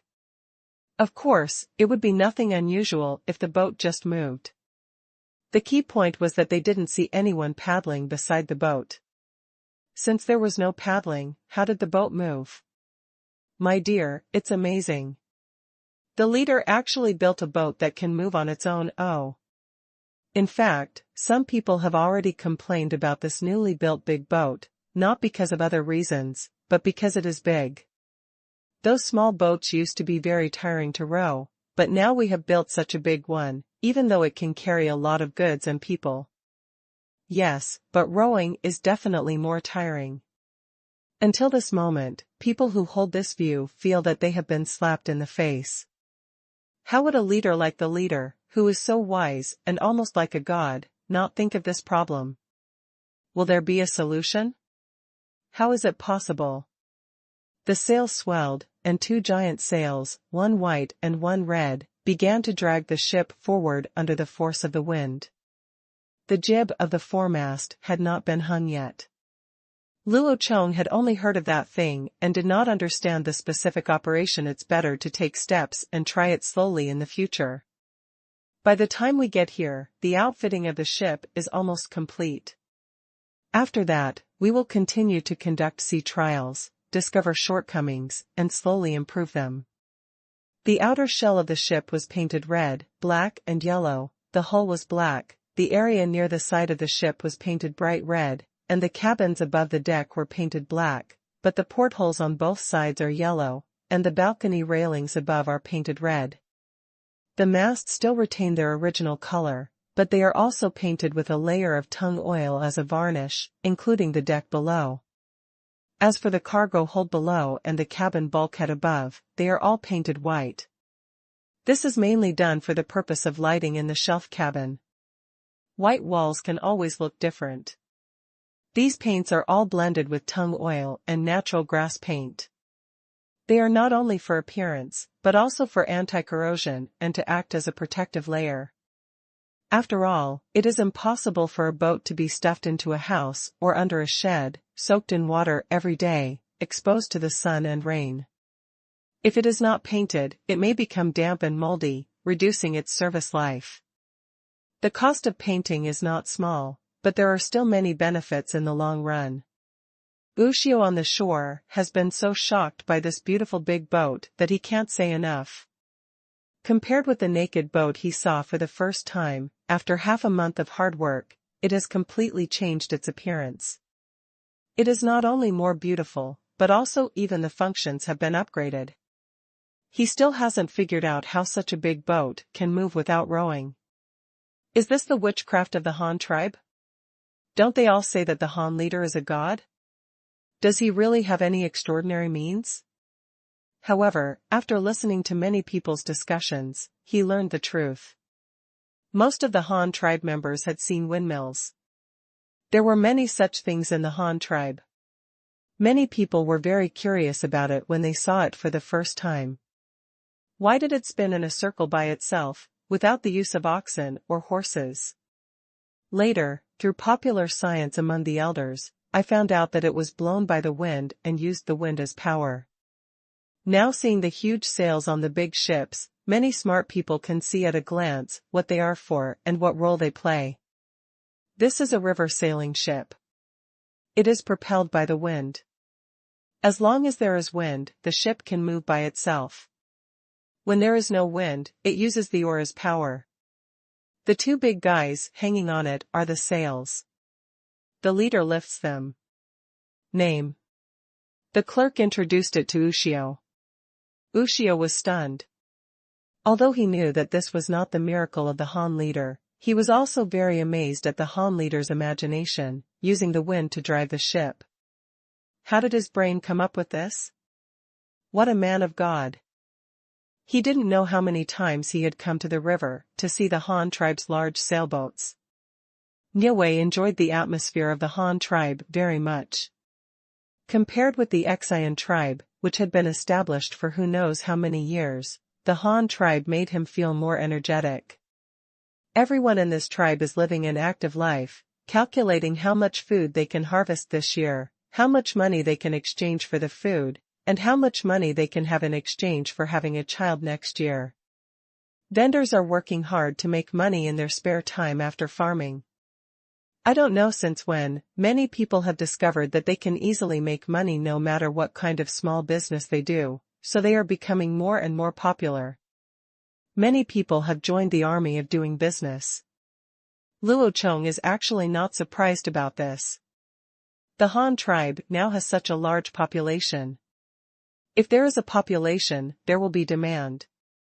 The current market is completely blank. As long as you have goods, you don't have to worry about no one buying them.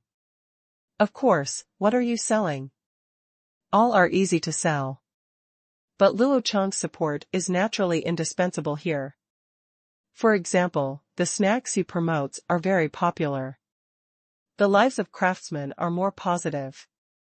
For the manufacturing industry, the greatest happiness is not how much salary you earn or how many levels of titles you have been promoted to, but being able to see the things you produce with your own hands put to use. The outfitting of the first sailboat has been completed for half a month. These days, the crew members have been conducting trial voyages. One is to test the performance of the new ship, and the other is to train the crew on how to operate the sails. However, this kind of Chinese-style hard sail is the easiest to operate, so the crew members learn quickly. At the same time, they are not only familiar with various equipment on the ship, but are also familiar with the weather and hydrological conditions. There is a red wind direction flag stuck on the top of the mast. After more than 10 days of sailing, the crew has summarized the common wind direction in this season. Luyang River is a large river that runs from north to south, but I don't know if it is because of the mountains in the north and south. There are always easterly and westerly winds in this area. In this way, for sailing boats sailing on the river, this is crosswind. Downwind and headwind rarely occur, most of them are crosswinds, but this wind direction is just suitable for Chinese hard sails, because you only need to raise the entire sail, and then pull the sail surface to 45 degrees with the hull. After the bevel of the angle, the boat can still move. Although it is always said that you run the fastest with the wind, since there is a tailwind, you will definitely encounter a headwind. However, the biggest advantage of the crosswind is that there is no tailwind or headwind, no matter you want to go upstream or go upstream, you can always find the right angle for the sail to catch the wind and push the ship forward. The crew members have been practicing sailing these days, and have learned how to maneuver the sailboat into the upwind, and then use the advantage of the downwind to complete a 180-degree U-turn in a river section less than 100 meters wide. Operation, and can quickly change the angle of the sail after turning the direction, once again taking advantage of the crosswind. Luo Chong has also been paying attention to this matter, and he has once again designed two small new ships to be used with large sailing ships. One is a small hydrographic reconnaissance boat. This kind of boat is less than 5 meters long and less than 2 meters wide. It can only be used by one person. It is only a little larger than the kayak he made originally, but the difference is that this ship also has sails on it. However, the mast above is live and can be flexibly disassembled. The purpose of making this thing is, of course, to clear the way for large ships, because the hydrological environment of inland rivers is relatively complex, including the depth of the river, whether there are rocks, the slope in front, whether there are rapids, and even whether there are waterfalls in front. If you don't know anything and just drive a big boat recklessly, you may end up with the boat being destroyed and everyone killed. With this ship, you can send a person to drive a small boat to the front to conduct reconnaissance. If you find that the direction ahead is not suitable for the big ship, you must promptly send a signal to the big ship behind to ask the big ship to stop or turn around. Although this is somewhat unfair to the scouts in front, if one person's sacrifice can be used to exchange for the preservation of the large ship and many crew members behind, Luo Chong will definitely sacrifice the scouts without hesitation. Of course, high wages and high pensions are also necessary. This position is voluntary and no one is forced, because it would be more dangerous if forced. If someone is forced to do this, this person will have a desire for revenge.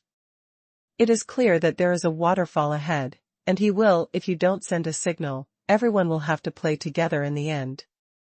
Another new type of small boat is a sampan attached to a large sailing ship.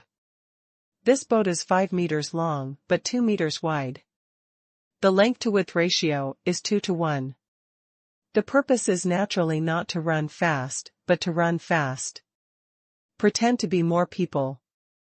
The boat has a flat head and tail, and has no power, so it relies entirely on manual oars. In fact, this is a landing ship. When there are too many rocks on the shore or the water level is too shallow for the big ship to dock, the big ship can be anchored in the middle of the river and the crew can then let the small boat go down for landing. That's why Luo Chong designed the length of this sampan to be only 5 meters, because when not in use, the boat is placed on the deck of a large ship, and it can also be used as a lifeboat in critical times. At the same time, in order to deal with possible situations, Luo Chong asked people to equip the large sailing ship with 2 such landing craft. They usually placed them side by side on the stern deck, which could accommodate 2 of them, and 4 of them were placed on the front deck. The hydrographic reconnaissance ship is reserved for use in case of an accident. Normally, the crew stays in the middle cabin and on the terrace above the cabin. Finally, in order to ensure that the crew can survive in the event of an accident, the ship is also equipped with a lot of skin bags, which are completely peeled off sheepskin, with the head and legs removed, filled with air, tied tightly, and painted with a layer of white of paint, and then put it into a bright red fine hemp rope net bag, which can be used as a life buoy. You can also hold this bag when you fall into the water. As for why a layer of netting is added to the outside, it is of course to make it easier to catch. Otherwise, it would be really difficult to hold such a big balloon floating on the water. Several small boats were quickly equipped on the big ship, and the crew members were also doing corresponding training. Of course, swimming training was also indispensable. The shipyard is not idle either. After having the experience of successfully building the first sailboat, the subsequent progress has been much faster. Now the overall progress of the assembly line has reached the point where materials are ready for one vessel, one is being built, and one is being trialed. One ship, the speed of outfitting one ship. For boats with different progress are being carried out at the same time, and the speed is not unpleasant. You can see new boats being launched almost every week, which is like launching dumplings. The first ship to be built is also constantly recruiting crew members, training in various navigation subjects, and training crew members for future new ships. Luo Chong even thought about whether to set up a driving school to train carriages and sailboats. It would only accept adult students and issue driver's licenses to them. In the future, those without a small book would not be able to drive casually, and they would not be able to sail casually. After thinking about it, it is really feasible. After all, whether it is driving or operating a boat, it is a test of skill. Otherwise, even if ordinary people save money to buy one, it will be very painful if they don't know how to use it. Moreover, by running such a driving school, firstly, it can reserve more driving talents for the tribe, secondly, it can also charge fees, which will increase the financial revenue for the government, thirdly, even if it recruits coachmen and sailors in the future, it will be easier to select and called, you can find out by looking through the household registration file. That is, when the third large sailing ship started to be outfitted, another convoy came from Hanyang City, this time to deliver the sails. After all, the textile factory was over there, and currently only Hanyang City had the ability to manufacture them. Large sail. But this is not the key. The important thing is that the people delivering the goods this time are the Yu brothers who have been idle for half a year. Chief, you must have remembered that we are here. Please arrange tasks for us quickly. I am already growing hair on my body. Yu Fugong couldn't help complaining as soon as he saw Luo Chong. Since Luo Chong decided to build a new county in the spring of this year, he did not let Yu Fu continue to go to the grassland to do business, but asked him to stay at home to help with the construction. But how could the two brothers be law-abiding people? They had long been looking forward to traveling far away, but Luo Chong seemed to have forgotten them on purpose and never arranged a mission for them. Oh, really, but I heard someone said that you have been doing well these past few months. Both of your wives are pregnant again. Luo Chong joked with a smile. Well, isn't that free? Anyway, it's free. Yu Fu showed an embarrassed expression.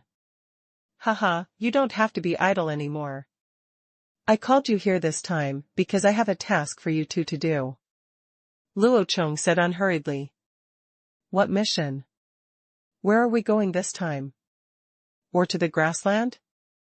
As long as the leader points out a place, Yu Fu will definitely arrive there, resolutely complete the things assigned by the leader, and will never look back until the goal is achieved. Yu Fu promised steadfastly. Haha, it's not that serious, but this mission is also a bit dangerous. Do you know what is in the car you escorted? Luo Chong did not answer Yu Fu's question, but asked a rhetorical question. What, isn't it called a sail? But that thing looks so big, and it looks like a national flag. Yu Fu thought about it for a while, but answered honestly, not understanding what Luo Chong meant. Well, that's right, it's a sail. It's for newly built ships. Let's not talk about it here anymore. Let's go directly to the ship to discuss it. Luo Chong said as he greeted the two of them to follow him. Huh? Oh. The two of them didn't react, but they quickly agreed. A quarter of an hour later, the three of them arrived at the river and immediately saw a large sailboat parked by the river. The entire hull was black, and the sides of the ship and the window rails were painted yellow and red. Color, the whole ship gives people a bright feeling. The big ship had no sails at this time, but was parked quietly in the middle of the river. Many crew members were standing on the stern of the ship, practicing the training subjects of retracting and deploying the landing craft. This was a skill that the crew members must master. At this time, another large ship that was practicing sail control also came back. It sailed quickly through the water and finally docked at the dock of the shipyard. This was a somewhat magical sight, and it immediately put you together. The two wild men were stunned. They uttered what everyone says when they see a sailboat: "This boat can run on its own." Well, there are still a few hundred words left, and I am running out of time. I will copy it first and fix it later. If you have subscribed books, don't panic. You can just refresh it later. You will not be charged repeatedly. A quarter of an hour later, the three of them arrived at the river and immediately saw a large sailboat parked by the river. The entire hull was black, and the sides of the ship and the window rails were painted yellow and red. Color, the whole ship gives people a bright feeling. The big ship had no sails at this time, but was parked quietly in the middle of the river. Many crew members were standing on the stern of the ship, practicing the training subjects of retracting and deploying the landing craft. This was a skill that the crew members must master. At this time, another large ship that was practicing sail control also came back. It sailed quickly through the water and finally docked at the dock of the shipyard. This was a somewhat magical sight, and it immediately put you together. The two wild men were stunned. They uttered what everyone says when they see a sailboat: "This boat can run on its own." A quarter of an hour later, the three of them arrived at the river, and immediately saw a large sailboat parked by the river.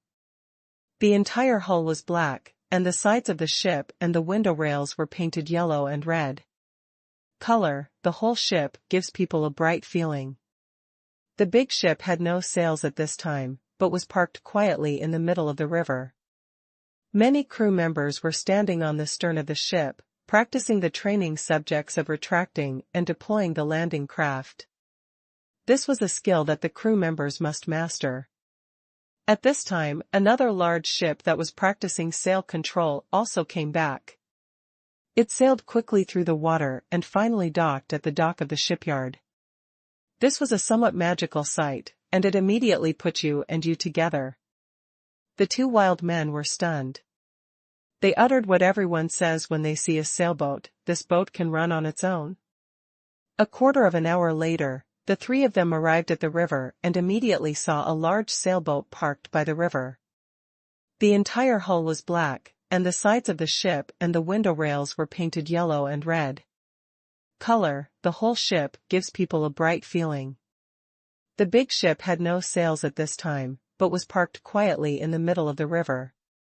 Many crew members were standing on the stern of the ship, practicing the training subjects of retracting and deploying the landing craft. This was a skill that the crew members must master. At this time, another large ship that was practicing sail control also came back. It sailed quickly through the water and finally docked at the dock of the shipyard. This was a somewhat magical sight, and it immediately put you together. The two wild men were stunned. They uttered what everyone would say when they saw a sailboat: "This boat can run on its own." They uttered what everyone would say when they saw a sailboat: "This boat can run on its own." They uttered, "This is what everyone will say when they see a sailboat: "This boat can run by itself." Well, okay, this is your mission, but you are not setting off immediately. The two of you, as well as the people you brought with you, will have to participate in a month of boat training to familiarize yourself with your future living environment and colleagues. The crew members are out, and the lives of you and all the crew members depend on those ships. After arranging the task, Luo Chong warned the two of them again. The two brothers Yofu also hurriedly agreed. To be honest, they couldn't wait to get on the boat. Such a high-end thing as a sailboat is much more interesting than riding a horse and driving a car. This is a large mobile house that can hold 180 people. After handling this matter, there is nothing that Luo Chong needs to handle personally for the time being. The construction of Weishan County has Yunji watching, and it is now on the right track. The round Earth City wall is as big as Ruyang County, and it is a square with side length 1 kilometer. Several brick kilns have also been built outside the city, and bricks are being produced every day from the soil dug out of ditches. Farmland is also being cultivated with the efforts of immigrants, and rice and corn seeds provided by the government are planted. There was sweet sorghum they brought in themselves. The same is true for immigrants here. Once they officially join the Han tribe, they will set up a household registration, register the population, and allocate land according to their title. Although there are not many private houses in the city, the brewing workshop has already started construction. At present, Luo Chong has given 20 or 30 different recipes for distilled yeast, and the people of the Jiao clan are also conducting experiments in an orderly manner, except for brewing. It's too time-consuming and the results won't be available for a while, so there's nothing we can do about it for the time being. A sugar-making workshop that can quickly see results has been built. After the initial small batch test, it is now on the right track. The workshop is located in Fengshe, Luoyang County. The main production processes of brown sugar are juicing, boiling sugar, stir-frying, red marshmallow sugar, and molding and cooling hard candies. These steps are all very simple. Even if there is no special equipment, as long as there is someone who can, the container for boiling sugar can be made by hand, and the technical difficulty is not great. Otherwise, the original Pearl tribe would not have been able to produce brown sugar so early. However, in order to adapt to mass production, Luo Chong designed a set of sweet stem pressing equipment. This machine is driven by a windmill. At the front is a guillotine that keeps rising and falling, which can cut the sweet stems sent in to the desired length. And then these sweet stems cut into small sections are placed in a hydraulic cylinder and the juice is squeezed out physically. This set of hydraulic equipment is actually similar to the oil press in Hanyang City Oil Press Factory. Water is manually poured into the press, the weight of the hammer is increased, and the plug is pulled out to release the water after the juice is squeezed. It is considered the most primitive machine. Hydraulic equipment, at least the principle is the same, but the driving power is different. The equipment is completely fine. The next step is to wait until the next sweet stalk harvest season to produce large amounts of brown sugar. As for the white sugar or brown sugar that filters out the pigment, it is only possible to use brown sugar as raw material and undergo secondary deep processing. However, Luo Chong has not yet planned to do this. Let's not say whether it can be made. Even if it can be made, the cost will not be that cheap. And with brown sugar as a seasoning, Luo Chong can restore some of the delicacies he had eaten in his previous life, such as braised dishes. In the absence of soy sauce, sugar is needed to stir-fry the color. In addition, one way to use it is to smoke meat. Many people like to eat bacon, especially foods such as pork head meat and smoked chicken and duck. Luo Chong used to like it very much, but he couldn't make it without brown sugar at that time. This kind of deli bacon is different from bacon smoked for preservation. The smoke released by smoldering fresh wet grass and wood is enough, while sugar must be used for smoked deli snacks. In fact, it's not that difficult. Take smoked chicken as an example. Kill the chicken, add seasonings and salt, cook it in a pot, then take it out and drain the water. Then put a large pot on it. Do not add water to the pot. Just put it in the pot. Pour a bowl of brown sugar, put the bamboo grate on it, put the chicken in, cover the pot, and simmer over high heat.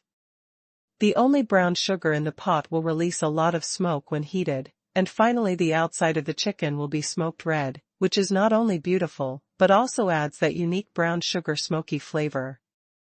During the time when Luo Chong lived in Luoyang County, the two brothers Da Shu and Yofu Yui also took advantage and could often eat all kinds of delicacies in the canteen of the county sheriff's mansion. lotus roots from days, radish and cabbage from Luoyang County, beans, mung bean sprouts, boiled peanuts, and some chili peppers to make a vegetarian assortment, smoked chicken and duck, fried fish and shrimps, fried peanuts, and more, a big cake and a pot of rice wine. It's not too comfortable. However, such days will eventually end. Although Luo Chong has been running around here and there in the past 6 months, he has not forgotten to write his own book. It took more than a year to create, plagiarized, poetry by himself. The 2 books, Selected Works and Hanli, were finally completed. Selected Poems is a book that cultivates sentiments and promotes traditional virtues such as hard work, respecting the elderly and caring for the young, and being thrifty and managing the household. The poems in the book are also based on this theme, such as showing compassion to the farmers. Of course, the main purpose of this book is to teach people how to read and write. It is a basic Chinese language book. Another book, Hanli, focuses on various etiquette, folk festivals, weddings and funerals, sacrifices, making friends, parties, banquets and other etiquette on various occasions. At the same time, it combines the 20 rank nobles of the Han tribe to write in these activities. Different titles, social identities, and specifications should be met on different occasions. This book is considered an intermediate level of difficulty. You must first learn to read and understand some traditional virtues, and then learn Chinese etiquette. As long as you master these 2 books, you can basically graduate. All schools in the future will follow this approach. As for the higher level, students who want to be officials, in addition to these, they also need to learn policy, give lectures on current affairs, how to solve various problems, how to deal with the relationship between officials and the people, how to complete the tasks assigned by superiors, and what official ethics should be observed.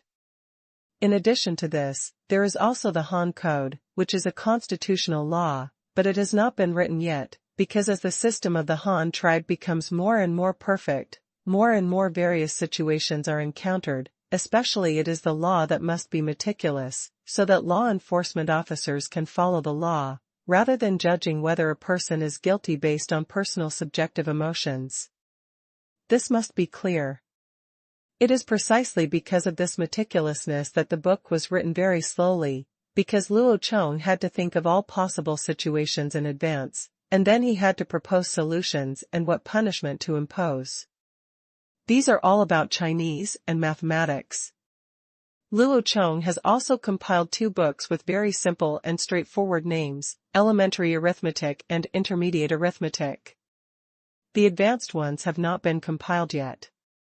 Among them, the knowledge involved in elementary arithmetic is all primary school content, such as addition, subtraction, multiplication and division, making tables, calculating accounts, basic geometry, mainly the characteristics of several graphics, length, width and height, area, volume, angle, weight, these knowledge point.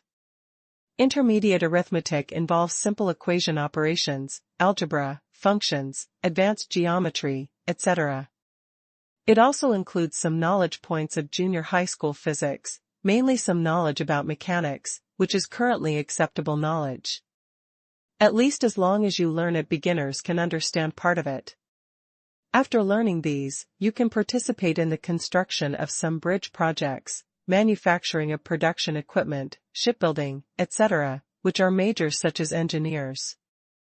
As for higher level things, Luo Chong has not written them yet, and has no plans to publish them. He does not think that things like calculus can be mastered by primitive people now. Besides, even if they learn these, they will not be used in life. The last book is Nature. The content of this book is adapted from elementary school nature and junior high school science. It involves a lot of knowledge, but it does not require proficiency in learning. It is mainly a book for the purpose of popularizing science. It covers everything from astronomy and geography to weather, for seasons, seasonal changes, biology, and basic physical chemistry. For example, what is thunder? Why does it rain? How are clouds formed? Why do rivers flow? And don't hide under trees when it rains. otherwise you may be hacked to death. These may not seem very important, but they can drive away ignorant thoughts, so that they will not be like the primitive ancestors who thought that the end of the world was coming when they saw a solar eclipse.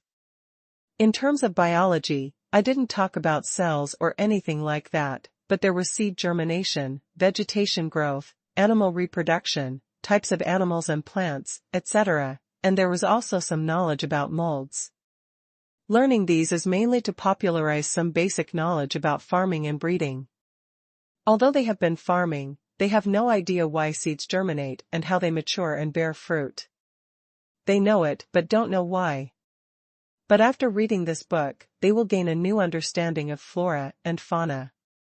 What are mammals, what are oviparous animals, cold-blooded animals, reptiles, etc., learn to distinguish various wild beasts, and how to domesticate cattle, horses, and sheep. Regarding physics and chemistry, there is only a brief introduction, the series of physical state changes, what is dissolution, what is evaporation, what is condensation, and some simple knowledge about light, such as how rainbows are produced. In terms of chemistry, it focuses on metals and carbon, allowing readers to identify several metals, what their characteristics are, how carbon is produced, and whether they are toxic. Remember to open the windows when burning charcoal in winter, otherwise you will be burned. Death by poisonous gas, etc., are some of the things that may be encountered. This is an out-and-out miscellaneous book. Its main purpose is to provide common people with some common sense of life so that they will no longer be so ignorant. Then it will be told to their parents through the students' mouths, so that it can gradually be promoted throughout the Han tribe. These books have not been printed yet. Currently, there is only a handwritten manuscript in Luo Chong's hand, so he wants to go back just after finishing the matters here. Currently, the only place where books can be printed is Hanyang City. And the school is there too, so what if I don't go back? Before leaving, Luo Chong first called Dashu and arranged for him to build a new city if conditions allowed. The entire city would be used as a school. After all, Luoyang County has a large population, and children education is a problem. Now that Luo Chong's textbook has been written, it won't take long to print it, so we must deal with this problem as soon as possible. After arranging this task, Luo Chong asked someone to call Elder Niue, a merchant from the Qingshu tribe. In the past 2 months, this guy had been either visiting the market, watching boats on the river, or hanging out with vendors, and visited the snack street every day. Of course, the most important thing is to contact his subordinates and ask them if they have learned any skills while working, who are the people around them, and if there is anyone who can be taken away who also knows some skills, and they established a good relationship so that they could be kidnapped in the future. However, Ushio never expected that the Han leader came to him specifically to ask him if he wanted to go to school and if he wanted to follow him to Hanyang County. Could it be that the test of these 2 months has been passed? Are you finally allowing me to visit other counties? Niue came to the Luoyang County Sheriff's mansion again with uneasiness, but also a hint of expectation, and met Luo Chong who had summoned him. 500 words short, will be revised later, don't panic.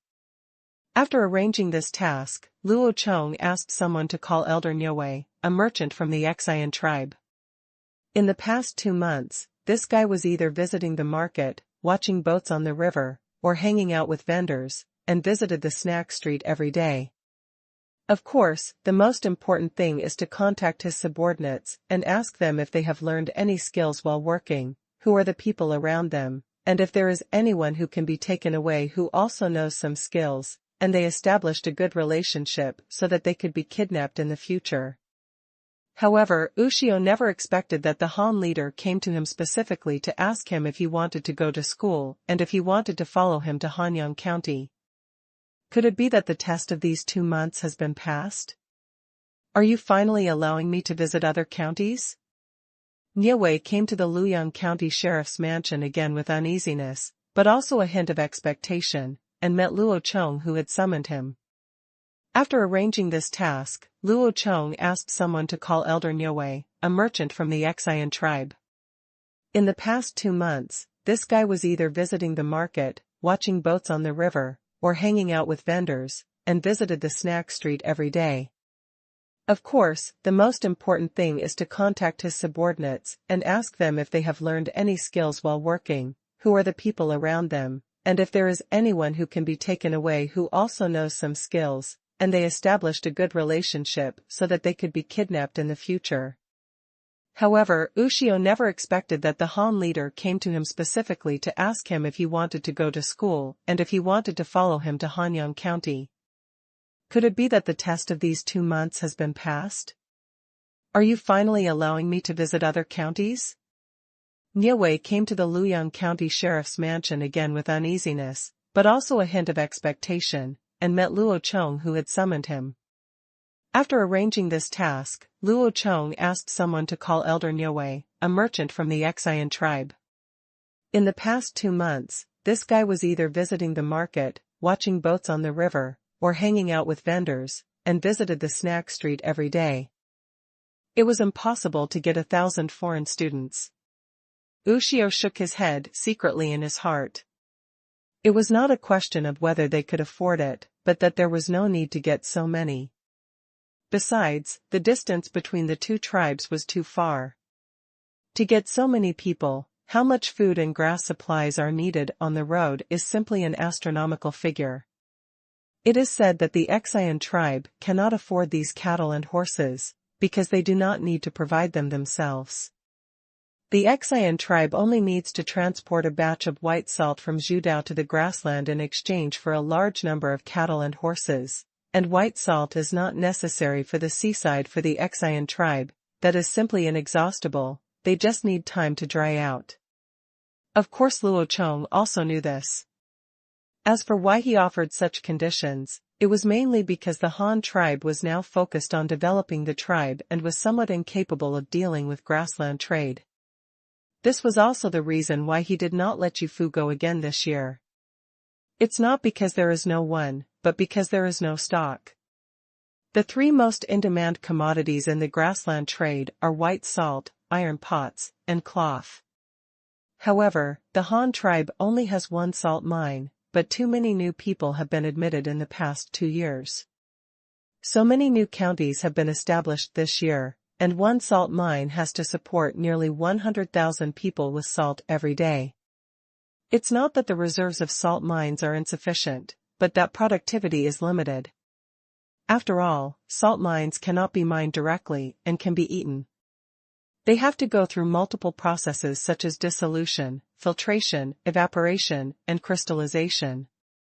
Therefore, the output is limited. Now, domestic supply is no problem, but there is not much excess inventory for foreign trade. There is also demand for iron. In the past, the production was relatively abundant. With the increase of population, the internal demand for iron pots, farm tools, weapons, vehicles, and tools has increased significantly. The Han tribe currently has no spare capacity to export ironware and can only first to meet internal demand and expand steel production. We can only wait until the new steel county is built and then build a steel plant. As for cloth, the same principle applies. With the increase in population, people's demand for clothing and shoes has increased sharply. In addition, now that there is a sale that consumes a lot of cloth, external supply can only be suspended. Of course, saving alone is not enough, you must also open up resources. In addition to supervising the printing of books and the opening of schools this time, Luo Chong's most important thing is to find ways to expand the production capacity of various materials. It was for these reasons that Luo Chong thought of another way, asking the Qingshu tribe to provide white salt to the grassland in exchange for a large number of cattle and horses, and then send it to the Han tribe. In addition to tuition fees, other commodities were also paid for with cattle and horses. In this way, a steady stream of livestock was obtained, which continued to provide blood transfusion for the development of the Han tribe. As for worrying that the Qingshu tribe will grow bigger in the future and have a greater impact on the grassland, and eventually interfere with the Han tribe, that is impossible, because as long as Luo Chong's plan succeeds, neither the Xian tribe nor the nomads will benefit, and it's just a matter of continuous blood transfusion for the Han tribe, and it won't be long before Luo Chong can control the entire Xian tribe. It's not up to Luo Chong to decide what to do then. First of all, if the Xian tribe wanted to obtain technical and material assistance from the Han tribe, they could only exchange cattle and horses, so they had to spend more manpower on drying salt and transporting goods, and it was impossible for the technology to be transferred to the Xian tribe immediately. It can be applied, which also requires some absorption time. As for the nomadic tribes on the grassland, in order to obtain metal support and white salt assistance from the Xian tribe, they could only sell the cattle and horses they had worked hard to raise to the Xian tribe. In fact, they sold them to the Han tribe in disguise, and the largest capital of the nomadic tribe the reason is that they have a lot of cattle and horses. As a result, a large number of cattle and horses are transported to the Han tribe, and their own strength is weakened. Chief Han, let's send 100 people here first. If there are too many people, it will be inconvenient because of the long distance. But why does Chief Han only accept young people under the age of 16? Ushio said with the help of a translator. Luo Chong asked. Why are there only children under the age of 16? I will tell you, because these children are ignorant, relatively simple, and easily brainwashed. This was Luo Chong's inner thought, but he didn't say it out loud. When these young children learn the culture of the Han tribe, and then compare it with the Xian tribe where they were born, it will be really unclear which direction their hearts are going to be. Because young people learn faster and have a longer time to contribute to the Xian tribe after learning. If you bring a group of old men over and learn slowly, they will die of old age halfway back. You spend so much, wouldn't it be a big loss for the tuition fee? Luo Chong explained nonsensically. Ushio suddenly realized after hearing the translation, and he even said it made sense. Why didn't he think of it? It seemed that the Han leader was smarter than others. Oh, and also, since you are willing to come to school, you will definitely need pens, inks, paper and inkstones when you go back.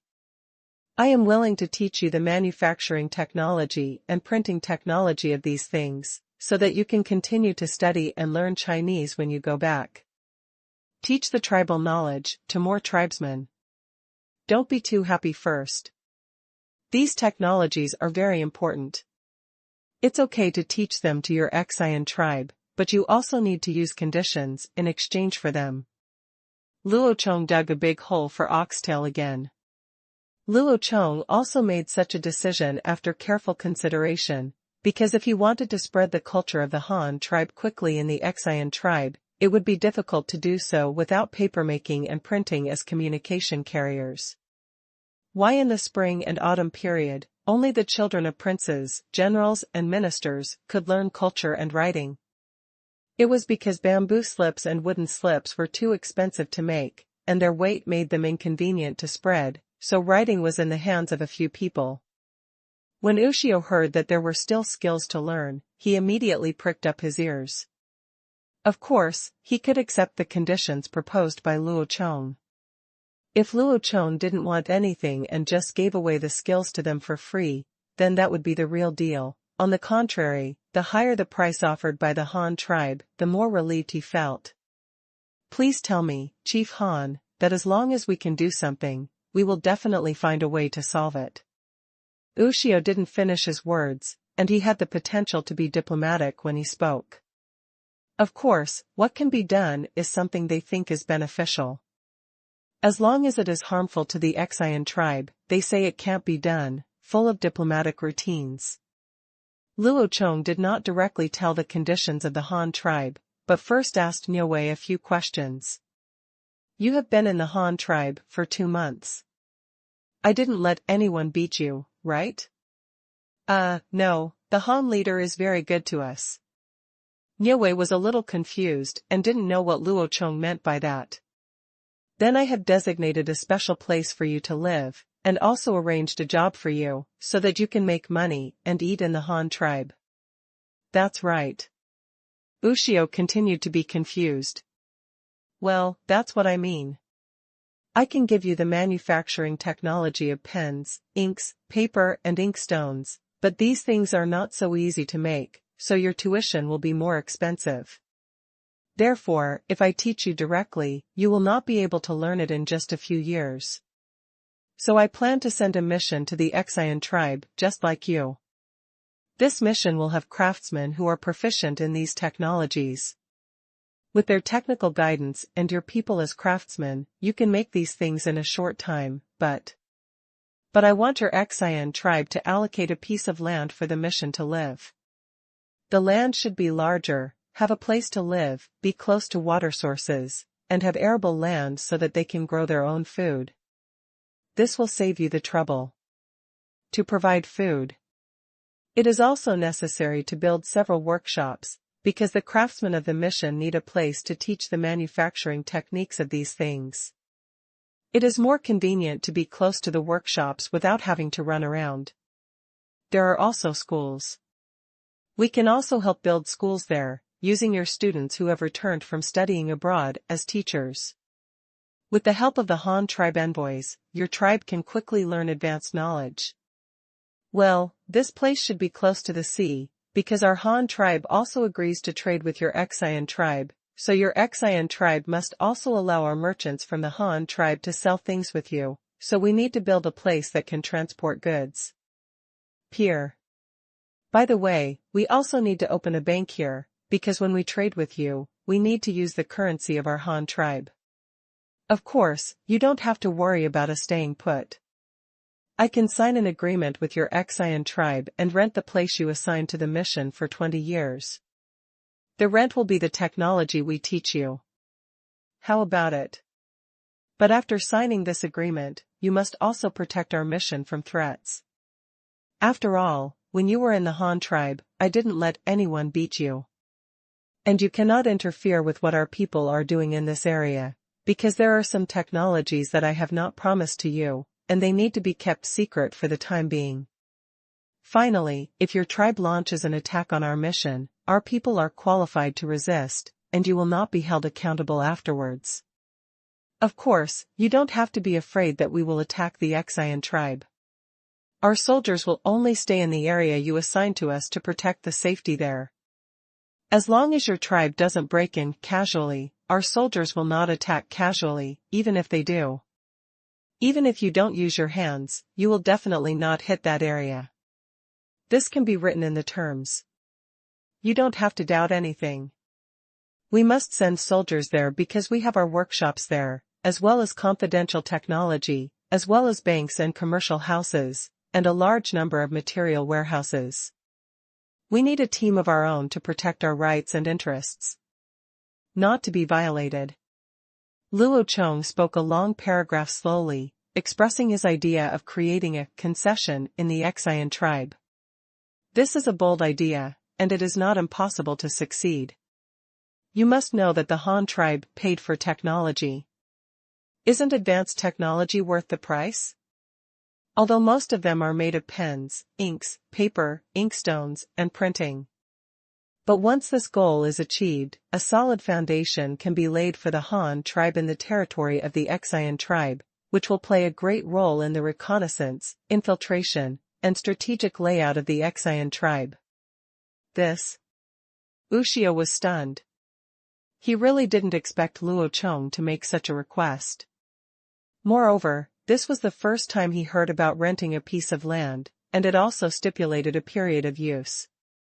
Moreover, Luo Chong also blocked all possible reasons to refute. There is a difference of a few hundred words. I will modify it later and refresh it later. There will be no repeated charges. But I want your Qingshu tribe to allocate a piece of land for the mission to live. The land should be larger, have a place to live, be close to water sources, and have arable land so that they can grow their own food. This will save you the trouble. To provide food. It is also necessary to build several workshops, because the craftsmen of the mission need a place to teach the manufacturing techniques of these things. It is more convenient to be close to the workshops without having to run around. there are also schools. We can also help build schools there, using your students who have returned from studying abroad as teachers. With the help of the Han tribe envoys, your tribe can quickly learn advanced knowledge. Well, this place should be close to the sea, because our Han tribe also agrees to trade with your Xian tribe, so your Xian tribe must also allow our Han tribe merchants to sell things there, so we need to build a place that can transport goods. Pier. By the way, we also need to open a bank here, because when we trade with you, we need to use the currency of our Han tribe. Of course, you don't have to worry about us staying put. I can sign an agreement with your Xian tribe and rent the place you assign to the mission for 20 years. The rent will be the technology we teach you. How about it? But after signing this agreement, you must also protect our mission from threats. After all, when you were in the Han tribe, I didn't let anyone beat you. And you cannot interfere with what our people are doing in this area, because there are some technologies that I have not promised to you, and they need to be kept secret for the time being.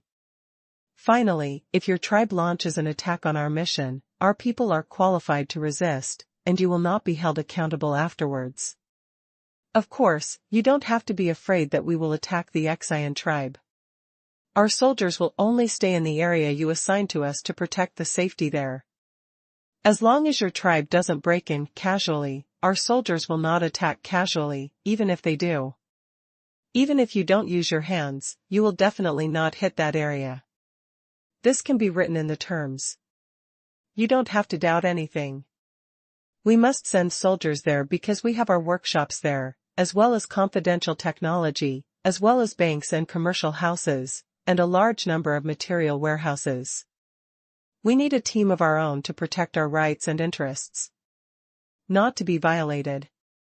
Luo Chong spoke a long paragraph slowly, expressing his idea of creating a concession in the Xian tribe. This is a bold idea, and it is not impossible to succeed. You must know that the Han tribe paid for technology. Isn't advanced technology worth the price? Although most of them are made of pens, inks, paper, inkstones, and printing. But once this goal is achieved, a solid foundation can be laid for the Han tribe in the territory of the Xian tribe, which will play a great role in the reconnaissance, infiltration, and strategic layout of the Xian tribe. Ushio was stunned. He really didn't expect Luo Chong to make such a request. Moreover, this was the first time he heard about renting a piece of land, and it also stipulated a period of use. Moreover, Luo Chong also blocked all possible reasons to refute. Hearing what Luo Chong said, Niuwei had no choice but to agree, and agreed that when he sent people back this time, he would explain this matter to the leader, hoping that their leader would agree by then. Then Ushio bowed and said goodbye to Luo Chong. Not all members of the Xian tribe's delegation had the opportunity to study in Hanyang County this time, so Ushio had to arrange for those people before leaving, and also allocated some people. Go back and deliver the news. In fact, the purpose of coming here is to raise a batch of payment for goods and tuition fees. At the same time, I also want to take the Han tribe's delegation back to the Xian tribe, and then let the leader select a group of young students to come to study. There were many things that needed to be arranged, and Luo Chong would soon leave for Hanyang County, leaving not much time for Ushio. In the evening of that day, Niuwei bought some delicious snacks at the market, and then returned to their camp. His subordinates also received the notice from the Han tribe, and at this time, they all returned to the camp to wait for the next step. Order. Hello, Elder. Great Elder. Well, you all sit down. I bought some food for everyone to eat together. Then I have something to tell you. In an open space in the camp, a whole lamb was roasted on the bonfire. This was specially bought for oxtail, and some cumin and chili peppers were used as seasonings. There were also a lot of fried fish, fried shrimps, and peanuts to accompany the meal. Working in the winery, a few people also got a bamboo tube of rice wine, which was not much. 1 cup was gone for each of them. Everyone was sitting around on a straw mat, with smiles on their faces. They had been working in the workshop every day for the past 2 months, and they usually ate the same food as everyone else. It was not possible to eat so much meat every day. After giving everyone a piece of the roasted lamb, Niue arranged for some people to watch around, and then started a secret discussion with a few small bosses. I asked you to pay attention to the useful people, the secretly collected seeds, and the technology of the Han tribe. Let's tell each of you how you have done. Niue asked several people in a low voice. Elder, let me tell you first. I have been following the officials in Luoyang County to farm the official fields, but they only let me take care of the wheat work and did not let me participate in anything else, so I only learned the skill of growing wheat. Hey, the Han tribe is really good at farming. They made a kind of agricultural tool called a plow out of wood and iron. There are many kinds of tools, including those pulled by people and those pulled by oxen.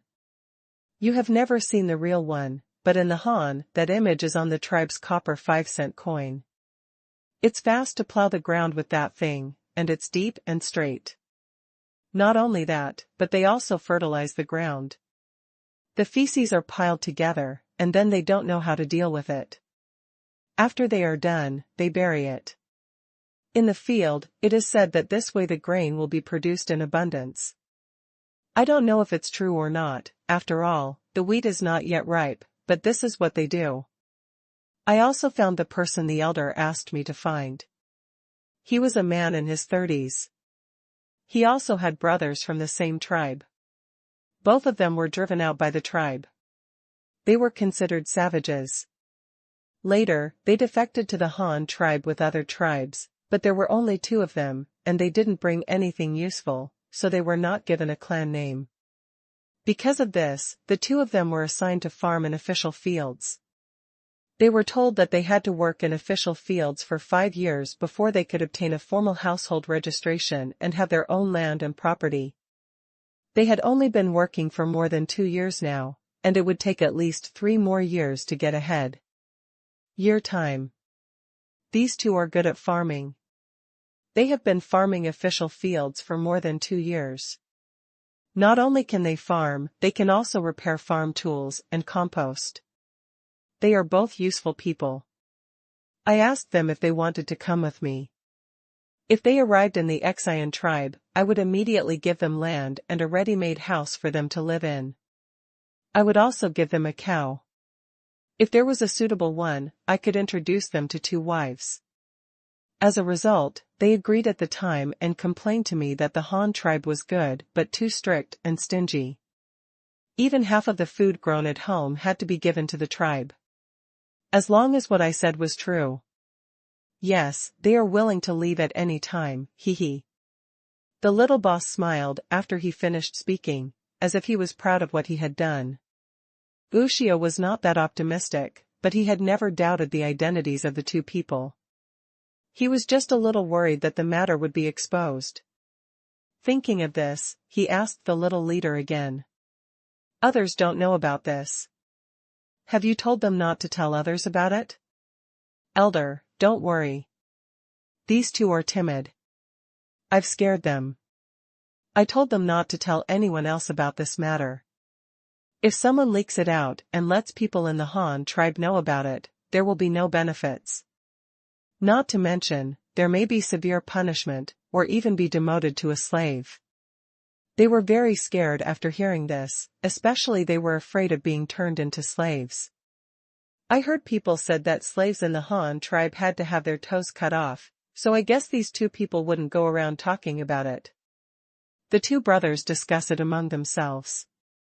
The little boss continued his analysis. Well, you did a good job. Let's contact these 2 people tomorrow. You may have to leave for a trip back. Ushio thought for a while and found no problems before making arrangements for the little farming leader. Going back these days? Oh, okay. The little leader was stunned for a moment, and then he reacted when he saw Ushio nodding. What about you, how are you doing over there? Ushio asked again. Let me tell you, I work in a winery. The winery of the Han tribe was just built. The leader of the Han tribe came up with some of the technology. The rest was mainly done by a new wine clan. Recently, everyone is making wine koji according to the method given by the leader of the Han dynasty. The Jiao clan's own people have also tried to use this new wine koji to make wine. I have memorized all the methods, but the time is still short. I don't know how the new wine will be brewed. Sample. But this thing is quite easy. It is made by fermenting moldy grains and cooked leftovers, but it seems that it must be made with shelled millet. I don't know if our corn can do it, but we can go back and try it. Try. And I also got some barley seeds from the winery's warehouse. I stuffed them into my shoes and brought them out. I hit a little every day, and now I have 1 or 2 kilograms. As for the person the elder asked to find, I don't have anyone who is particularly suitable. Except for the people from the Jiao clan, the people in the wine shop are all people with registered residence in the Han tribe. It is impossible for them to leave casually, and I have no chance to contact other people. Another little boss also reported on his situation during this period. Well, you did a good job. If you don't find it, forget it. If you search too hard, you will be easily found. So where is the wheat seed now? Have you got it back? Ushio also commented a few words, and finally asked about the seed question that concerned him most. I brought it back. I brought it back when I came back. I hid it in my pants and no one noticed it. Well, bring it over to me after dinner later. Where are the others? Ushio continued to ask. It's my turn this time. Hee, I was assigned to cook for the workers on the construction site. I eat nothing but delicious food these days. I've gained weight after eating. Hee. As soon as the other little boss opened his mouth, several people around him started to hammer him. They were really envious. This guy had the best job. Although cooking was dirty and tiring, he always got the first place when it was his turn to eat. Mouth, this is also a special benefit for most cooks. Okay, don't fight anymore. When we all go back and grow wheat by ourselves, I will do it for you. Let's talk about serious business now. The little boss begged for mercy, and several other people threatened him to go back. After making delicious food, let him go. Well, what should I say first? Let's talk about seeds. Many of the vegetables of the Han tribe are the seeds we got from us last time, but there are also some that we don't have, such as cabbage, radish, long beans, and one called mustard. Pickles. One of the most famous dishes is chili, which you have also eaten. Not only can it be eaten fresh, but it can also be dried and used as a condiment, stir-fried, stewed, ground into chili noodles, and used for barbecue. It can be mashed and mixed with noodles. It is the most important dish of the Han tribe, and every family grows it. I also bought some seeds from the cook, who grew them himself. In addition to mustard, there are all the beans, radishes, cabbage, and peppers I just mentioned. I used the snail bones given by the elders, the leader of the Han dynasty. The pearl in question was exchanged with him, and he took the pearl back and gave it to his wife. There are many kinds of kitchen utensils used by the Han tribe for cooking. I have also researched about them. The most commonly used one is the iron pot. We may not be able to make this ourselves, but other things include rolling pins, cages, colanders, etc., and some made of stoneware. Bottles and cans, we can make them all. Oh, by the way, there is another vegetable called loofah. I also got that one. I planted a few of them next to our kitchen. The long loofahs are too long to be eaten. Moreover, they are so ripe that after drying, they can be eaten. I dug out the pulp of the melon and used it to clean the pot, and I also got some seeds. Most of the others are pasta and rice, as well as some cooking methods. There are so many ways to eat among the Han tribe, and I haven't learned them all, but I can find some people who can cook these meals. There are many foreign helpers in the kitchen, some of whom have been working there for almost 2 years. I have also found a few who are good at cooking, as well as those who can weave baskets and repair kitchen utensils. If they are willing to come with us, come just tell them when the time comes. That is, the kitchen knives of the Han tribe are made of iron. I don't know what our Qian tribe will do. This kitchen knife is so important for cooking. It's really impossible to do without a kitchen knife. The little boss explained his situation, and finally expressed his worries. After all, this iron weapon is really not that easy to get. Well, let's figure it out when we get back and see if there's any possibility of a breakthrough with the Han tribe's envoy. Ushio nodded and thought, finally turning the topic over. After these people finished speaking, everyone looked at the last leader who didn't speak. Me, I've been in the tofu shop. The soybeans come from our Qian tribe, but we are really not as good at eating them as the Han tribe. The last little boss sighed with emotion before continuing. The job of a tofu shop is to soak the soybeans for a day and then grind them into soy milk with a stone mill. The soy milk can be boiled and drunk directly, but it is poisonous when raw. After boiling the soy milk, stir the brine in it and it will be ready. The soy milk water can be turned into tofu curd. At this time, you can also add some seasonings and eat it directly. You can also put it in a wooden box and put a cloth inside to compact it. After a while, it can turn into tofu cubes. The most important thing here is the brine. I heard from the people in the tofu shop that the brine is naturally formed. It is the accumulated water underground in the salt mines of their Han tribe. It is actually salt brine. Although all we eat is sea salt, there are salt mines on Bamboo Island, near the mouth of the Qingshu River. When the time comes, we can dig a well and get out the brine. Others include dried tofu and tofu skin made of tofu wrapped in linen. In fact, the pressing method is different. Others are similar, but if we want to make them, we may need a lot of cloth. There's nothing else. I've been working for more than a month, and the most important thing in the tofu shop is probably the stone grinder. I don't know how to do it, but I found someone who can. This stone tool is not difficult to make, it just takes a lot of time to polish, but if you have iron tools, you should be able to make it much faster. The last mini-boss was also introduced, and he also put forward his own opinions. It's iron again. It seems that this iron is really important. Just for a while, Ushio heard them say it many times. Iron farm tools, iron weapons, iron kitchen utensils, there are almost no things that do not contain iron, but the Qian tribe has no clue about this at all, and they don't even know if there is iron ore. More than 300 words missing, will be revised later. This stone tool is not difficult to make, it just takes a lot of time to polish, but if you have iron tools, you should be able to make it much faster. The last mini-boss was also introduced, and he also put forward his own opinions. It's iron again. It seems that this iron is really important. Just for a while, Ushio heard them say it many times. Iron farm tools, iron weapons, iron kitchen utensils, there are almost no things that do not contain iron, but the Qian tribe has no clue about this at all, and they don't even know if there is iron ore.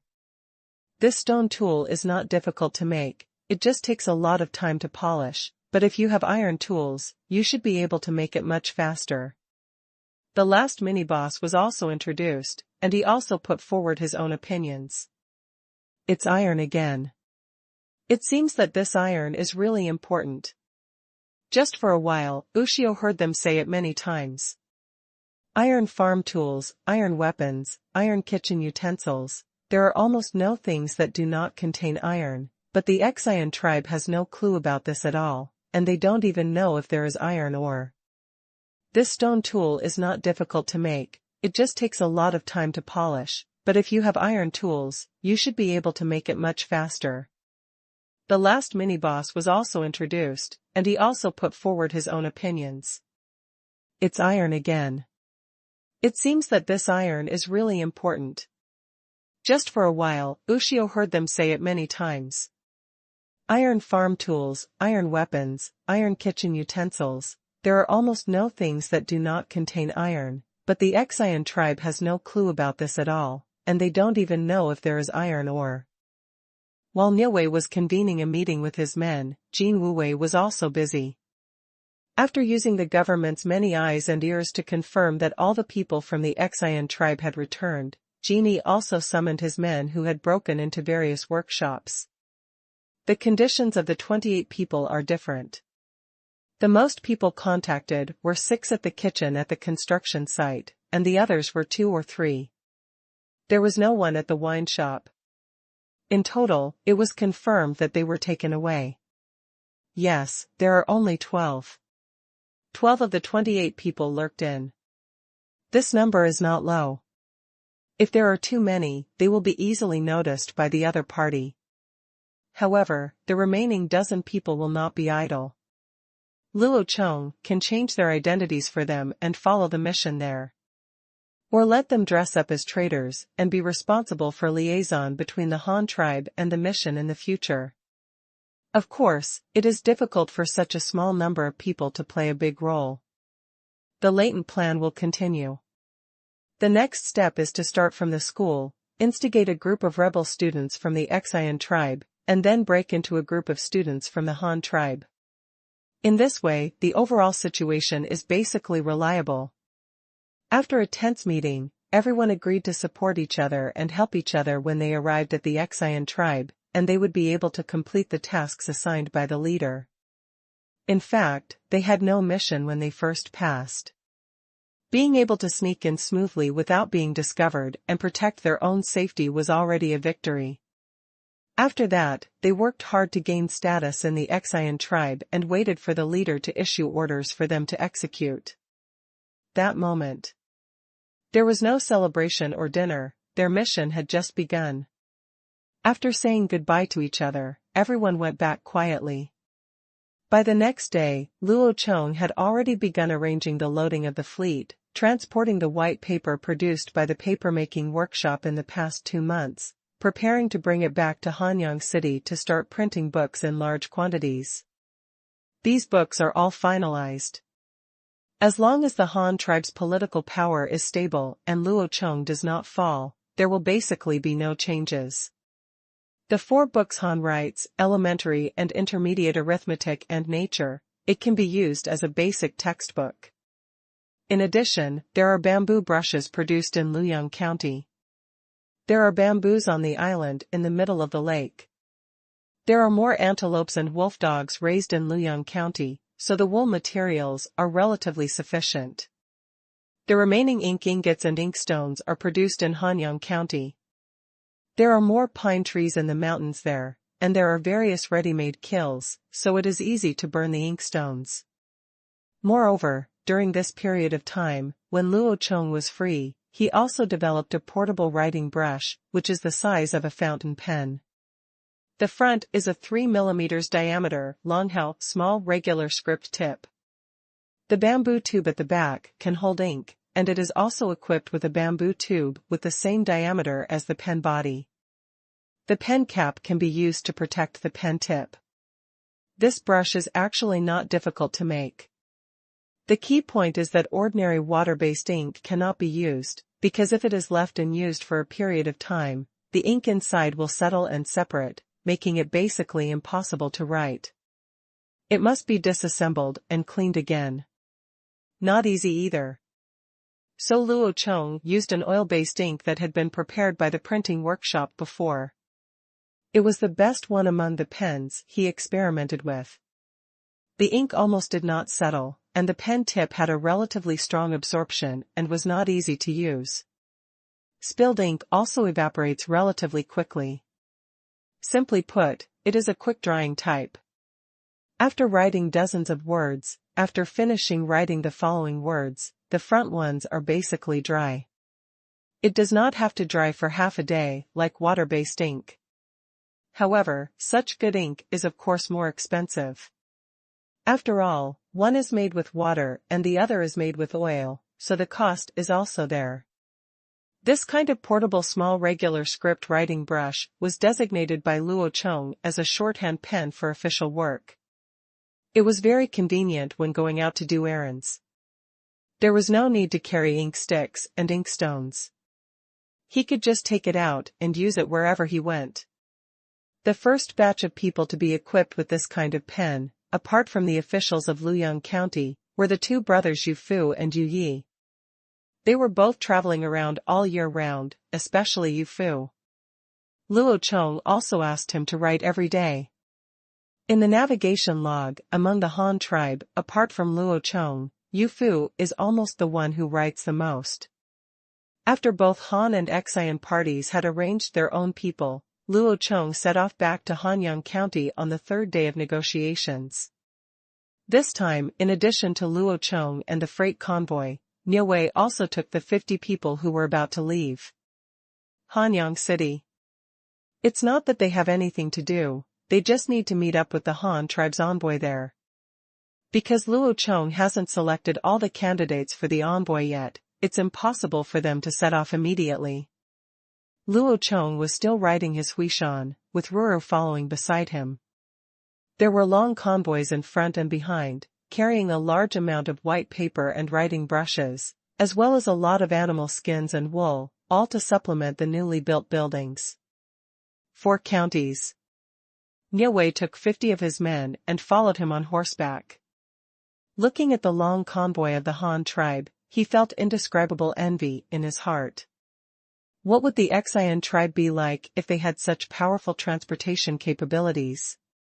As for the situation, the Xian tribe only has a carrying pole so far, and the official's strongest transportation force is a pack horse, which is not even the slightest bit different from the Han tribe. The group of people just walked westward along the avenue. When they first left Luoyang County, they could see many people digging artificial rivers not far outside the city, as well as some special villages scattered on both sides of the river. It is said to be a village, but it is actually Liju, which is similar to the current community. All the houses are put together, plus some walls, to form a compound. There is only one entrance in the whole Liju, and there are people who leave early and come home late. You can't go out casually. After all, this is still an undeveloped wilderness. No one can say whether a wild boar or moa will suddenly come out and attack humans. Looking at these villages under construction, the man-made rivers that have been dug, and the iron hoes and shovels wielded by the Han tribesmen, Niuwei felt mixed emotions in his heart. These are all the conveniences brought by tools. Moreover, the 2 months Niuwei lived in the Han tribe were not in vain. Wu Xiaoman no longer understood nothing when he first came here, and he also understood what these people were digging the river for. In addition to using soil to burn bricks to build houses, water can also be diverted from rivers to irrigate farmland, so that land that could not be cultivated can be used to produce food.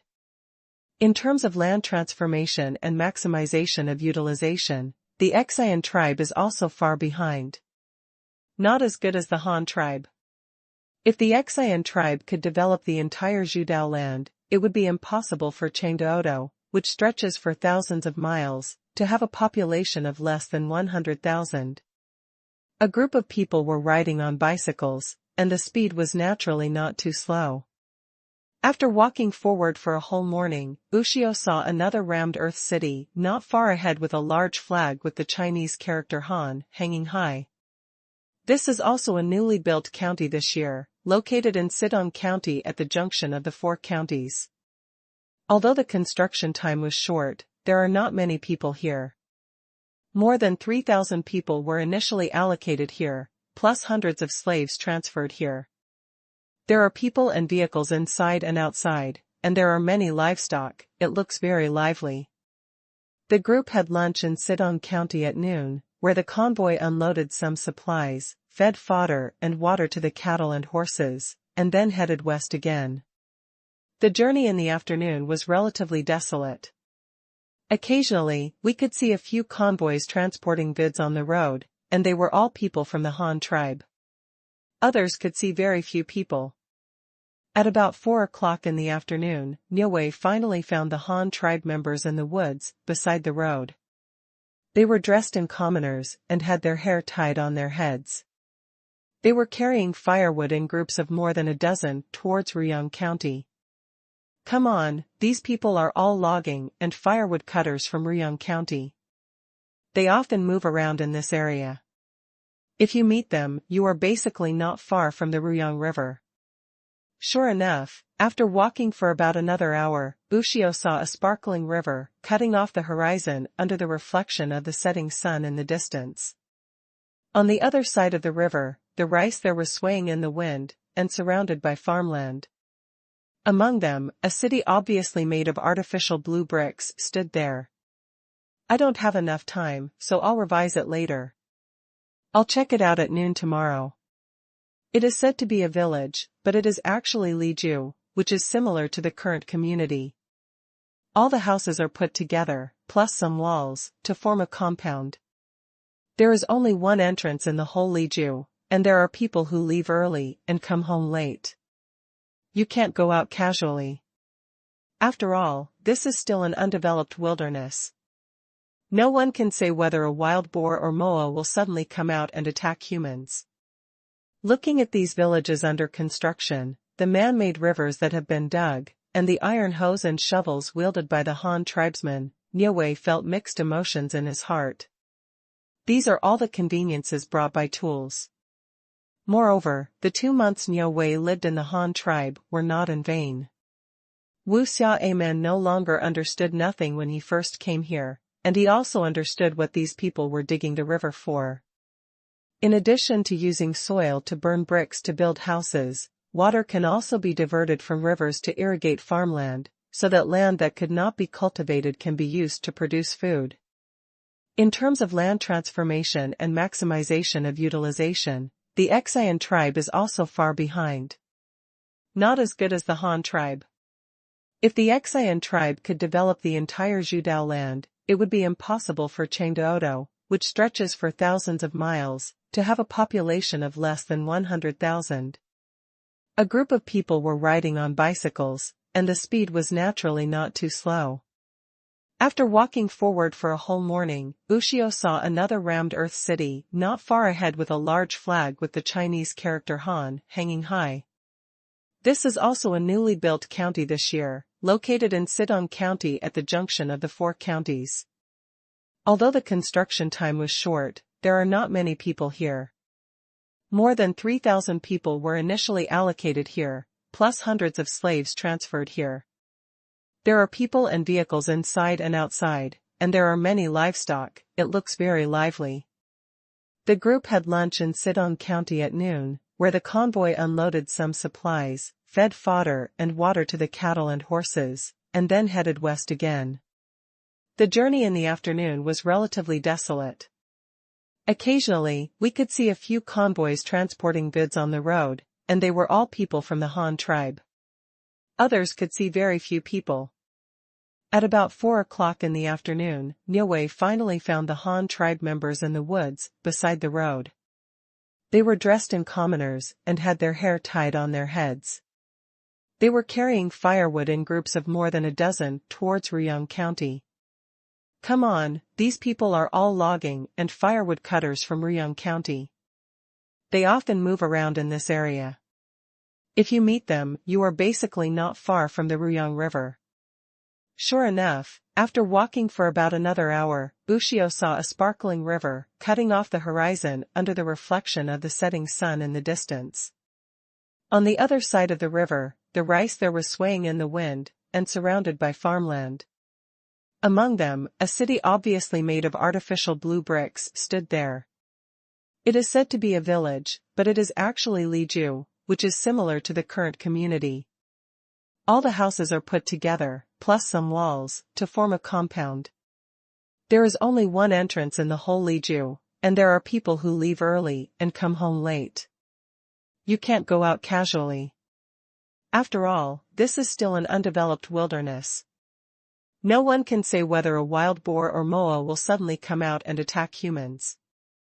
Looking at these villages under construction, the man-made rivers that have been dug, and the iron hoes and shovels wielded by the Han tribesmen, Niue felt mixed emotions in his heart. These are all the conveniences brought by tools. Moreover, the 2 months Niue lived in the Han tribe were not in vain. Wu Xiaoman no longer understood nothing when he first came here, and he also understood what these people were digging the river for. In addition to using soil to burn bricks to build houses, water can also be diverted from rivers to irrigate farmland, so that land that was originally uncultivated can be used to produce food.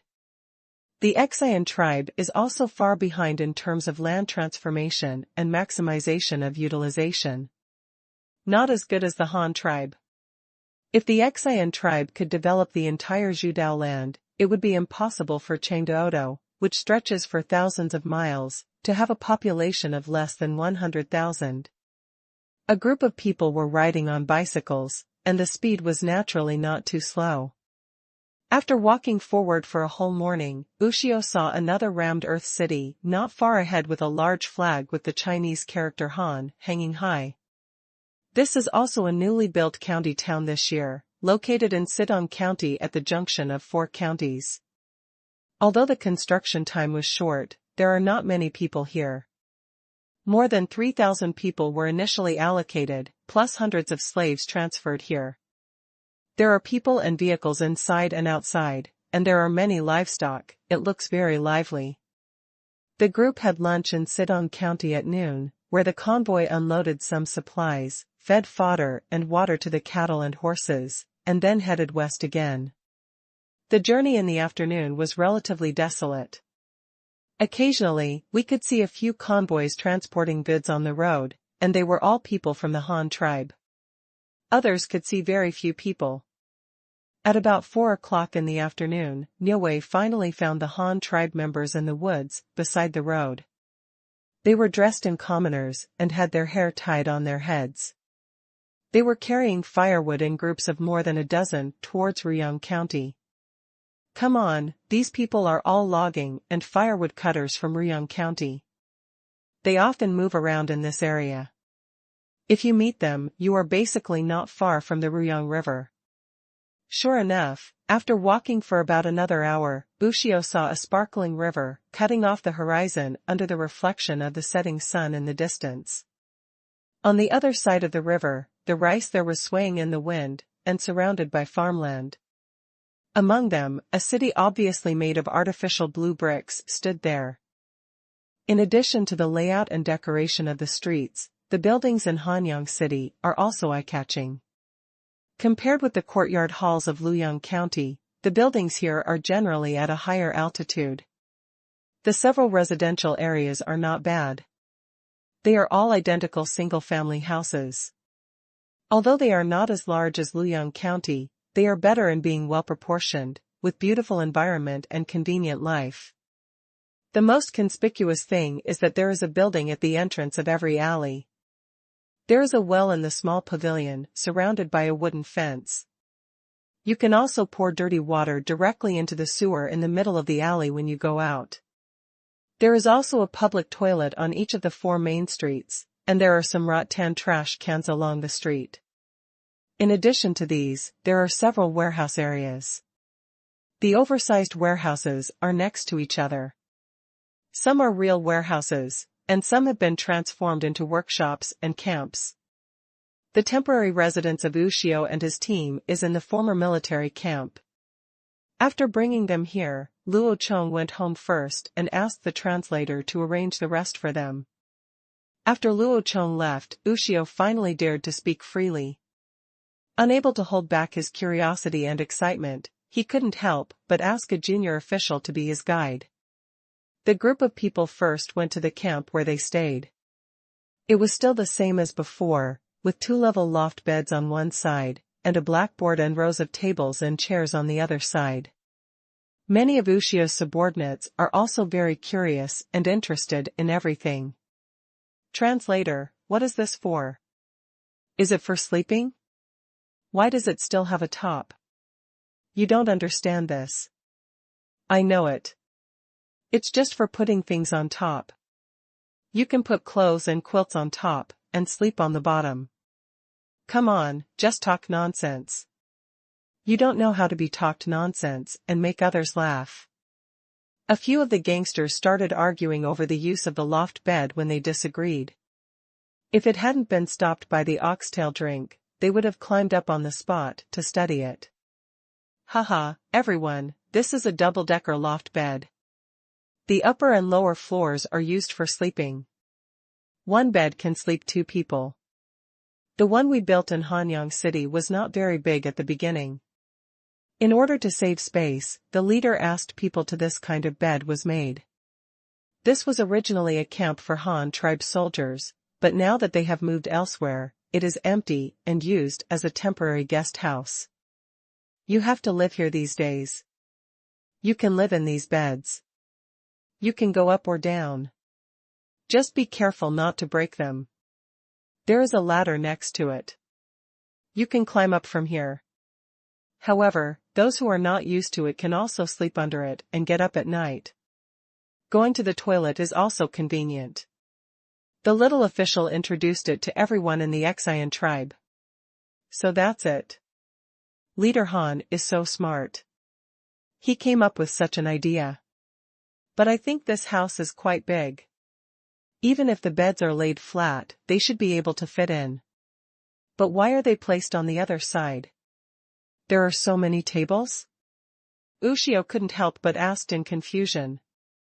Oh, didn't I just say that this was once a soldier's camp, so the other half of the camp was set up as a classroom? The soldiers usually had to learn calligraphy here. Learning calligraphy? Those soldiers still need to learn calligraphy? Ushio's eyes widened in surprise, and he looked at the translator in disbelief. He didn't understand.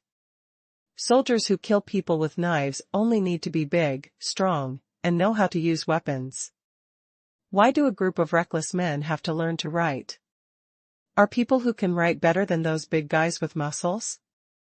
Or is it that the Han tribe values culture and education? Are even soldiers forced to study? I don't know about this. The leader should have his own arrangements.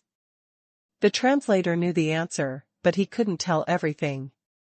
It was no secret that Luo Chong asked the soldiers to learn writing, and his earlier purpose was not special. He just wanted to train some officers to reserve talents for future military expansion.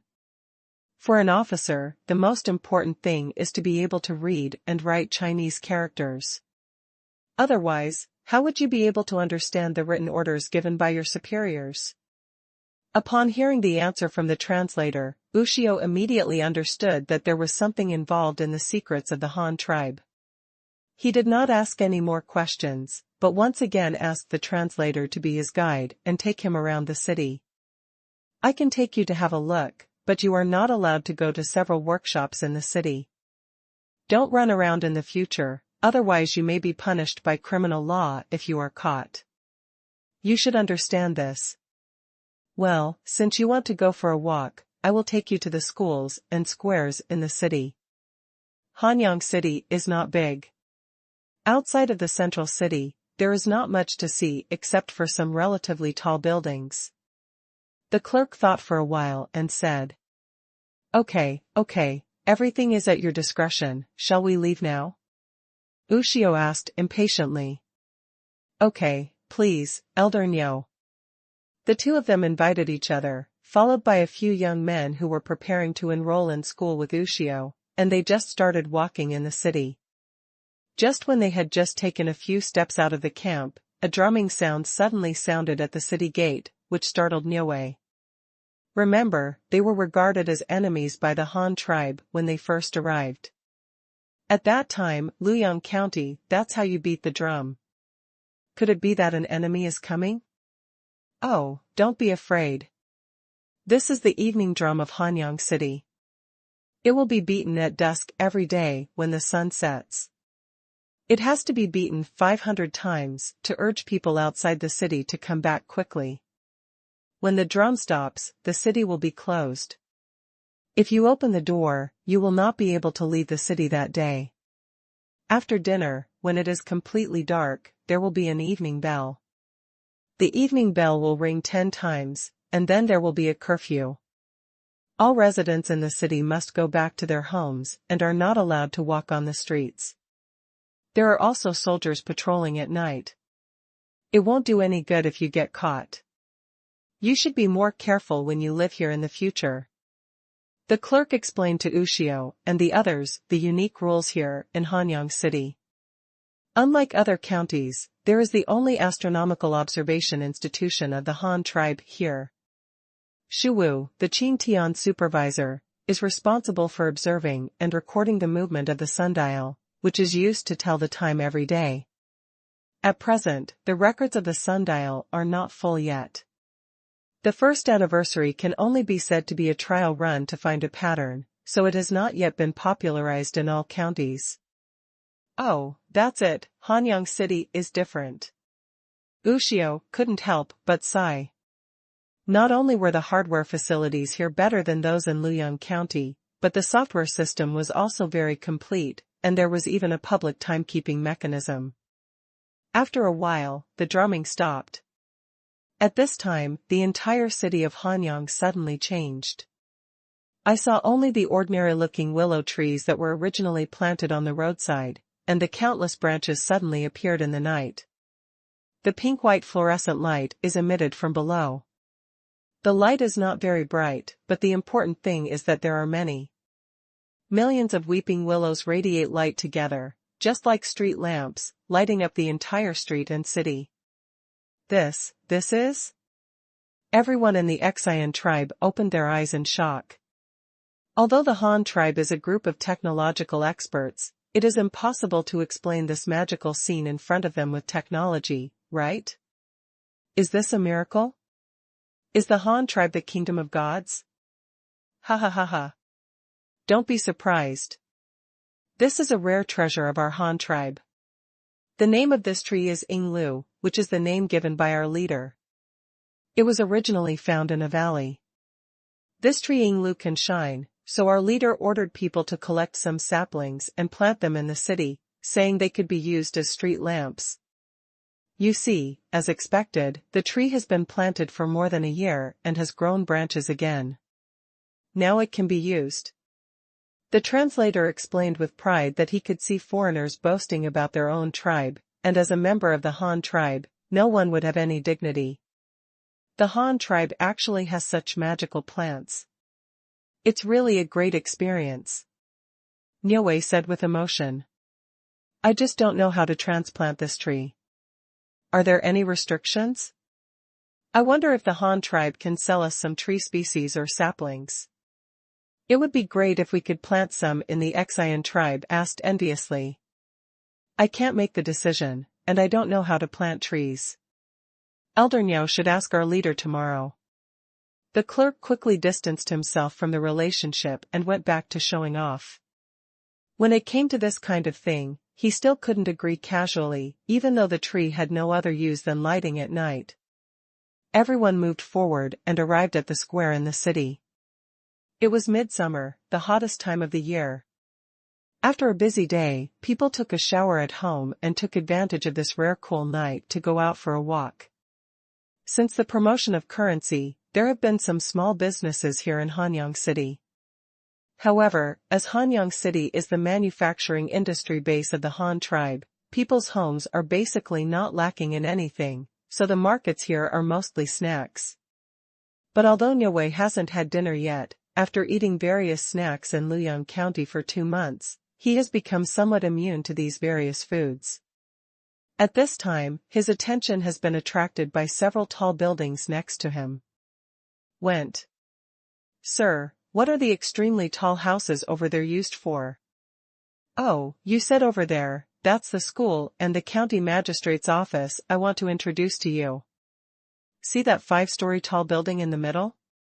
Tall building? Ushio asked, not understanding. Yes, high-rise buildings. Lu in Chinese refers to a house with more than 2 floors.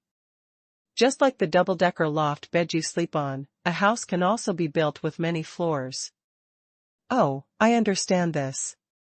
Our Qingshu tribe also has a bamboo house. Well, the 5-story building in the middle with the red lantern hanging on it is our Hanyang County Sheriff's Office, where the public agencies work. The 4 three-story buildings on both sides of the official office are the teaching buildings of Hanyang City and the location of the school. You and future international students who want to go to school will have to study here, the clerk said as he led a few people away. It was already dark at this time, and there were no lights in the several teaching buildings, so they could only use the moonlight and the light of the willows to get a general look. They could vaguely see the outline of the building, but they couldn't take a closer look at the facilities inside. After observing, I have to wait until tomorrow to make arrangements. In the remaining time, before the curfew, a few people had dinner in the snack street before returning to the camp again. But Luo Chong was different. He returned directly to his home. As soon as he entered the door, he heard a strange voice. "Husband, you are finally back. I thought you didn't want me anymore." A woman wearing a yellow satin dress jumped directly into Luo Chong's arms. Luo Chong was stunned for a moment when he saw Zhaning in his arms, who was wearing new clothes and had learned how to dress up in Han tribe costumes. You can speak, no, can you speak Chinese?" "Well, it was all taught to me by Sister Xiaodai. Sister Xiaodai is amazing. She can weave such beautiful silk. She also taught me how to make clothes and how to work. Unfortunately, I'm too stupid and can't do as well as she does. But I recently learned how to grind tofu, and I can still make some money by selling it every day. Today's dinner also has fried tofu. Sister Xiaodai likes the tofu I make the most. Husband, do you want to try my tofu?" Luo Chong. Do you still have more tofu? I don't like fried food very much. If there is more, just give me a bowl of it mixed with chili. It's so hot in the summer and I want to eat something light. Oh. Chili? I have chili at home. I'll go to the garden to pick it right away. After saying this, Zhaning took small steps and ran away, not because she was a lady, but because the hem of her skirt restricted her pace. At this time, the door behind him made a squeaking sound, and Xiaodai also came back with a roll of newly made silk. When she saw Luo Chong standing in the yard, her eyes suddenly radiated surprise. Husband. The soft cloth shoes stepped on the ground quickly, and the white silk in her arms was thrown directly onto the small table in the yard. With a swoop and a bear hug, Xiaodai directly hung on Luo Chong in the posture of a koala, using both hands and feet. On the body. Hey, I'm back, do you miss me? Luo Chong put his arms around her and asked. Well, I think about it. I can't forget it even if I think about it. Mother talks about you to me every day. When I came back just now, she asked me why you haven't given birth to a child for the leader yet.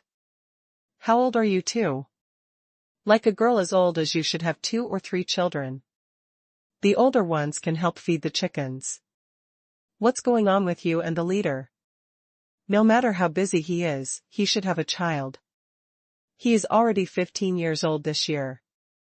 After saying this, Xiaodai stared into Luo Chong's eyes with a resentful expression. Equals 200 difference. Refresh later equals. The soft cloth shoes stepped on the ground quickly, and the white silk in her arms was thrown directly onto the small table in the yard. With a swoop and a bear hug, Xiaodai directly hung on Luo Chong in the posture of a koala, using both hands and feet. On the body. Hey, I'm back, do you miss me?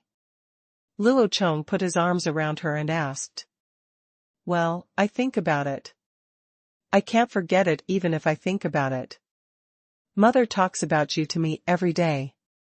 When I came back just now, she asked me why you haven't given birth to a child for the leader yet. How old are you too? Like a girl as old as you should have 2 or 3 children. The older ones can help feed the chickens. What's going on with you and the leader? No matter how busy he is, he should have a child. He is already 15 years old this year. After saying this, Xiao Dai stared into Luo Chong's eyes with a resentful expression. The soft cloth shoes stepped on the ground quickly, and the white silk in her arms was thrown directly onto the small table in the yard. With a swoop and a bear hug, Xiao Dai directly hung on Luo Chong in the posture of a koala, using both hands and feet. On the body. Okay, then, I won't run around recently. Let's have a child first. Under the coercion of Xiao Dai's gaze, Luo Chong finally chose to compromise. In fact, it was not that he had no thoughts about Xiao Dai. The former Xiao Dai had wheat-colored skin and her facial features could not be said to be beautiful, but at least she was upright, healthy, and had a lively and cheerful personality. This was what Luo Chong originally wanted. The reason for choosing her. Now Xiao Dai has lived in the Han tribe for more than 4 years, and she is a completely different person from before. She was not ugly to begin with, but her living conditions were not good before. In the past few years, she has been able to eat whatever she wants with Luo Chong. Well, she bathes frequently and is hygienic, wears decent Hanfu clothes, plus her status as the leader's wife, and her superb skills in textile printing and dyeing. The whole person is well nourished, the complexion is rosy, and the skin is whiter than before. It should be boring to wear a skirt. Coupled with the self-confidence brought by status and career, even the temperament has improved a lot. Indeed, she looks more and more like the leader's wife. Hearing Luo Chong's affirmative answer, Xiao Dai hugged Luo Chong's neck tightly, unable to control herself with joy. This scene happened to be seen by Zhang, who was coming back from picking peppers. She couldn't help but blush, and hurriedly said to the two of them. Sister Xiao Dai is back too. I will cook for you. Luo Chong nodded, said hello, and patted Xiao Dai's back at the right time. Come on, come down. Let's go cook and eat first. I brought you some good things this time. I'll show them to you later. What good thing is it? Has your husband found another plant that can be used to make dyes? Xiao Dai let go of Luo Chong's arms and asked, while walking towards the kitchen. Hey, no, it's a beautiful decoration. It was presented by the Xian tribe's envoy. It's something you can't really see in our mountains. I picked some good ones, and will share them with you two later. Luo Chong deliberately kept it secret and didn't say what it was. After entering the main room, he sat down on the small stool in front of the stove and started to help the two of them light the fire. It is impossible for a gentleman to stay away from the kitchen. He is not that kind of person. On the contrary, Luo Chong also likes to cook with his own hands, especially every time he restores a kind of food he had eaten in his previous life. He will be very happy. This should be regarded as a kind of food. It's a disguised form of nostalgia. Besides, the entire food culture of the Han tribe basically came from the kitchen of Luo Chong's family. He stopped cooking. Basically, the Han tribe would have no new dishes within half a year. For dinner for 3 people, the rice has already been steamed on the small pot next to it. One of Xiao Dai and Zhang is responsible for washing the dishes, the other is responsible for chopping vegetables, and Luo Chong personally takes the spoon. A plate of cumin mutton, a plate of stir-fried cabbage with chili, and a pan-fried tofu with stir-fried bean sprouts and blood clots. Finally, a bowl of white tofu mixed with chili sauce ordered by Luo Chong. The 4 dishes were complete, and it was for Luo Chong's return. Let's also celebrate in advance for the great cause of creating people that is about to begin. It is impossible to have soup, because stewing soup takes too much time, and Luo Chong has recently become fond of drinking tea, so he rarely makes soup at home. Even if he does, most of them use some awful water to make soup, such as animal offal. Stuff, it's actually quite nutritious.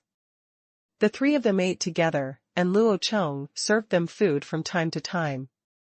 During this period, he also secretly observed how Xiao Dai and Zhang got along. Fortunately, nothing happened that Luo Chong was worried about. Maybe it was influenced by the concepts of this era. Tribal leaders have priority in sexual intercourse, priority in marriage. Most tribal leaders have more than one spouse, so Xiao Dai didn't show jealousy or the idea of dominating Luo Chong. In the end, at least on the surface, Xiao Dai treats Xiaoning well. At least when listening to the two people talking about their lives during this period, Luo Chong could tell that Xiaoning was well taken care of by Xiao Dai. Xiaoning is also a little envious of Luo Chong and Xiao Dai's feelings, but it is just pure envy, and there is no jealousy. After all, being able to live such a superior life now has far surpassed Xiaoning's. What I expected, there is nothing to be dissatisfied with, and there is no need to be jealous. Xiao Dai never hesitates to share the things she has with Xiaoning. As for feelings, take your time, after all, the two of them have lived together for a short time. After the meal, Luo Chong took the two of them for a walk outside, and then took them to the government building to get the things he brought back, some newly made 4 treasures of the study, and the small bag of pearls. These pearls are all very big, including not only round ones, but also some beautiful special-shaped pearls. It is a bit too exaggerated to make a necklace, but it is fine to turn into earrings, but the Han tribe does not yet have the habit of women having their ears pierced. They mostly make necklaces, bracelets, and headwear. Luo Chong thought for a while, and decided that it would be better to make headdresses for the two of them.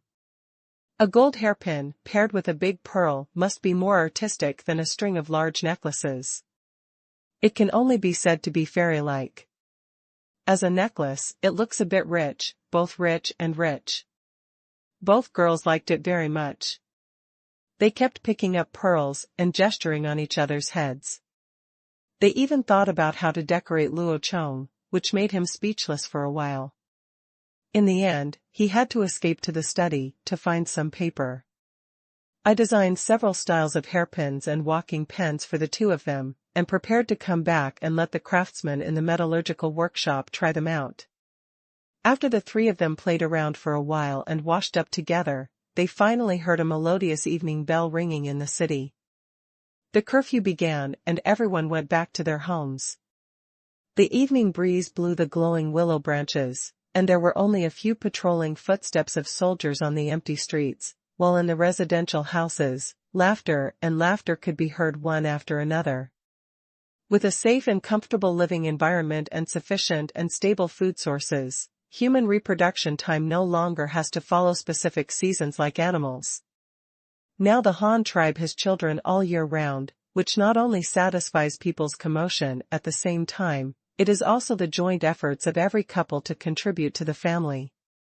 After all, the leader has said that if you give birth to a child, you will get an extra piece of land that is tax-free. It is tax-free. This is a real benefit.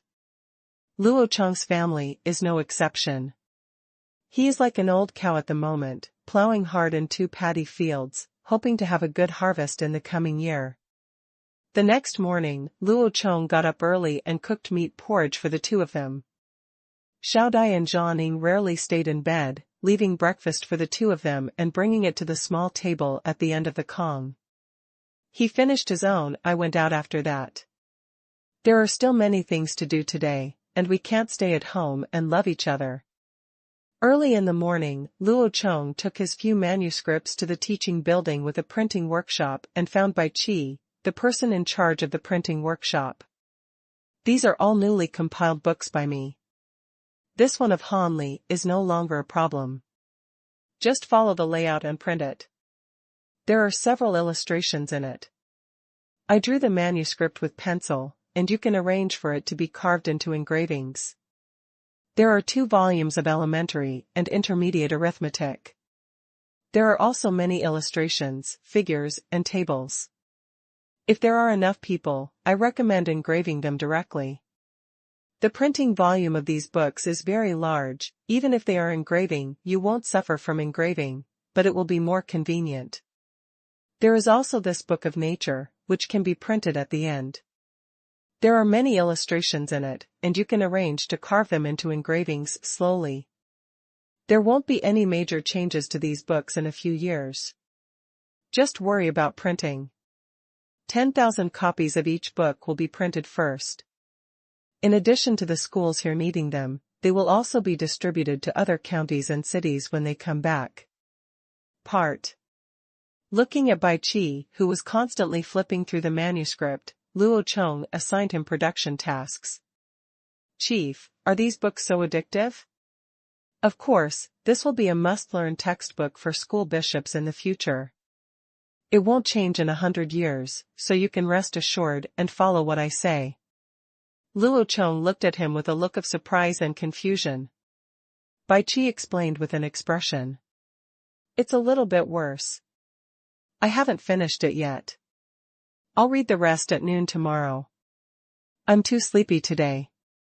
These are all newly compiled books by me. The Hanli book is fine. Just follow the layout and print it. There are several illustrations in it.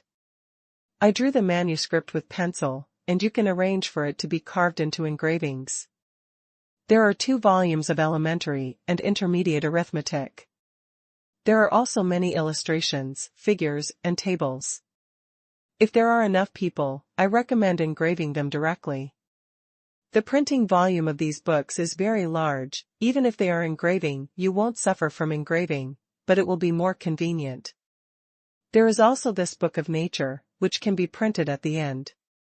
There are many illustrations in it, and you can arrange to carve them into engravings slowly. There won't be any major changes to these books in a few years. Just worry about printing. 10,000 copies of each book will be printed first. In addition to the schools here needing it, they will also be distributed to other counties and cities when they come back. Part. Looking at Bai Qi, who was constantly flipping through the manuscript, Luo Chong assigned him production tasks. Chief, are these books so addictive?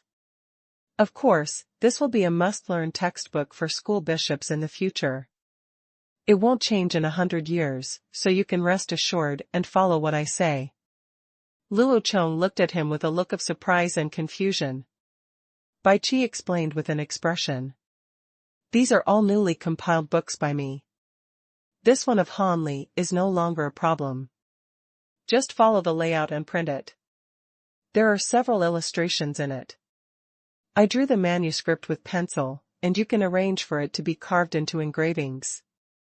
There are 2 volumes of elementary and intermediate arithmetic. There are also many illustrations, figures, and tables. If there are enough people, I recommend engraving them directly. The printing volume of these books is very large. Even if they are engraving, you won't suffer from engraving, but it will be more convenient. There is also this book of nature, which can be printed at the end. There are many illustrations in it, and you can arrange to carve them into engravings slowly. There won't be any major changes to these books in a few years. Just worry about printing. 10,000 copies of each book will be printed first. In addition to the schools here needing it, they will also be distributed to other counties and cities when they come back. Part. Looking at Bai Qi, who kept flipping through the manuscript, Luo Chong assigned him production tasks. Chief, are these books so addictive? Of course, this will be a must-learn textbook for school bishops in the future. It won't change in 100 years, so you can rest assured and follow what I say. Luo Chong looked at him with a look of surprise and confusion. Bai Qi explained with an expression. These are all newly compiled books by me. This one of Hanli is no longer a problem. Just follow the layout and print it. There are several illustrations in it. I drew the manuscript with pencil, and you can arrange for it to be carved into engravings. There are 2 volumes of elementary and intermediate arithmetic. There are also many illustrations, figures, and tables. If there are enough people, I recommend engraving them directly.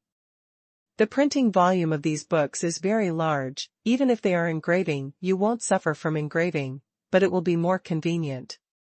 There is also this book of nature, which can be printed at the end. There are many illustrations in it, and you can arrange to carve them into engravings slowly. There won't be any major changes to these books in a few years.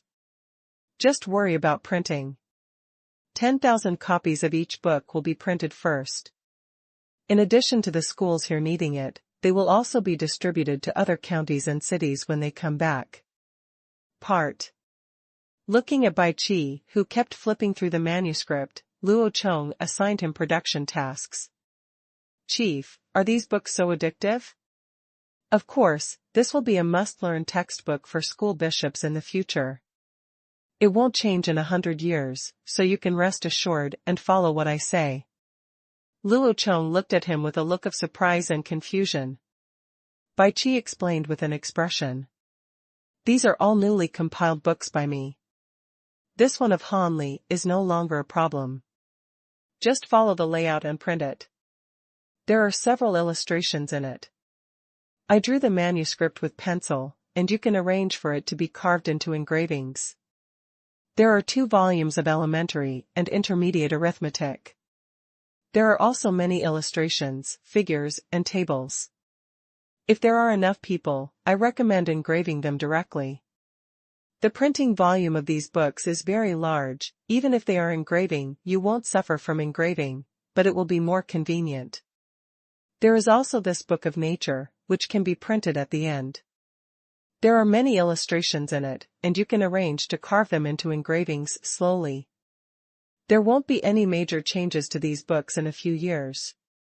Just worry about printing. 10,000 copies of each book will be printed first. In addition to the schools here needing them, they will also be distributed to other counties and cities when they come back. Part. Looking at Bai Qi, who was constantly flipping through the manuscript, Luo Chong assigned him production tasks. Chief, are these books so addictive? Of course, this will be a must-learn textbook for school bishops in the future. It won't change in 100 years, so you can rest assured and follow what I say. Luo Chong looked at him with a look of surprise and confusion. Bai Qi explained with an expression. These are all newly compiled books by me. This one of Han Li is no longer a problem. Just follow the layout and print it. There are several illustrations in it. I drew the manuscript with pencil, and you can arrange for it to be carved into engravings.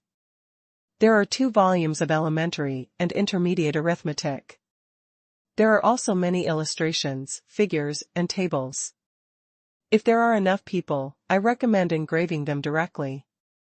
The printing volume of these books is very large. Even if they are engraving, you won't suffer from engraving, but it will be more convenient. There is also this book of nature, which can be printed at the end. There are many illustrations in it, and you can arrange to carve them into engravings slowly. There won't be any major changes to these books in a few years. Just worry about printing. 10,000 copies of each book will be printed first. In addition to the schools here needing it, they will also be distributed to other counties and cities when they come back. Part. After a while, Luo Chong didn't wait for Beast Tooth to come over, but he saw the translator taking Ushio and others to visit the teaching building, so he had people chase after him. Elder Nyo, please look, this is the teaching place of our Han tribe, called a school. This building is the teaching building. There are 6 classrooms on each floor. There are 3 floors in total. There are stairs on both sides for going up and down. It can accommodate thousands of people at the same time. There are 4 teaching buildings like this in Hanyang City. The translator led Ushio into the building, looked at every classroom on the first floor, and then took them up the side staircase to the second floor. From the moment they entered the teaching building, Ushio and others were shocked and speechless. I walked up the stairs made of bricks and stone, and entered the building door. The corridor facing the door was also paved with small light yellow square tiles, and the wall surface was painted white. The wall skirts were also painted with green paint, and bay windows were opened on the walls on both sides of the corridor, so that the long corridor could get sufficient lighting. One of Ushio's followers entered the corridor and was so frightened that he could not even walk. He was afraid that someone would accidentally trample the floor tiles under his feet. He even bent down and touched the floor tiles with a surprised look on his face. sighed. Isn't this a plate for eating vegetables? Ha ha ha ha, that's right. This is a ceramic tile. It's actually the same as the porcelain plate. It's just that the plate is flattened. The translator laughed and explained after hearing this. The Han tribe is really amazing. They can actually make so many identical porcelain plates. But it would be too wasteful to use such good porcelain plates to lay the ground. Ushio also sighed with emotion. Haha, this elder Nyo doesn't know something. Although the wooden floor is cheaper, it is not conducive to maintenance. Moreover, this is a teaching building and a public place. Thousands of teachers and students come in and out every day. To study here, there are a lot of books, paper and pens, oil lamps and candles.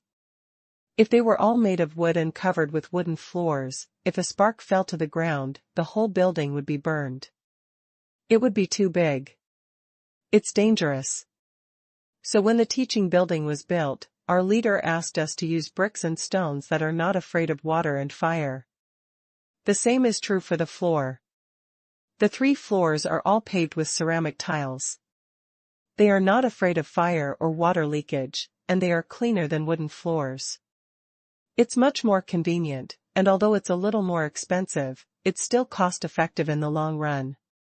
The translator explained to several people again. Oh, that's it. Ushio looked suddenly enlightened and sighed inwardly. The leader of the Han tribe is really awesome, and he is also a thoughtful person. He has already considered the possible situations that may be encountered in future use when he first built it. It's really amazing to nip possible dangers in the bud in advance. The group of people walked into a bright classroom again. The classroom was large and rectangular, with blackboards at the front and back, and windows on both sides. The ceiling and walls were all white, making the classroom very bright. There is a lecture table on the high platform in front, and tables and chairs are neatly arranged below. If you count it carefully, it is not a problem for a classroom to accommodate 70 or 80 people. However, Ushio is very curious about the 2 blackboards. Know what this is for? Sir, can you tell me what these 2 blackboards are for? I remember that there seems to be the same thing in the barracks where we live. Ushio asked, curiously. Ah, this is the blackboard, a teaching tool. Come and take a look. The translator led them to the front, found a piece of chalk from the desk drawer in front, and wrote the words Han tribe directly on the blackboard. The chalk I'm holding is called chalk. You can write Chinese characters directly on the blackboard. In this way, when the teacher talks about how to write Chinese characters, he can write them directly so that all the students sitting below can see them. And the words can be erased at any time, and the blackboard can be used again and again. Oh, then this blackboard is really a good thing. Was it also invented by the Han leader? Ushio asked in amazement. This is natural. Our leader has created a lot of good things, otherwise our Han tribe would not be as powerful as it is today. The translator said with some pride. Ushio was also filled with admiration in his heart. The leader of the Han tribe was really powerful. If nothing else, just this blackboard, how did he come up with it? After Ushio saw the translator's demonstration, he naturally saw the advantages of this blackboard for teaching. The most difficult thing about teaching and teaching others to learn is to let students intuitively see every question you talk about. Of course, it's not impossible to teach without a blackboard. The teacher's one-on-one, step-by-step teaching can always make students learn to write. The difficulty is that when a teacher faces dozens of people at the same time, how can he make every student learn to write? Anyone can learn it after seeing it, and the blackboard and chalk of the Han tribe solved this problem very well. Luo Chong can't remember who invented the blackboard, but the advent of the blackboard has indeed changed the education model of all mankind at once, giving more people the opportunity to learn knowledge, and more people have emerged among mankind. With so many talents in various fields, scientific and technological capabilities have developed explosively in just 200 to 300 years. It is no exaggeration to say that the pairing of blackboard and chalk has completely changed the growth rate of human civilization. There is nothing wrong with saying that it is an artifact in the education world.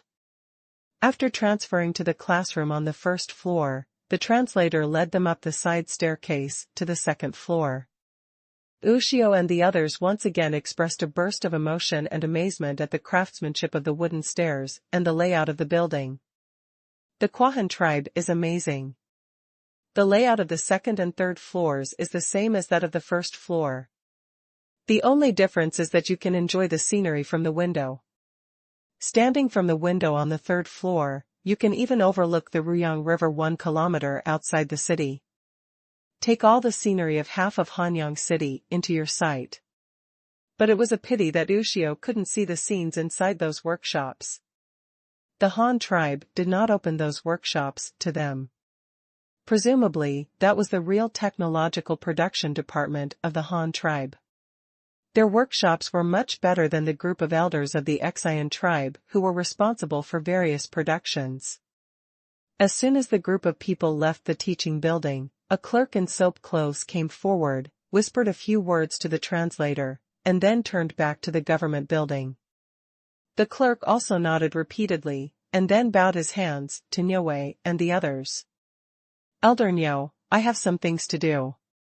I have to contact the people on this mission. I won't be able to continue to accompany you. Please help yourself. You can also go around the city casually, but don't mess around. Break into the workshop, otherwise you may be caught and punished. The clerk handed over his hand again, said goodbye to a few people, turned around and walked towards the government building not far away. At the same time, he was still a little curious about what would happen if the leader came to find him.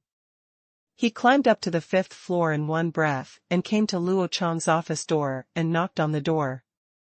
The leader's voice immediately sounded inside. Come in. The clerk quickly pushed the door open and saluted Luo Chong, who was standing in front of the windowsill. The young one has met the leader. Well, you can drive a car and ride a horse. You have participated in 2 caravan operations on the grassland. You understand the practices of the grassland people and you can speak the grassland language. Now you are responsible for receiving the Xian tribe's envoys and acting as translators and guides for them. What do you think? How is this job? Are you still used to it? Luo Chong didn't talk nonsense and asked straight to the point. Back to the leader, I did a good job. Those people from the Xian tribe are easy to get along with. In other words, because our Han tribe is stronger than them, they don't dare to be too presumptuous. I have the support of our entire Han tribe and the leader. My work went relatively smoothly, and I could arrange them in any way. They didn't dare to say anything, they could only obey me honestly. It was a great favor to them that the leader allowed them to study in the Han tribe. The clerk thought for a while and expressed his feelings. Yes, it's good that you can understand this. You can have your own opinions on things, and you also know how to use the power behind the scenes to get along with outsiders. You have done a good job and your understanding is correct. A weak country has no diplomacy. If a tribe is weaker than others, it will be bullied by others. Only when you are strong can you bully others. Look, we have put forward so many harsh conditions. What does that oxtail dare to say? Well, you can only grit your teeth and agree just to get some meager skills. Luo Chong was also inspired by this, and confirmed the young official's opinion by the way. What the leader said is that the young man can do what he does today only because of the leader's daily teachings. The clerk answered again, and even flattered him, but he was telling the truth. Counting all the people in the Han tribe, there was no one who had not learned the knowledge and techniques taught by the leader. Luo Chong also turned to look at him. This boy is really good at talking. He is really good at entertaining guests. After all, the main content of this job is to talk to the guests. Not only that, but also knowing what to say and what to say. You shouldn't say it, you can't lose the face of your tribe, you can't let the guests think you are bullying, and you can't reveal the secrets of your tribe. In other words, this is a language art. By the way, do you have a name? What is your name? Do you have a surname? Luo Chong returned to sit behind the table and looked at him again and asked. Back to the leader, I am the third eldest child in the family, and others call me that. When our tribe came, there were only a few dozen people, and the leader did not give us a surname at that time. The clerk replied again, and at the same time he was still a little excited. When the leader asked, he was not going to give him a surname. What an honor it was to be given a surname by the leader himself. Oh! Luo Chong exclaimed, and suddenly remembered the origin of this person. This was the winter when Hanyang City was just built and before Luoyang County was developed. A small tribe with only a few dozen people came to seek refuge, because of lack of food. At that time only 2 people successfully ran to Hanyang City. Luo Chong sent people to rescue the others. When they arrived, they were almost frozen to death. Moreover, he did not give this small and pitiful tribe a surname at that time. The people were almost freezing to death, so it was more important to save them first. Later, when he was busy with other things, he forgot about it. After all, such a small tribe with dozens of people, the tribe is indeed inconspicuous to the Han tribe. Well, you have been in the Han tribe for 2 or 3 years, and you have done well in everything you have participated in, since you don't have a serious name yet. The clerk was even more excited when he heard this. Not only was he given a surname, but the leader also gave him a name himself. This was a great honor. Just ask the Han tribe, with a population of tens of thousands, how many people had this honor. I'm going to give you a promotion. You will be responsible for receiving foreign guests from now on. You will have a formal official office and rank. It will be called Honglu Temple. You will be the first Shaoqing of Honglu Temple. You will be directly responsible to me and listen to me. Just give me instructions. If you have any difficulties at work or materials that need to be solved, you can report to me. I will give you an approval note and you can ask other officials to cooperate with your work. What do you think of this position? A few hundred words difference.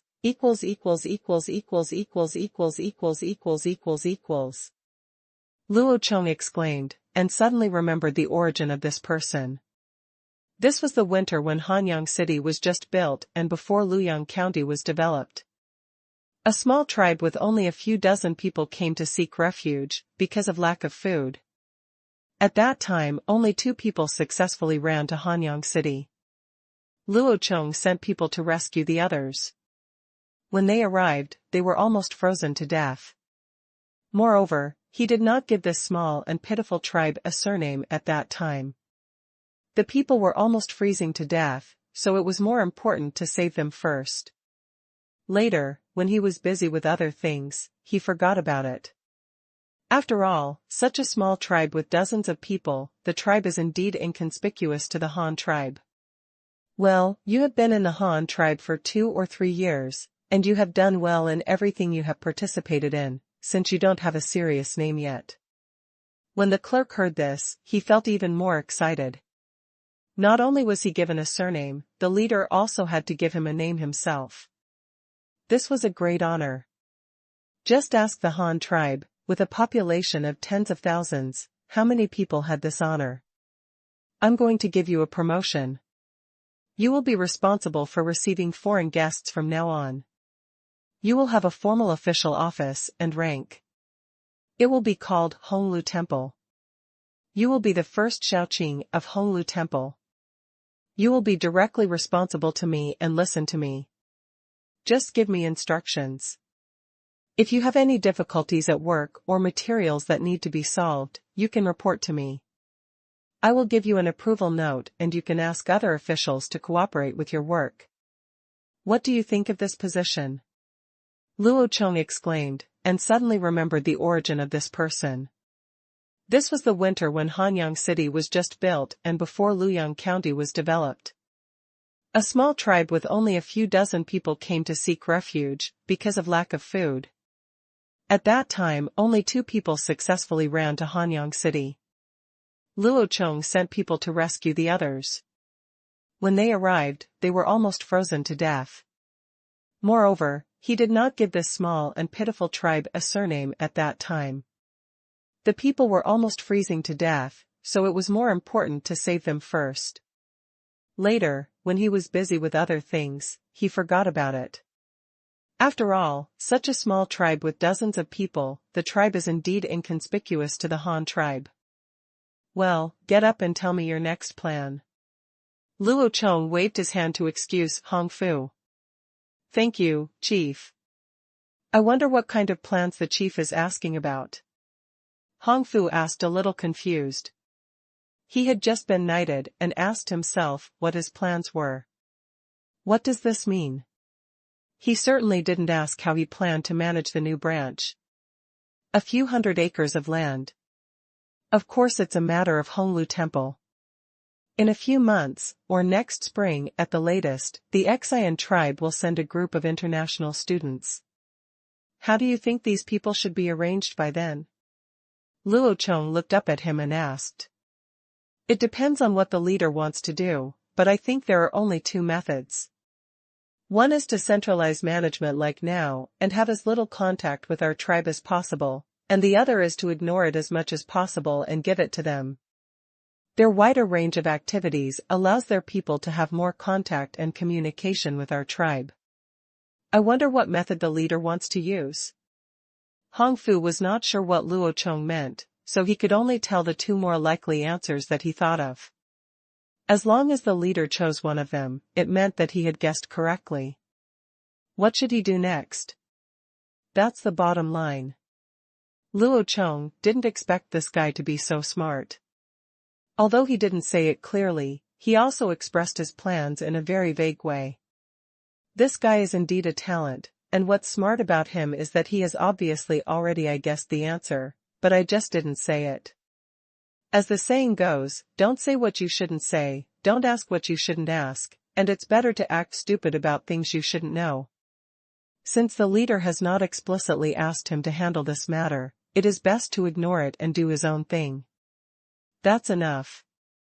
Sometimes people can't be too greedy, otherwise they can easily get themselves into trouble. Well, let's just let them go. Just arrange their food and accommodation. As long as they don't break the law, they don't have to be too strict. Luo Chong hinted. Yes, Hong Fu understands. We must raise them well according to the leader's requirements and prevent them from violating the laws of the Han dynasty. Hong Fu also immediately understood what Luo Chong meant, and answered only about his own job and nothing else. I don't mention it at all, which means that I only care about food and accommodation, and nothing else. The monarch and his ministers were playing riddles to each other, seemingly not saying anything, but they all understood what the other meant. No one said anything, no one asked, and it seemed very harmonious. After Hong Fu resigned and left, Beastia also came after a while. The 2 hadn't seen each other for a long time. Beastia is now 22 or 3 years old, and he looks much more stable than before. He wears a leather headband with a wolf head badge on his head, and a copper hairpin stuck on it. This is a 7th level solid with this title. There is still an inch-long beard on his chin. Wearing a crimson military commander's official robe, without armor, his loose trousers were tied into a pair of black cloth short boots. The palm-wide cowhide belt outlines his well-proportioned figure, and there is a coiled whip hanging on it. It is a symbol of his role as a military commander and the person in charge of military law. It is also a torture tool that everyone fears among the soldiers. Meet the leader. After entering the room, Beastia immediately bowed his hands and saluted, with only these 4 words in his mouth. He was still the same as before, not very talkative, but he never did things with ink, and he became more and more like a soldier. Well, do you know about the Xian tribe's mission? Luo Chong knew what Beastia was like, so he didn't talk nonsense to him. I know something about the tribe that sells salt on the grassland like us. I heard that they can also smelt metals and grow corn. Their mission came 2 months ago. They went to Luoyang County first. I just came to Hanyang City these days. I heard that the leader wants them to go to school here. I have met the elder named Miao Wei, but I have not spoken to them. Beastia told him everything he knew, but he didn't ask Luo Chong why he was doing this. Luo Chong also nodded after hearing this. The situations mentioned by Beastia are known to the petty officials and traders who often go to Luoyang County. They are not secrets among the people. They are just some basic situations.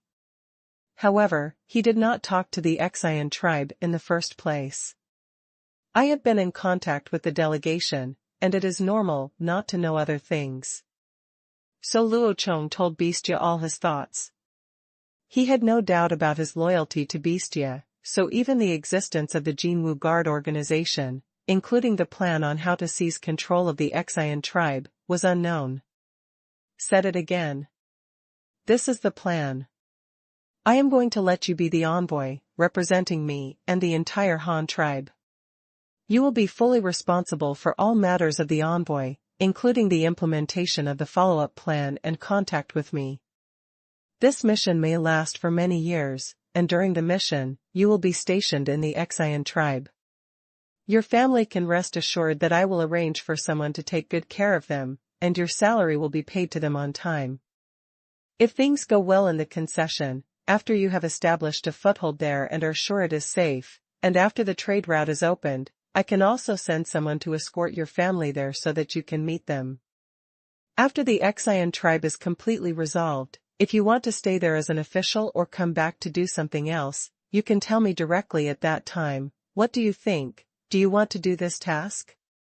After talking about the plan for the Xian tribe, Luo Chong talked about the purpose of calling Beastia here this time and asked him what he thought of this position.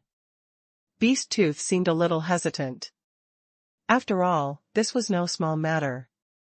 Loyalty was one thing, but this mission was obviously not that simple, and it was so far away. Who can say for sure what will happen in the future? Once you leave, you may never come back.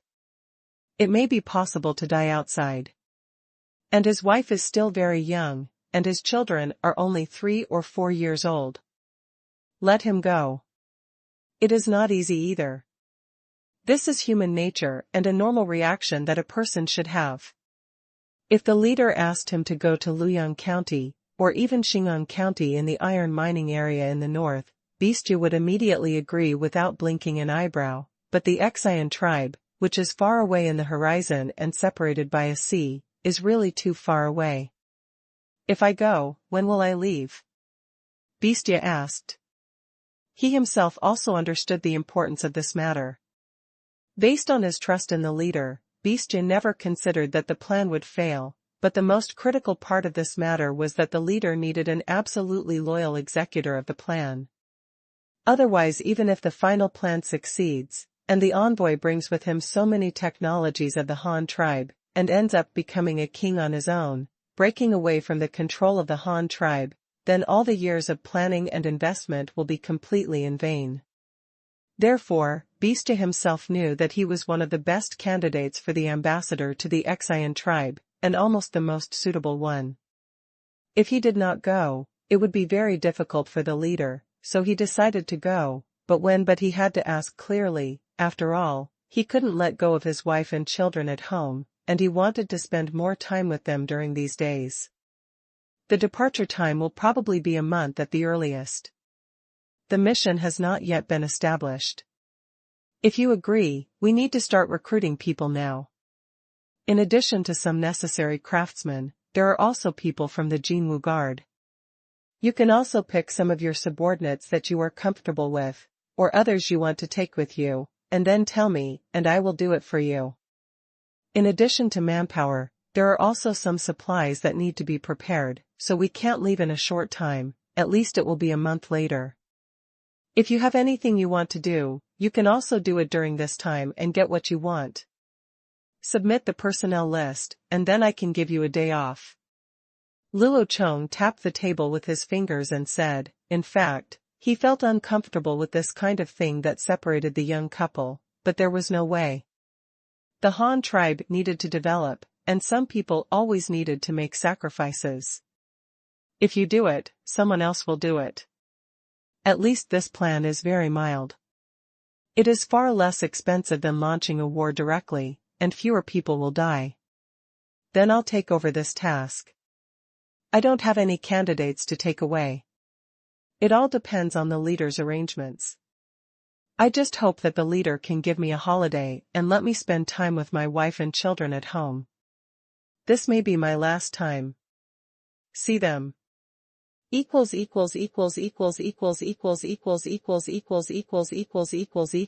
don't have enough time. Let's watch the rest at noon tomorrow.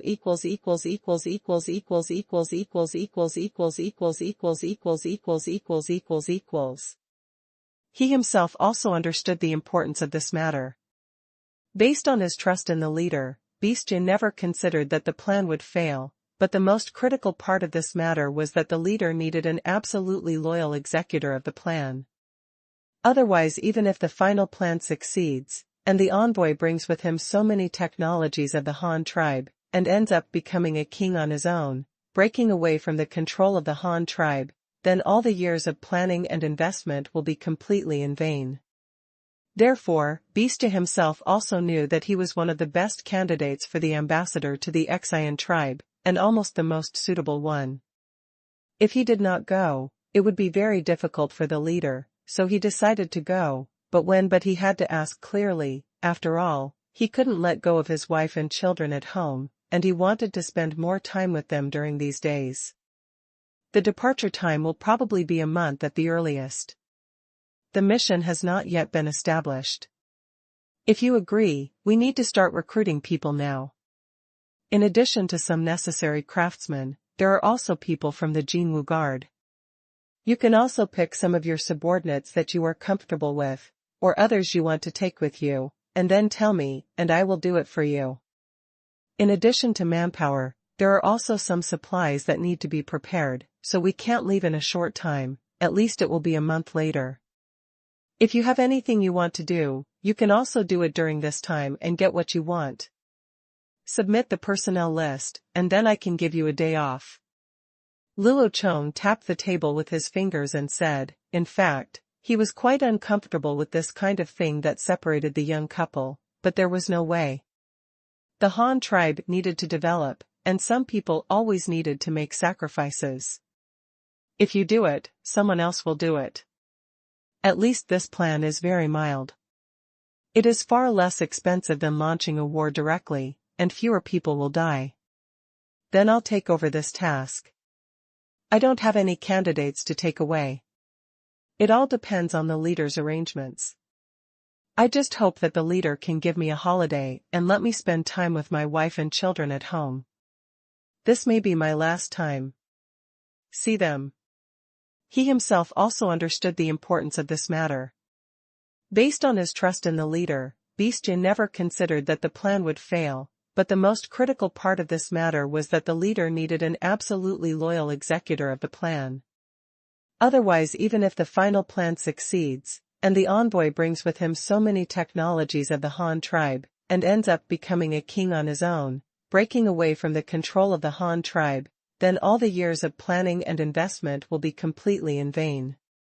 Therefore, Gushed himself also knew that he was one of the best candidates for the ambassador to the Qingshu tribe, and almost the most suitable one. If he did not go, it would be very difficult for the leader, so he decided to go, but he had to ask clearly. After all, he couldn't let go of his wife and children at home, and he wanted to spend more time with them during these days. The departure time will probably be a month at the earliest. The mission has not been established yet. If you agree, we need to start recruiting people now. In addition to some necessary craftsmen, there are also people from the Qingshu Guard. You can also pick some of your subordinates that you are comfortable with, or others you want to take with you, and then tell me, and I will do it for you. In addition to manpower, there are also some supplies that need to be prepared, so we can't leave in a short time, at least it will be a month later. If you have anything you want to do, you can also do it during this time and get what you want. Submit the personnel list, and then I can give you a day off. Luo Chong tapped the table with his fingers and said, in fact, he was quite uncomfortable with this kind of thing that separated the young couple, but there was no way. The Han tribe needed to develop, and some people always needed to make sacrifices. If you do it, someone else will do it. At least this plan is very mild. It is far less expensive than launching a war directly, and fewer people will die. Then I'll take over this task. I don't have any candidates to take away. It all depends on the leader's arrangements. I just hope that the leader can give me a holiday and let me spend time with my wife and children at home. This may be my last time. See them. He himself also understood the importance of this matter. Based on his trust in the leader, Gushed never considered that the plan would fail, but the most critical part of this matter was that the leader needed an absolutely loyal executor of the plan.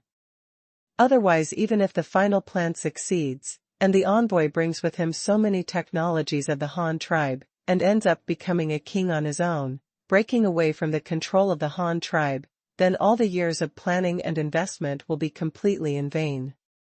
Therefore, Gushed himself also knew that he was one of the best candidates for the ambassador to the Qian tribe, and almost the most suitable one. If he did not go, it would be very difficult for the leader, so he decided to go, but he had to ask clearly. After all, he couldn't let go of his wife and children at home, and he wanted to spend more time with them during these days. The departure time will probably be a month at the earliest. The mission has not been established yet. If you agree, we need to start recruiting people now. In addition to some necessary craftsmen, there are also people from the Jinwu Guard. You can also pick some of your subordinates that you are used to, or others you want to take with you, and then tell me, and I will do it for you. In addition to manpower, there are also some supplies that need to be prepared, so we can't leave in a short time, at least it will be a month later. If you have anything you want to do, you can also do it during this time and get what you want. Submit the personnel list, and then I can give you a day off. Before there was a highway network, a railway network, or even a proper road, water transportation was the most convenient and efficient transportation road under natural conditions.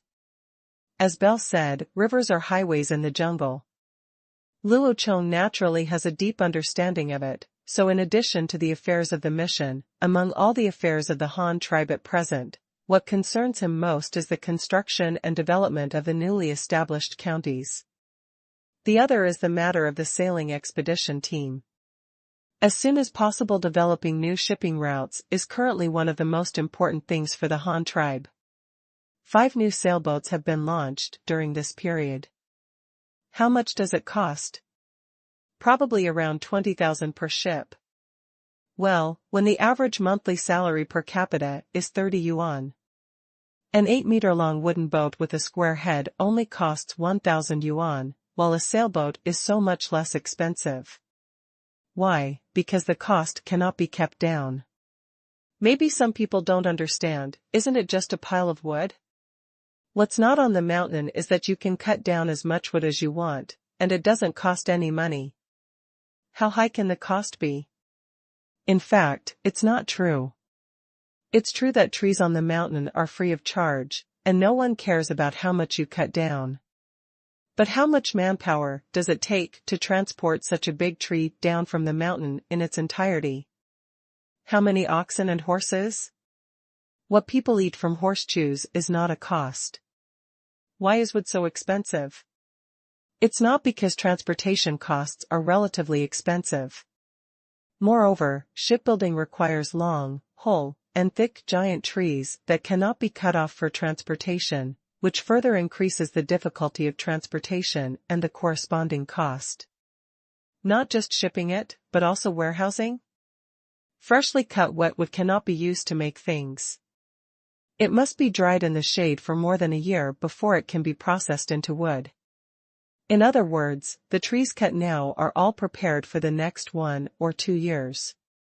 During this period of drying in the shade, the wood cannot be exposed to rain, so a special site is required.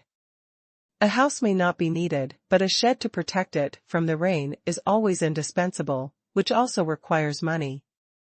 Furthermore, as the size of the ship increases, the number of accessories such as anchors and nails increases significantly. The total cost of these items is not much lower than the cost of wood. There are also tung oil, grass lacquer, hemp fiber, isinglass, these seemingly inconspicuous things, but in fact they are consumed in huge quantities. In addition, compared with small boats, the most important thing about sailboats is that they have more sails. A boat requires 4 sails, 2 for normal use and 2 for backup. There is no way to save spare parts.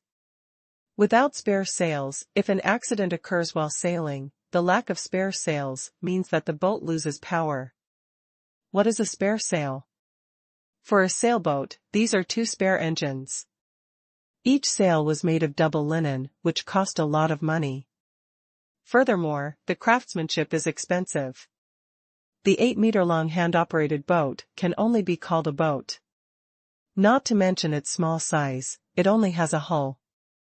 The materials used for the keel of a sailboat and the difficulty of making it are just as difficult as a small boat.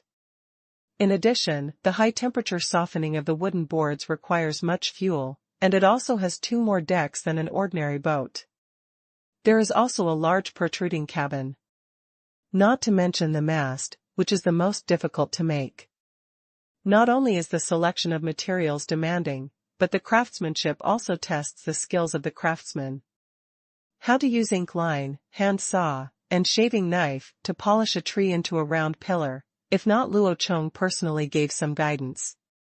Those carpenters really didn't necessarily know how to do it. In addition to these, there are other facilities equipped on the sailboat, such as 2 additional landing sampans, 3 single-person hydrographic reconnaissance boats, and life-saving skins. The cost of these ancillary equipment is more than 5,000 yuan, which also occupies a large area. A lot of cost. Maybe some people don't understand that this thing has to be included in the cost of the sailboat? Of course.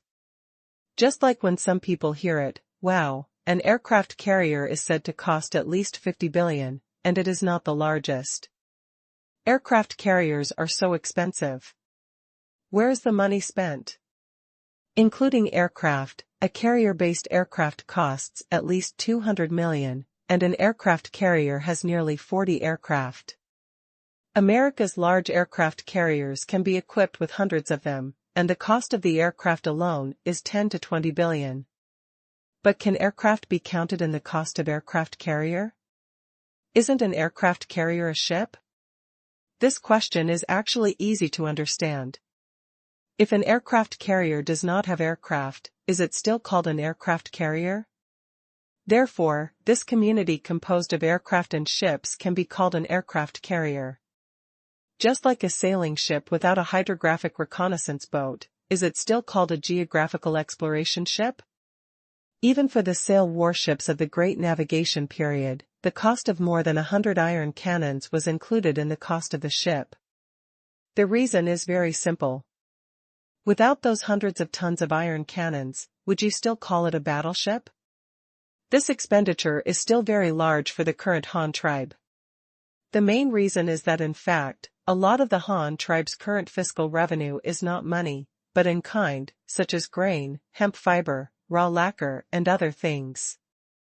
The main financial revenue of the Han tribe is borne by those workshops, that is, state-owned enterprises. Mining salt, smelting iron, and weaving cloth are the biggest sources of income, because if people need salt, they can only buy it from the official. If they need farm tools, they can only buy it from the official.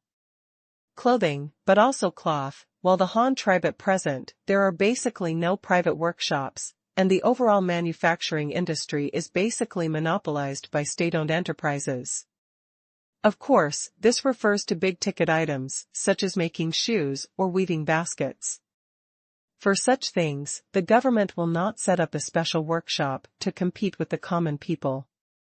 One level lower than these three major items of income is commercial tax, because it collects cash. There is also the current boat rental company in Hanyang City. The income from the sale and rental of boats is also included in the fiscal revenue. In addition, the head tax, that is, oral tax, which is also a considerable income. The last item is foreign trade, and the largest order of foreign trade at present is the carriage order from the Qingshu tribe. The Qingshu tribe needs a lot of two-wheeled carriages, and the Han tribe's quotation, such a car is not cheaper than a ship. How much, although it is not paid in cash, but converted into cows and horses, it is definitely not less than 1,000 yuan. When these cattle and horses were in the hands of the Han tribe, they could be sold to the people or rented to them to earn income, which was also a considerable amount of income. In addition, in terms of expenditure, the Han tribe has spent a lot of money because they have been working hard on construction in the past 2 years. The largest infrastructure construction is currently under construction in the new counties, city walls, streets, government offices, schools, and the renovation of water conservancy facilities and farmland. These public facilities must be done by collecting corvée labor during the slack season as much as possible, because corvée labor is like military service. Similarly, it is voluntary labor and does not cost money. This can also save a lot of money for the Han tribe. In addition, a large number of slaves were used. These only needed to take care of the food and did not cost money. As for food, the government collected a lot of food taxes. In addition, the newly established counties require a large amount of daily necessities. People can also spend some money to buy these things from the workshops. Generally speaking, the newly established counties can barely balance the financial balance. Even if Luo Chong, the business is better. Except for some food, there is basically no need for blood transfusions from the old counties to the new city. But even so, each sailboat costing about 20,000 yuan is a pain in Luo Chonghua's heart, but he has to spend this money, which will affect future development. Besides, if waterway shipping can really be developed, for in terms of income, it will only increase. In other words, if this money is invested, it will never lose money in the future, but it will be slower to make profits. But Luo Chong still feels that the income is not enough, because the Han tribe will soon increase a very huge financial expenditure, that is, investment in education. I haven't finished coding yet. I'll make up for it tomorrow morning. I'll refresh it at noon. Sorry, I've been a little busy these days.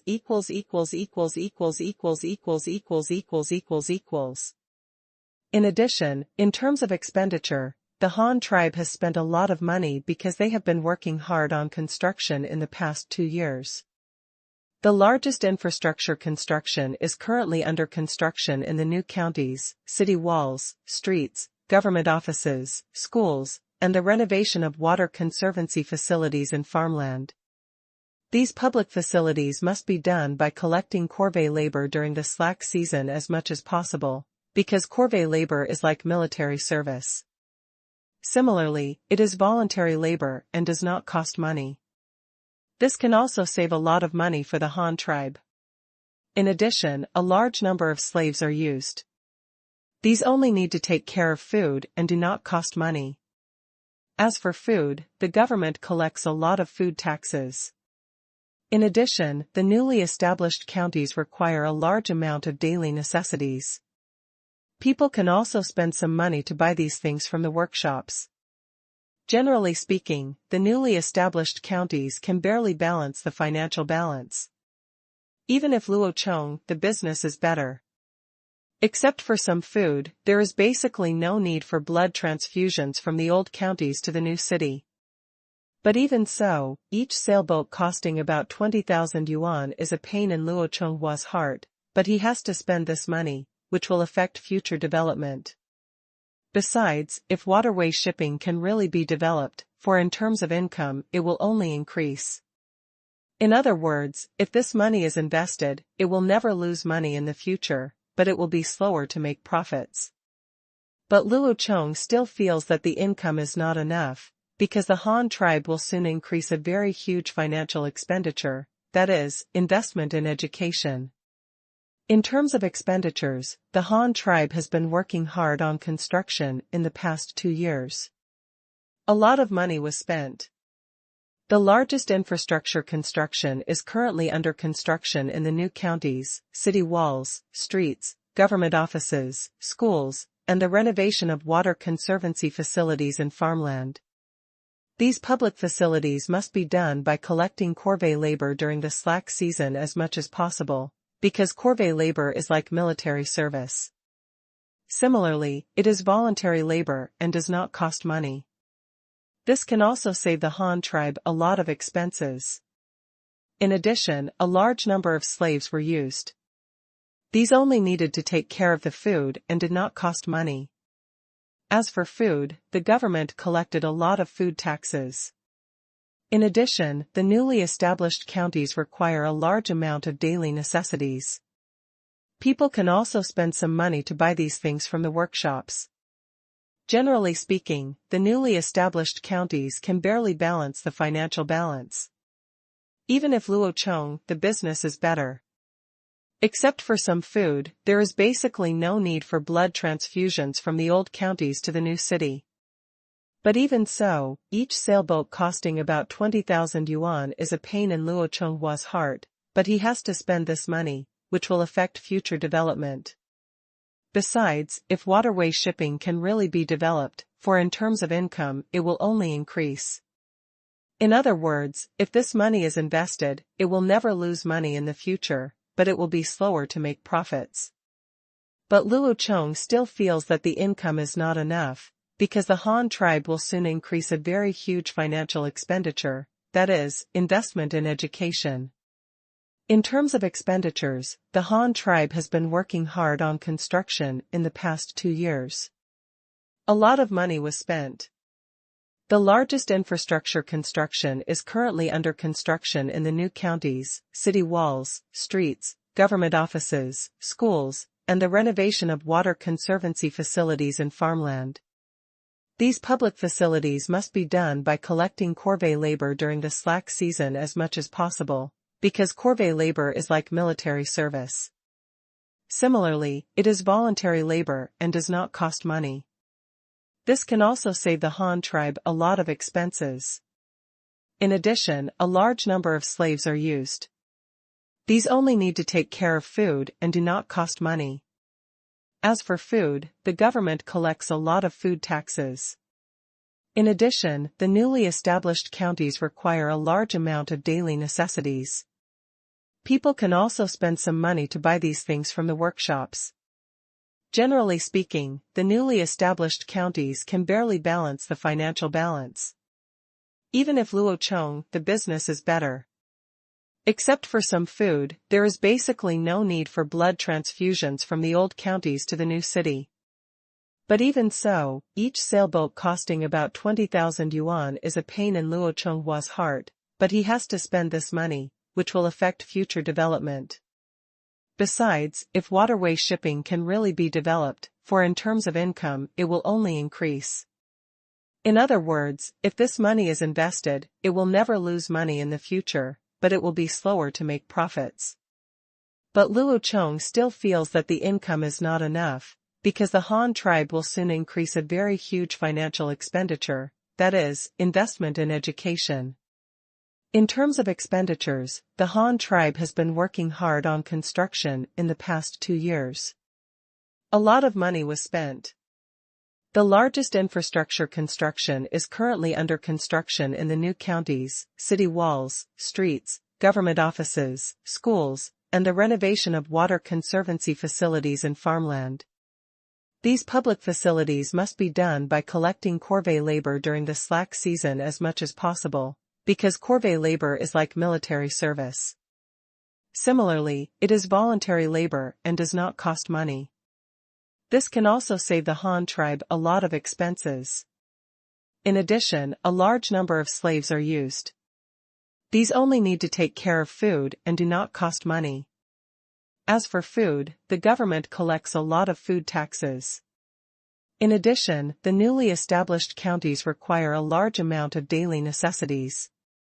People can also spend some money to buy these things from the workshops. Generally speaking, the newly established counties can barely balance the financial balance. Even if Luo Chong, the business is better. Except for some food, there is basically no need for blood transfusions from the old counties to the new city. But even so, each sailboat costing about 20,000 yuan is a pain in Luo Chonghua's heart, but he has to spend this money, which will affect future development. Besides, if waterway shipping can really be developed, for in terms of income, it will only increase. In other words, if this money is invested, it will never lose money in the future, but it will be slower to make profits. But Luo Chong still feels that the income is not enough, because the Han tribe will soon increase a very huge financial expenditure, that is, investment in education. Luo Chong has his own ideas on how to dig deeper into the potential value of craftsmen and how to let craftsmen create benefits for the tribe. This is mainly based on the current embarrassing situation of the Han tribe, that is, all craftsmen are included in state-owned workshops, controlled by the government.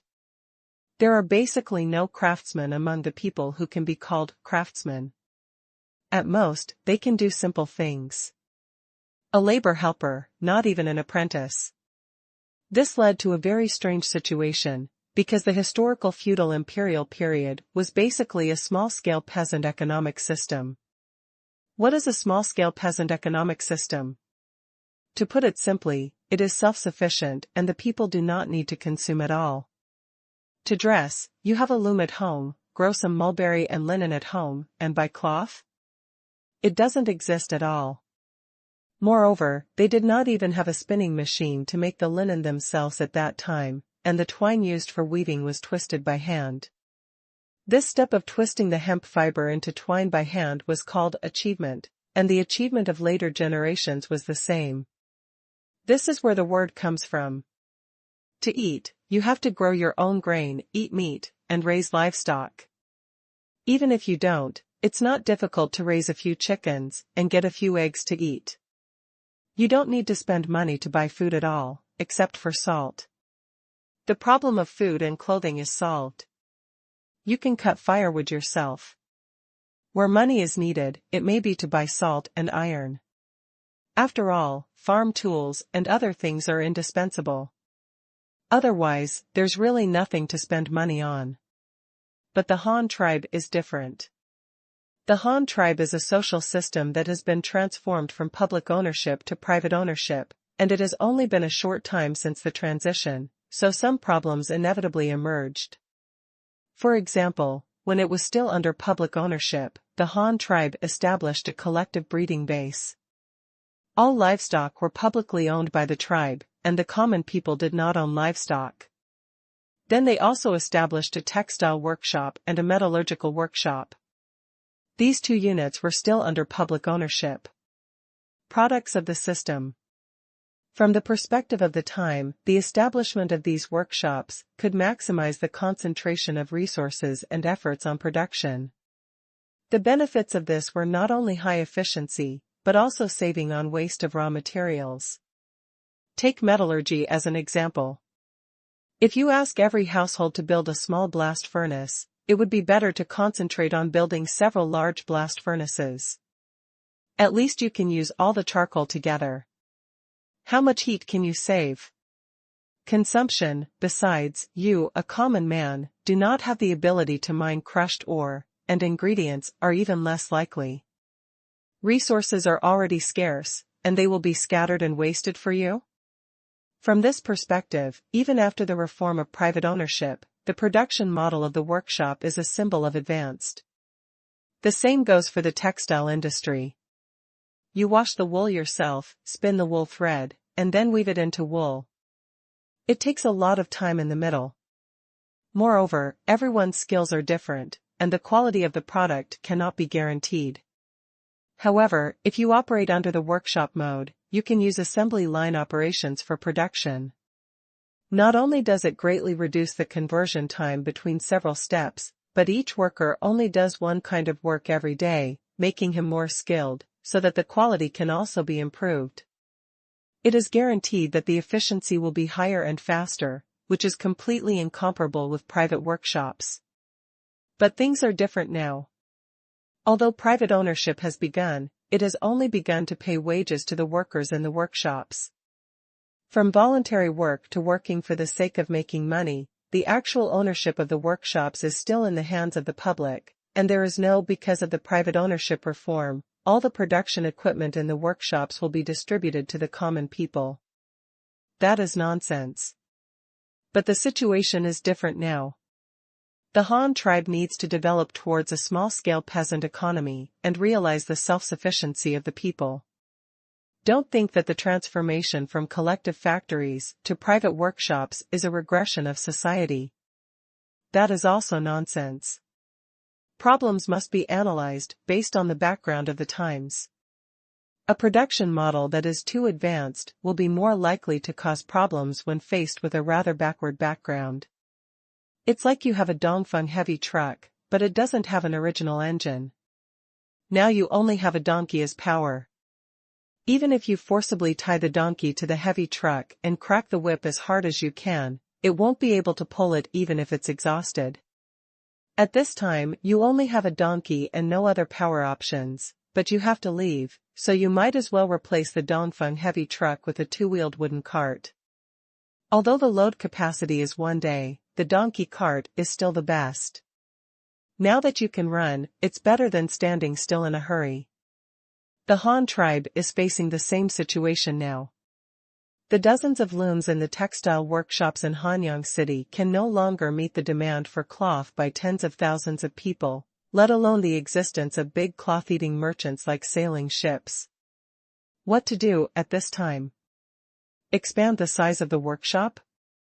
Machinery is easy, just let the carpenters in the carpentry workshop make it, but where can we recruit workers? Men are an important labor force. In addition to farming and producing food, they also need to participate in many constructions. It is not easy to recruit a bunch of men to weave cloth.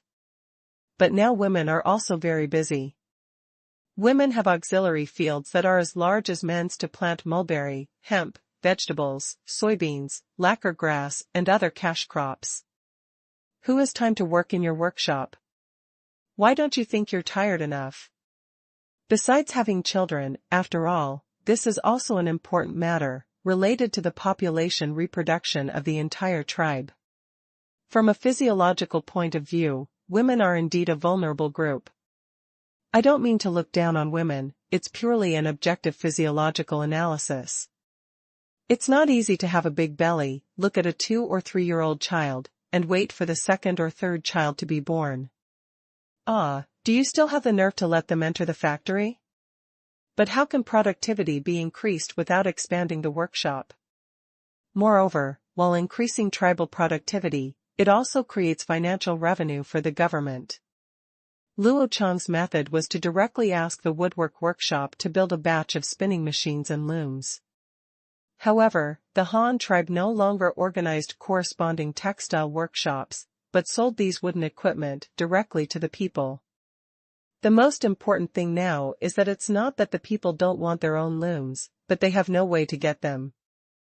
Before, there was no place to buy them, and the government workshops couldn't sell them. They wanted to find someone to make them themselves, but there were no private people who knew how to make them. Loom maker. This is what Luo Chong said about the current situation of the Han tribe. Craftsmen are very scarce among the people. It is difficult for ordinary people to find a carpenter to build something for themselves, and the government of the Han tribe does not sell finished products. This has resulted in that, in fact, on many things, there has always been a gap in the market, but now the market has shown a strong desire to buy. Luo Chong was very sure that as long as these machines were sold to the newly built counties, they would be warmly welcomed and snapped up. Even though not many people buy cars and boats, there are enough looms for every household to have one. Moreover, Luo Chong is a person who has traveled from modern times.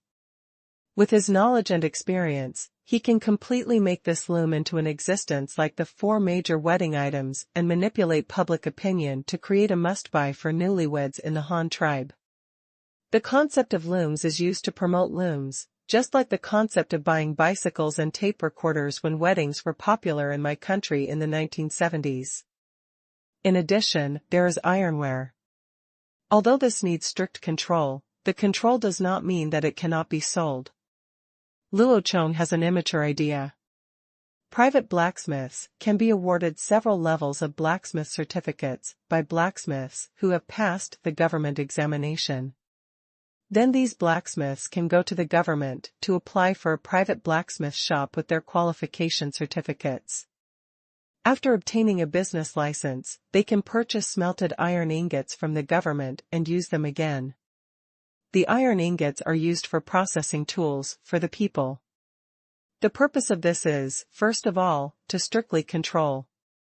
Private blacksmiths only have the right to purchase iron materials for reprocessing, but they do not have the right to make their own iron.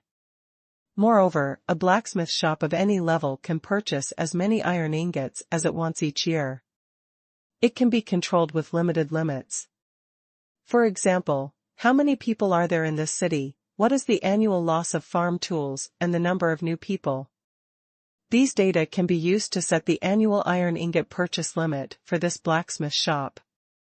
Of course, this is just a preliminary idea, and there is no way to implement it concretely, because how to take the grade examination, how many levels there are, how to divide the levels, and how many iron ingot quotas each level of blacksmiths can receive each year are all important.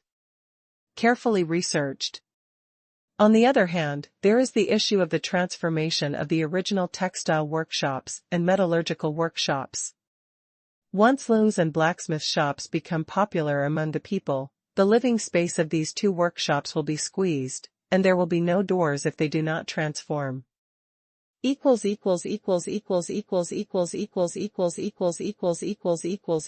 rest will be refreshed tomorrow morning. This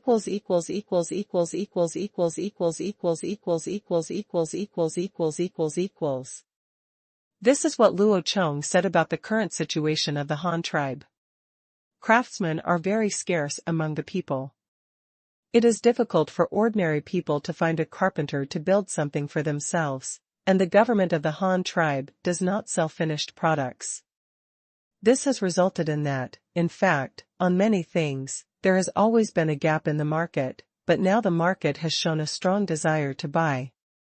Luo Chong was very sure that as long as these machines were sold to the newly built counties, they would be warmly welcomed and snapped up. Although not many people buy cars and boats, there are enough looms for every household to have one. Moreover, Luo Chong is a person who has traveled from modern times. With his knowledge and experience, he can completely make this loom into an existence like the 4 major wedding items and manipulate public opinion to create a must-buy for newlyweds in the Han tribe. The concept of looms is used to promote looms, just like the concept of buying bicycles and tape recorders when weddings were popular in my country in the 1970s. In addition, there is ironware. Although this needs strict control, the control does not mean that it cannot be sold. Luo Chong has an immature idea. Private blacksmiths can be awarded several levels of blacksmith certificates by blacksmiths who have passed the government examination. Then these blacksmiths can go to the government to apply for a private blacksmith shop with their qualification certificates. After obtaining a business license, they can buy smelted iron ingots from the government and use them again. The iron ingots are used for processing tools for the people. The purpose of this is, first of all, to strictly control. Private blacksmith shops only have the right to purchase iron materials for reprocessing, but they do not have the right to make their own iron. Moreover, a blacksmith shop of any level can purchase as many iron ingots as it wants every year. It can be controlled with limited limits. For example, how many people are there in this city? What is the annual loss of farm tools and the number of new people? These data can be used to set the annual iron ingot purchase limit for this blacksmith shop. Of course, this is just a preliminary idea, and there is no way to implement it concretely, because how to take the great examination, how many levels there are, how to divide the levels, and how many iron ingot quotas each level of blacksmiths can receive each year are all important.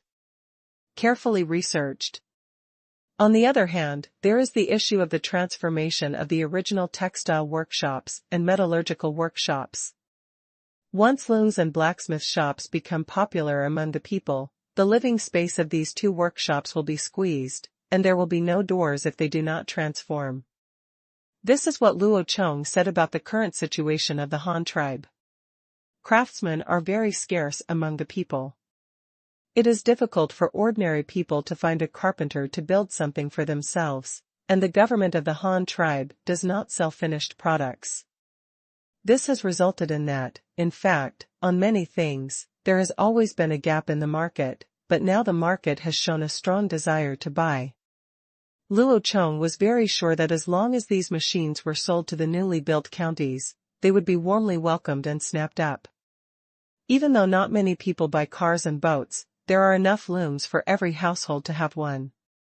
Moreover, Luo Chong is a person who has traveled from modern times. With his knowledge and experience, he can completely make this loom into an existence like the 4 major wedding items and manipulate public opinion to create a must-buy for newlyweds in the Han tribe. The concept of looms is used to promote looms, just like the concept of buying bicycles and tape recorders when weddings were popular in my country in the 1970s. In addition, there is ironware. Although this needs strict control, the control does not mean that it cannot be sold. Luo Chong has an immature idea. Private blacksmiths can be awarded several levels of blacksmith certificates by blacksmiths who have passed the government examination. Then these blacksmiths can go to the government to apply for a private blacksmith shop with their qualification certificates. After obtaining a business license, they can buy smelted iron ingots from the government and use them again.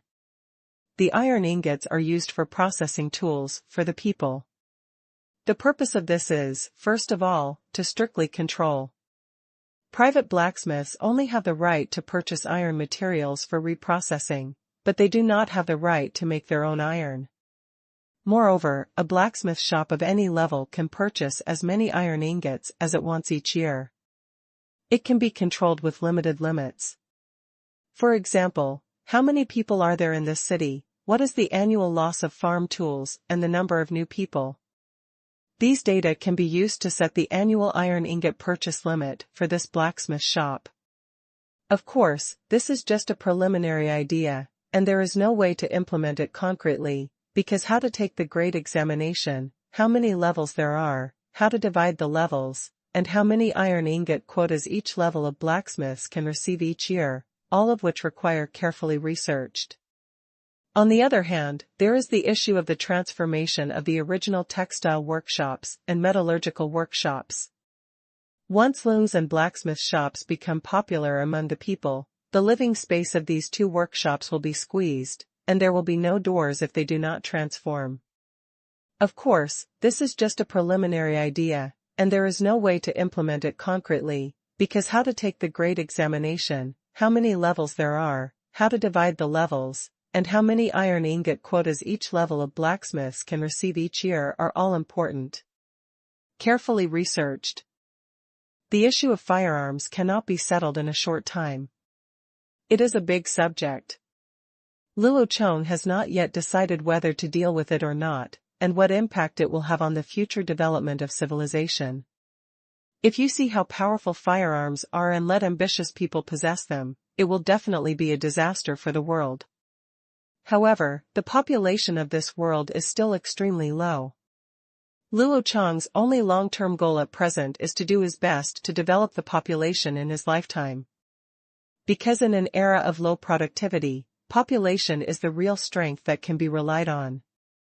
Why did China persist in the war of resistance against Japan when it was so weak? It was because of its large population. Anyway, I will never give in until you kill me all. The Chinese have been like this since ancient times.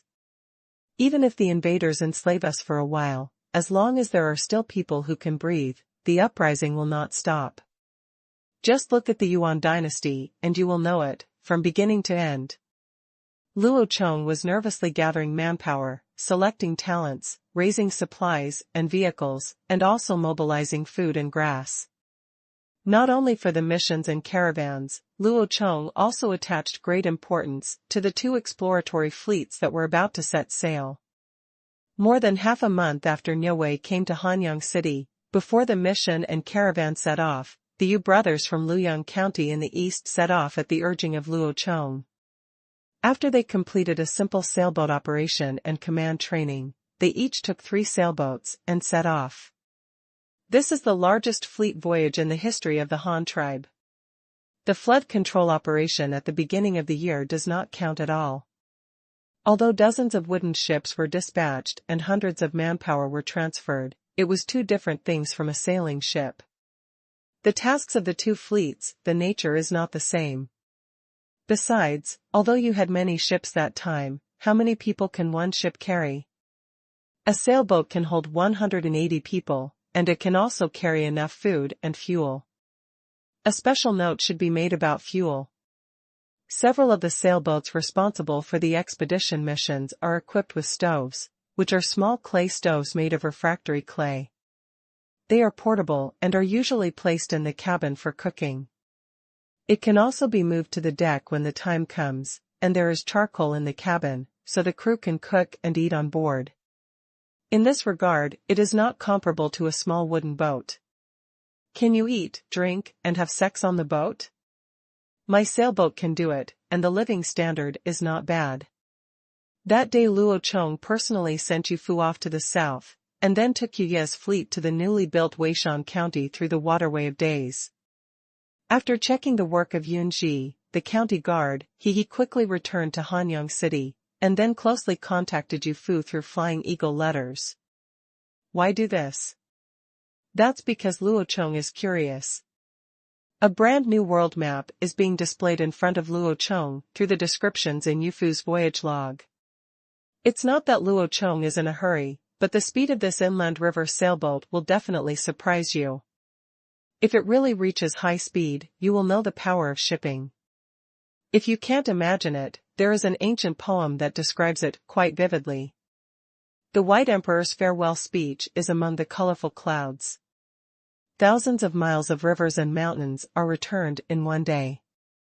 The apes on both sides of the bank can't stop crying, and the boat has passed the 10,000 mountains. It is really not an exaggeration to say that a boat travels thousands of miles in a day. Of course, this must be done under favorable conditions. As for Yu Fu's fleet, it was a coincidence that he was following the current and rushing all the way downstream. Although there was no tailwind, the driving force brought by the crosswind was also considerable. Even under the suppression of the hydrographic reconnaissance boat in front, Yu Fu had deliberately slowed down. But even so, it only took the fleet one day to reach the tributary of the Jinsha River estuary, which is the intersection of the southeast branch of the Wuxia Waterway and the Luoyang River. How to describe this hydrological relationship? Let's put it this way: Luoyang River and Rushui River, both rivers run from north to south. They are more than 100 kilometers apart from east to west in the middle, and there is Ruyang County sandwiched between them. Overall, the two rivers run from north to south. The rivers appear parallel on the map and look like the number 11.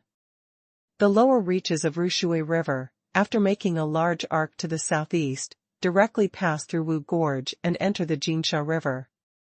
This is the waterway that Luo Chong led people through at the beginning of the year.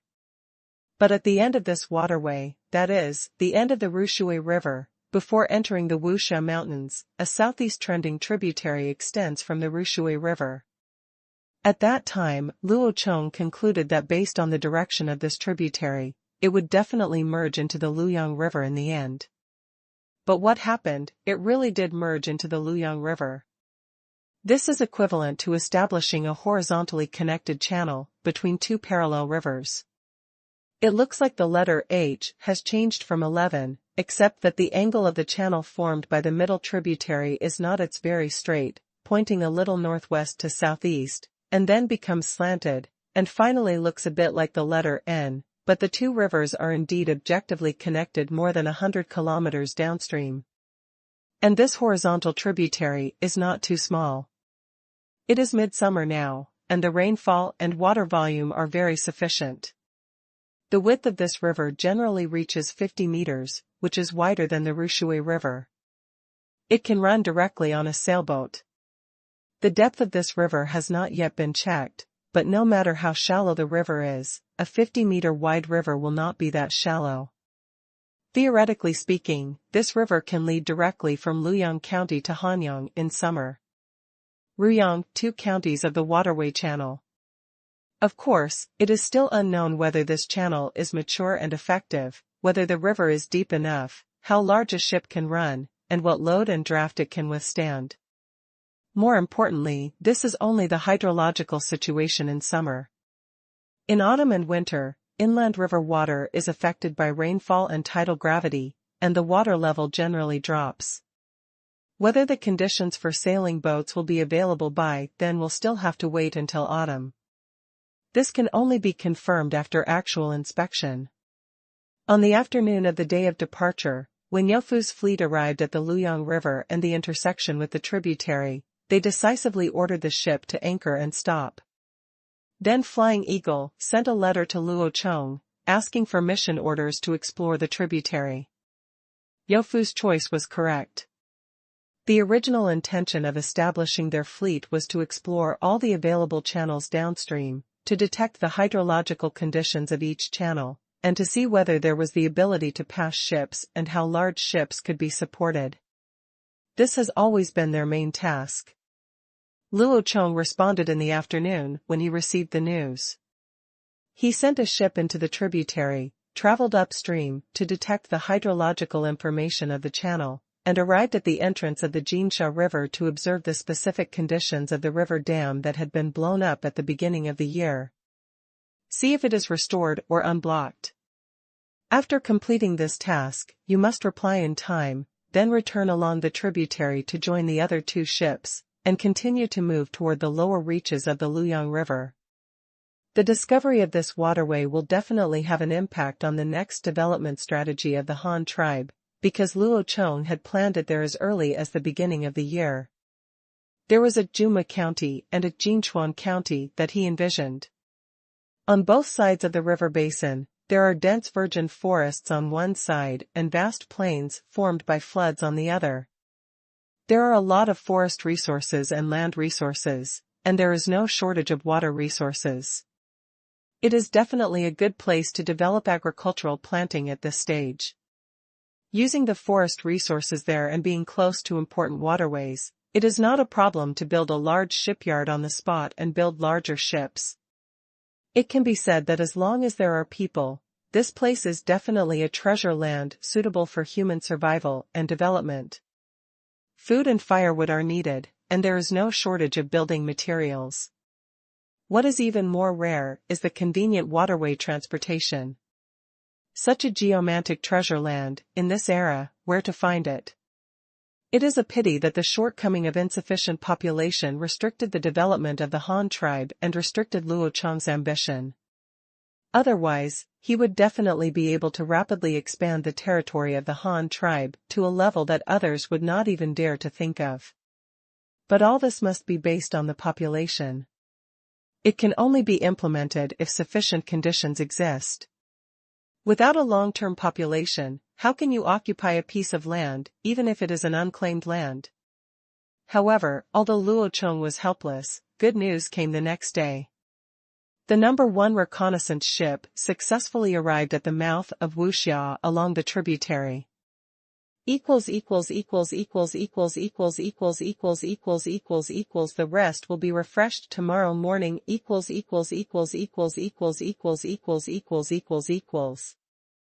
More importantly, this is only the hydrological situation in summer.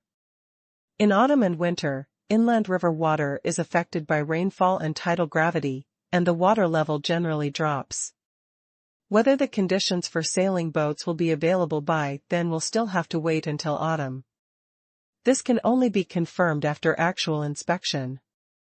On the afternoon of the day of departure, when Yofu's fleet arrived at the Luoyang River and the intersection with the tributary, they decisively ordered the ship to anchor and stop. Then Flying Eagle sent a letter to Luo Chong, asking for mission orders to explore the tributary. Yofu's choice was correct. The original intention of establishing their fleet was to explore all the available channels downstream, to detect the hydrological conditions of each channel, and to see whether there was the ability to pass ships and how large ships could be supported. This has always been their main task. Luo Chong responded in the afternoon when he received the news. He sent a ship into the tributary, traveled upstream to detect the hydrological information of the channel, and arrived at the entrance of the Qingshu River to observe the specific conditions of the river dam that had been blown up at the beginning of the year. See if it is restored or unblocked. After completing this task, you must reply in time, then return along the tributary to join the other two ships, and continue to move toward the lower reaches of the Luoyang River.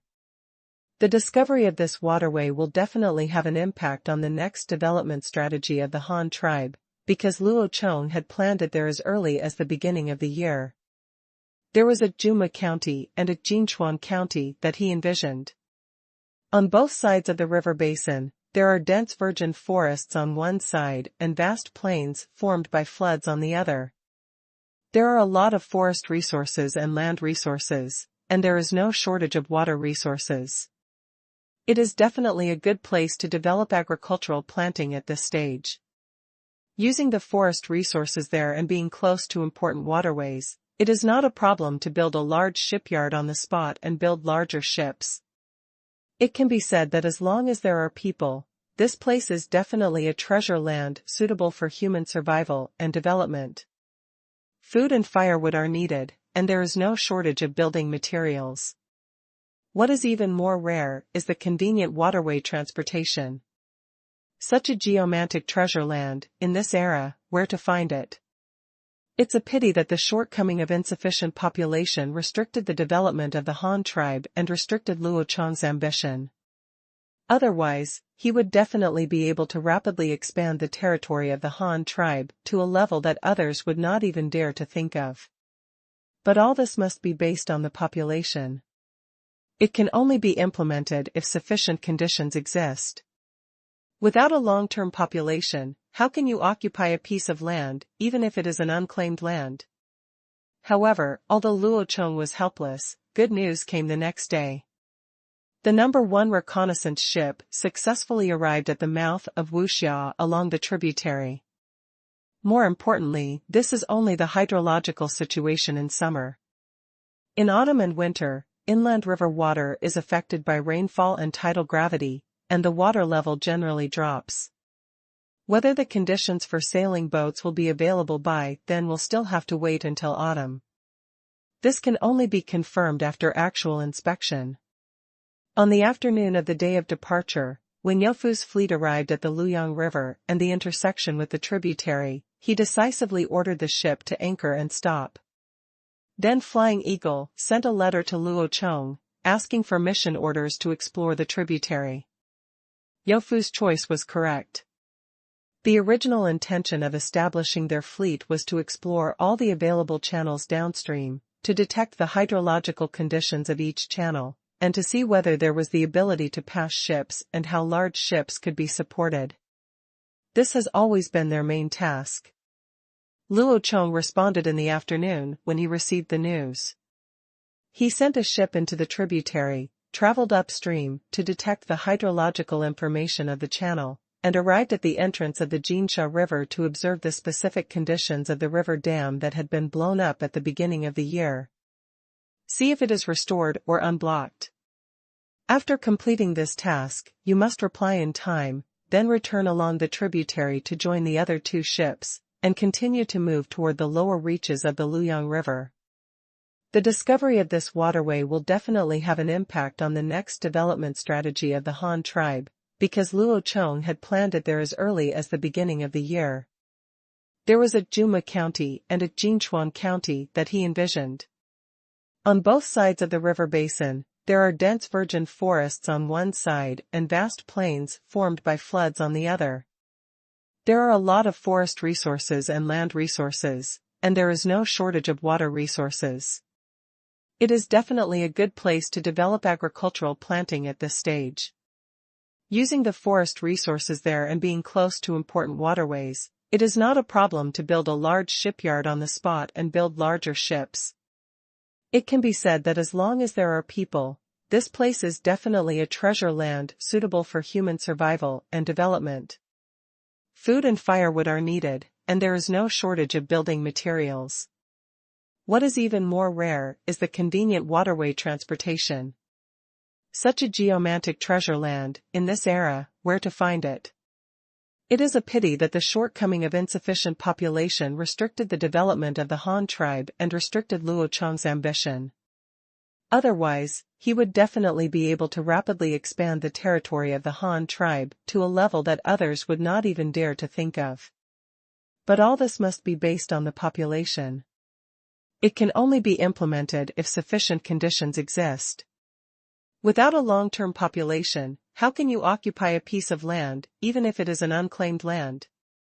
However, although Luo Chong was helpless, good news came the next day. The number 1 reconnaissance ship successfully arrived at the mouth of Wuxia along the tributary.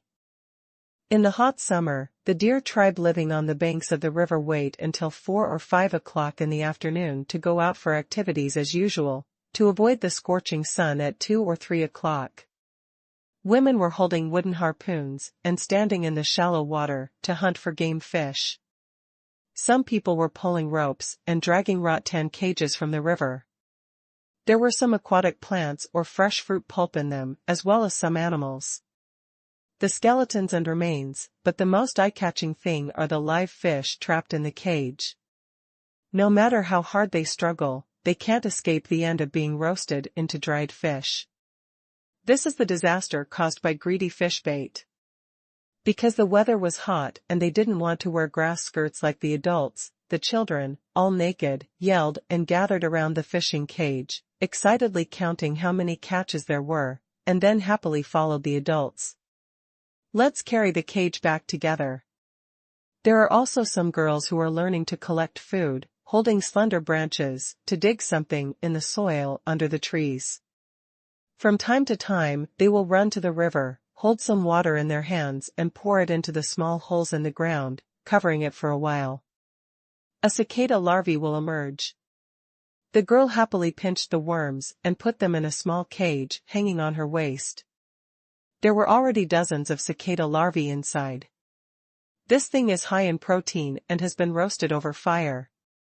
After peeling off the shell, there is a ball of white lean meat that is bigger than peanuts, which is also a rare delicacy. There were also some naughty children standing by the river, playing in the water. Even if they were frightened by the adults around them and drove them back, they still had to stretch out their feet and wade in the river. The men were not idle either. Some dug a pit by the river and stood there with bare feet stepping on the mud. Naturally, this was not for fun, but to make pottery. Look at the gray-haired old man next to him. Just hold a jar-like container carefully and you will know. The clay embryos that had been kneaded and dried were taken away, placed uniformly in a special open space, then piled with hay and firewood, and then set on fire. Of course, such open-air firing can also produce pottery, but the success rate is relatively low. Since the temperature cannot be controlled and there is no kiln insulation, open-air firing is more likely to crack and the scrap rate is high. The remaining strong hunting team members carried their carefully crafted weapons and searched for prey on both sides of the tribe along the river bank. In this way, you can drive away the wild beasts that come to the river to drink water in the evening, prevent them from attacking the people of your tribe, and you can also hunt some prey by the way. Usually, animals come to the river to drink water at this time. There is no need for the hunting team to search for prey in the bright sun. It is better to wait and see by the river. This can not only protect the tribe, but also hunt a lot of meat, especially this time. There is a kind of deer that is not very big in the area. They can hunt several deer every day, and they even catch them alive. Maybe it was because the weather was so hot that it was difficult to preserve it by killing it directly, so they tied the live deer to a tree with a rope, but the silly deer just grazed under the tree and did not die for a long time. This situation aroused their suspicions. After discussions between the leaders and elders, they decided to capture some more and tie them up. In this way, the deer tribe inexplicably learned to breed. The deer tribe are good at learning, and they are also good at discovering some interesting things, and asking questions about them, which then triggers thinking. No matter what they think about, they can get some experience and benefits in the end. However, this kind of thinking and learning has its limits. When something completely beyond their imagination, something that they never dared to dream about, appeared in front of them, everyone in the deer tribe was stunned. The river, which was hundreds of meters wide, was flowing slowly, and suddenly a figure floated over from upstream. The man was wearing strange clothes, with his hair tied up on top of his head, a large brimmed bamboo hat on top, and a white airbag on his back. The most important thing is that this man is standing on a strange object painted white, which allows him to stand safely and drift on the water. He was also holding a triangular wing in his hand. The wing was made of who knows what. It was taller than a human being, and there was a strange symbol painted on it with black paint. Behind the strange thing at the man's feet seemed to be dragging a wooden stick, with one end of the stick deep into the water. This is actually a bamboo pole, for measuring water depth. The bamboo pole is hollowed out, filled with sand, and sunk into the water. The other end is tied to the reconnaissance boat. If the bamboo pole is blocked from hitting the bottom, affected by the leverage, the upper part of the reconnaissance boat will also it tilts forward and is a measuring instrument that can visually see the water depth. It was also invented by Luo Chong. Everyone in the deer tribe was shocked when they saw the strange man standing motionless on the water and able to move downstream on his own just by holding those huge wings. What is this? Is it a human being? What is that thing he is stepping on that actually floats on the water? Did he make it himself? A series of questions appeared in everyone's minds, but they found that no existing experience and knowledge could answer these doubts for them. Even the oldest, most experienced and wisest elders in the tribe also did not know that. What is it? Looking at the river in a daze. The driver of the hydrographic reconnaissance boat on the river obviously saw them. After 3 days, he finally saw a living person. This was also an important discovery, so he turned the jib in front of him across, and the sail was no longer affected by it. The entire reconnaissance boat suddenly lost power and began to reduce its speed and drift with the current on the water. Then he manually erected the water depth detection pole, inserted it into the mud at the bottom of the river, and used it as an anchor to let the reconnaissance boat stopped. The single-man reconnaissance boat just stopped in the middle of the 100-meter wide river. The driver stood there and everyone in the deer tribe on the shore stared at him. In fact, there was a gong hung on his sail. As long as he sounded the gong can give a warning to the fleet 500 meters behind. However, the current hydrological conditions are good and it does not affect the passage of the fleet. The water flow in this section of the river basin is very slow. The terrain should be too gentle and there are no rapids. He just found people on the shore. It is not a dangerous alarm situation, so he did not call the police. Gong stopped the boat and waited quietly for the fleet behind to catch up. He was alone now and would not contact the people on the shore by himself. Look, that man stopped, he stopped, what is he going to do? Is he coming over? Longfoot, if you run fast, go and call the hunting team back. Say there is a strange person on the river. Children, go back to the house quickly. Don't stand by the water, for the fish sticks. Get together quickly. Everyone will guard the tribe and wait for the hunting team to come back. The elders who stayed at home quickly made arrangements and arranged for everyone in the tribe to be more vigilant. They were still not sure what this weirdo standing on the water wanted to do. The distance of 500 meters is not that far for a sailboat with only half the sail raised. It takes less than a minute to reach it after the speed increases. The observer standing on the top of the bow cabin soon saw the hydrographic reconnaissance boat parked in the middle of the river ahead. The boat was fine and the people were fine. The scout should have parked it himself. He should have discovered something, right here. At that time, the observer also smelled the smell of smoke in the air, subconsciously looked towards the banks on both sides, and soon discovered something unusual on the east bank of the river. There were many people, women holding wooden harpoons. So the observer immediately reported the situation to Yofu in the cabin and asked for the next step, whether the fleet should dock and contact people. When Yofu heard that he had discovered a tribe, he was very excited. He ran up to the second deck on the roof and looked at the shore.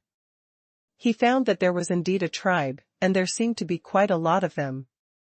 According to the number of women staying in the tribe, it is initially estimated that this tribe has at least 400 to 500 people.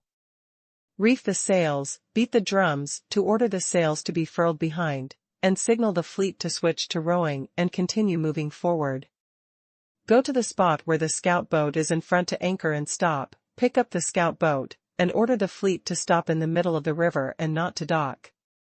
Yufu issued a series of orders, and many crew members on the ship started to move. The sail operator untied the ropes and lowered all the sails. The man who rocked the oar came to the stern of the ship and began to manually output power, pushing the sailboat forward slowly. The messengers on the second deck beat drums to alert the rear ship, and then conveyed orders to them with flags. The three large ships moved in unison and quickly taxied to the vicinity of the scout boat. Then they anchored completely and stopped. The scout saw the big boat stopped and sent a recall signal to himself. He also furled the jib and leaned towards the big boat with a bamboo pole. And then with the help of the crew, both people and the boat were pulled onto the bow deck of the ship. At this time, the deer tribe was even more shocked. No, it should be said that it turned into fear. The single-man reconnaissance boat just now had left them puzzled and even panicked. Now, it was better, and suddenly came again. There were 3 giant monsters that were dozens of times bigger, and there were even more people on them. What frightened them the most was that they seemed to hear a huge noise coming from the giant monster just now. The sound was dull but very loud, like the muffled thunder coming from the sky before heavy rain. Fortunately, the men of the tribal hunting team came back in time. They had not left far to begin with. After all, they had to protect the tribe from wild beasts. However, when they came back and saw 3 large boats parked on the water, they were also stunned. Confused, what is this? There are so many strange people up there, what do they want to do here? Tour leader, why don't we go over and make contact with those people? Do you want to move the boat over? I think the water is deeper where there are rocks, so we should be able to stop the boat. The first mate on the number 1 boat asked. We can't get close. It's not a question of whether the water is deep enough. Didn't you see that they are already very scared and nervous? What if we get close at this time and they suddenly attack us and throw fire on our boat? Come on, aren't you afraid of burning the boat? Yufu immediately objected. Then we won't go now? But for our mission, the leader allows us to have more contact with people from other tribes, right? The first mate also began to retort, saying that he had never partnered with Yufu before. He was supposed to be the captain of the new ship, but suddenly Yufu was parachuted in, and he became the first mate, first officer. He was a little resentful, and he didn't understand Yufu. Now he thought Yufu was timid, and he despised him even more. I didn't say no contact. I asked people to put down a landing craft at the stern of the ship. A few people came and I used the landing craft to go ashore. The others stayed on the ship and didn't move. Oh, by the way, prepare some gifts. Get a set of porcelain, a jar of white salt, chili, and cumin seasonings, and 2 feet of linen cloth. Well, that's about it. Hurry up and prepare it. Also, log in with me. Everyone must carry a sword and be vigilant. Yufu issued another series of orders, and the sailors moved again. They came to the stern of the ship and lowered the larger landing craft with ropes.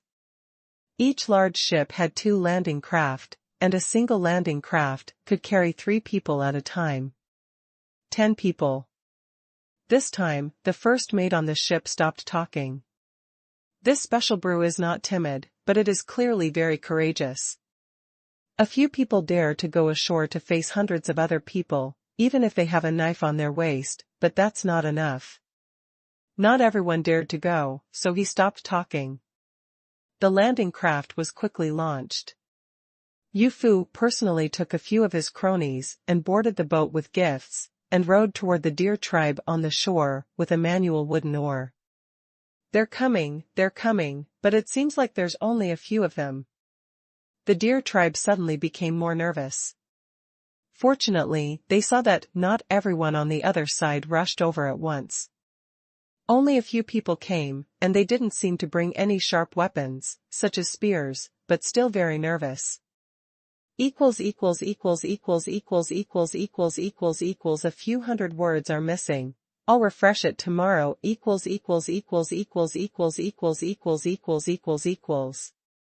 Oh, by the way, prepare some gifts. Get a set of porcelain, a jar of white salt, chili, and cumin seasonings, and 2 feet of linen cloth. Well, that's about it. Hurry up and prepare it. Also, log in with me. Everyone must carry a sword and be vigilant. Yufu issued another series of orders, and the sailors moved again. They came to the stern of the ship and lowered the larger landing craft with ropes. Each large ship had 2 landing craft, and a single landing craft could carry 3 people at a time.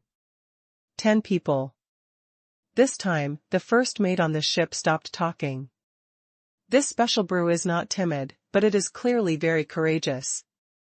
A few people dare to go ashore to face hundreds of other people, even if they have a knife on their waist, but that's not enough. Not everyone dared to go, so he stopped talking. The landing craft was quickly launched. Yufu personally took a few of his cronies and boarded the boat with gifts, and rowed toward the deer tribe on the shore with a manual wooden oar. They're coming, but it seems like there's only a few of them. The deer tribe suddenly became more nervous. Fortunately, they saw that not everyone on the other side rushed over at once.